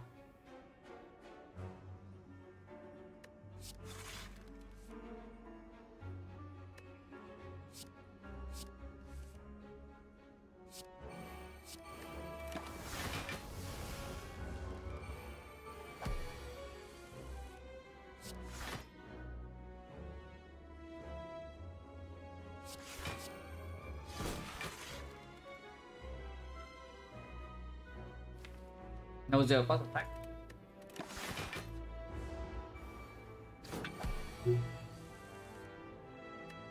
Attack of the gods. Next turn kinda goes in, yeah. So this is our last turn to do a thing.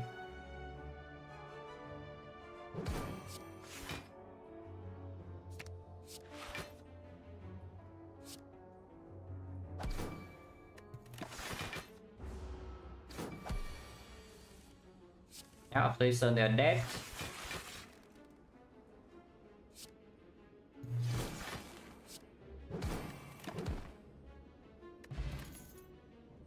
Garbage. Don't need this.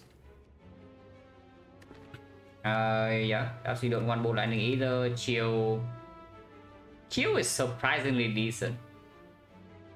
Our deck has like 3 cards of Generate Frost. And if we play this away early, then this card is just costing 0. It's okay.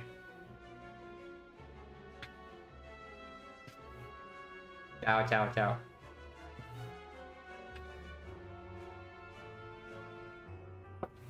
Yeah, this card's okay.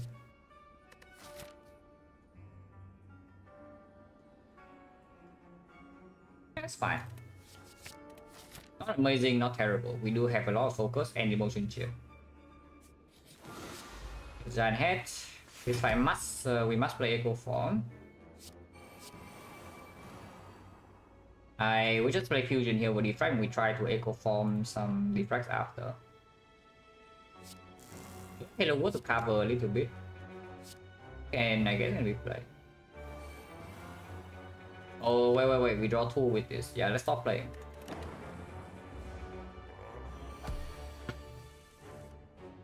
Single Echo Form.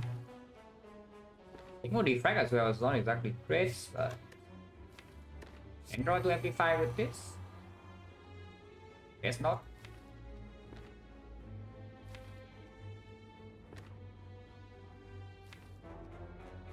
I want to wait.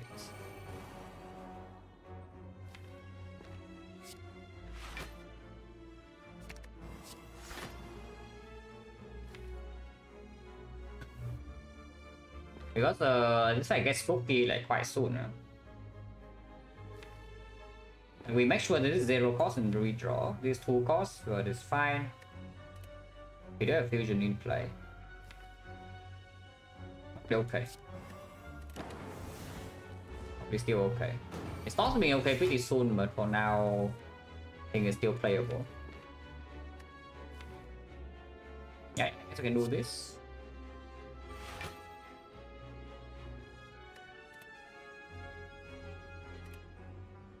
I would like to play Discovery this turn, so we just get the 0 cost Defect. I think it's gonna be good here.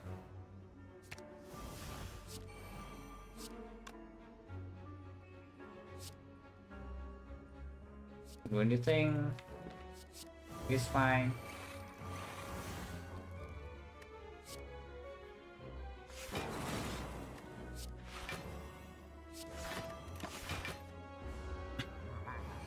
Pretty scary stuff though.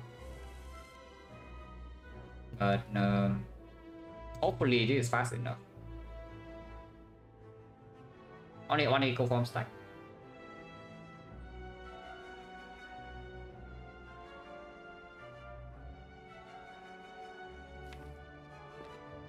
Wasting Penny and killing Plasma. I still want my Plasma, right? I think I still want my Plasma. So what will be the line here? We just double reinforce body and end turn, or what? Maybe.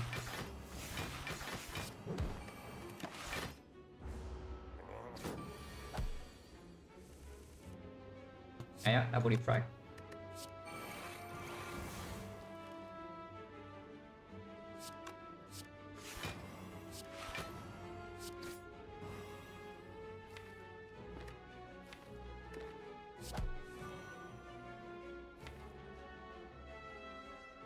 Now we can kill the Plasma, maybe.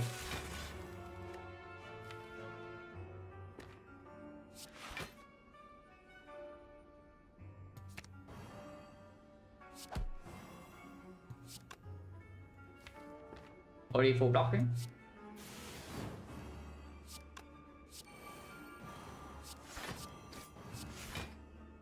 Pretty decent turn, but still have like 200 to go. Kinda is coming in. You can block a lot. Anytime the thing gives us frost off from Hello World, we already block 56. But we do block a lot.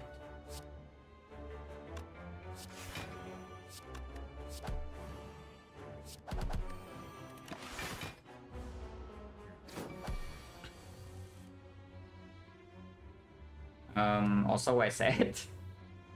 I guess you can double it. 10 by the way. yeah, die 10 by the way. No, it's always 0. Like, we no longer have confusion. And these are just cards generated from Halo Wars, so they are not... They don't have the cost reroll even if you do not cleanse away your Snecko.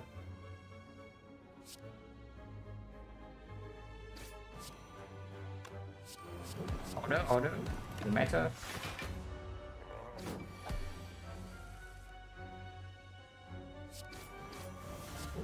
We look fine, you know, look fine to me. We just streamline this thing with that. We had a good Halo World. I mean, expected, right? We expect Halo World to be good. Unai ZG. Glacier Plus. Yeah, I would like to take that. Duplication Potion is pretty sick though. So this is probably going in our potion belt. If we get rid of the Essence of Darkness, Act 4 Elite's bursting Act 4 Elite's plan is basically going down the window, yeah? Going down the drain. We cannot open the Dark Orb on turn 1. Just set the Emotion Chip and then maybe try to burst the Shield down on turn 3. With the Kunai now, maybe you can say 5 Dexterity is not that good, but it's weird to say because not 5 Dexterity is still a lot. Yeah, exactly. Essence with Chip is so insanely strong white for it. Sometimes we can kill them. We don't have that much sustain now, so if we actually have to do that, that is like our last resort because we are losing HP and we also don't bring a potion into the heart. 5 Dexterity is so much though.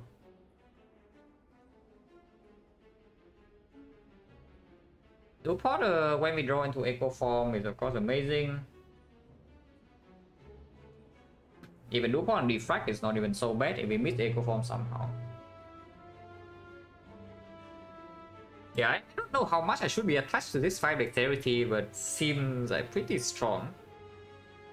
It seems like really strong, but I don't know whether it should be so attached. I expect this deck spot to block maybe...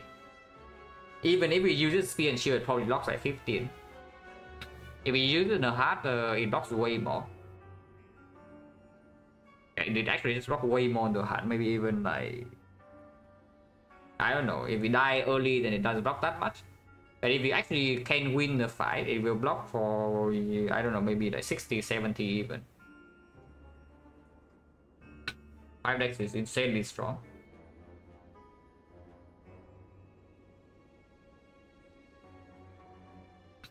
Playing with no potion for Act 4 Elite is so scary though, but it's not even true. We can upgrade, we can even upgrade Thunder, yeah? Actually, no, we cannot. We can upgrade Thunder in Act 4.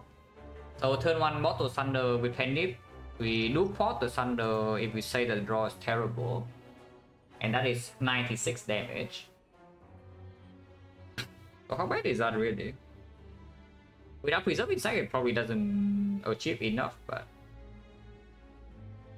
If we have to play the fight with the hard fight with low HP, yeah? Because even if you take Emotion Chip, Dark Orbs, Act 4 Elite can still like kind of destroy you. And if you want to play the hard fight with very low HP entering it, then honestly, Duport is just way better. And Speedport is probably also better. Retromancer, we do have Bottle Thunder, so I'm not that scared yet. Double Hologram, Bottle Thunder, maybe we can do okay there. We don't need this there. I think I do Duport. Now the toughest question is that if you actually see a Gambler's Rule, though, which one of these would I toss? That would be a tough question. And the wood deck? We can cleanse right now, but there's no reason to do I want. The problem with the problem with the Essence of Darkness line is that you're going all in because it doesn't actually do enough in the hard fight. Like in the hard fight, if you're dying there, the Essence of Darkness is not going to help you. So is a potion that you bring that is only going to play in speed and shield, and the plan is very one-dimensional. You play the Dark Orb potion, they need to die. So you make your hard fight weaker while forcing your Act 4 list plan to be exactly that. What I value more nowadays on Defect is that you have more flexibility with your potion use in Act 4. Is that, yeah, if you bring a potion that is only good in one fight, usually that's like not extremely strong. If a potion performs in both fights, then it's much better in my eyes. And both of these potions can perform in both fights.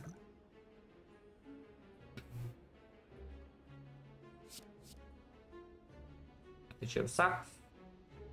Blizzard also sucks. I think another power. If we don't play an attack, then we don't cleanse. I still don't want to cleanse. I still don't want to cleanse. Let's take the auto shield. We don't have loop, so it's not that bad. And we can play another Halo Code.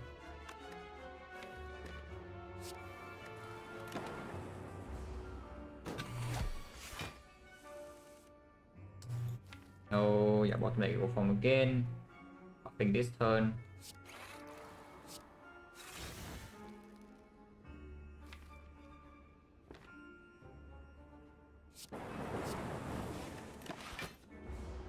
It is scary. Bomb is here and we can do it.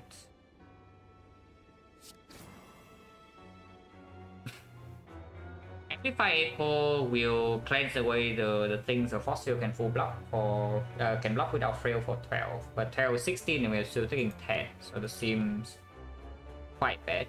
Not amplifying the Echo form, the fossil is not even going to cost 0, but we can play stack instead. So the Echo form stack, but it also blocks 16.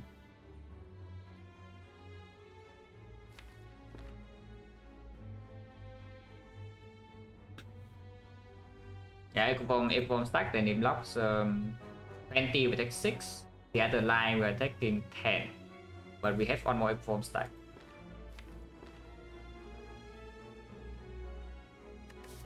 We don't actually have a cell repair, yeah, so HP loss in here is like kind of real.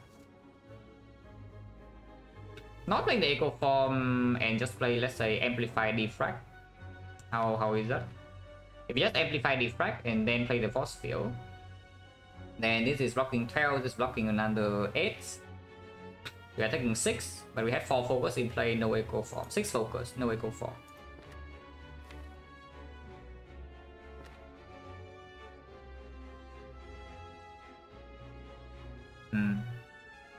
Difficult.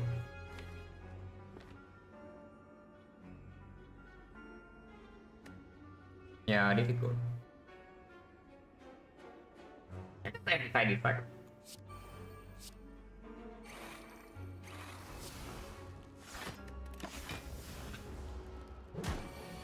I mean, also emotion chip.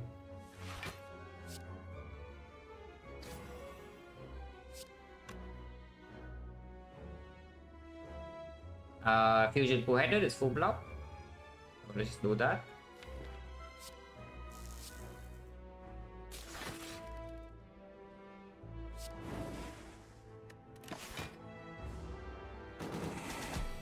I just play the line that takes the least amount of damage on that turn, while still being able to kill it, which is why I chose the line at it.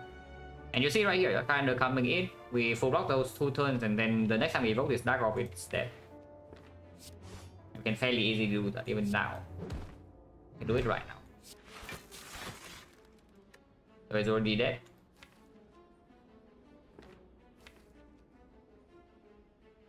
Can't really break, yeah, can't really break, so I can try to advance in Nunchaku the most.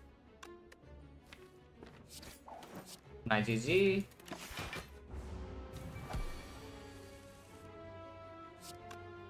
I need to 9 before elites.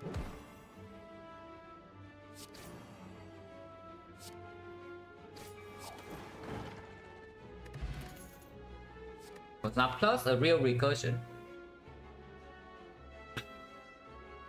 Don't care too much about the Yeah, don't care actually too much about this full snap.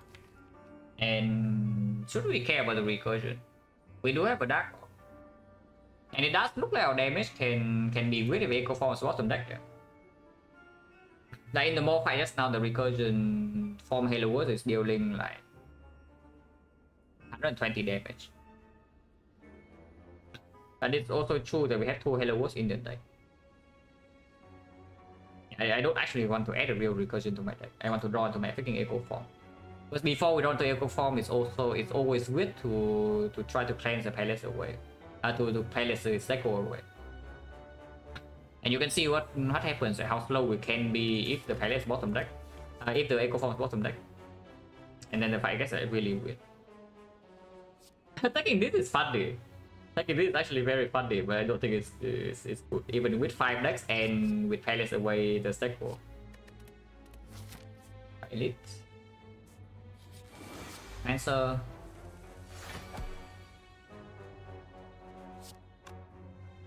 So in this fight, I suppose that we are forced to palace on turn 1.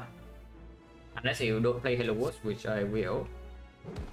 But yeah, Hollow Thunder to clean here just kind of forced. So most likely we are playing this fight with no Echo Form, yeah. But with double Halo Wars, it can create some more holograms and can hologram this Thunder back to kill the daggers respawns.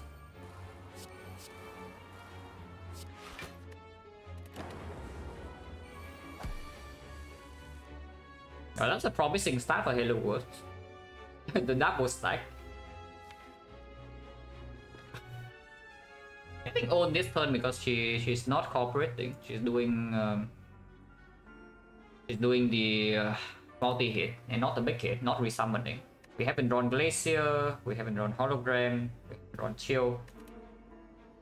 And the Halo Wars also didn't give us Turbo or thing that killed this. Quite bad. Really quite bad. I don't know what line we're trying to take here because I see that we're taking a 25. You can try to speed pot this turn and save some HP. If you speed pot this turn, you just play triple stack, yeah.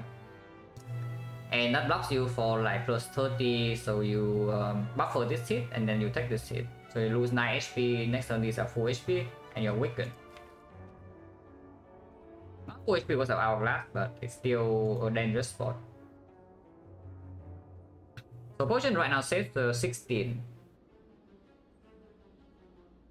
You can also just duplication potion the Doom and Gloom. That seems like way... I don't know whether it's actually more stupid or not, because it kills minions immediately. So you're taking 16 in your face, maybe you cannot block 16 with 1 card. But you do not need to worry about the minions next turn. We do have emotion chip on these though, if we just play triple stack.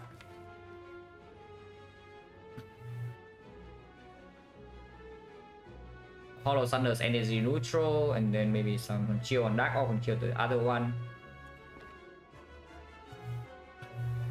What is stronger between these two?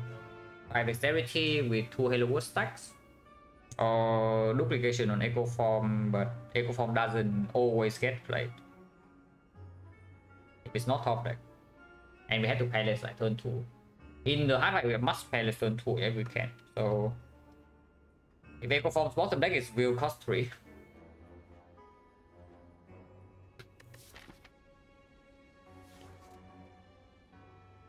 And it saves immediately 7 HP. If you use a sleeper, it saves 7 HP on the spot. Compared to the Dupont. We do need to worry about the minions next turn.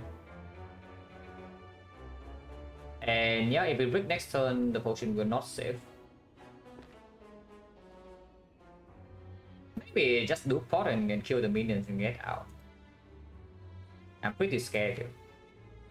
So we take 16. 16 go to 44, 44, 46, 46, 48. There's something here. Playable, but pretty dangerous spot. Maybe just do boom boom and get the hell out.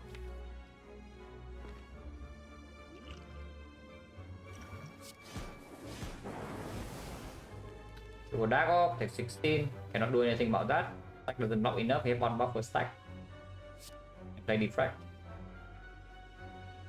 I mean, Captain's will maybe tell you to ignore these things, but they deal too much damage. You still need to kill at least one of them. If Recommencer attack us again, you need to kill 2. So just play this line. Ow. Summons. Summon.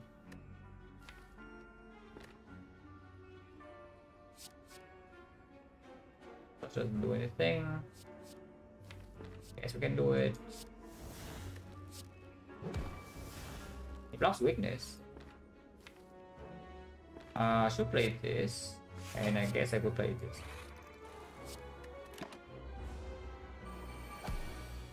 Summoning again. I mean, that's fine. I can play Echo Form with this line.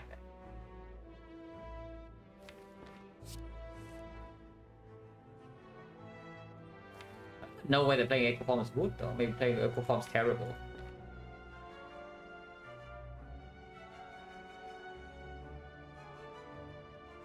Probably okay. Because we have 2 Frost Orbs.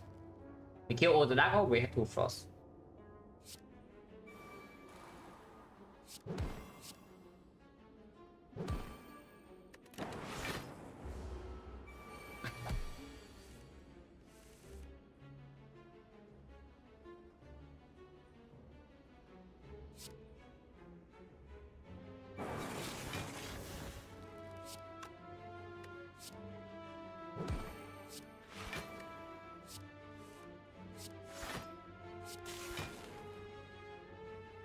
Yeah, can block.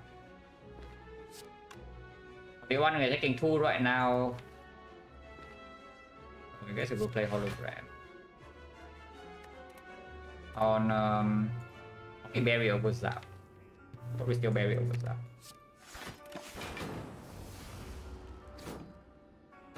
Yes. We summon again. Necromancer loves summoning apparently. I mean it's fine. Then kind of goes into their own deck. Pretty costly fight though. -1 potion and 16 HP.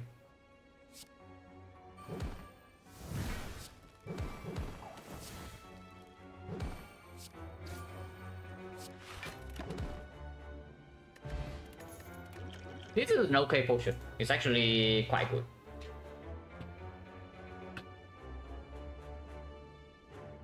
Aso Maso. Wait, Aso Paso Maso, thank you very much for the prime sub. Appreciate a lot.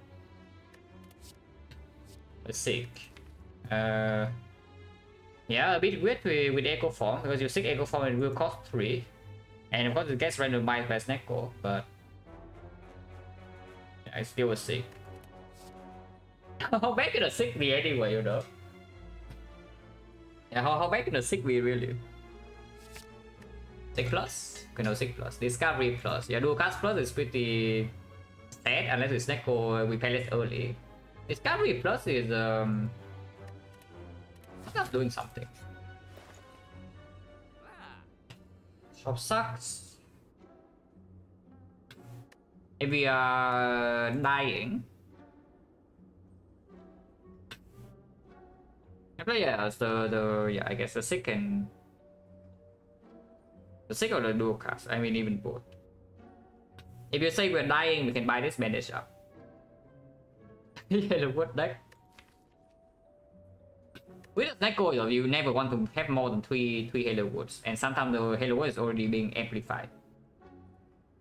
So it's a bit weird. It's definitely a bit weird to take a third one. If you think we are currently dying to this floor, you can buy bandage up. Heal 8 per fight. So we heal 10 per fight here, self-repair at home really. But I hope that we are not dying to the next few frosts, because Act 4 is still looking extremely scary. And I think Act 4 is still looking extremely scary, so I don't want to waste my gold here. You can fight the elite. I don't actually know. Giant Head is probably fine, yeah. But Nemesis can destroy us and then we cannot rest and then we get owned. But sometimes we get a full heal here. Sometimes. It is Nemesis. Oh, we can get Echo Form but we cannot play it because your sick is like that. You can amplify the creative AI, play Fusion 0 cost and a sick for like Glacier. And yes, I think that is the line we are playing. Yeah, amplify the creative AI. Sick for Glacier, play Fusion. So we play with 2 Frost, 1 Plasma, with 2 powers every turn. On an Defect, because that's not enough output for this fight. Even if you, I mean, it is like kind of okay, but you see your Defect right here, yeah. So if you aim Defect, you get 6 focus, 4 focus, but then you don't have Frost, so immediately turn 2 you're in danger. Turn 3 you have Captain Skill, you're probably okay. But don't you think that Amplified Creative AI is also doing roughly the same job? It gives you buffer. It gives you buffer, it gives you bias core.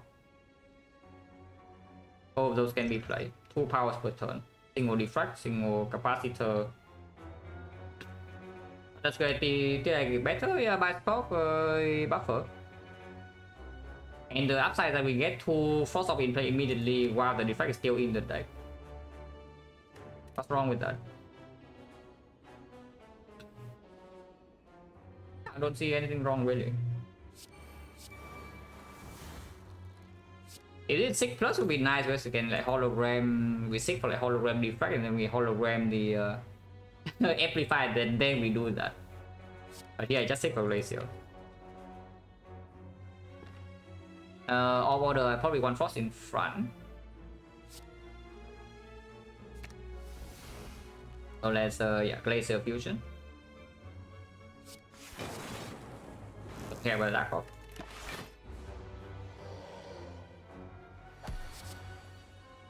It's a buffer. And also play Echo Form. Hologram the amplify this Echo Form and then play the stack. Seems to be good. That is full blocking. Yeah, that's full blocking.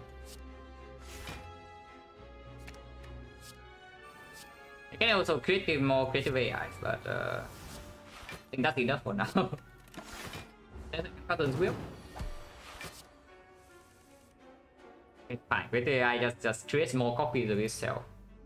You see, now we are invincible. Because 2 Force are already in here, so we are not dependent on drawing the Glacier, playing the Glacier. I can double Defect again, or I can just play the double buffer to give myself insurance against the 45. Which I think is probably more important. Let's play this. Can play this, 1 copy. I can play this as well.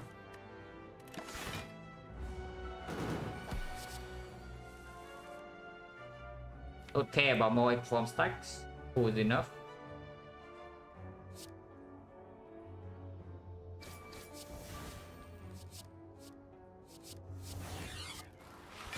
Yeah. Now we are completely safe. I never 45. Interesting. So Panic wants to be still on 9, I assume. This fight not exactly very easy. We'll see. We do have emotion chip.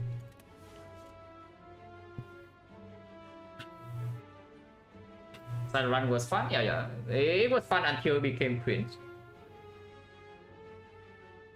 It was fun and suddenly in a few floors we become like overpowered, permanent intangible again. Not that we ever played intangible besides the hard fight, but still cringe.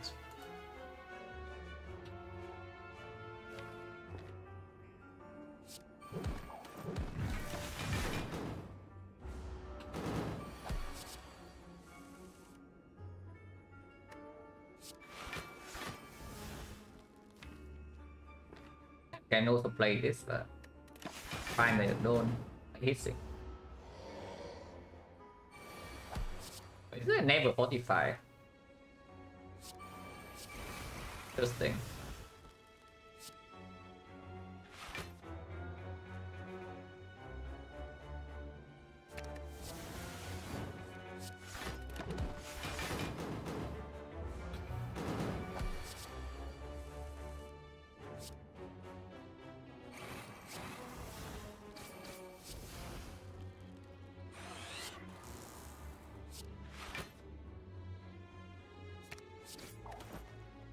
Six, 7, and then we play 2 attacks next turn. Then we get to 9. Seems good.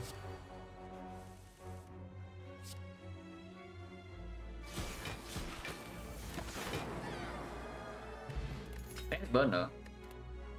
0 for 1. Wait, pellet sucks? Yeah, pellet sucks or what? Because if we pellets away early, this is only pulling back force field. It is going to pull back, I guess, Zap Dual Cast. Yeah, Zap Dual Cast, force field overclock, and some Halo Wood cards.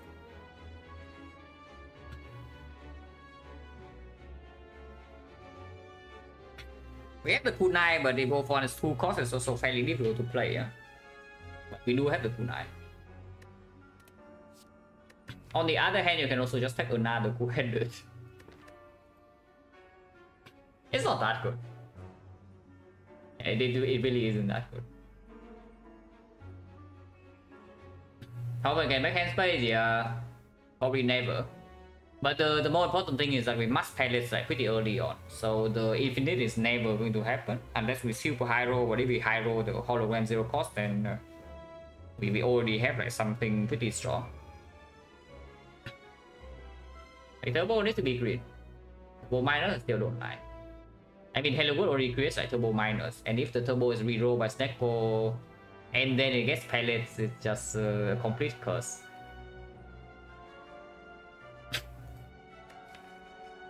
How is this two-handed? 1, 2, 3. First off, over here we have 2, 3, 4, 5, 6, 7. So we take the coordinate, we have 8.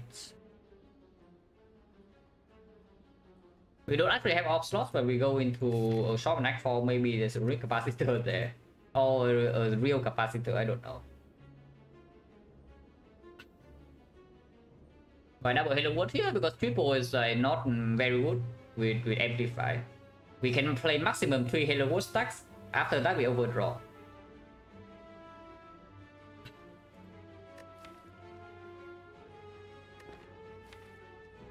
It's good. It's probably still wood enough.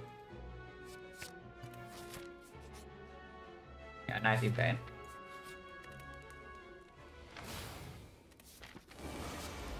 No, real capacitor. Or something. We pellets on turn 1 with this line. I don't know how good it is unless we don't play the Thunder.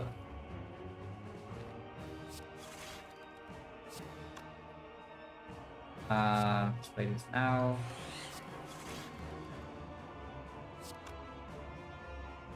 Yeah, we can play defense, stack in here, no Thunder, or you can still play Bolt Lightning to prop the pellets, but using pellets immediately before rolling this, re-rolling this before re-rolling this,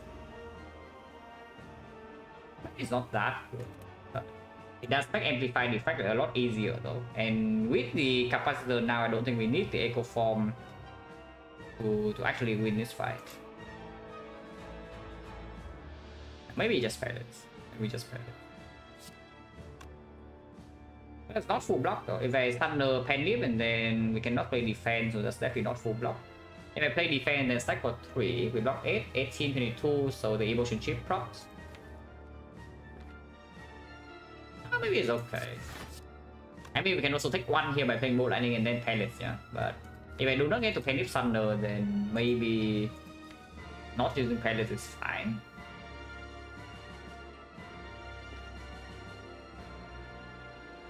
It says on HP immediately. And yeah, this is 0 cost, this is 0 cost, this is 0 cost, this is 1 cost, so they can be played. This is 1 cost can be played, this 2 cost we go to play, but still it's a strong effect. And maybe I do pellets. Maybe I do pellets. Like 1 damage. Motion chip. Yeah, here's your amplify defect.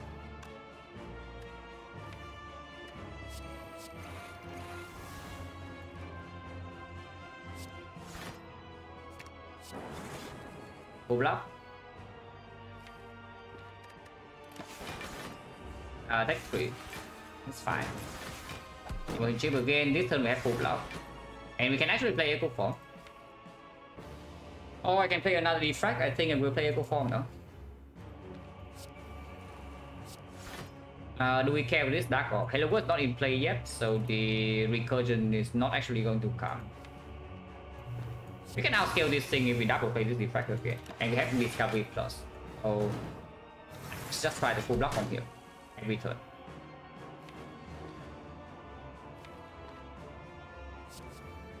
We just try. We just try into the compound driver. That's convenient.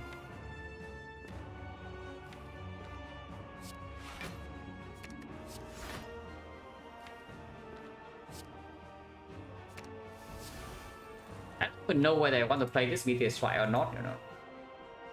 It is going to cost 5 the next time I draw it.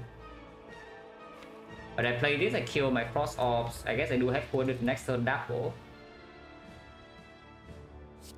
Cannot be that bad, right? Maximum energy with the Snake Code draw and the Hello World card. Cannot be that bad.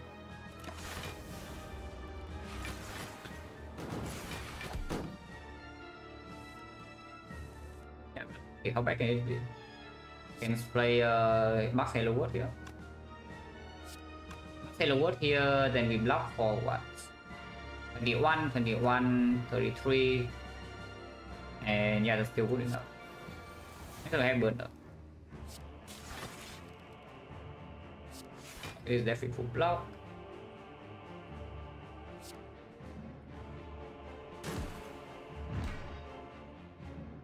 You can play this. Risk it? Nah, no risk. There's no risk here.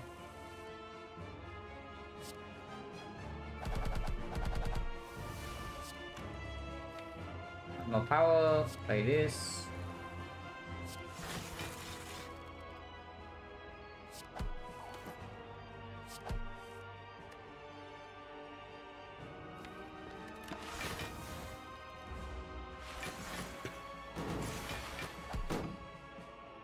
Yeah, double burst every turn. I mean, that's fine. You can also double Meteor Strike here that kills all the frost. But we gain a lot of energy. Okay. Killing this sun is also good, like the calendar is coming in. More Hello World, this one is not needed.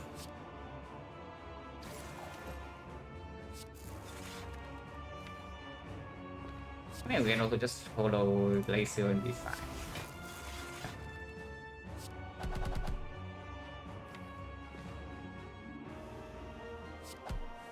Even if I draw into Defect right now, I can still amplify it, so it doesn't matter.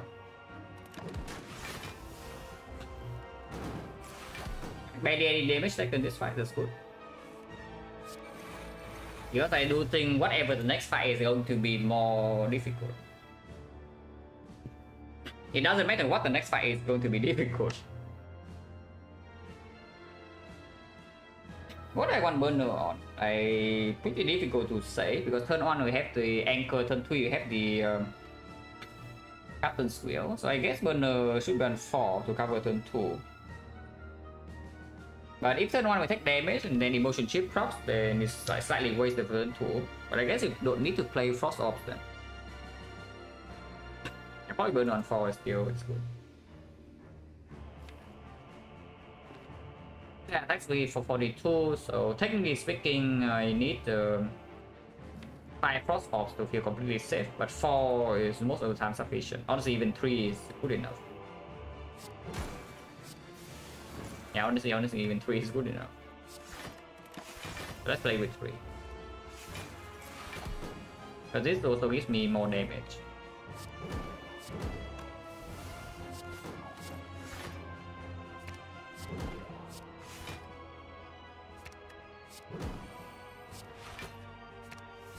If you just keep holographic beef cell, eventually they're vulnerable.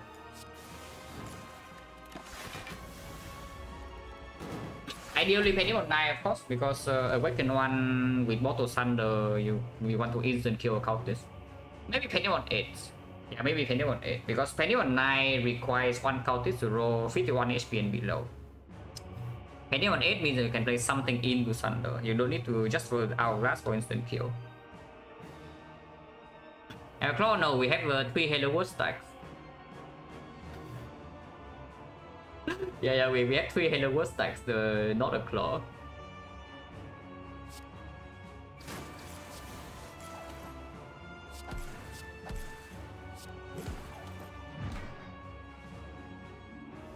How do I do this? I should have played the Doom and Gloom. I mean, not too late, I can still play the Doom and Gloom. Yeah, definitely not too late.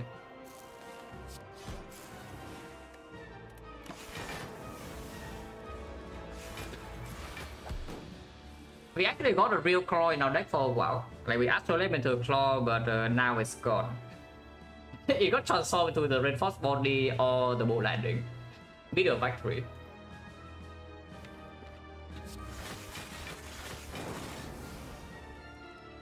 Pretty difficult to line this up though, but we can try.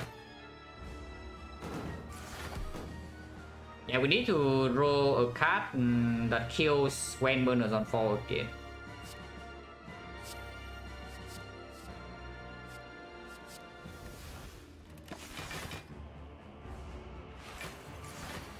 Which is not that easy.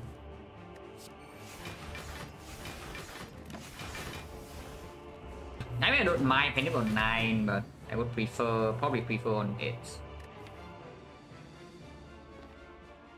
I don't know, do we prefer on 8? Our deck doesn't have that many attacks. And you still require the thing to roll, the snake to roll low enough so that you can play 2 attacks. 51 HP cultist, HP range 50 to 56 here. So that's 1 out of 3 for the Thunder to kill on turn 1.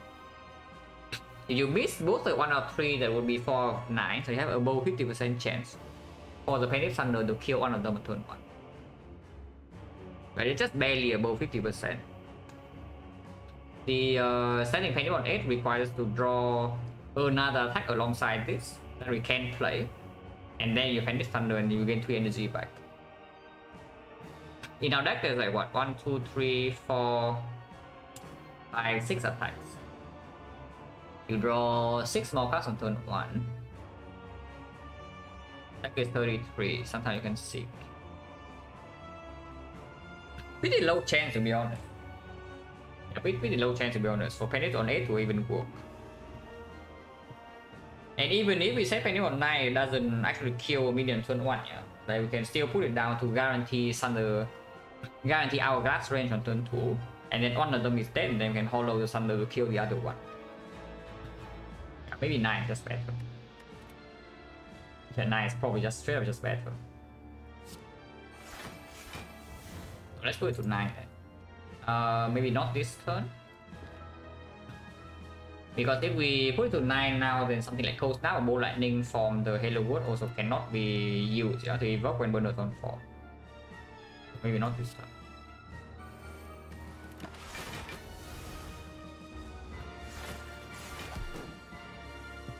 Yeah, this is good. Double charge battery, which gives us freedom to play many type of cards next turn. Now it's set to 9-4. Yeah, Bolt Lightning is here. And we can play it 1 card that kills.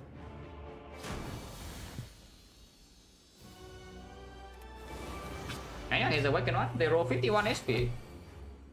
We cannot play its second attack, but guess what? This is exactly 48. Yeah, exactly 48, so we just kill it. Unfortunately, the chill is getting weaker though, but whatever. Boss, yeah, this fight is annoying as hell. This fight is actually annoying as hell. So we need to be very careful. What do I play here? I would assume that we play both Defect, we play the Echo Form. If after I play those and the loop is positive, but we need to play those first. I can amplify this loop though. It is very possible to amplify the loop here. It's unfortunate that after I'm playing the loop, I cannot play Fossil Shield, but I cannot do that in the first place. Also, not using pellets this turn is making Echo Form easier to play. Turn 2 we have Burner, turn 3 have Crit. But even, not Crit, turn 2 we have Captain's Wheel. But even with the Captain's Wheel, turn 3 is still difficult. Yeah? Right now it's attacking us for 32. If we amplify the thing, it will attack us for 48. So we are still facing 30 damage with this thing on turn 3.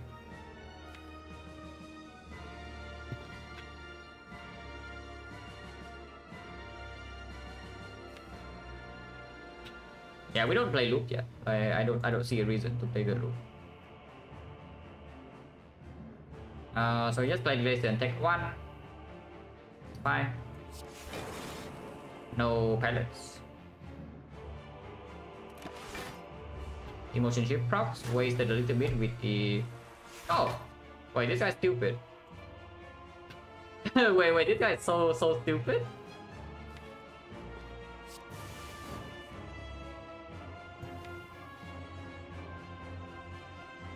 Sick is in hand, but I don't actually want to sick anything here. Echo Form Sick is costing 3.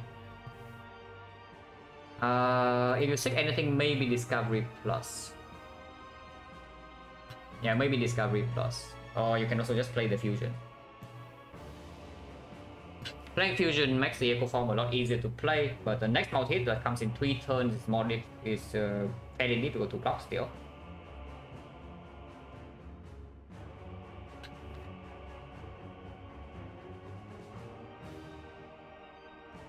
Also means that this thing is not dead.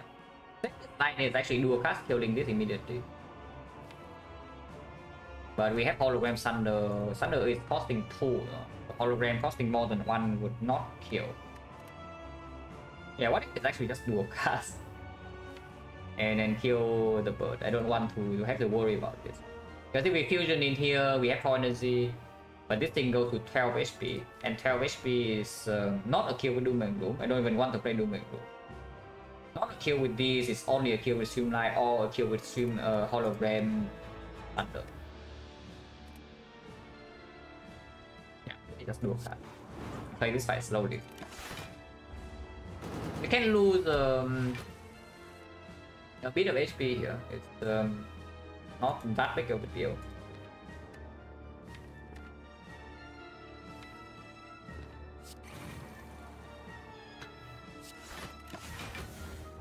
This is terrible for the pellets. Bottom deck Echo Form. Next turn is a multi-hit, so oh, that's scary as hell. Yeah, I guess we can just emotion chip and gain 24 block. That's still not enough.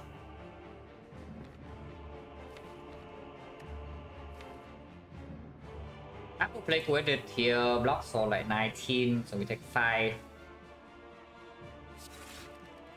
Here's a Defect. If we draw the Echo Form right now, so be it. Right, emotion chip, we'll have to do some work here. Ow. 40. Echo Form cost 3, yeah, we waited the whole time for this. Thanks. And we'll still play it though. And we'll still play it.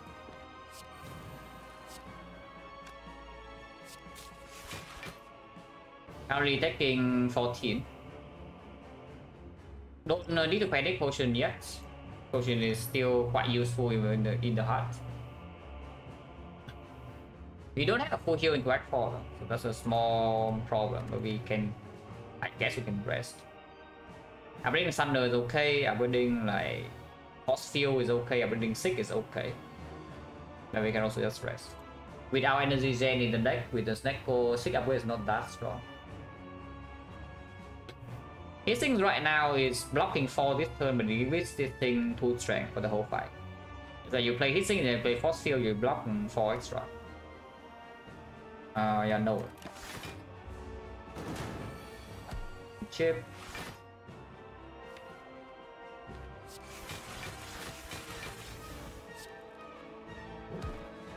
This could be fine still.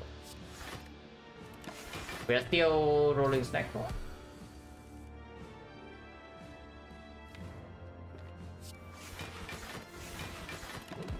And there basically no damage. Hopefully we get to play soon. With double defect or should I double discovery here? Probably double defect still. Single discovery is fine. Doesn't do much, but sure. So now we palace away this. Zero cost glacier, 1 cost discovery, 1 cost hologram, 0 cost dual cast, 1 cost thunder, 3 cost hologram. That's okay. It's not amazing, it's okay. I want to double this loop. Double loop right now is only creating 16 block, but it also, yeah, it's not negative. It's not positive, it's not negative. You can't just die though. It's doing 16 times 4 here, 64 damage, and we only block 24 on the multi-hit. So anytime we actually brick, we could die.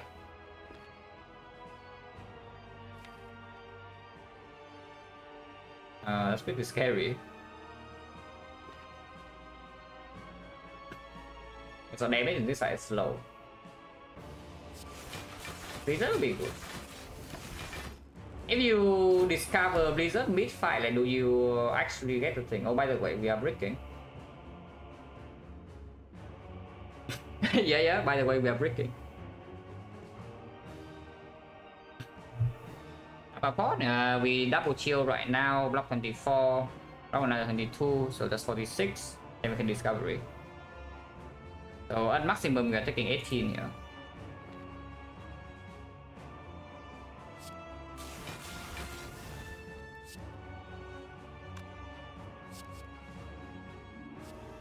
One block. Oh.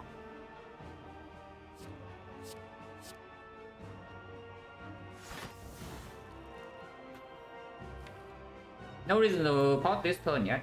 I can maybe see pot before the next multi-hit, but not this turn.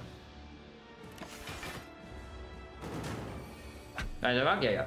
But I hear you. This fight is getting very dangerous. Yeah, probably. Even after drinking this, we're still not safe. Even after drinking this, we're still not safe. Right.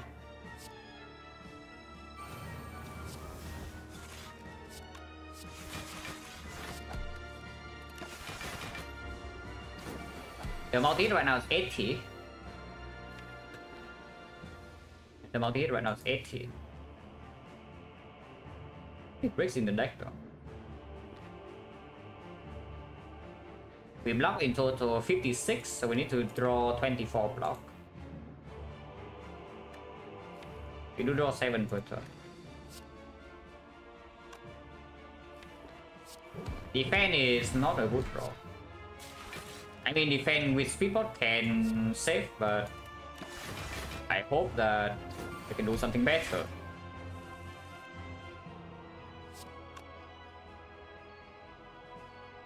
If we get some cool nice stack, I would feel a little bit safer, and we also can deal some damage.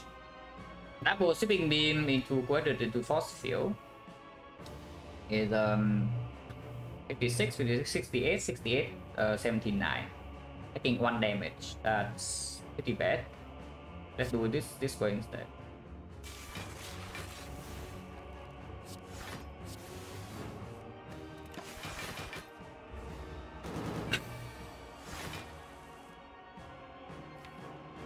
So basically what I see here is that the moment we are not allowed to play Halo World, we are in trouble.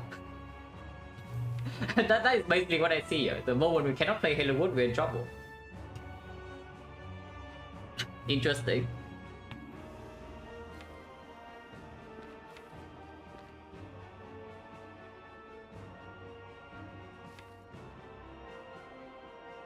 No reason to do anything here, yeah? I don't want to play Zap, I don't want to play Fusion. I guess I can play Fusion, but suddenly it makes 2 turns from now a lot riskier. But how positive? We can still play it.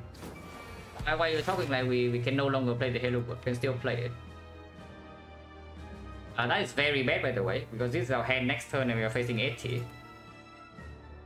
So we have to do something about that before we die.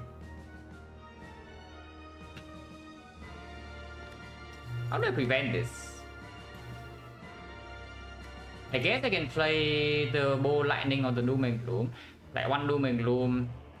Like we do double Thunder to one Doom and Gloom to make this draw 2. So we block 8 less next turn, but I see more cards. I don't see anything to do with the hologram this turn. Next turn, save. It also gets one kunai stack and some damage. Oh yeah, 80 coming. Hopefully we don't die here. Seems okay.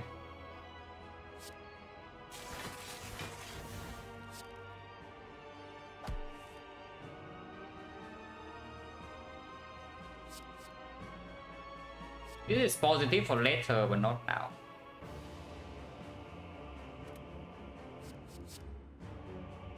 It's not actually positive though before we get more focus. It's like just block neutral.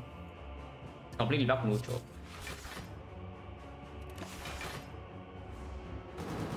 Yeah, we gain 8 block per play and it also gains 8 damage. We do have a Dark Orb building up this time, so there's that.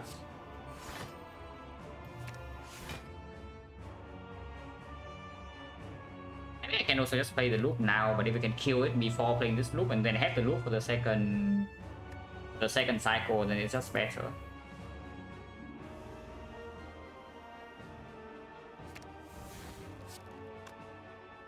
Exhaust is sick. Sick costing 2 is actually very cringe to draw. Yeah.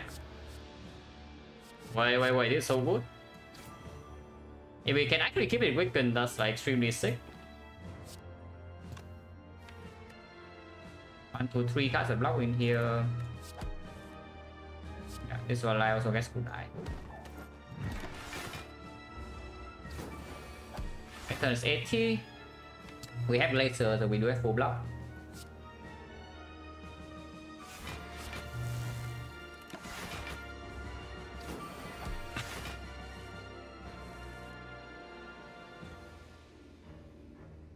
To be somewhat okay.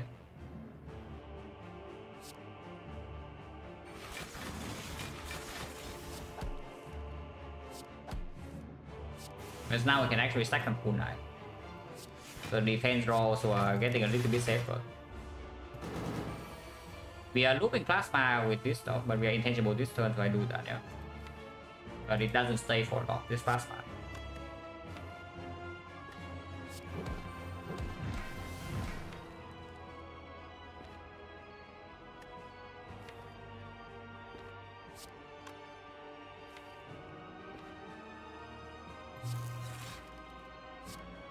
Yeah, final exhaust was sick.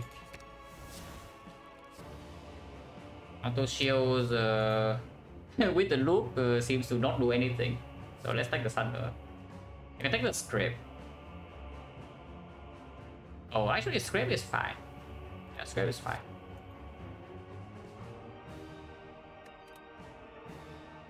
Thunder also costs 3 in the redraw, so it's not actually good. It's fine.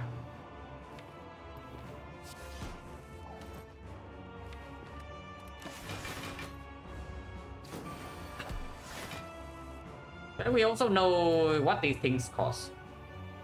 We also know what 0 cost we can reach, so it's definitely better than usual. As I can kill, and now I can play another loop, and that probably solves the fight.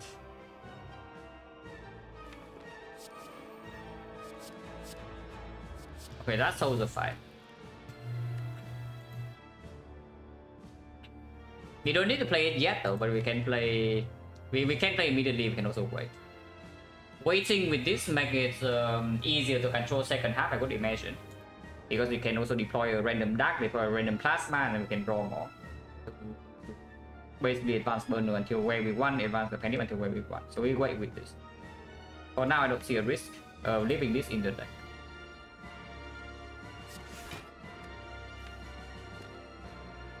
Pretty costly though. It's like a ton of HP loss and also a decently strong potion.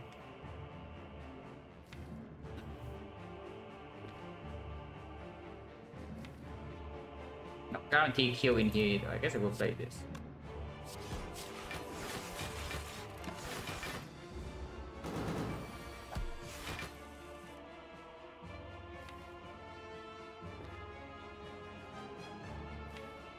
Nice, steel bossing too. That's pretty tragic.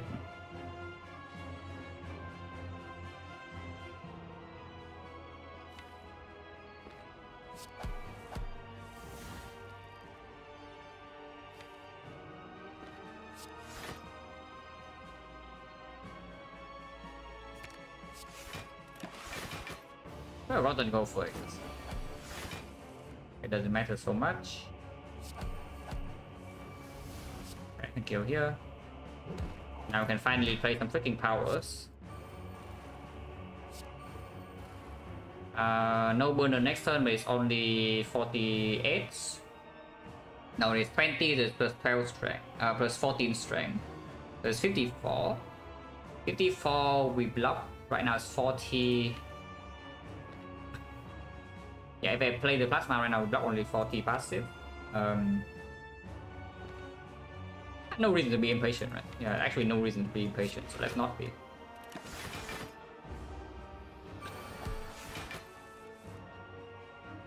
We can still break this turn.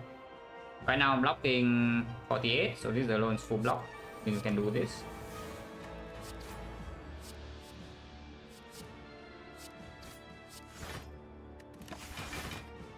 Now we double play bias and the fight's completely safe.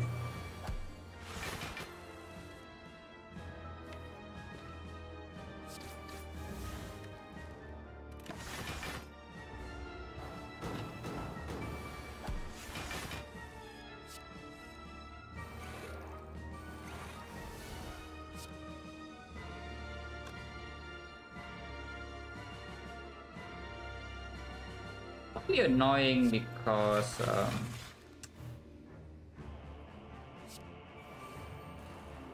yeah, because the Dago is in front now, but I guess you can play a new Doom and Gloom. Kill this Dago and then play a new Doom and Gloom. And rotate this again. My hand is still in the pool. Yes, but we cannot buy it. We have only on 250.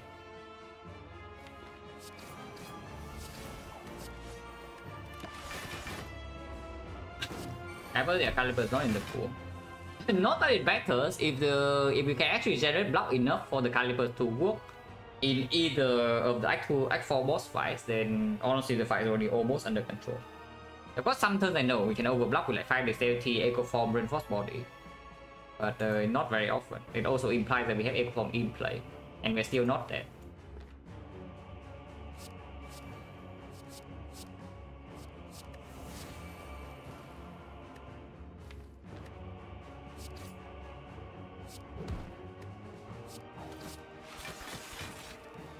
We just play the Doom and Gloom and then eventually kill this. Bonus on 4 and this one's on 9.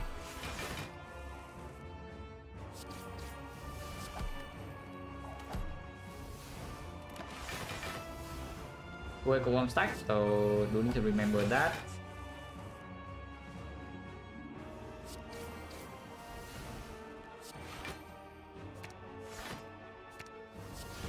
So now we just wait, yeah, until this orb kills. And bonus on 4, of course.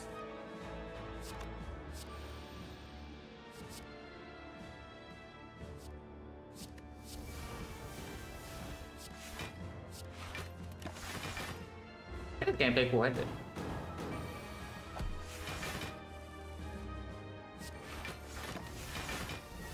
I guess we can go around. It's the same as Donor Deca, right? It's ideally we put this Pioneer to 7 and then we kill because we always need to loot Froststeel.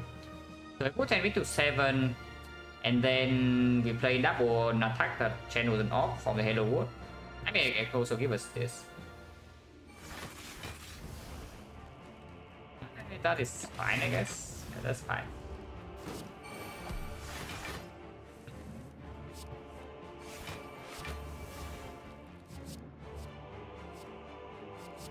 Don't want to double play this, so it once. You can kill this turn without playing an off card. I would absolutely love that. Thing doesn't look like we can. Unless I draw exactly into dual cards right now.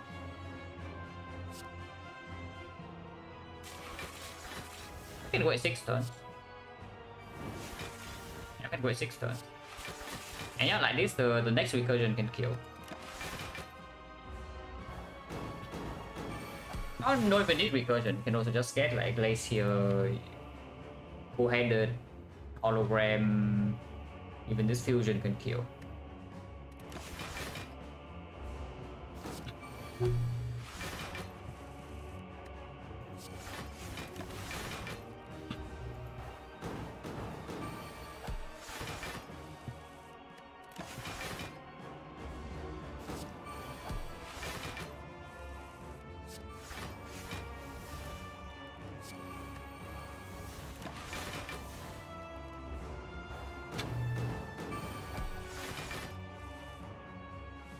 Yeah, go next turn if we can.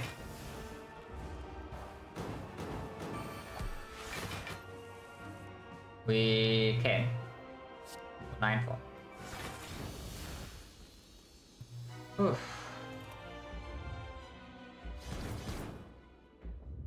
Cool, critical only 1 potion, and we are missing quite a lot of HP here. So I can rest for 12. Or I can make an upgrade. What upgrade saves 12 HP here? Yeah, what upgrade actually saves 12 HP here? Because the upgrade on Thunder, you can do like Panic Thunder, Hologram Thunder, that's still only 96. So you need like 4 Thunder plays to kill left, and you need 6 Thunder plays to kill right. So we save 12 HP, we don't even play the sick when we don't even play the sick in the Act 3 boss counter. And now you just want to spend an upgrade and say it saves 12. Do not forget, yeah, you don't have anything like Turbo or Aggregate in the deck. So what are you seeking really with this deck? The Ego form, you cannot play it. You seek for Defect, okay, sure. But now you seek 2 cards, then you have energy to play both of those. Without energy generation, the Seek is not even good. However, you have to prevent Ethereal. I mean, yes and no. Yeah, yes and no at the same time.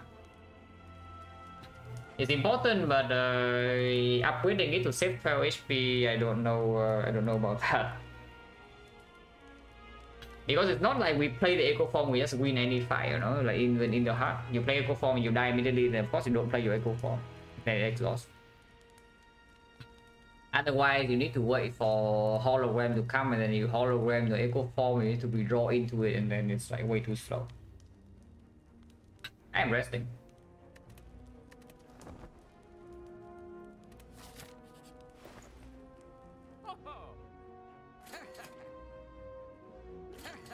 That's a good shot. Yeah, that is a good shot, guys. Nothing just sick, there's not much to think about there. Honestly, the thing to think about there is whether you take this or this. You don't have enough gold to buy this. If you actually have enough gold to buy this, it would be pretty difficult. If you actually see this, if you can actually buy this, the decision here would be very difficult. Because you need to decide between Gameless Rule with Snecko and a Mummified Hand deck with a billion powers, with being very energy stuff. So, but we cannot afford this. So it's just up against Runic Capacity. It's just between Runic Capacitor versus Capacitor, maybe remove a card. Or something different. Like, no way, yeah. We just take this rally.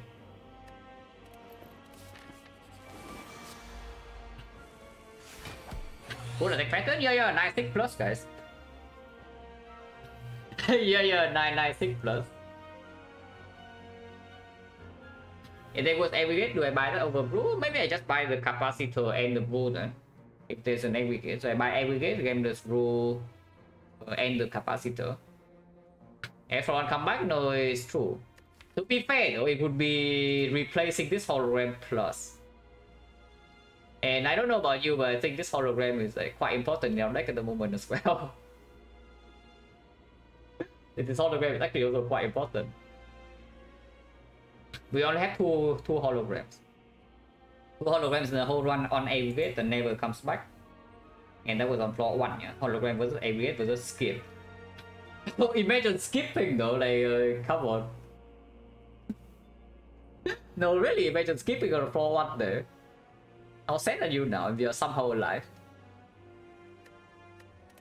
I know, really, how sad are you right now? What are we doing, by the way? Overclock?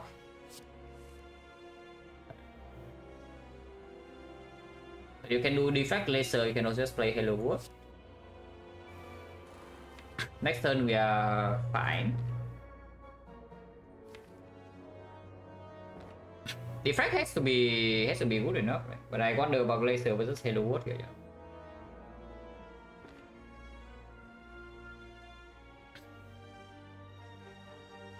Two cross ops, we do have chill, we have this, we have oddball glacier.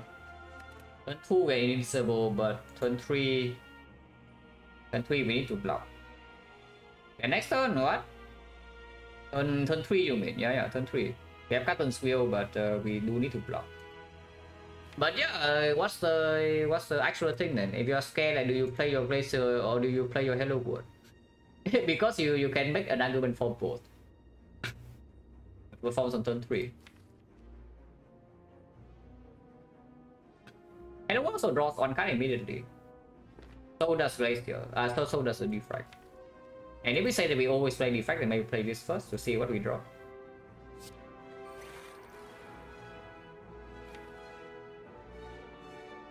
But yeah, I think I will just play the Hello World over Glacier plus here. We take 2 damage. Hello World give me an attack versus 8 guarantee block. Yeah, so what? No, again, the question is, so what? Does A win this fight? And I also see that if I play Hello World right here, my Dark Orb taking up on turn, yeah, because I take 2 damage for emotion chip. So, and by the way, if I take Hello World for emotion chip, I can take emotion chip again next turn, even when intangible. What about that? And suddenly my Dark Orb is boosting by 2 turns, by turn 3. All of a sudden. And I will have Hello World in play. Doesn't that just sound so much better? Yeah, it certainly does to me, which is why I'm playing it.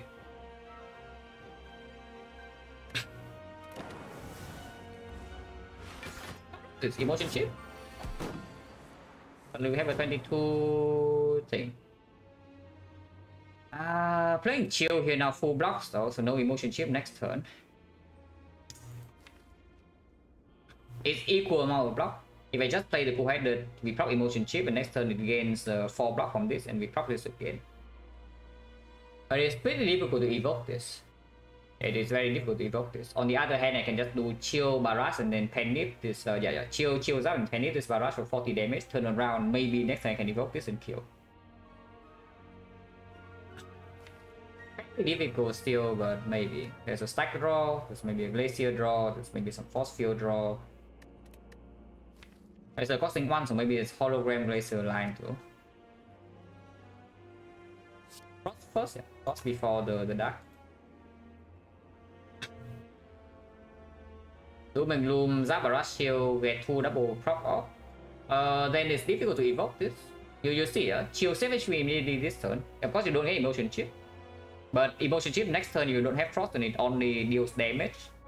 But your Dark Orb cannot be evoked because right here you have 2 empty slots. If you play the chill, you have 1 empty slot, so maybe you play your glacier and then something else you can already evoke. Even something like static discharge. If you do not draw lethal, you have yourself a little bit of block with the Captain's Wheel. Sometimes this doesn't attack. Yeah, sometimes it doesn't attack. We block 8, block 26, and we are only facing 38 instead of 56. Sometimes. Of course, if we lose a 50-50, next turn is going to be quite bad. But we can always get Blood Scroll. A lot Yeah, it's a decent amount. If we don't block at all, we are taking like 7 here. We just play this. And yeah, I nip this 40 damage, and we turn around immediately. So we deal 18.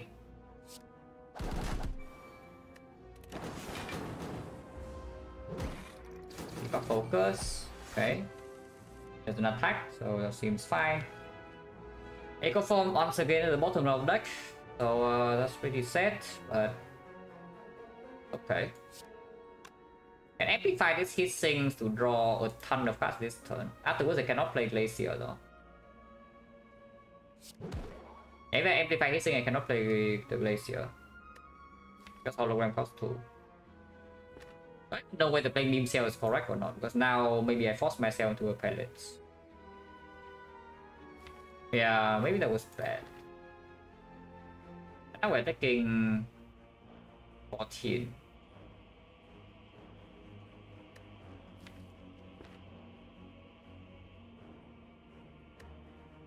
Yeah, that was probably bad to force the Pellets.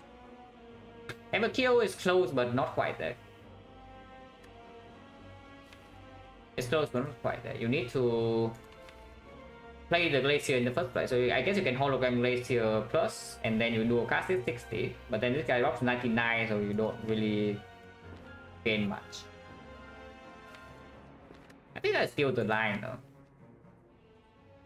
I think that is still the line. Next turn we have to play. Next turn we have to block 46 or 48. Oh yeah, just Glacier. Honestly, turn around. Playing Beam Cell here, just no, we cannot turn around this turn. But playing Beam Cell here at all is bad because now I cannot play his things if I want to keep these random costs. But maybe I don't want random costs, and we don't even play Echo Form. Yeah, what if we just don't care for the Echo Form? Echo Form sucks, right? Thank you very much for the red mark. How did the red go?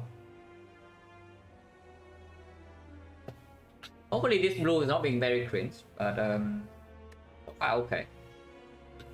Run first 1,500 go, yeah. Yeah, if you float 1,500, maybe. It is only one of the two cases. Either you get complete screw over by force passing, or you take my bloom. Somehow you cannot spend though.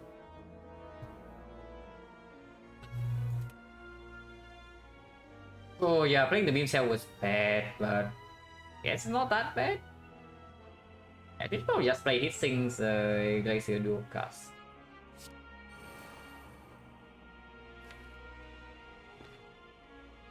That's Paralysis. Losing the Force Field here is annoying though. That's not a card I want to draw into now when we see our stack and the Hello World. Yes, it will push 19. This actually takes 1, so it's perfect. Yeah, this actually takes 1, so it's perfect. Stack mod check. We can always draw to stack though, so there's no risk here. Oh wait, this is the burn strike. This is the burn strike. It's not even 48. 48 is next turn, and I don't have the stack. Wait, that's spooky. wait, that's spooky. It's actually really spooky. Holy crap.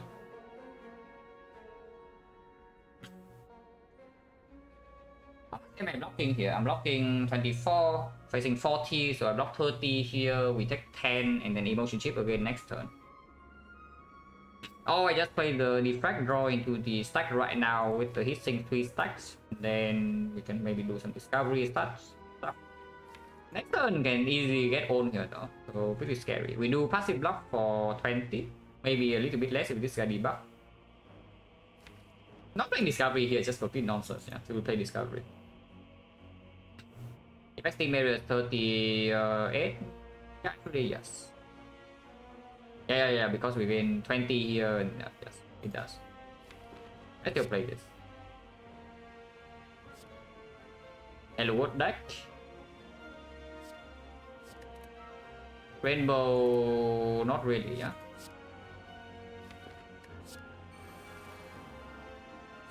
It shuffles. I guess it's fine to shuffle here. Put in the barrier is fine too. Force field not great, but we have 2 Hello World stacks, so maybe we can get the hologram. I'm only taking 38. If we turn around now with the compound driver, how much am I taking? It's 24 and this will be 60, so it's exactly the same. But I do not need to waste energy to turn around next turn. 16 here. 16 here and 24 here, so it's still the same. I need to turn around.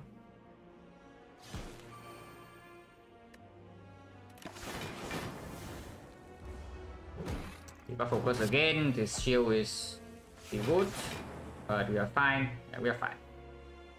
From this point, I expect to be fine, but burner on 6 can be a little bit dangerous because of the stone calendar. Burner on 4, I mean.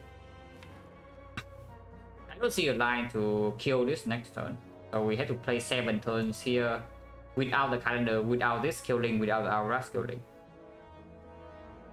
which is not super easy.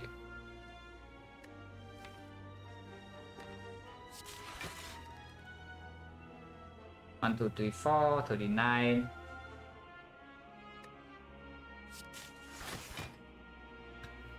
This is 40.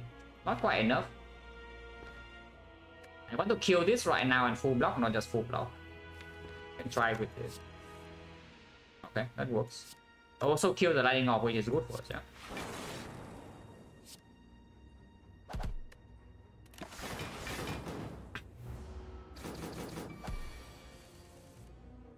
So ideally we outscale this thing with like discovery. Okay. Outscaling. Sure. This also gives us so much damage. Yeah, no, really outscaling here, guys.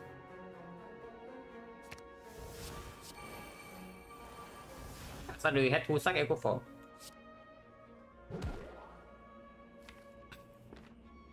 Next turn is not the multi-hit again, so we have time to play more Hello World if we want to. Turn after he attacks multi-hit, we have his Sense Burner. But honestly, I'm slightly scared of the calendar with this lightning orb just accidentally killing it.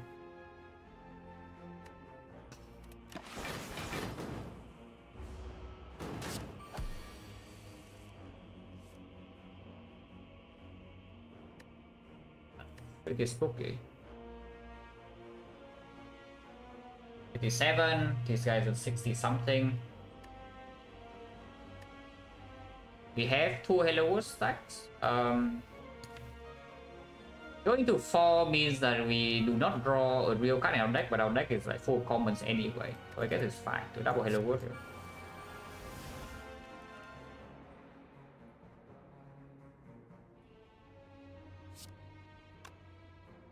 Don't want to play this.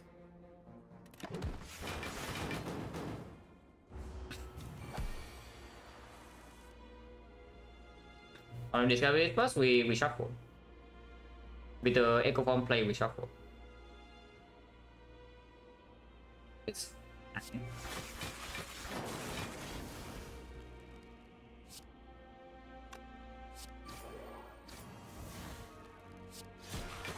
nice, GG. Next double Streamline will kill, or double Thunder can kill. Bonus 1-4. And sometimes I need to double Cold Snap or something to block the next multi-hit. So the challenge is just next turn. If we can full block this hit, we are leaving this side cleanly. Okay, next turn. Next turn we need to full block. Our deck not amazing, but we can draw.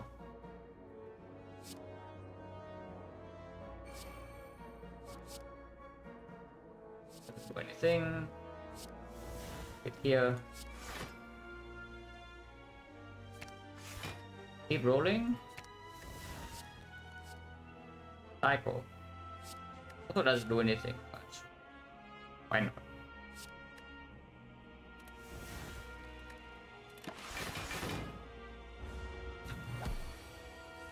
Okay, stack is here so we can full block, and next turn we hopefully can kill. We have plenty of things that can kill in here.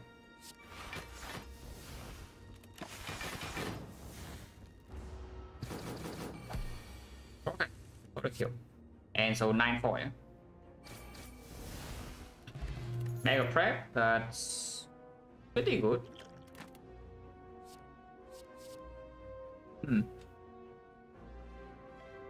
With runic capacitor, double defect is probably still the glacier over equip. I would imagine glacier over equip. We don't have energy gen. We have to. We are going to play a lot of Halo Worlds. We don't have an algorithm, a big algorithm. We don't have dark shackles. Don't have rosy eyes. Yeah, I just take another glacier. Storm, yes.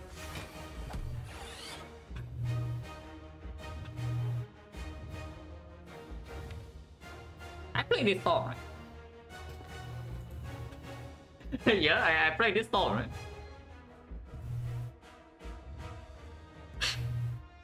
I wonder what the power I play after the Storm though, because we have we are spoiled for choice here. By the way, the sequel role in this fight is very clean so far. How many powers do we have left? 1 or 2 only. Wait, what?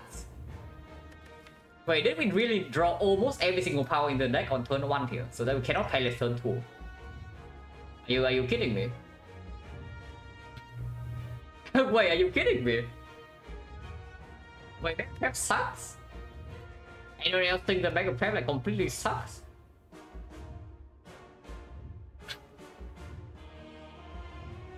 Hollow them, yeah, if you want to follow them, you cannot play the expensive ones though.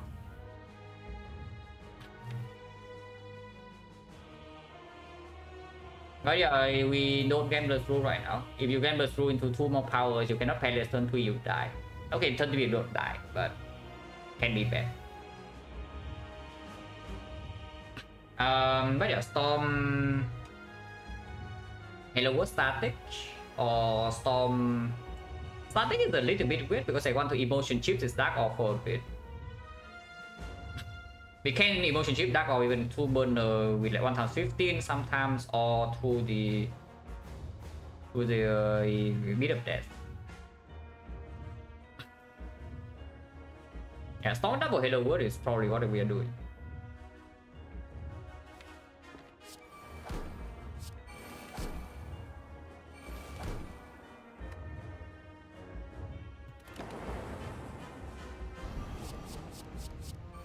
So 7, so we go to win the 50-50. We draw a void turn 2 though, so that's not the best. We can probably emotion chip right now. Yeah, we draw a void turn 2, so there's no palace this turn. I just play cool-headed and end turn. Yeah, I just play cool-headed and end turn. Okay, I was very ready for it to draw into exact echo form, but it didn't.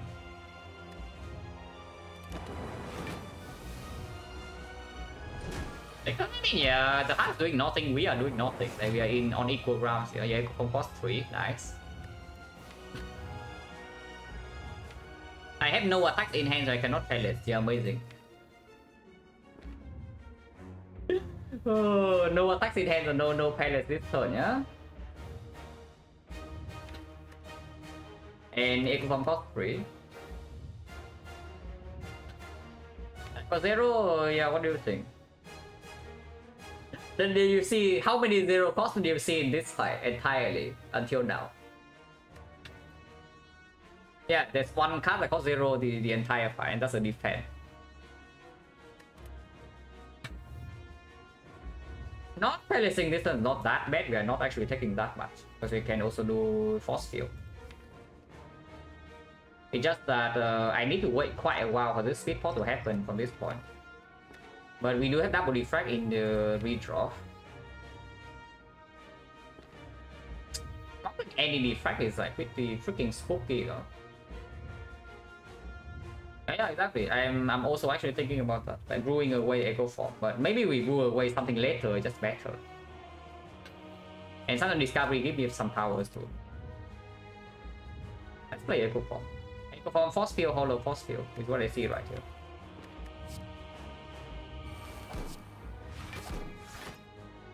Yeah, Hollow Force Field. Without Emotion Chip again, so this Dark Orb's going up.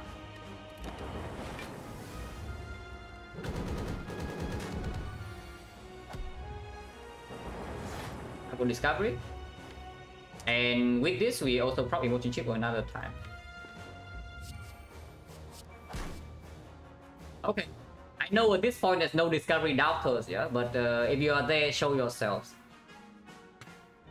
I know that at this point there's probably no more Discovery Doubters in my stream, but if you are here, show yourselves. Okay, play this. Result is also fine, but I think this is just stronger. So we can do this. To consume. To do make clean.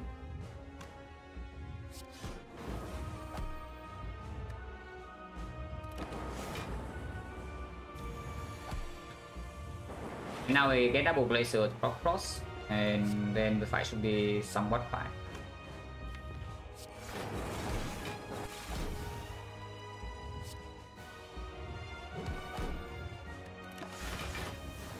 We still need to kill it in time, no? But we have Halo World stack, so recursions can come.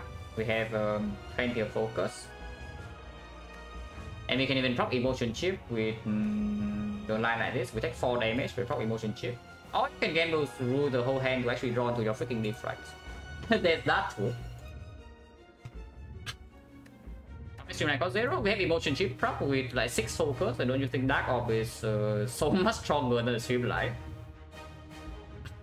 No, really don't you think that the Dark Orb is so overwhelmingly stronger? Honestly, did I? I guess maybe I did, but did I have honestly level? If I did, then yeah, that's a mistake. I was thinking I could not play both of them. I mean, it's fine, guys. Saving 2 HP. It's fine, saving 2 HP here. Don't take Beat of Death.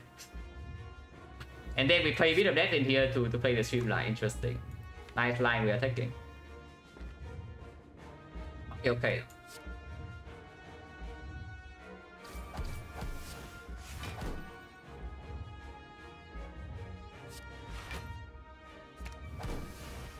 Nice easy. 51, so I can still play this. And because the Emotion Chip, this thing is sticking up to like 66. Now we double Defect. And yes, with the Storm it will evoke the thing, but we don't really care. We do need to be slightly careful, but next turn we also have the Incense Burner. So we have 2 turns to deploy Inner Frost again to block 90. Shouldn't be a huge problem. Because we can always scam the Screw still. It's Dark Orb, right? Over 1 Frost. Or is that still play? Because Double Glacier, after we play this, I play Double Glacier, we have Dark in front and then 4 Frost again. I play it. In their calendar. Okay, we lose the 50-50 this cycle, but good news. We pop Emotion Chip here. Instead of taking Beat of Death 3, we take Beat of Death 1. And then next time we gain block from this. Yeah. So next time we get Emotion Chip.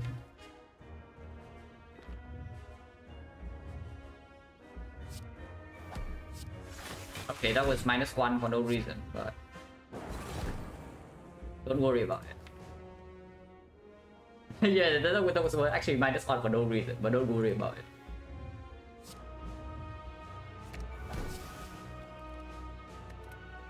Fusion? Yeah. Fusion.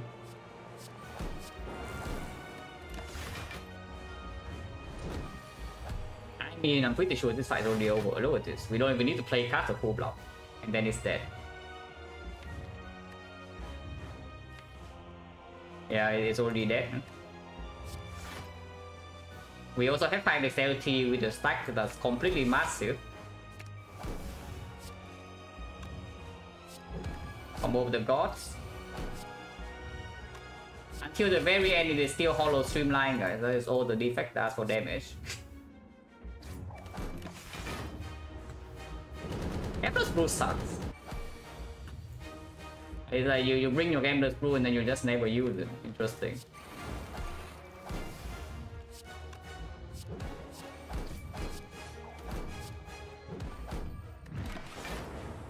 It's just dead, yeah. Even if it's multi-hitting, it's already dead.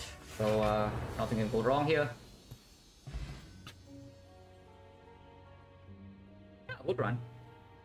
3 energy Snecko with no additional energy gen is tricky. yeah, Gameless Brew once again so big for. I mean, in the silent run today, we tossed away like 2 Wolves in the jar, so in the Defect run, you toss away your Gameless Brew with a 5. But no, you see the single fight when we cannot play Halo Wood, we struggle like so insanely hard, right? Yeah, the one fight where we cannot play our Halo Wood is the Awakened one, and then we suddenly just, yeah, we don't have anything. Our damage is completely... our damage is completely in the gutter, so our block is not even scaling. And we are losing HP left, right, and center.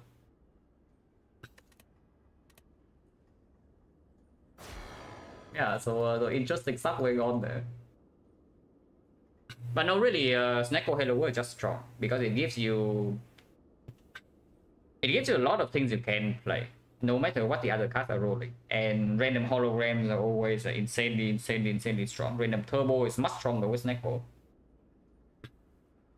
You just have like way more choices in your hand. It's a good power.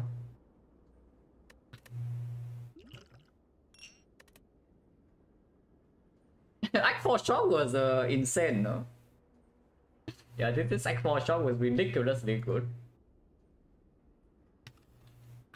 With walking there with 250 gold, we bought some of the strongest things we can see possible.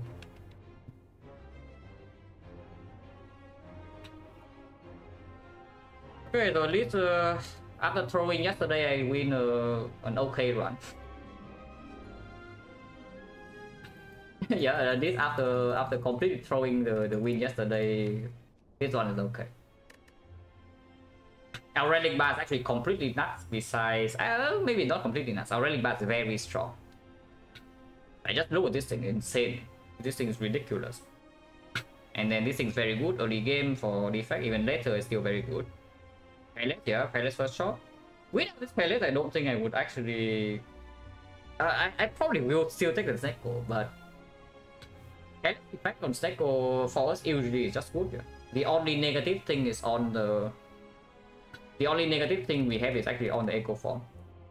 And you also see, this run, if we do not take this Snecko, we cannot draw cards. How do we draw cards? If we are taking Choker, we're taking Tiny House with no energy gen. How are we drawing cards? Ever. So here the Snecko draw 2 per turn plays fully, and our deck is not even randomized most of the time. But yeah, this thing is ridiculously good. I think it's good. This thing is funny, but yeah, it's okay. It's actually was good because it gives me a counter skill on turn 1 here. We set it up so that any Thunder plus Hourglass is exactly killing any counters with 51 or below. It's on a bot, 21 HP heal. Wait a second. Wait, 21, really? We bought it here, yeah? So it's 2 here, into 2 here. So that's 4, that is 17. We don't heal here and we heal 2 here. So that's going to 15. Oh, 15 HP. Really? It heals 50. I see a number less than 15 here, guys. So what's up with that?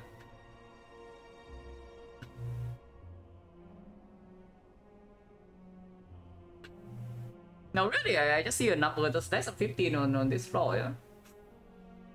Interesting. It was okay. It was actually okay. It was good. Give us the freedom to pop less on turn 1, which is always like something to think about. It was not very good in Act 4, though. It gave us what, Storm in the hard fight, which is, I guess, okay. And then Spear and Shield, it gave us something we did not even play, right? This Astrolab was awful.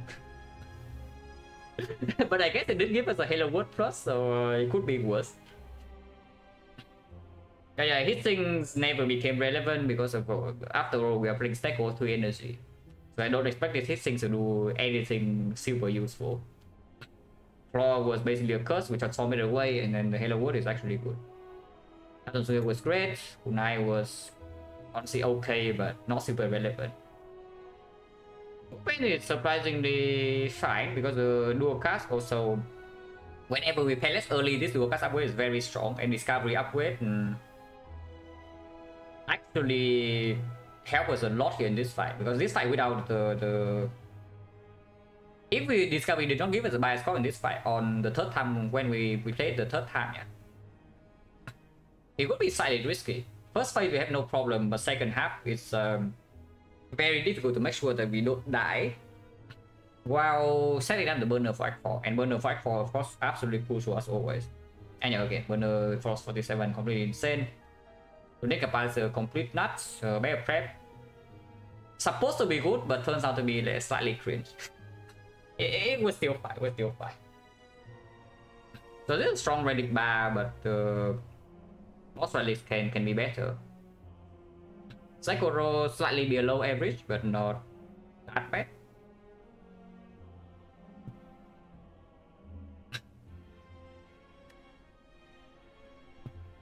What's the interesting decision this one? Like here, of course, hologram aggregate.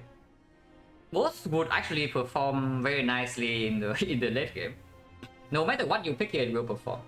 But the hologram is of course better in Act 1. Yeah, the hologram swap is just better in Act 1 here. And we are not even super chilling inside Act 1. Oh yeah, the pellets here. If you buy the if you buy the trip over the pellets. No, really, guys, like you die enough times on Defect, and you see that on this character, if something is good in Act 4, you take it. If something is very good late game, you just take it. If you are not dying immediately.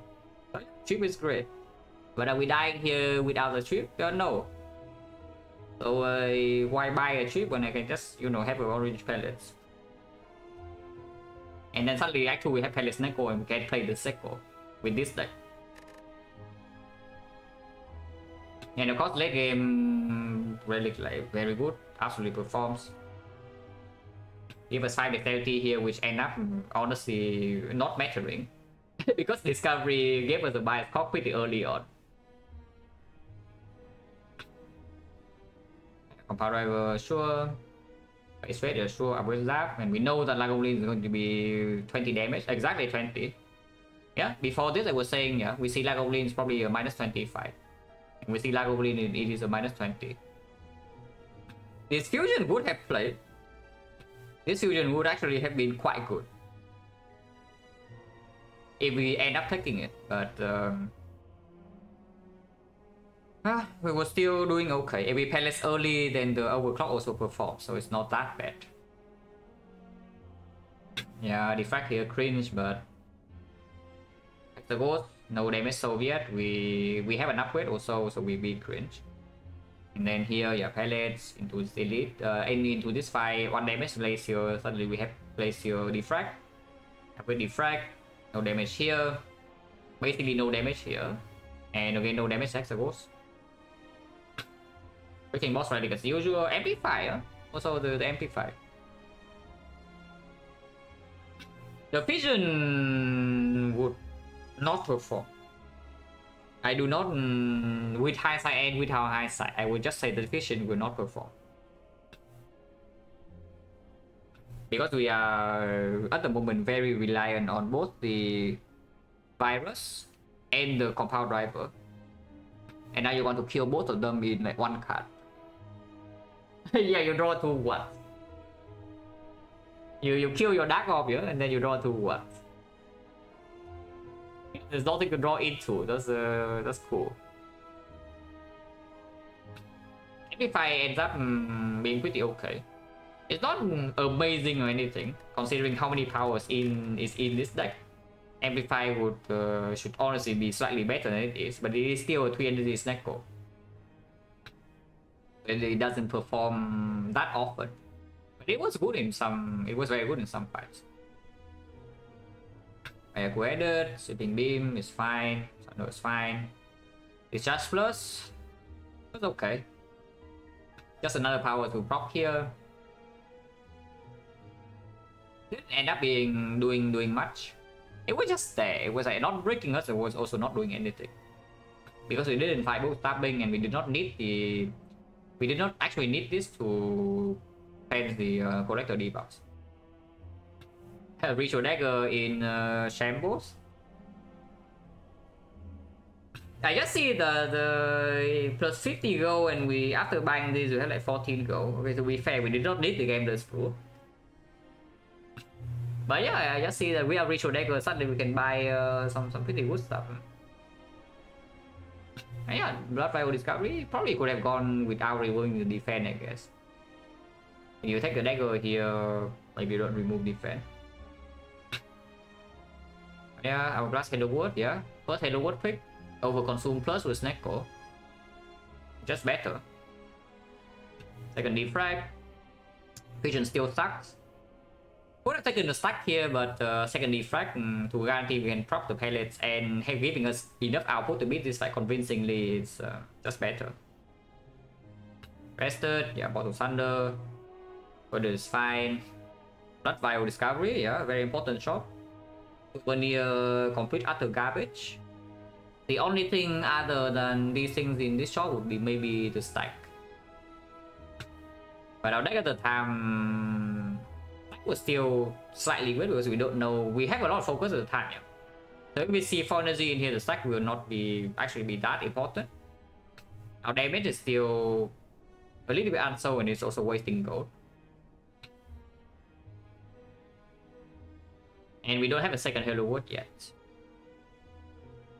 Yeah, so I'm gonna skip this, is fine.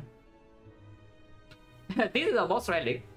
You see the Astrolabe bricking, but this is a real boss relic right here.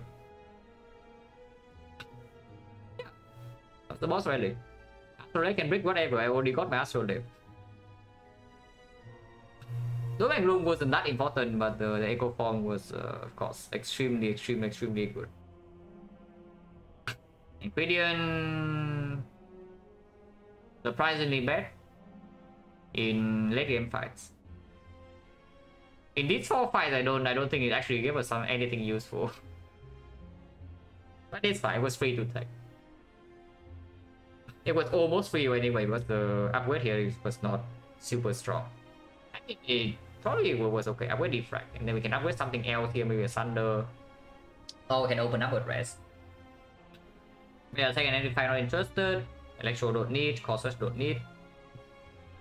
Brick boss really again, but fine. Cocktail was very good. Hologram Plus was very good. Fusion was okay. Could have taken the other two, but I think Fusion plays better. Okay, with and without hindsight, I think Fusion is just better here because we don't need the damage from Dooming Doom and 3 energy XecnaR. We cannot play Compound Diver. And again, yeah, Emotion Chip Fusion, you suddenly have enough energy to do a lot of things. This Transform tool is slightly worse than this Transform tool, but it was still not that bad. Yeah, this pack is just good, because now we know we are playing 3 energy XecnaR with double Halo Wood. This pack is just good. It was fine. Razor Plus, very good. Again, wait, did we see... Yeah, we saw 2 Electro in this run. Okay, only 2. I was thinking that we see more than 2, but it's only 2. Yeah, Cold Snap Plus, don't need to take. Yeah, I like this. Skipping this Cold Snap. We have already have enough Frost Gen. And we have more important things to draw into before the XecnaR will palace away. And we don't have off slots. We have a lot of Frost Gen and we don't have off slots, so this Cold Snap is totally unnecessary. Resomancer, yeah, sacrifice. Took 1 potion and we still took 16 damage. But that's just how Retromancer functions. It was okay.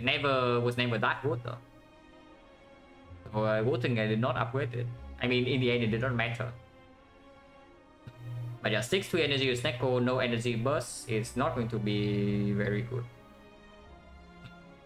Yeah, this shop there's nothing to buy. You can maybe buy the another Halo Wood. You can buy Bandage Up, but we save go back for. Yeah, Nemesis drops Insane Zone, insane. 200 is okay. how the O1 would perform now, but probably not super well. Because it takes a few turns to even get in play, and we still have Snake Ball. Easy 8, thank you very much for the raid. Slightly unfortunate timing though, because I just finished the defect run, so probably I'm going offline soon. But right now I'm just looking at this run. Pretty nice run overall, honestly. It's not exceedingly difficult. Yeah, it's not exceedingly difficult, so it doesn't make up for this. It really doesn't make up for this, but at least it's a solid win. Tier list for the content of the break. No, it's what tier list though. Is I only want to make Act 1 tier list if I make any. I guess I can make a general tier list and did that for Ironclad like quite fast. Okay, too wet. What tier list do you want? I can make it in like 5 minutes. Yeah, what tier list can you do?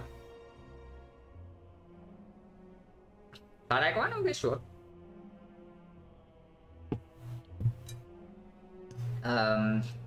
What is it?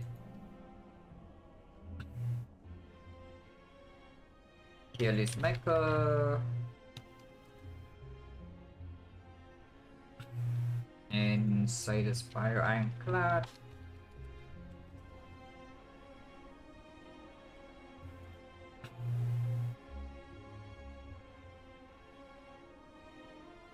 Make this slightly bigger.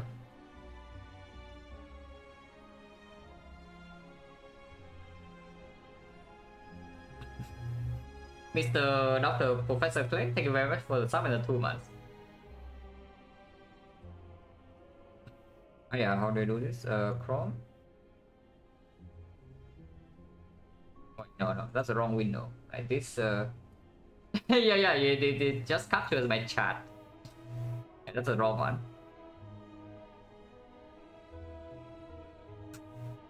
Do I actually need to close this freaking window because it's not capturing the other one correctly?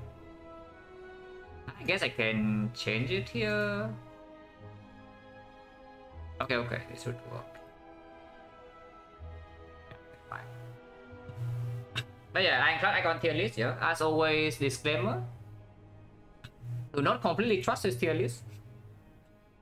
And this is made without a lot of thought, so I just see whatever feels right at first glance. I put it there.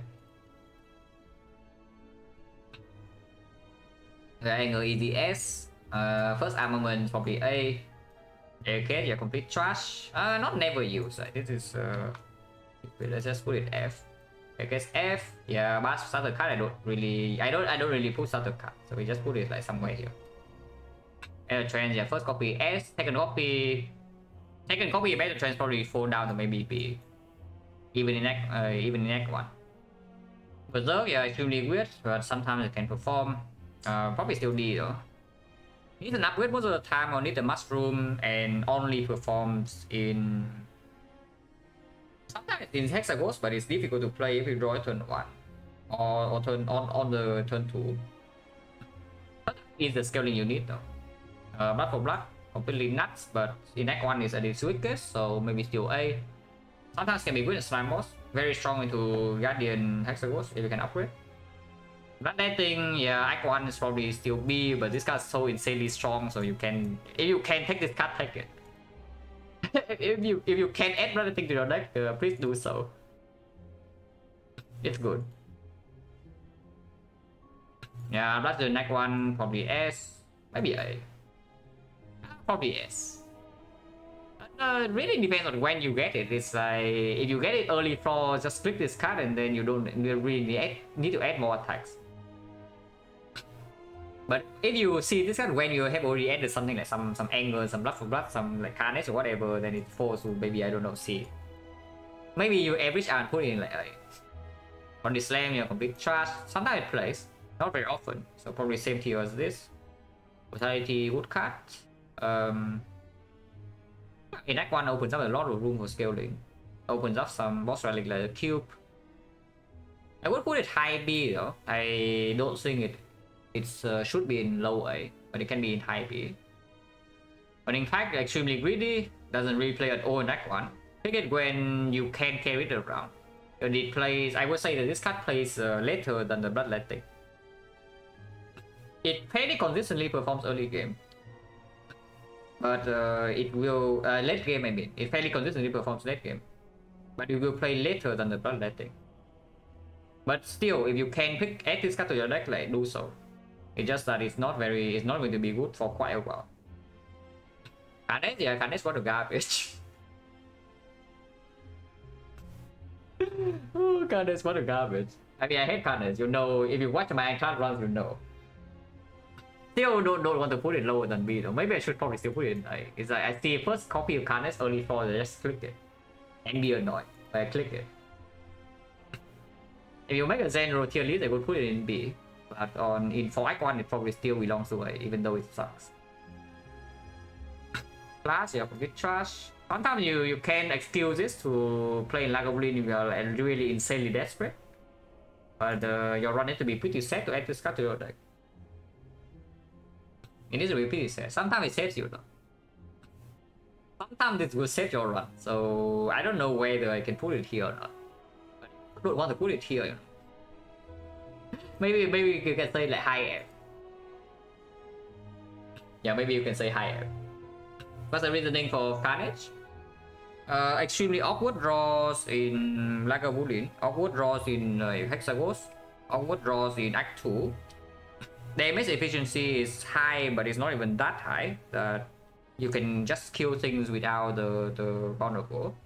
It cannot be your damage scaling, because it means if you are scaling your damage with this, you must play whenever you see it, so then your flexibility during a turn is like way lower. And this card here has a very strong upgrade.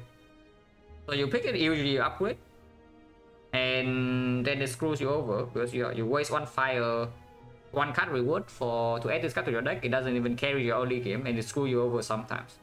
Sometimes it's very good, which is why I still put it in there. I'm not saying that it's like the garbage or the trash or anything, but it's not nearly as good as people say it is in Act 1.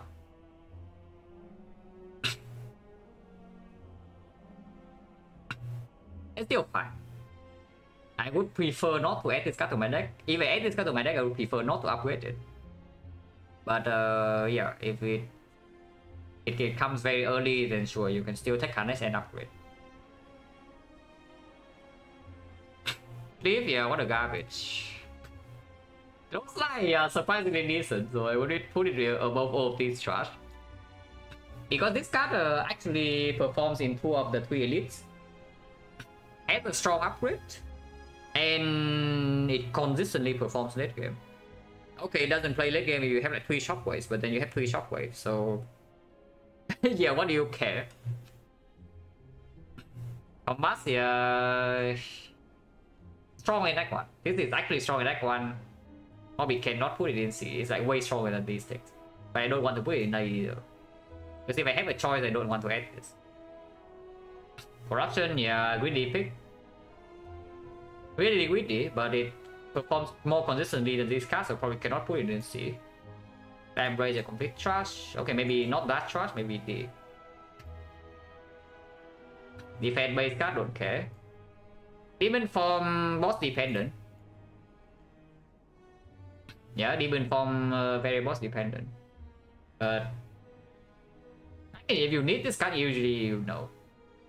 Yeah, usually you know if you need this card. So otherwise pretty bad. Maybe C, still more useful than this crap. This arm, yeah, amazing.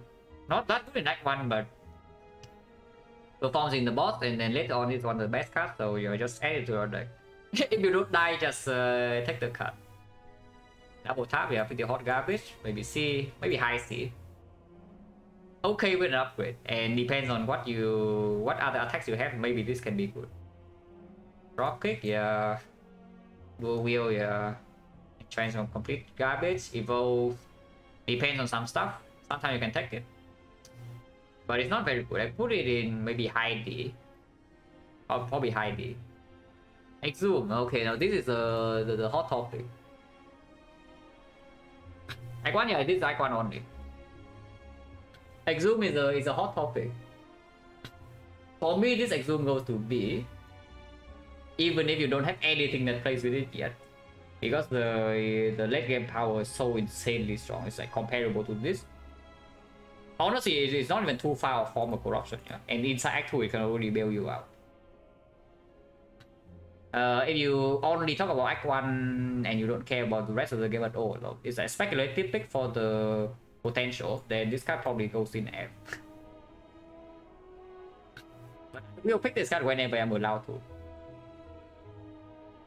Yeah, I will pick this card whenever I'm allowed to. So maybe I can put it in C, high C. It's like kind of like the Burning Pact, but is stronger.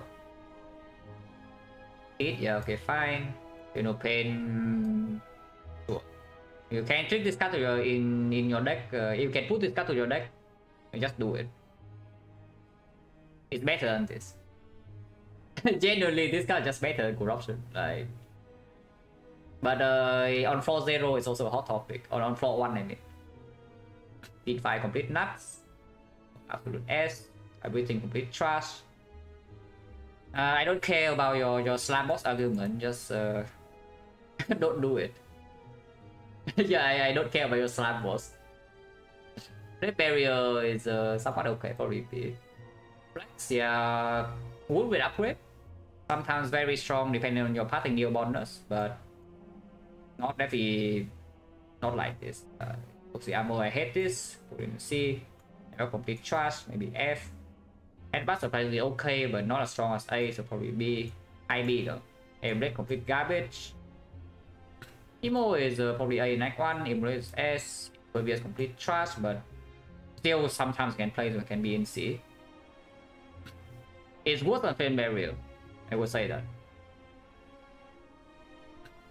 Infernal Blade, yeah, B. Inflame, pretty good, A. Intimidate, copy D. Act 1, you don't know whether this card will be relevant or not in Act 2. Even if it is, it doesn't block that much for one card. But honestly, it's just true. Late game it is stronger, of course. But how far into the run is it actually stronger than Flame Barrier? You need to go quite deep inside the run for this to outperform the Flame Barrier, I would say that. And with Act 2, surely no, end of Act 2. End of Act 2, I would say. As long as the tail is still blocking a significant amount of the turn, it is better than this. So when you are being attacked for maybe like 20 plus, then this outperforms. So in elite fights, yeah. In elite fights, if you're being attacked for a very big amount, then this outperforms this. In hallway fights, you're only being attacked for something like 10 or something, then this outperforms. What's my best unit sample with that? I only play one on stream. It's 84%. I don't know whether I would do another one or not, but if I do another one, it's going to be like quite a while away from now. But yeah, Iron Wave great. Here better than all of these trash. Fast base card, so we can delay, we can put it there. Juggernaut, yeah, sometimes plays. I don't mind having a Juggernaut in the deck because I like the card, but it's not a good one. Attack for 10, no, also the damage in here is not irrelevant either. And the boost stabbing also doesn't attack you for like super high that early on. Even in Slaver, yeah. I mean, okay, in Slaver probably this outperforms this, but not always. This does mean the damage threshold into early easy hallway fights Act 2. This can also block enough for most of the turn. To be fair though, I will be a little bit fairer and say is that my biggest problem with Impervious is just that you don't draw it on the correct turn in Act 2. You just cannot because you don't. Yeah, your deck doesn't have draw in Act 2. So it just misses all the time, and now you are using the rare card for this. So you miss your Neo rare card pick to pick this crap. You miss your Act 1 boss card pick for this crap. And then it just fails you in Act 2 over and over and over again. And you fail 3 floors in Act 2, you die. Limit break? Yeah. Very rarely this plays, but whenever it plays, you know. Metallicide, though controversial one, but let's go here, Act 1. Very, very, very good. Act 1. If you talk about later, maybe it's high B. It probably should be high B because in Act 2 it already falls off. Yeah, in Act 2 it already falls off. I cannot in my good conscience put this in there. Offering S. Okay, to strike probably A. Almost strike S. Or through S. Ammo. Set card. If it plays, you know. Right? Yeah, I don't love this, but sure I can maybe go here. Probably here. Probably high C. And page, yeah, complete charge, but somehow you need it. Can be go in D, Reaper S. Practice charge. Probably C. Rupture, yeah, garbage. Blow, complete trust. Second win, greedy pick. You can add this card to the deck. Do so. It's kind of like this, but you play a little bit later. Sting red, weaker than bloodletting, so yeah, one tier lower. Anything no complete garbage. So very sad card. Sometimes you pick. Shockwave, it's shockwave. Shock, yeah, it's shock. So with this, it can go here. Maybe it can go here. They're boss dependent. This guy is boss dependent, and Act 2 it doesn't. It is okay in Act 2.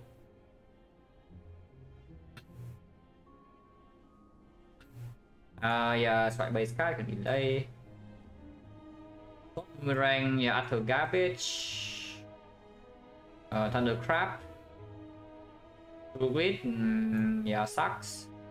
It's too big. Let's make it smaller.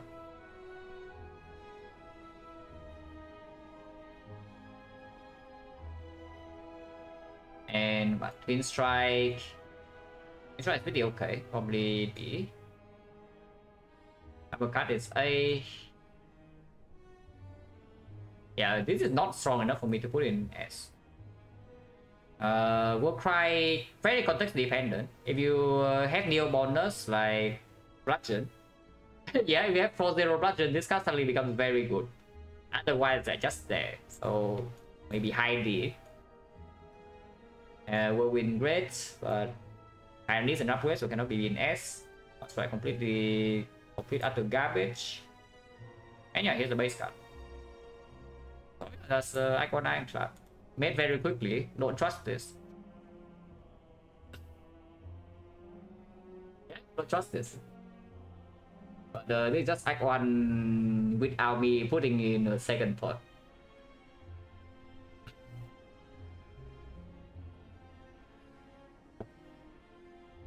Corruption B, I mean honestly, if the corruption is so not so insanely strong later, I would just put it in like D.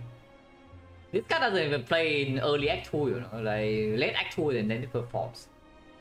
But it's so strong later that it can stay here.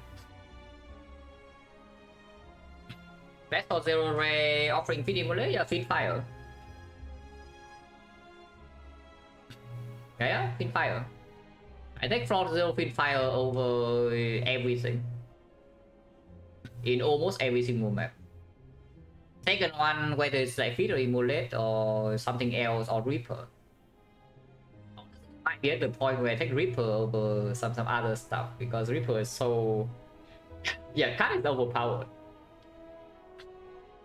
This card is like completely overpowered. But maybe I don't pick it over Feed. Like pick this over Feed is just stupid, right? They are doing the same thing. They do the same thing when this guy's stronger early game. Well, this is XecnaR class.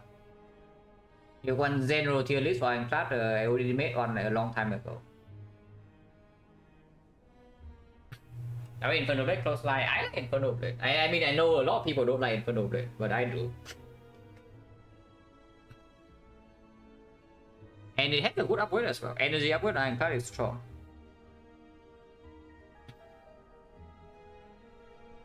Later on, it also kindly gets out your deck if you are playing second win.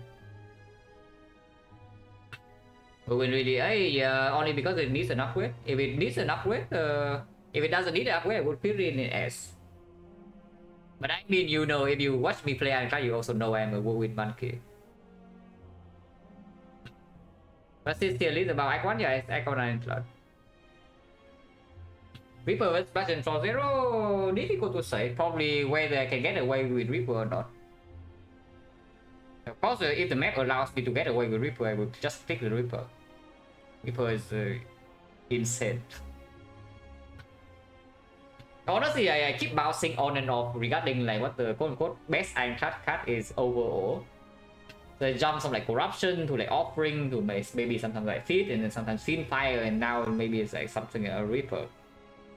So it's just about maybe those cards. Like Shockwave can also be up there.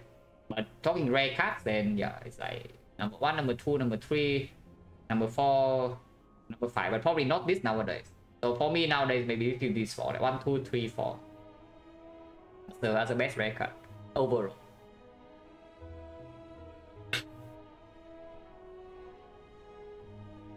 Almost try Sentient Fit offering emulator. It's Act 1 only, and even if it's not Act 1, yeah, this card is very high up there. You click every single combo strike you see in the run basically.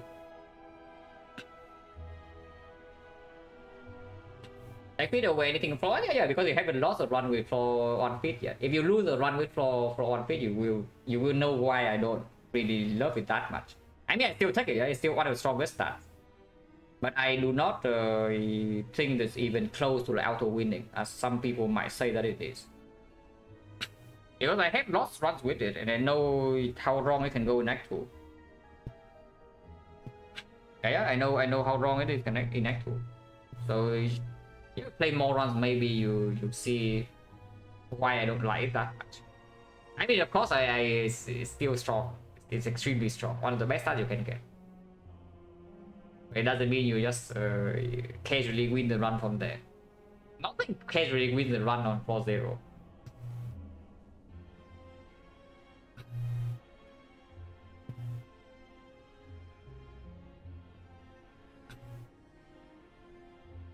But to me, something like Fiend Fire wins more often.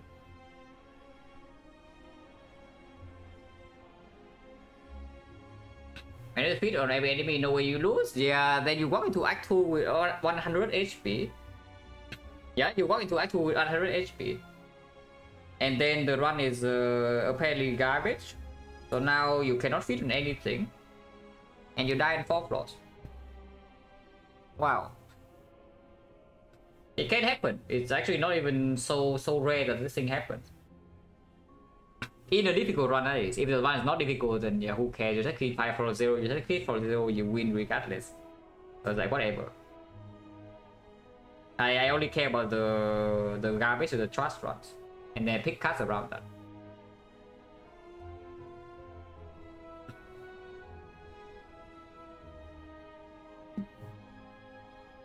Okay.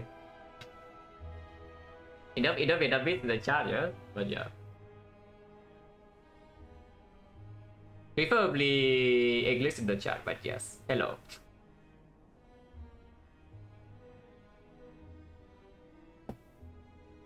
Wait. Yeah, auto mod is weird. Yeah, auto mod is just weird. I don't even know like what why that is blocked.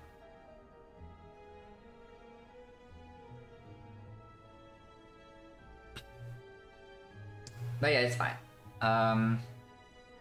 So that's the tier list for Act 1. Again, yeah, don't trust it too much.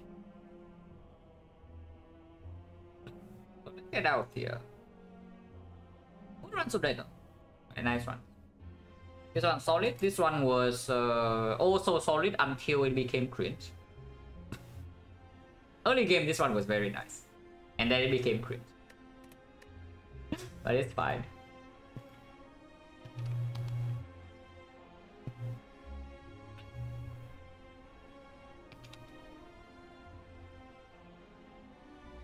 Wait.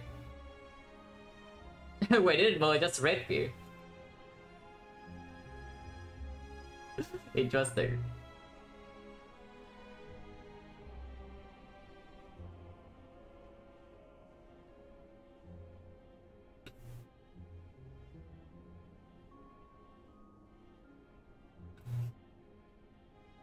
Yeah, but yeah, thanks for watching guys as always, and see you.